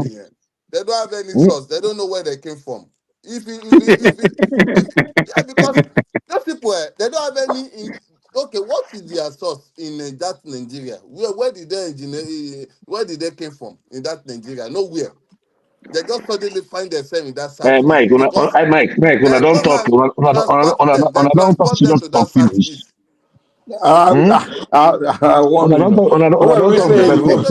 can't remember where we were, man, because it don't enter beer parlor talk. This one beer parlor talk. I don't know where this one come from. When I don't talk, number two, when I don't talk finish. Jewel, to you, to God. No, come here, I beg. You're not addressing me. It's not between me and you. I beg, please, serious people. I love you guys, man. Don't worry. If you feel so bad, come chase us out. We will cut that your mouth. We will seal that your mouth when you take the talk. I beg, good night, guys. Have a good night, please. Yeah, I don't all right drive now. you away.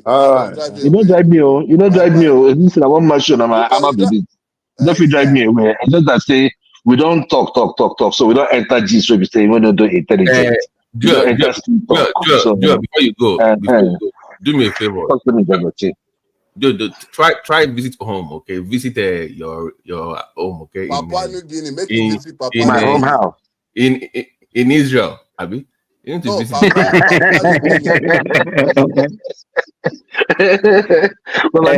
Which part of Israel? Which part of Israel?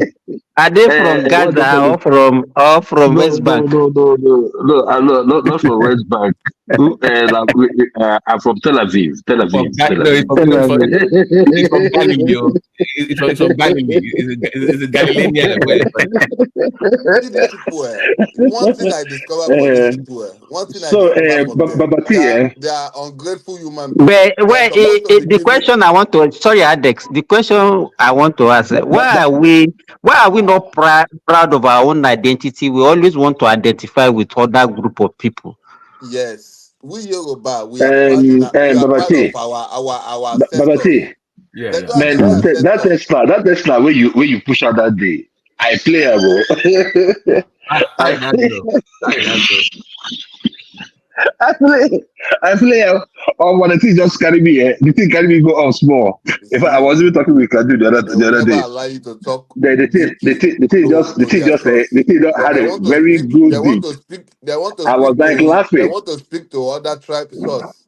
Now, you I want So, to run away because I'm going well, deeply well, to Babati, where the Yeah, hold on, migrate Adex. come from.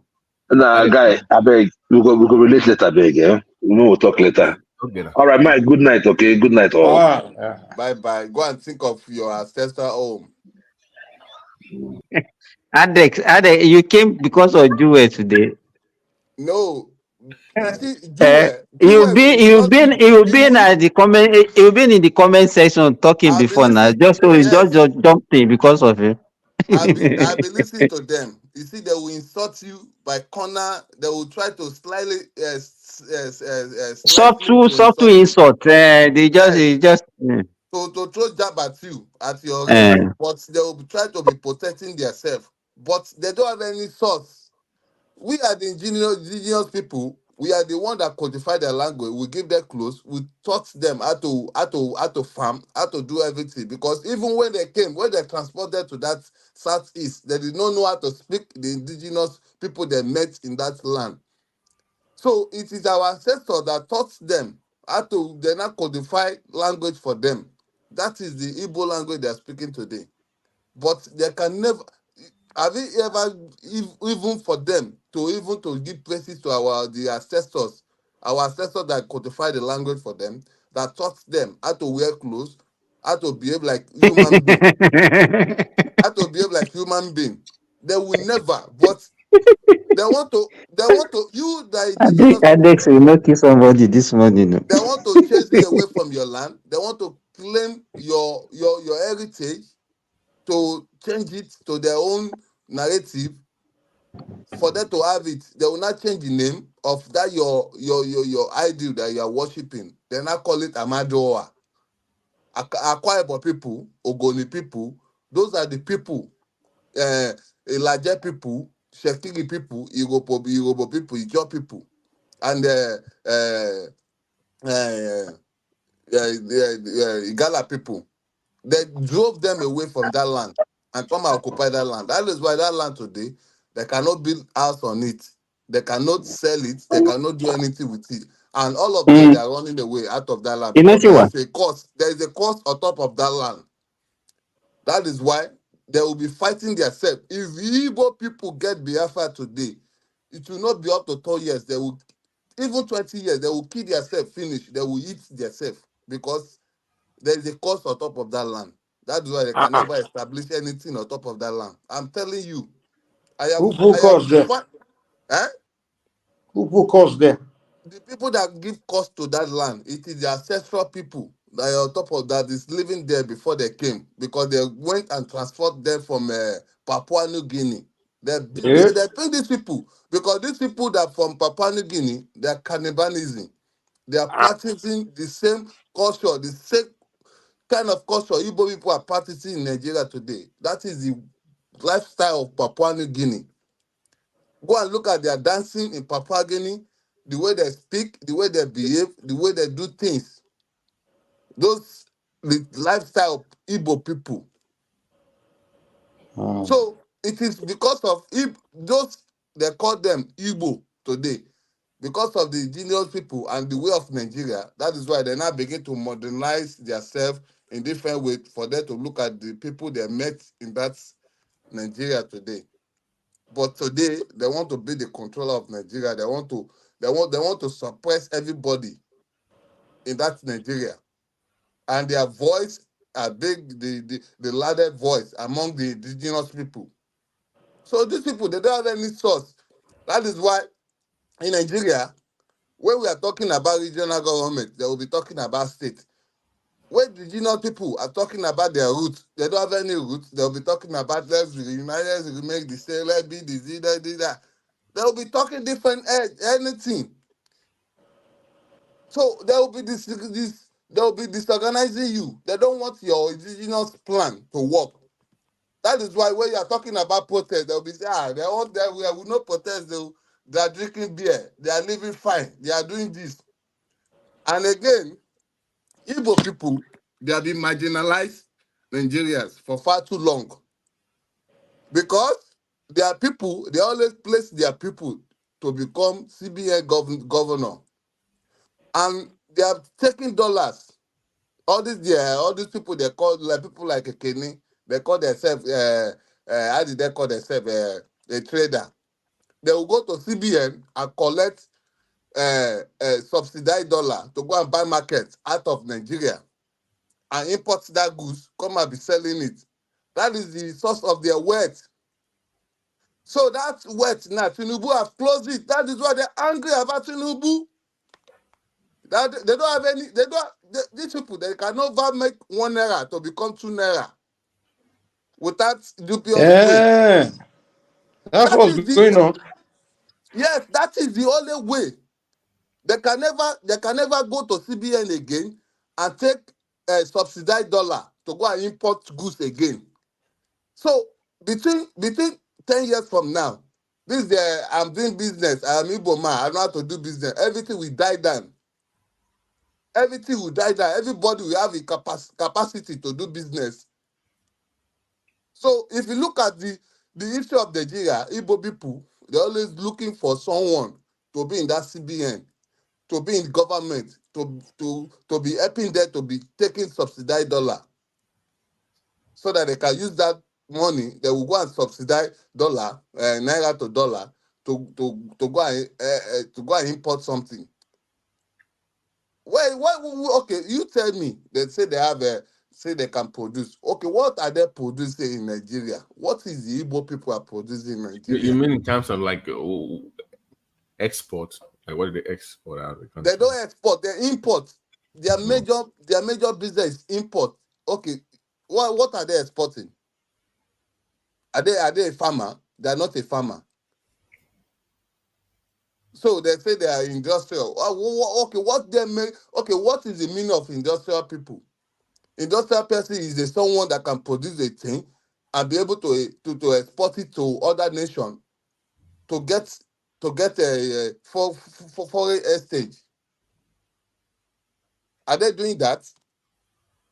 They would go to CBN and take. Maybe a dollar is costing like a 1,005. They'll go and subsidize it to 500. Naira to naira to dollar like 500. Then we will go and use that dollar to go and buy something outside Nigeria, and they will import the thing to Nigeria, and they'll come and sell it. So when they sell it, they will have much gain. They will have more money, more naira in their hand. So that is why they can be boasting. They can go to party. They can come and use money to subsidy to come and destroy your race. To come and Mike, destroy your children. is Mike there? To come and give money to your children for them. Mike, are you there? For your race. Yeah. Well, Okay, Mike, what can you say? Sorry, Adex. I think we have heard enough about this. What can you say about just concluded Euro 2024? Adex, fix your mic. It's too low too, so we can hardly. Your volume is really low. So. What can you say? What can you say about the just concluded Euro 2024? You look when these are World Cup in your concern and then qualify for oh, so you don't discuss your own World Cup failure. Then we'll get there now. Don't worry, we'll get there now. World Cup. It's too late, man. I had last two games. Not going anywhere. Because you have to win the Do you, is it not better for us not to go than to go and disgrace ourselves? No, I've been looking forward to this thing for so long. I live here now. I was hoping that I would watch It Nigeria. means the last World Cup. Exactly in America. It's being hosted in America. If there's a one we need to go is this one.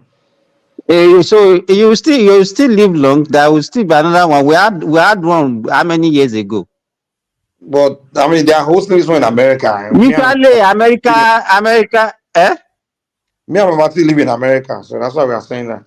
What I'm saying, the last World Cup that was hosted in America is not up to like 12 years ago now. 12 years? 94. 94. What are you talking about? That's almost 30 years ago now. How can you host 12 years ago and still be hosting now? Okay, no, okay. Because it only rotates between 3 continents now. No, yeah, it's not 3 continents though. It's only ones that Asia has hosted World Cup now. And Africa once. That's all. Then Europe, then didn't Brazil host? And I'm talking about South America, North America, then Europe. Africa. It's only, yes. 5 now. Forget about Africa. Africa only hosted 2010. That was the last time as Africa hosted. Now. How many countries in Africa now can even say? How many African countries can even come out now and say they have the financial way with that host World Cup? Bid for it now. Egypt is bidding. Libya is bidding. I mean, don't you? They want Libya. To can you imagine? Can you imagine? Libya. Where are you getting that one from? Libya. Babati. Say comedy ni. Just comedy ni. Libya wanted to host World Cup. I know. Egypt is bidding to host. Egypt wants to host World Cup. Egypt is in crisis. The only country that probably would have stood a chance would have been Morocco. Morocco can try. Morocco can try because Morocco has the facilities. If we Morocco actually, when South Africa hosted, Morocco was competing with them. You remember that time? Yes, now Morocco competed now. Yes, now they competed with South Africa. In Nigeria, we get things together. Maybe we just clean our environment, just clean streets. Some basic thing we need to start doing in Nigeria. Like just making our street look clean. That Lagos should be able to host Olympics. I'm sorry, Olympic is one city, right? It was one city sport, right? So clean up Lagos. We have a lot of cities now. We have make it look decent and host something. Our capital cities. Some of them, I'm not looking bad. Okay, if you can borrow from the last time we hosted under 20, I think it was spread all over the 6 geopolitical zone. I remember that time. We have the Abuja, we have a center in Kaduna, Kano, Bauchi, Jos, even Borno, Calabar, I think Port Harcourt, Ibadan, and Lagos. If we can put just a little more work, we can bid for World Cup. So the issue is that if you ask about those stadiums that they renovated that time, they got no maintenance culture. I was even watching this guy, Ghanaian guy that went to Tinapa. That place is great. That place is big.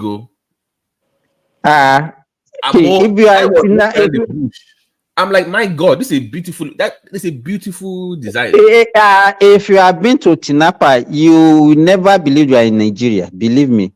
We have beautiful places, and let me tell you, if you look at that axis, BT, from that Cross River State till you get to Adamawa, that's how those places are. Is just that they are plateau like that with a very, very good topography that you will be amazed, and that's why even in Mambila, all these are rich people. They have houses there because the weather there is just like a temperate climate, very cool all the year, rain, lush green environment, and all those things. Because the guy was, that governor actually built structures in that place. They have No, Donald Duke tried. It was yeah. only that, the way we play politics in Nigeria, there was no succession. Then the governors that came after, people that are actually contesting for position in Nigeria, they are not coming to do anything. They are just coming to steal. All of them. They don't have it. It's not as if they have this ambition that I want to come and turn things around. Believe me, I have friends that have been into politics now. They cannot tell me that because they have a vision. All of them, they are just interested because of the money they are going to make. That's the That's it. unfortunate thing about Nigeria. It's just everybody's just there for the ride. Like It's not. everything is Nobody about. nobody has Nobody's there that to passion work. that okay, I want to go and work. No. Even Simba, I just came back like 2 weeks ago or so. Okay, when I was in the airport, right, I saw like you see people just sitting by the toilet. They just sit there. Bunch of they are waiting for travelers to come and use the toilet so they can, beg you for money. So I'm like, and the toilet is dirty, and their job, they are higher. I'm very sure the reason why they are higher there is to clean the toilet. Mike. So they sit there. They are sitting there. Is we that we encourage that recently, just which day was that? Maybe Sunday.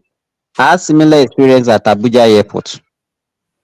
Next time when you are coming to Nigeria, try Abuja. Is better than Lagos. No. The point I'm making is that the point I'm even making.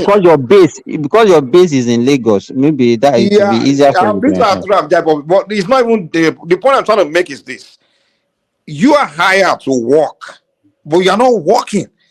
Like I don't know how it is in Saudi Arabia. In America, I understand what you are saying. The one that I experienced, the guy was not even making a demand. But you see people. I was in the toilet and I saw them giving him 100 naira, 200 naira. The guy was just doing his job, and the people are the one offering him. Do you understand? Okay, like that one now, they're already encouraging the guy.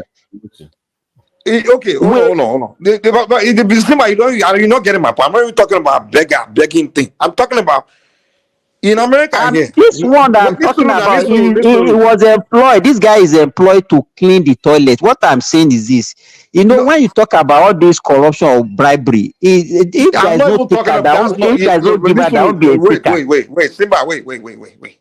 I'm going somewhere. What I'm trying to say is this: in America, property, right? When they employ you, right, they have task of what you are doing, and while you are at work, you have to be working. You can't stop working. You have to be doing something. You have to, if you are hired to clean, you have to be cleaning the entire time you are there. You can't sit around because now they were like, okay, you are employed to work. You are not employed to sit down. The only time you sit is during your break. But I'm telling you that people sat there for hours. They were just sitting down. I'm like, okay, what are you employed to do? You are being paid? What are you being paid to do? So basically, all they were doing is sitting down and then asking people to come by for money. So I'm like, so what are you guys employed to? What is the point of them paying you? So I'm saying this to say that in Nigeria, we are paying people for not being productive. They're not producing anything. So I'm like, okay, this time all these people were sitting here, they were actually doing some cleaning. Or if government, for example, if you don't need it, then go and hire them to go and work in a farm or something. You have to produce. If you're going to pay somebody, something's got to be done. And I realize that maybe that's why the environment is so nasty, because people are employed, but no one is working. Oh my God. That is it. Now let me tell you. I think the culture of entitlement that we have is also making like that guy now. Let him be fired by maybe his boss, and come and see what is going to happen. They are going to blackmail that boss. You understand? We are already entrenched in this culture. All you have to do is just create working what do you call it, policy. Task, like this is a task. When you show up in the morning from this time to this time, you must be cleaning this thing. From this time to this time, just give them task and make it like, hey, this is what you are here to do. So I make every manager, But make even everyone is no, working. they That's give them all. tasks now, but if they are not well supervised, Mike, if they are not supervised, they will still be misbehave. But somebody's got to be someone's. I mean, oh my God, man! I'm like, God. Those are the basic things we need to Okay, get right. what is the essence? What is okay? Like the one I'm talking about, Mike. Okay, that one was even making a demand or was sitting there for people to do. Okay, like this one that was even doing his work. The guy was cleaning any mess, he would clean it immediately, and then people are now giving him 500 naira, 300 naira for. What are we encouraging? Do you see that one being played? I don't know what. Maybe because some people, once they have little money, they just want to be displayed, or what, or just is that? Can we say that one is kindness or being nice? Or I don't understand. Yeah, to me, when people come here and talk all day about, oh, this policy, this and that, I'm like, what we need to focus on in our country is just the basic things, some basic things like just doing things right or doing the job, just some basic things, man. That's what we need to focus on. To me, if I'm the president, I'll just say, okay, before we start thinking about all these extra things, all these special things to build or whatever, let's do the big focus on basic things like cleaning the environment, growing food, just people doing their job. If you're employed, you must work. You understand? You remember, Mike. I remember those days, even in the community. Once everybody wakes up in the morning, the first thing everybody will do is cleaning. You see people sweeping the community. You understand? But by Early the time we weekend start all hours. these, Early in the morning, the weekend, it was even a community event like once a month where we all come out before we even go to the market. Everybody comes out, we will clean together. that is even when they have a common things to do. But is an everyday thing that you must sweep your surrounding every morning. Mm-hmm. Every But morning, to me, and that is even in the village. they need But to make by that the an time everybody industry. started migrating, What they need to do instead of relying on people, they used to make that an industry. Basically, you create a cleaning industry where some industry of like where to be a cleaner, you get a license to have a cleaning company, and then you as the government will task every commercial environment, commercial building or businesses like, hey, they must hire a licensed cleaning company at least once a month or twice a month. And that Mike, all those things are in existence. I think what we lack in Nigeria is enforcement. Like that's what I'm where I saying. So live, if you they don't have hire a that company, cleaning, they they'll have a find your company, business. private company that was given the contract. I mean that particular area to for refuse disposal.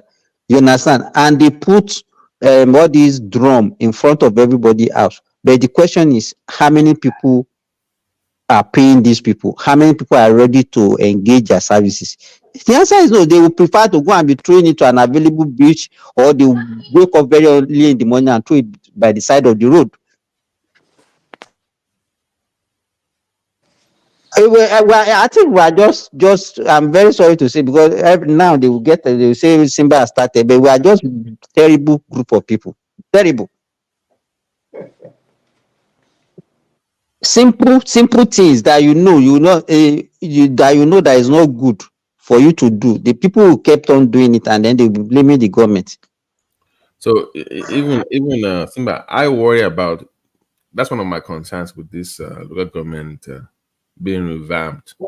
That if care is not taken, it might not even be worth it if if the people that don't monitor these things, because they will also become doing their own local community and start forming.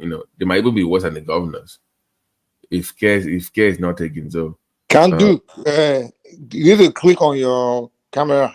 So that's Like just my own or concern. your mute, whatever it is.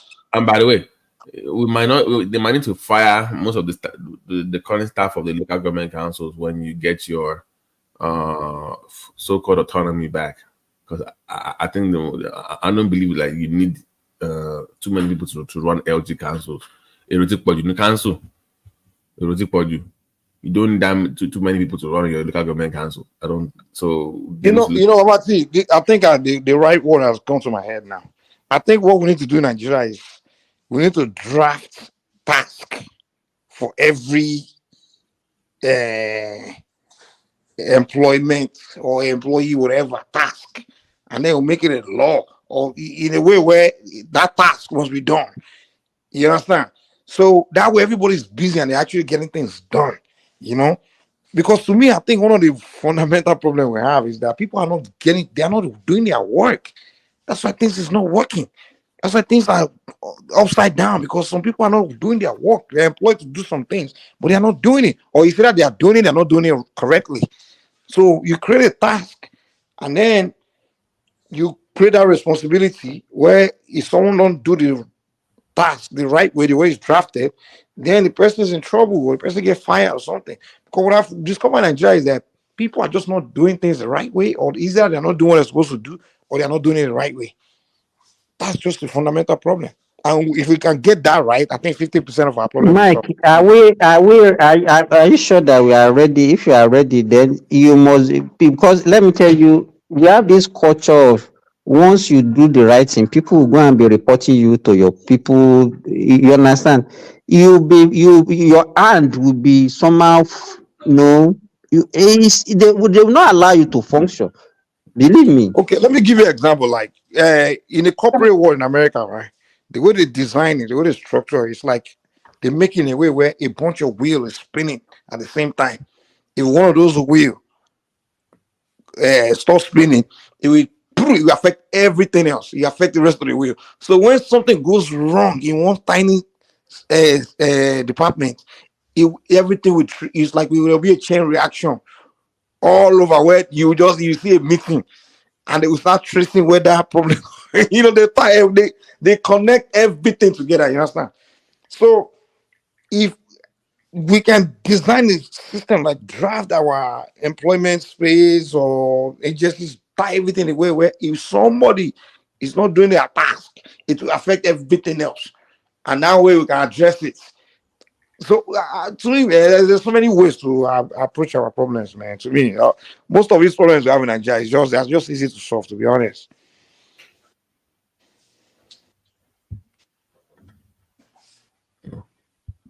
But to me, I just think everyone, like you guys said earlier, everybody's just there for the ride. Everybody's trying to get there so they get paid and move on. By the It's way, money is all we all care about. Money. By the way, kí ni Ìgbòho tún ṣe nísìnyí o? Tony got also is it true? Tony, I don't know. he's doing Fulani. The guy, you should arrest the guy, man. He's doing that rubbish. You should just arrest him. Oh dear. Because this division people are doing. Sunday Igboho, it is the Igbo people that is sponsoring that guy.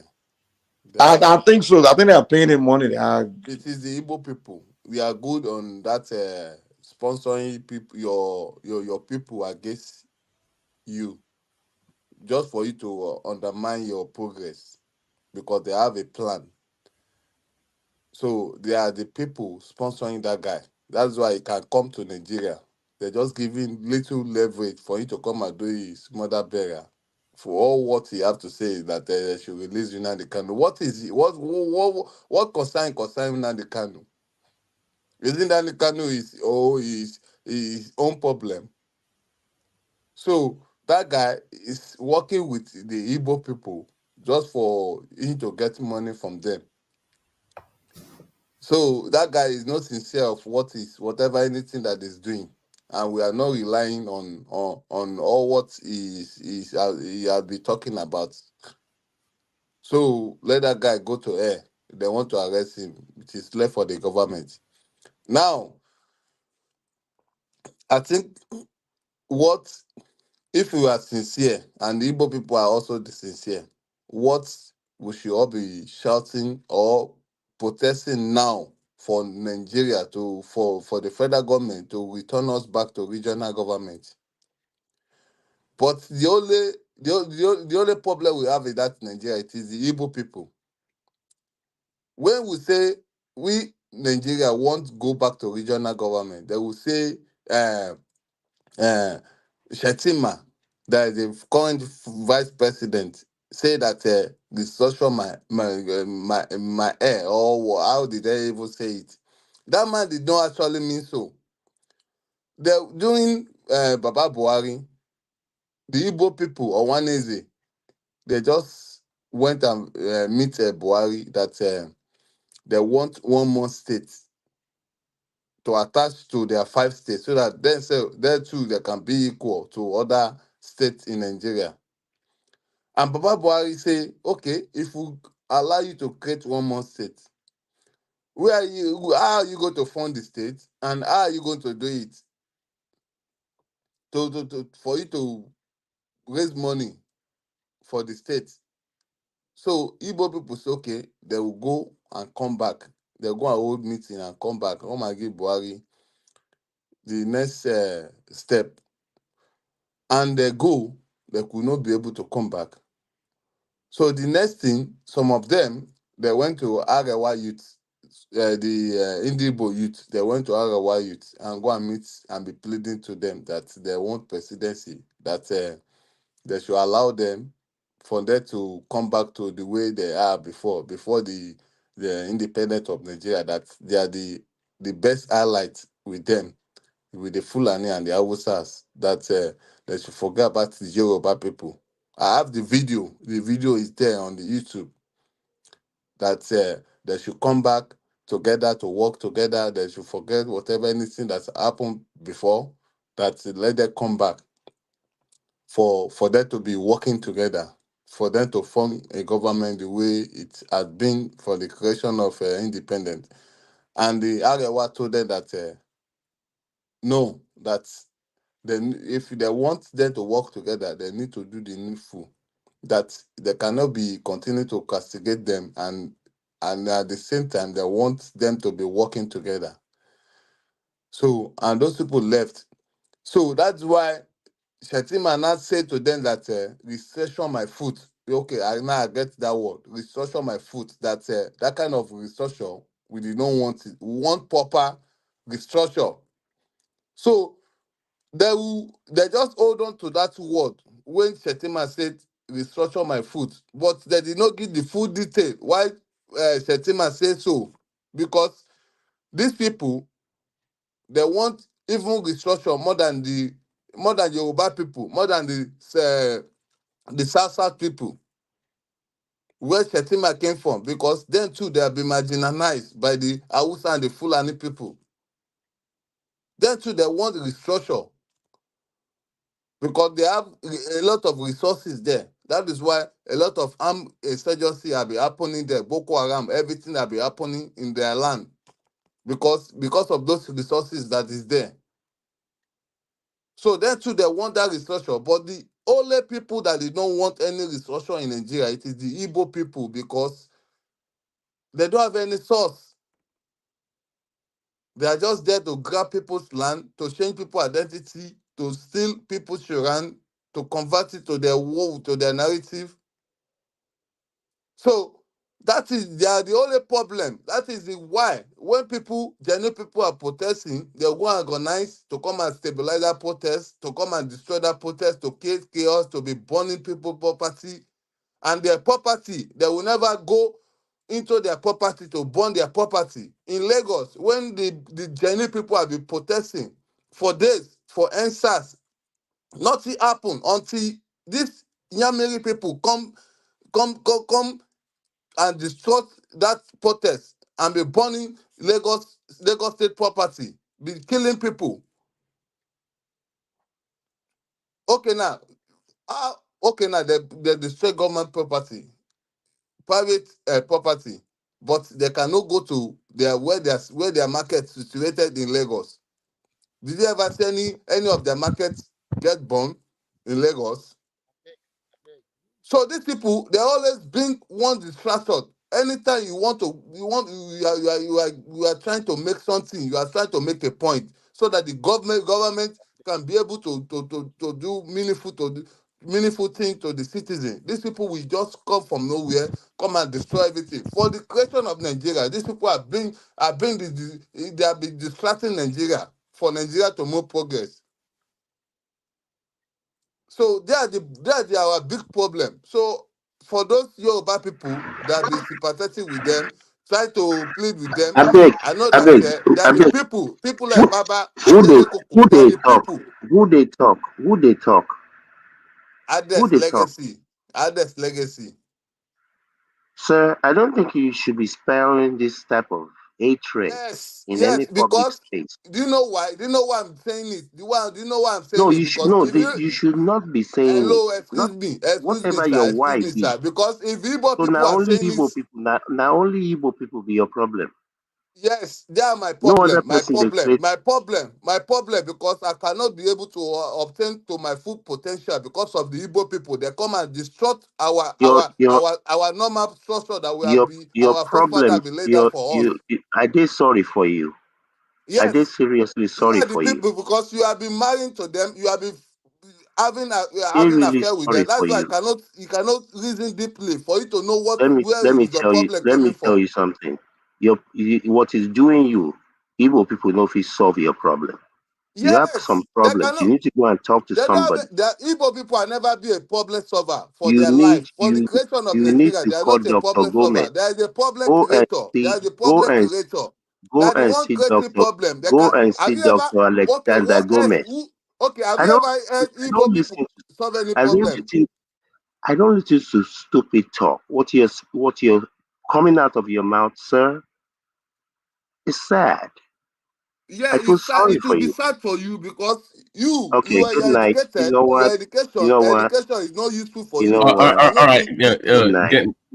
I mean, you be doing this gentlemen, in the public space. gentlemen. Let's not resort to Our education should be useful for no, we no, and our children, no. for our generation. We should not be Okay, pampering to stupid things. all right, Your but people will come and live in your space, and they will be holding ground with you in your space. And you be political corrected. Well, what kind of political corrected is that? It should be using sledgehammer to hit the head. They will come to your space and come and be dragging your land with you. Come and be laying boundary. They come and be drawing map inside your territory with you. And you will be there sitting there, be speaking English, be political corrected. What kind of political corrected is that? You see, people like Ajale Koko, Baba, those kind of people are disgusted because they did not do the right thing. Just because of they are married to Igbo or they are having an affair or they are doing business with anybody. That does not give that they should destroy their children's future. If you want to do things properly, that land is not for you. It is not for you. You borrow it from your ancestors and you have to leave it for your children. So what are you leaving behind for your children? What are you leaving behind for your children? In the next 100 years, where will you think that your marriage will be? Now that, in local government now, you now be saying, okay, if some Igbo will be controlling local government the way Fulani are controlling Ilorin now. You have accepted for Igbo people to take over some space in Lagos. Because definitely, there will be the people that will be the chairman, some parts in Lagos State now. So they can be able now to say, okay, they want to have Obi of so local government they are controlling. They will be now be the king that will be controlling that zone. That is short. You see, we Yoruba people, let the marry give us the knowledge, give us the talent, give us everything, all the resources. But we are so daft. Adex, We are so Adex, daft for we to look inward, for we to Adex, look at to look Adex. into the future. Hold on, Adex. If a lady man gave you wisdom and everything, and you refuse to use it, then who do you blame? Yes, that is why I'm blaming people So like this man that is talking now that you want to be no, political that's a corrected. different. And you ever see any Igbo? Okay, wait, excuse me. You ever see any Igbo political leader that is political corrected? when he's talking on TV, on China News or Arise TV, they will be telling you with their full chest. But when our Yoruba people is talking, they'll just be talking in parable, be twisting words just for them to be nice to who? Nice to who? To the people that come and live with you, to people that come that you accommodate. For because of what? Accommodate you. Okay, I give you I receive it to my home and I give you my guest room. And the following day, you now say that you want to come and live in my bedroom. I will use sword and cut off your head. That is what is happening to us. But you people want to be political corrected. You want to be pampering there. Don't want people this. Okay, why? What was the answers get to do with Oba of Lagos Palace? I want to ask you. But you cannot sit down as a Yoruba man to think about those things that happened in the past for you not to predict what is going to happen in the future. But you just be going zombie, and you are educated, and you don't care, you don't do this, and you don't take up your house, or you just slap you in the right side, you should turn the left side to them. The next thing, the next of their coming, they'll go to cut up your head and take over anything that belongs to you. These people, they have an agenda. They have an agenda. An agenda is for them to take over your space and drove you into the lagoon.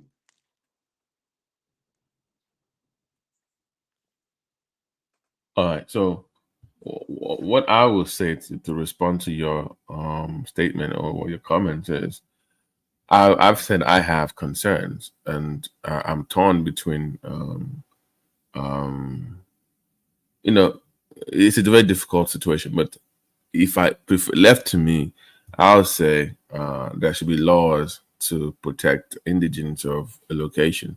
Doesn't mean you're not welcome in that space to do business, but I think the political scene of the political space in local government councils, for instance, should be left for indigents. There should be special accommodation made and provisions in our constitution to safeguard for people like you that have concerns about. Let me use the word. But BT, all those things are in our constitution now. Okay, let me say, for example. Let me first so you know where I'm coming from. Presently, okay. So you can move to anywhere. I think the law says six weeks or by 6 months or something. You can run for office anywhere in Nigeria once you've proven residency 6 months. That's what the law says. What I'm saying is that there should be provisions for municipalities where the indigenous of that area in that political space should be the ones running for office, political posts. That way you protect. I think concerns by people like Adex and others doesn't mean you cannot move it. But Ben Nwabweze is the one that drafted the 1999 Constitution. Adex, listen to what I'm saying. So he put all those things, he deliberately put all those things there just for them to be moving around Nigeria. No. You know this. If you watch closely now, they will tell you, they can move anywhere, but they will never allow people to move into their space. Why is this so? Why is this so? They can move anywhere and buy land and establish their business and live. No, you can buy. No. Adex. No, so that's what I'm saying. But you now know that in where you live, if you can be able to live there for Adex, like a 1 decade. Listen to what I'm saying. Just listen. Dubai is a perfect example of what I'm saying. The majority of people that live in Dubai are not actually indigents of Dubai, right? But the power structure of that place is still controlled by the indigents or by the people of Dubai. That is Dubai. No, I'm giving you. Nigeria is a cycle.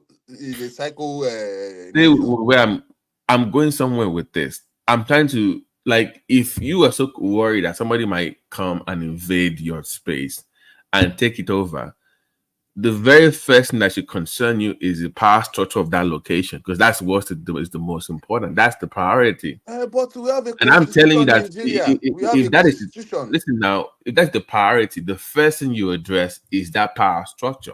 Now, Yes, that is if you why ensure that we the need power to structure of go that back place to remains regional within, government.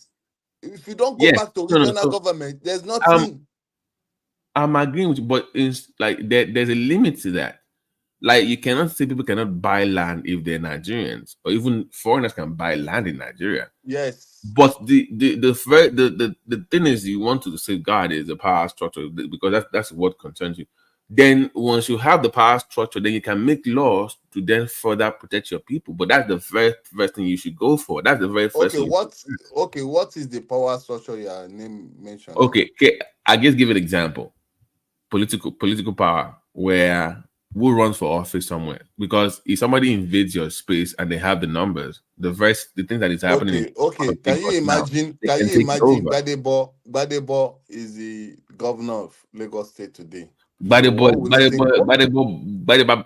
Badebo by blood is an indigene, so that doesn't Wait, count. What I'm excuse me. saying But is, Gbadebo, wait, excuse me. Gbadebo told you promptly that he does not think in Yoruba, he think in Igbo, and best allied friends, all of them are from Southeast. ṣé kí n là mọ́lẹ̀ lórí show fún ẹni Adex, àbí kí n fi gbẹnu ẹ sọ̀rọ̀? làmọ́lẹ̀ náà èmi máa fẹ́ ká máa fọ́gba yán gan. Nǹkan tí mò ń sọ ni pé once you create that power structure, ẹni tó máa wọlé ń bẹ̀, ó máa jọmọ ìlú yín, kì í ṣe pé bàbá àti nìkan by blood, ó ń láti align mọ́ nǹkan tẹ́ believe ẹ̀yin tẹ́ jọmọ ọbẹ̀.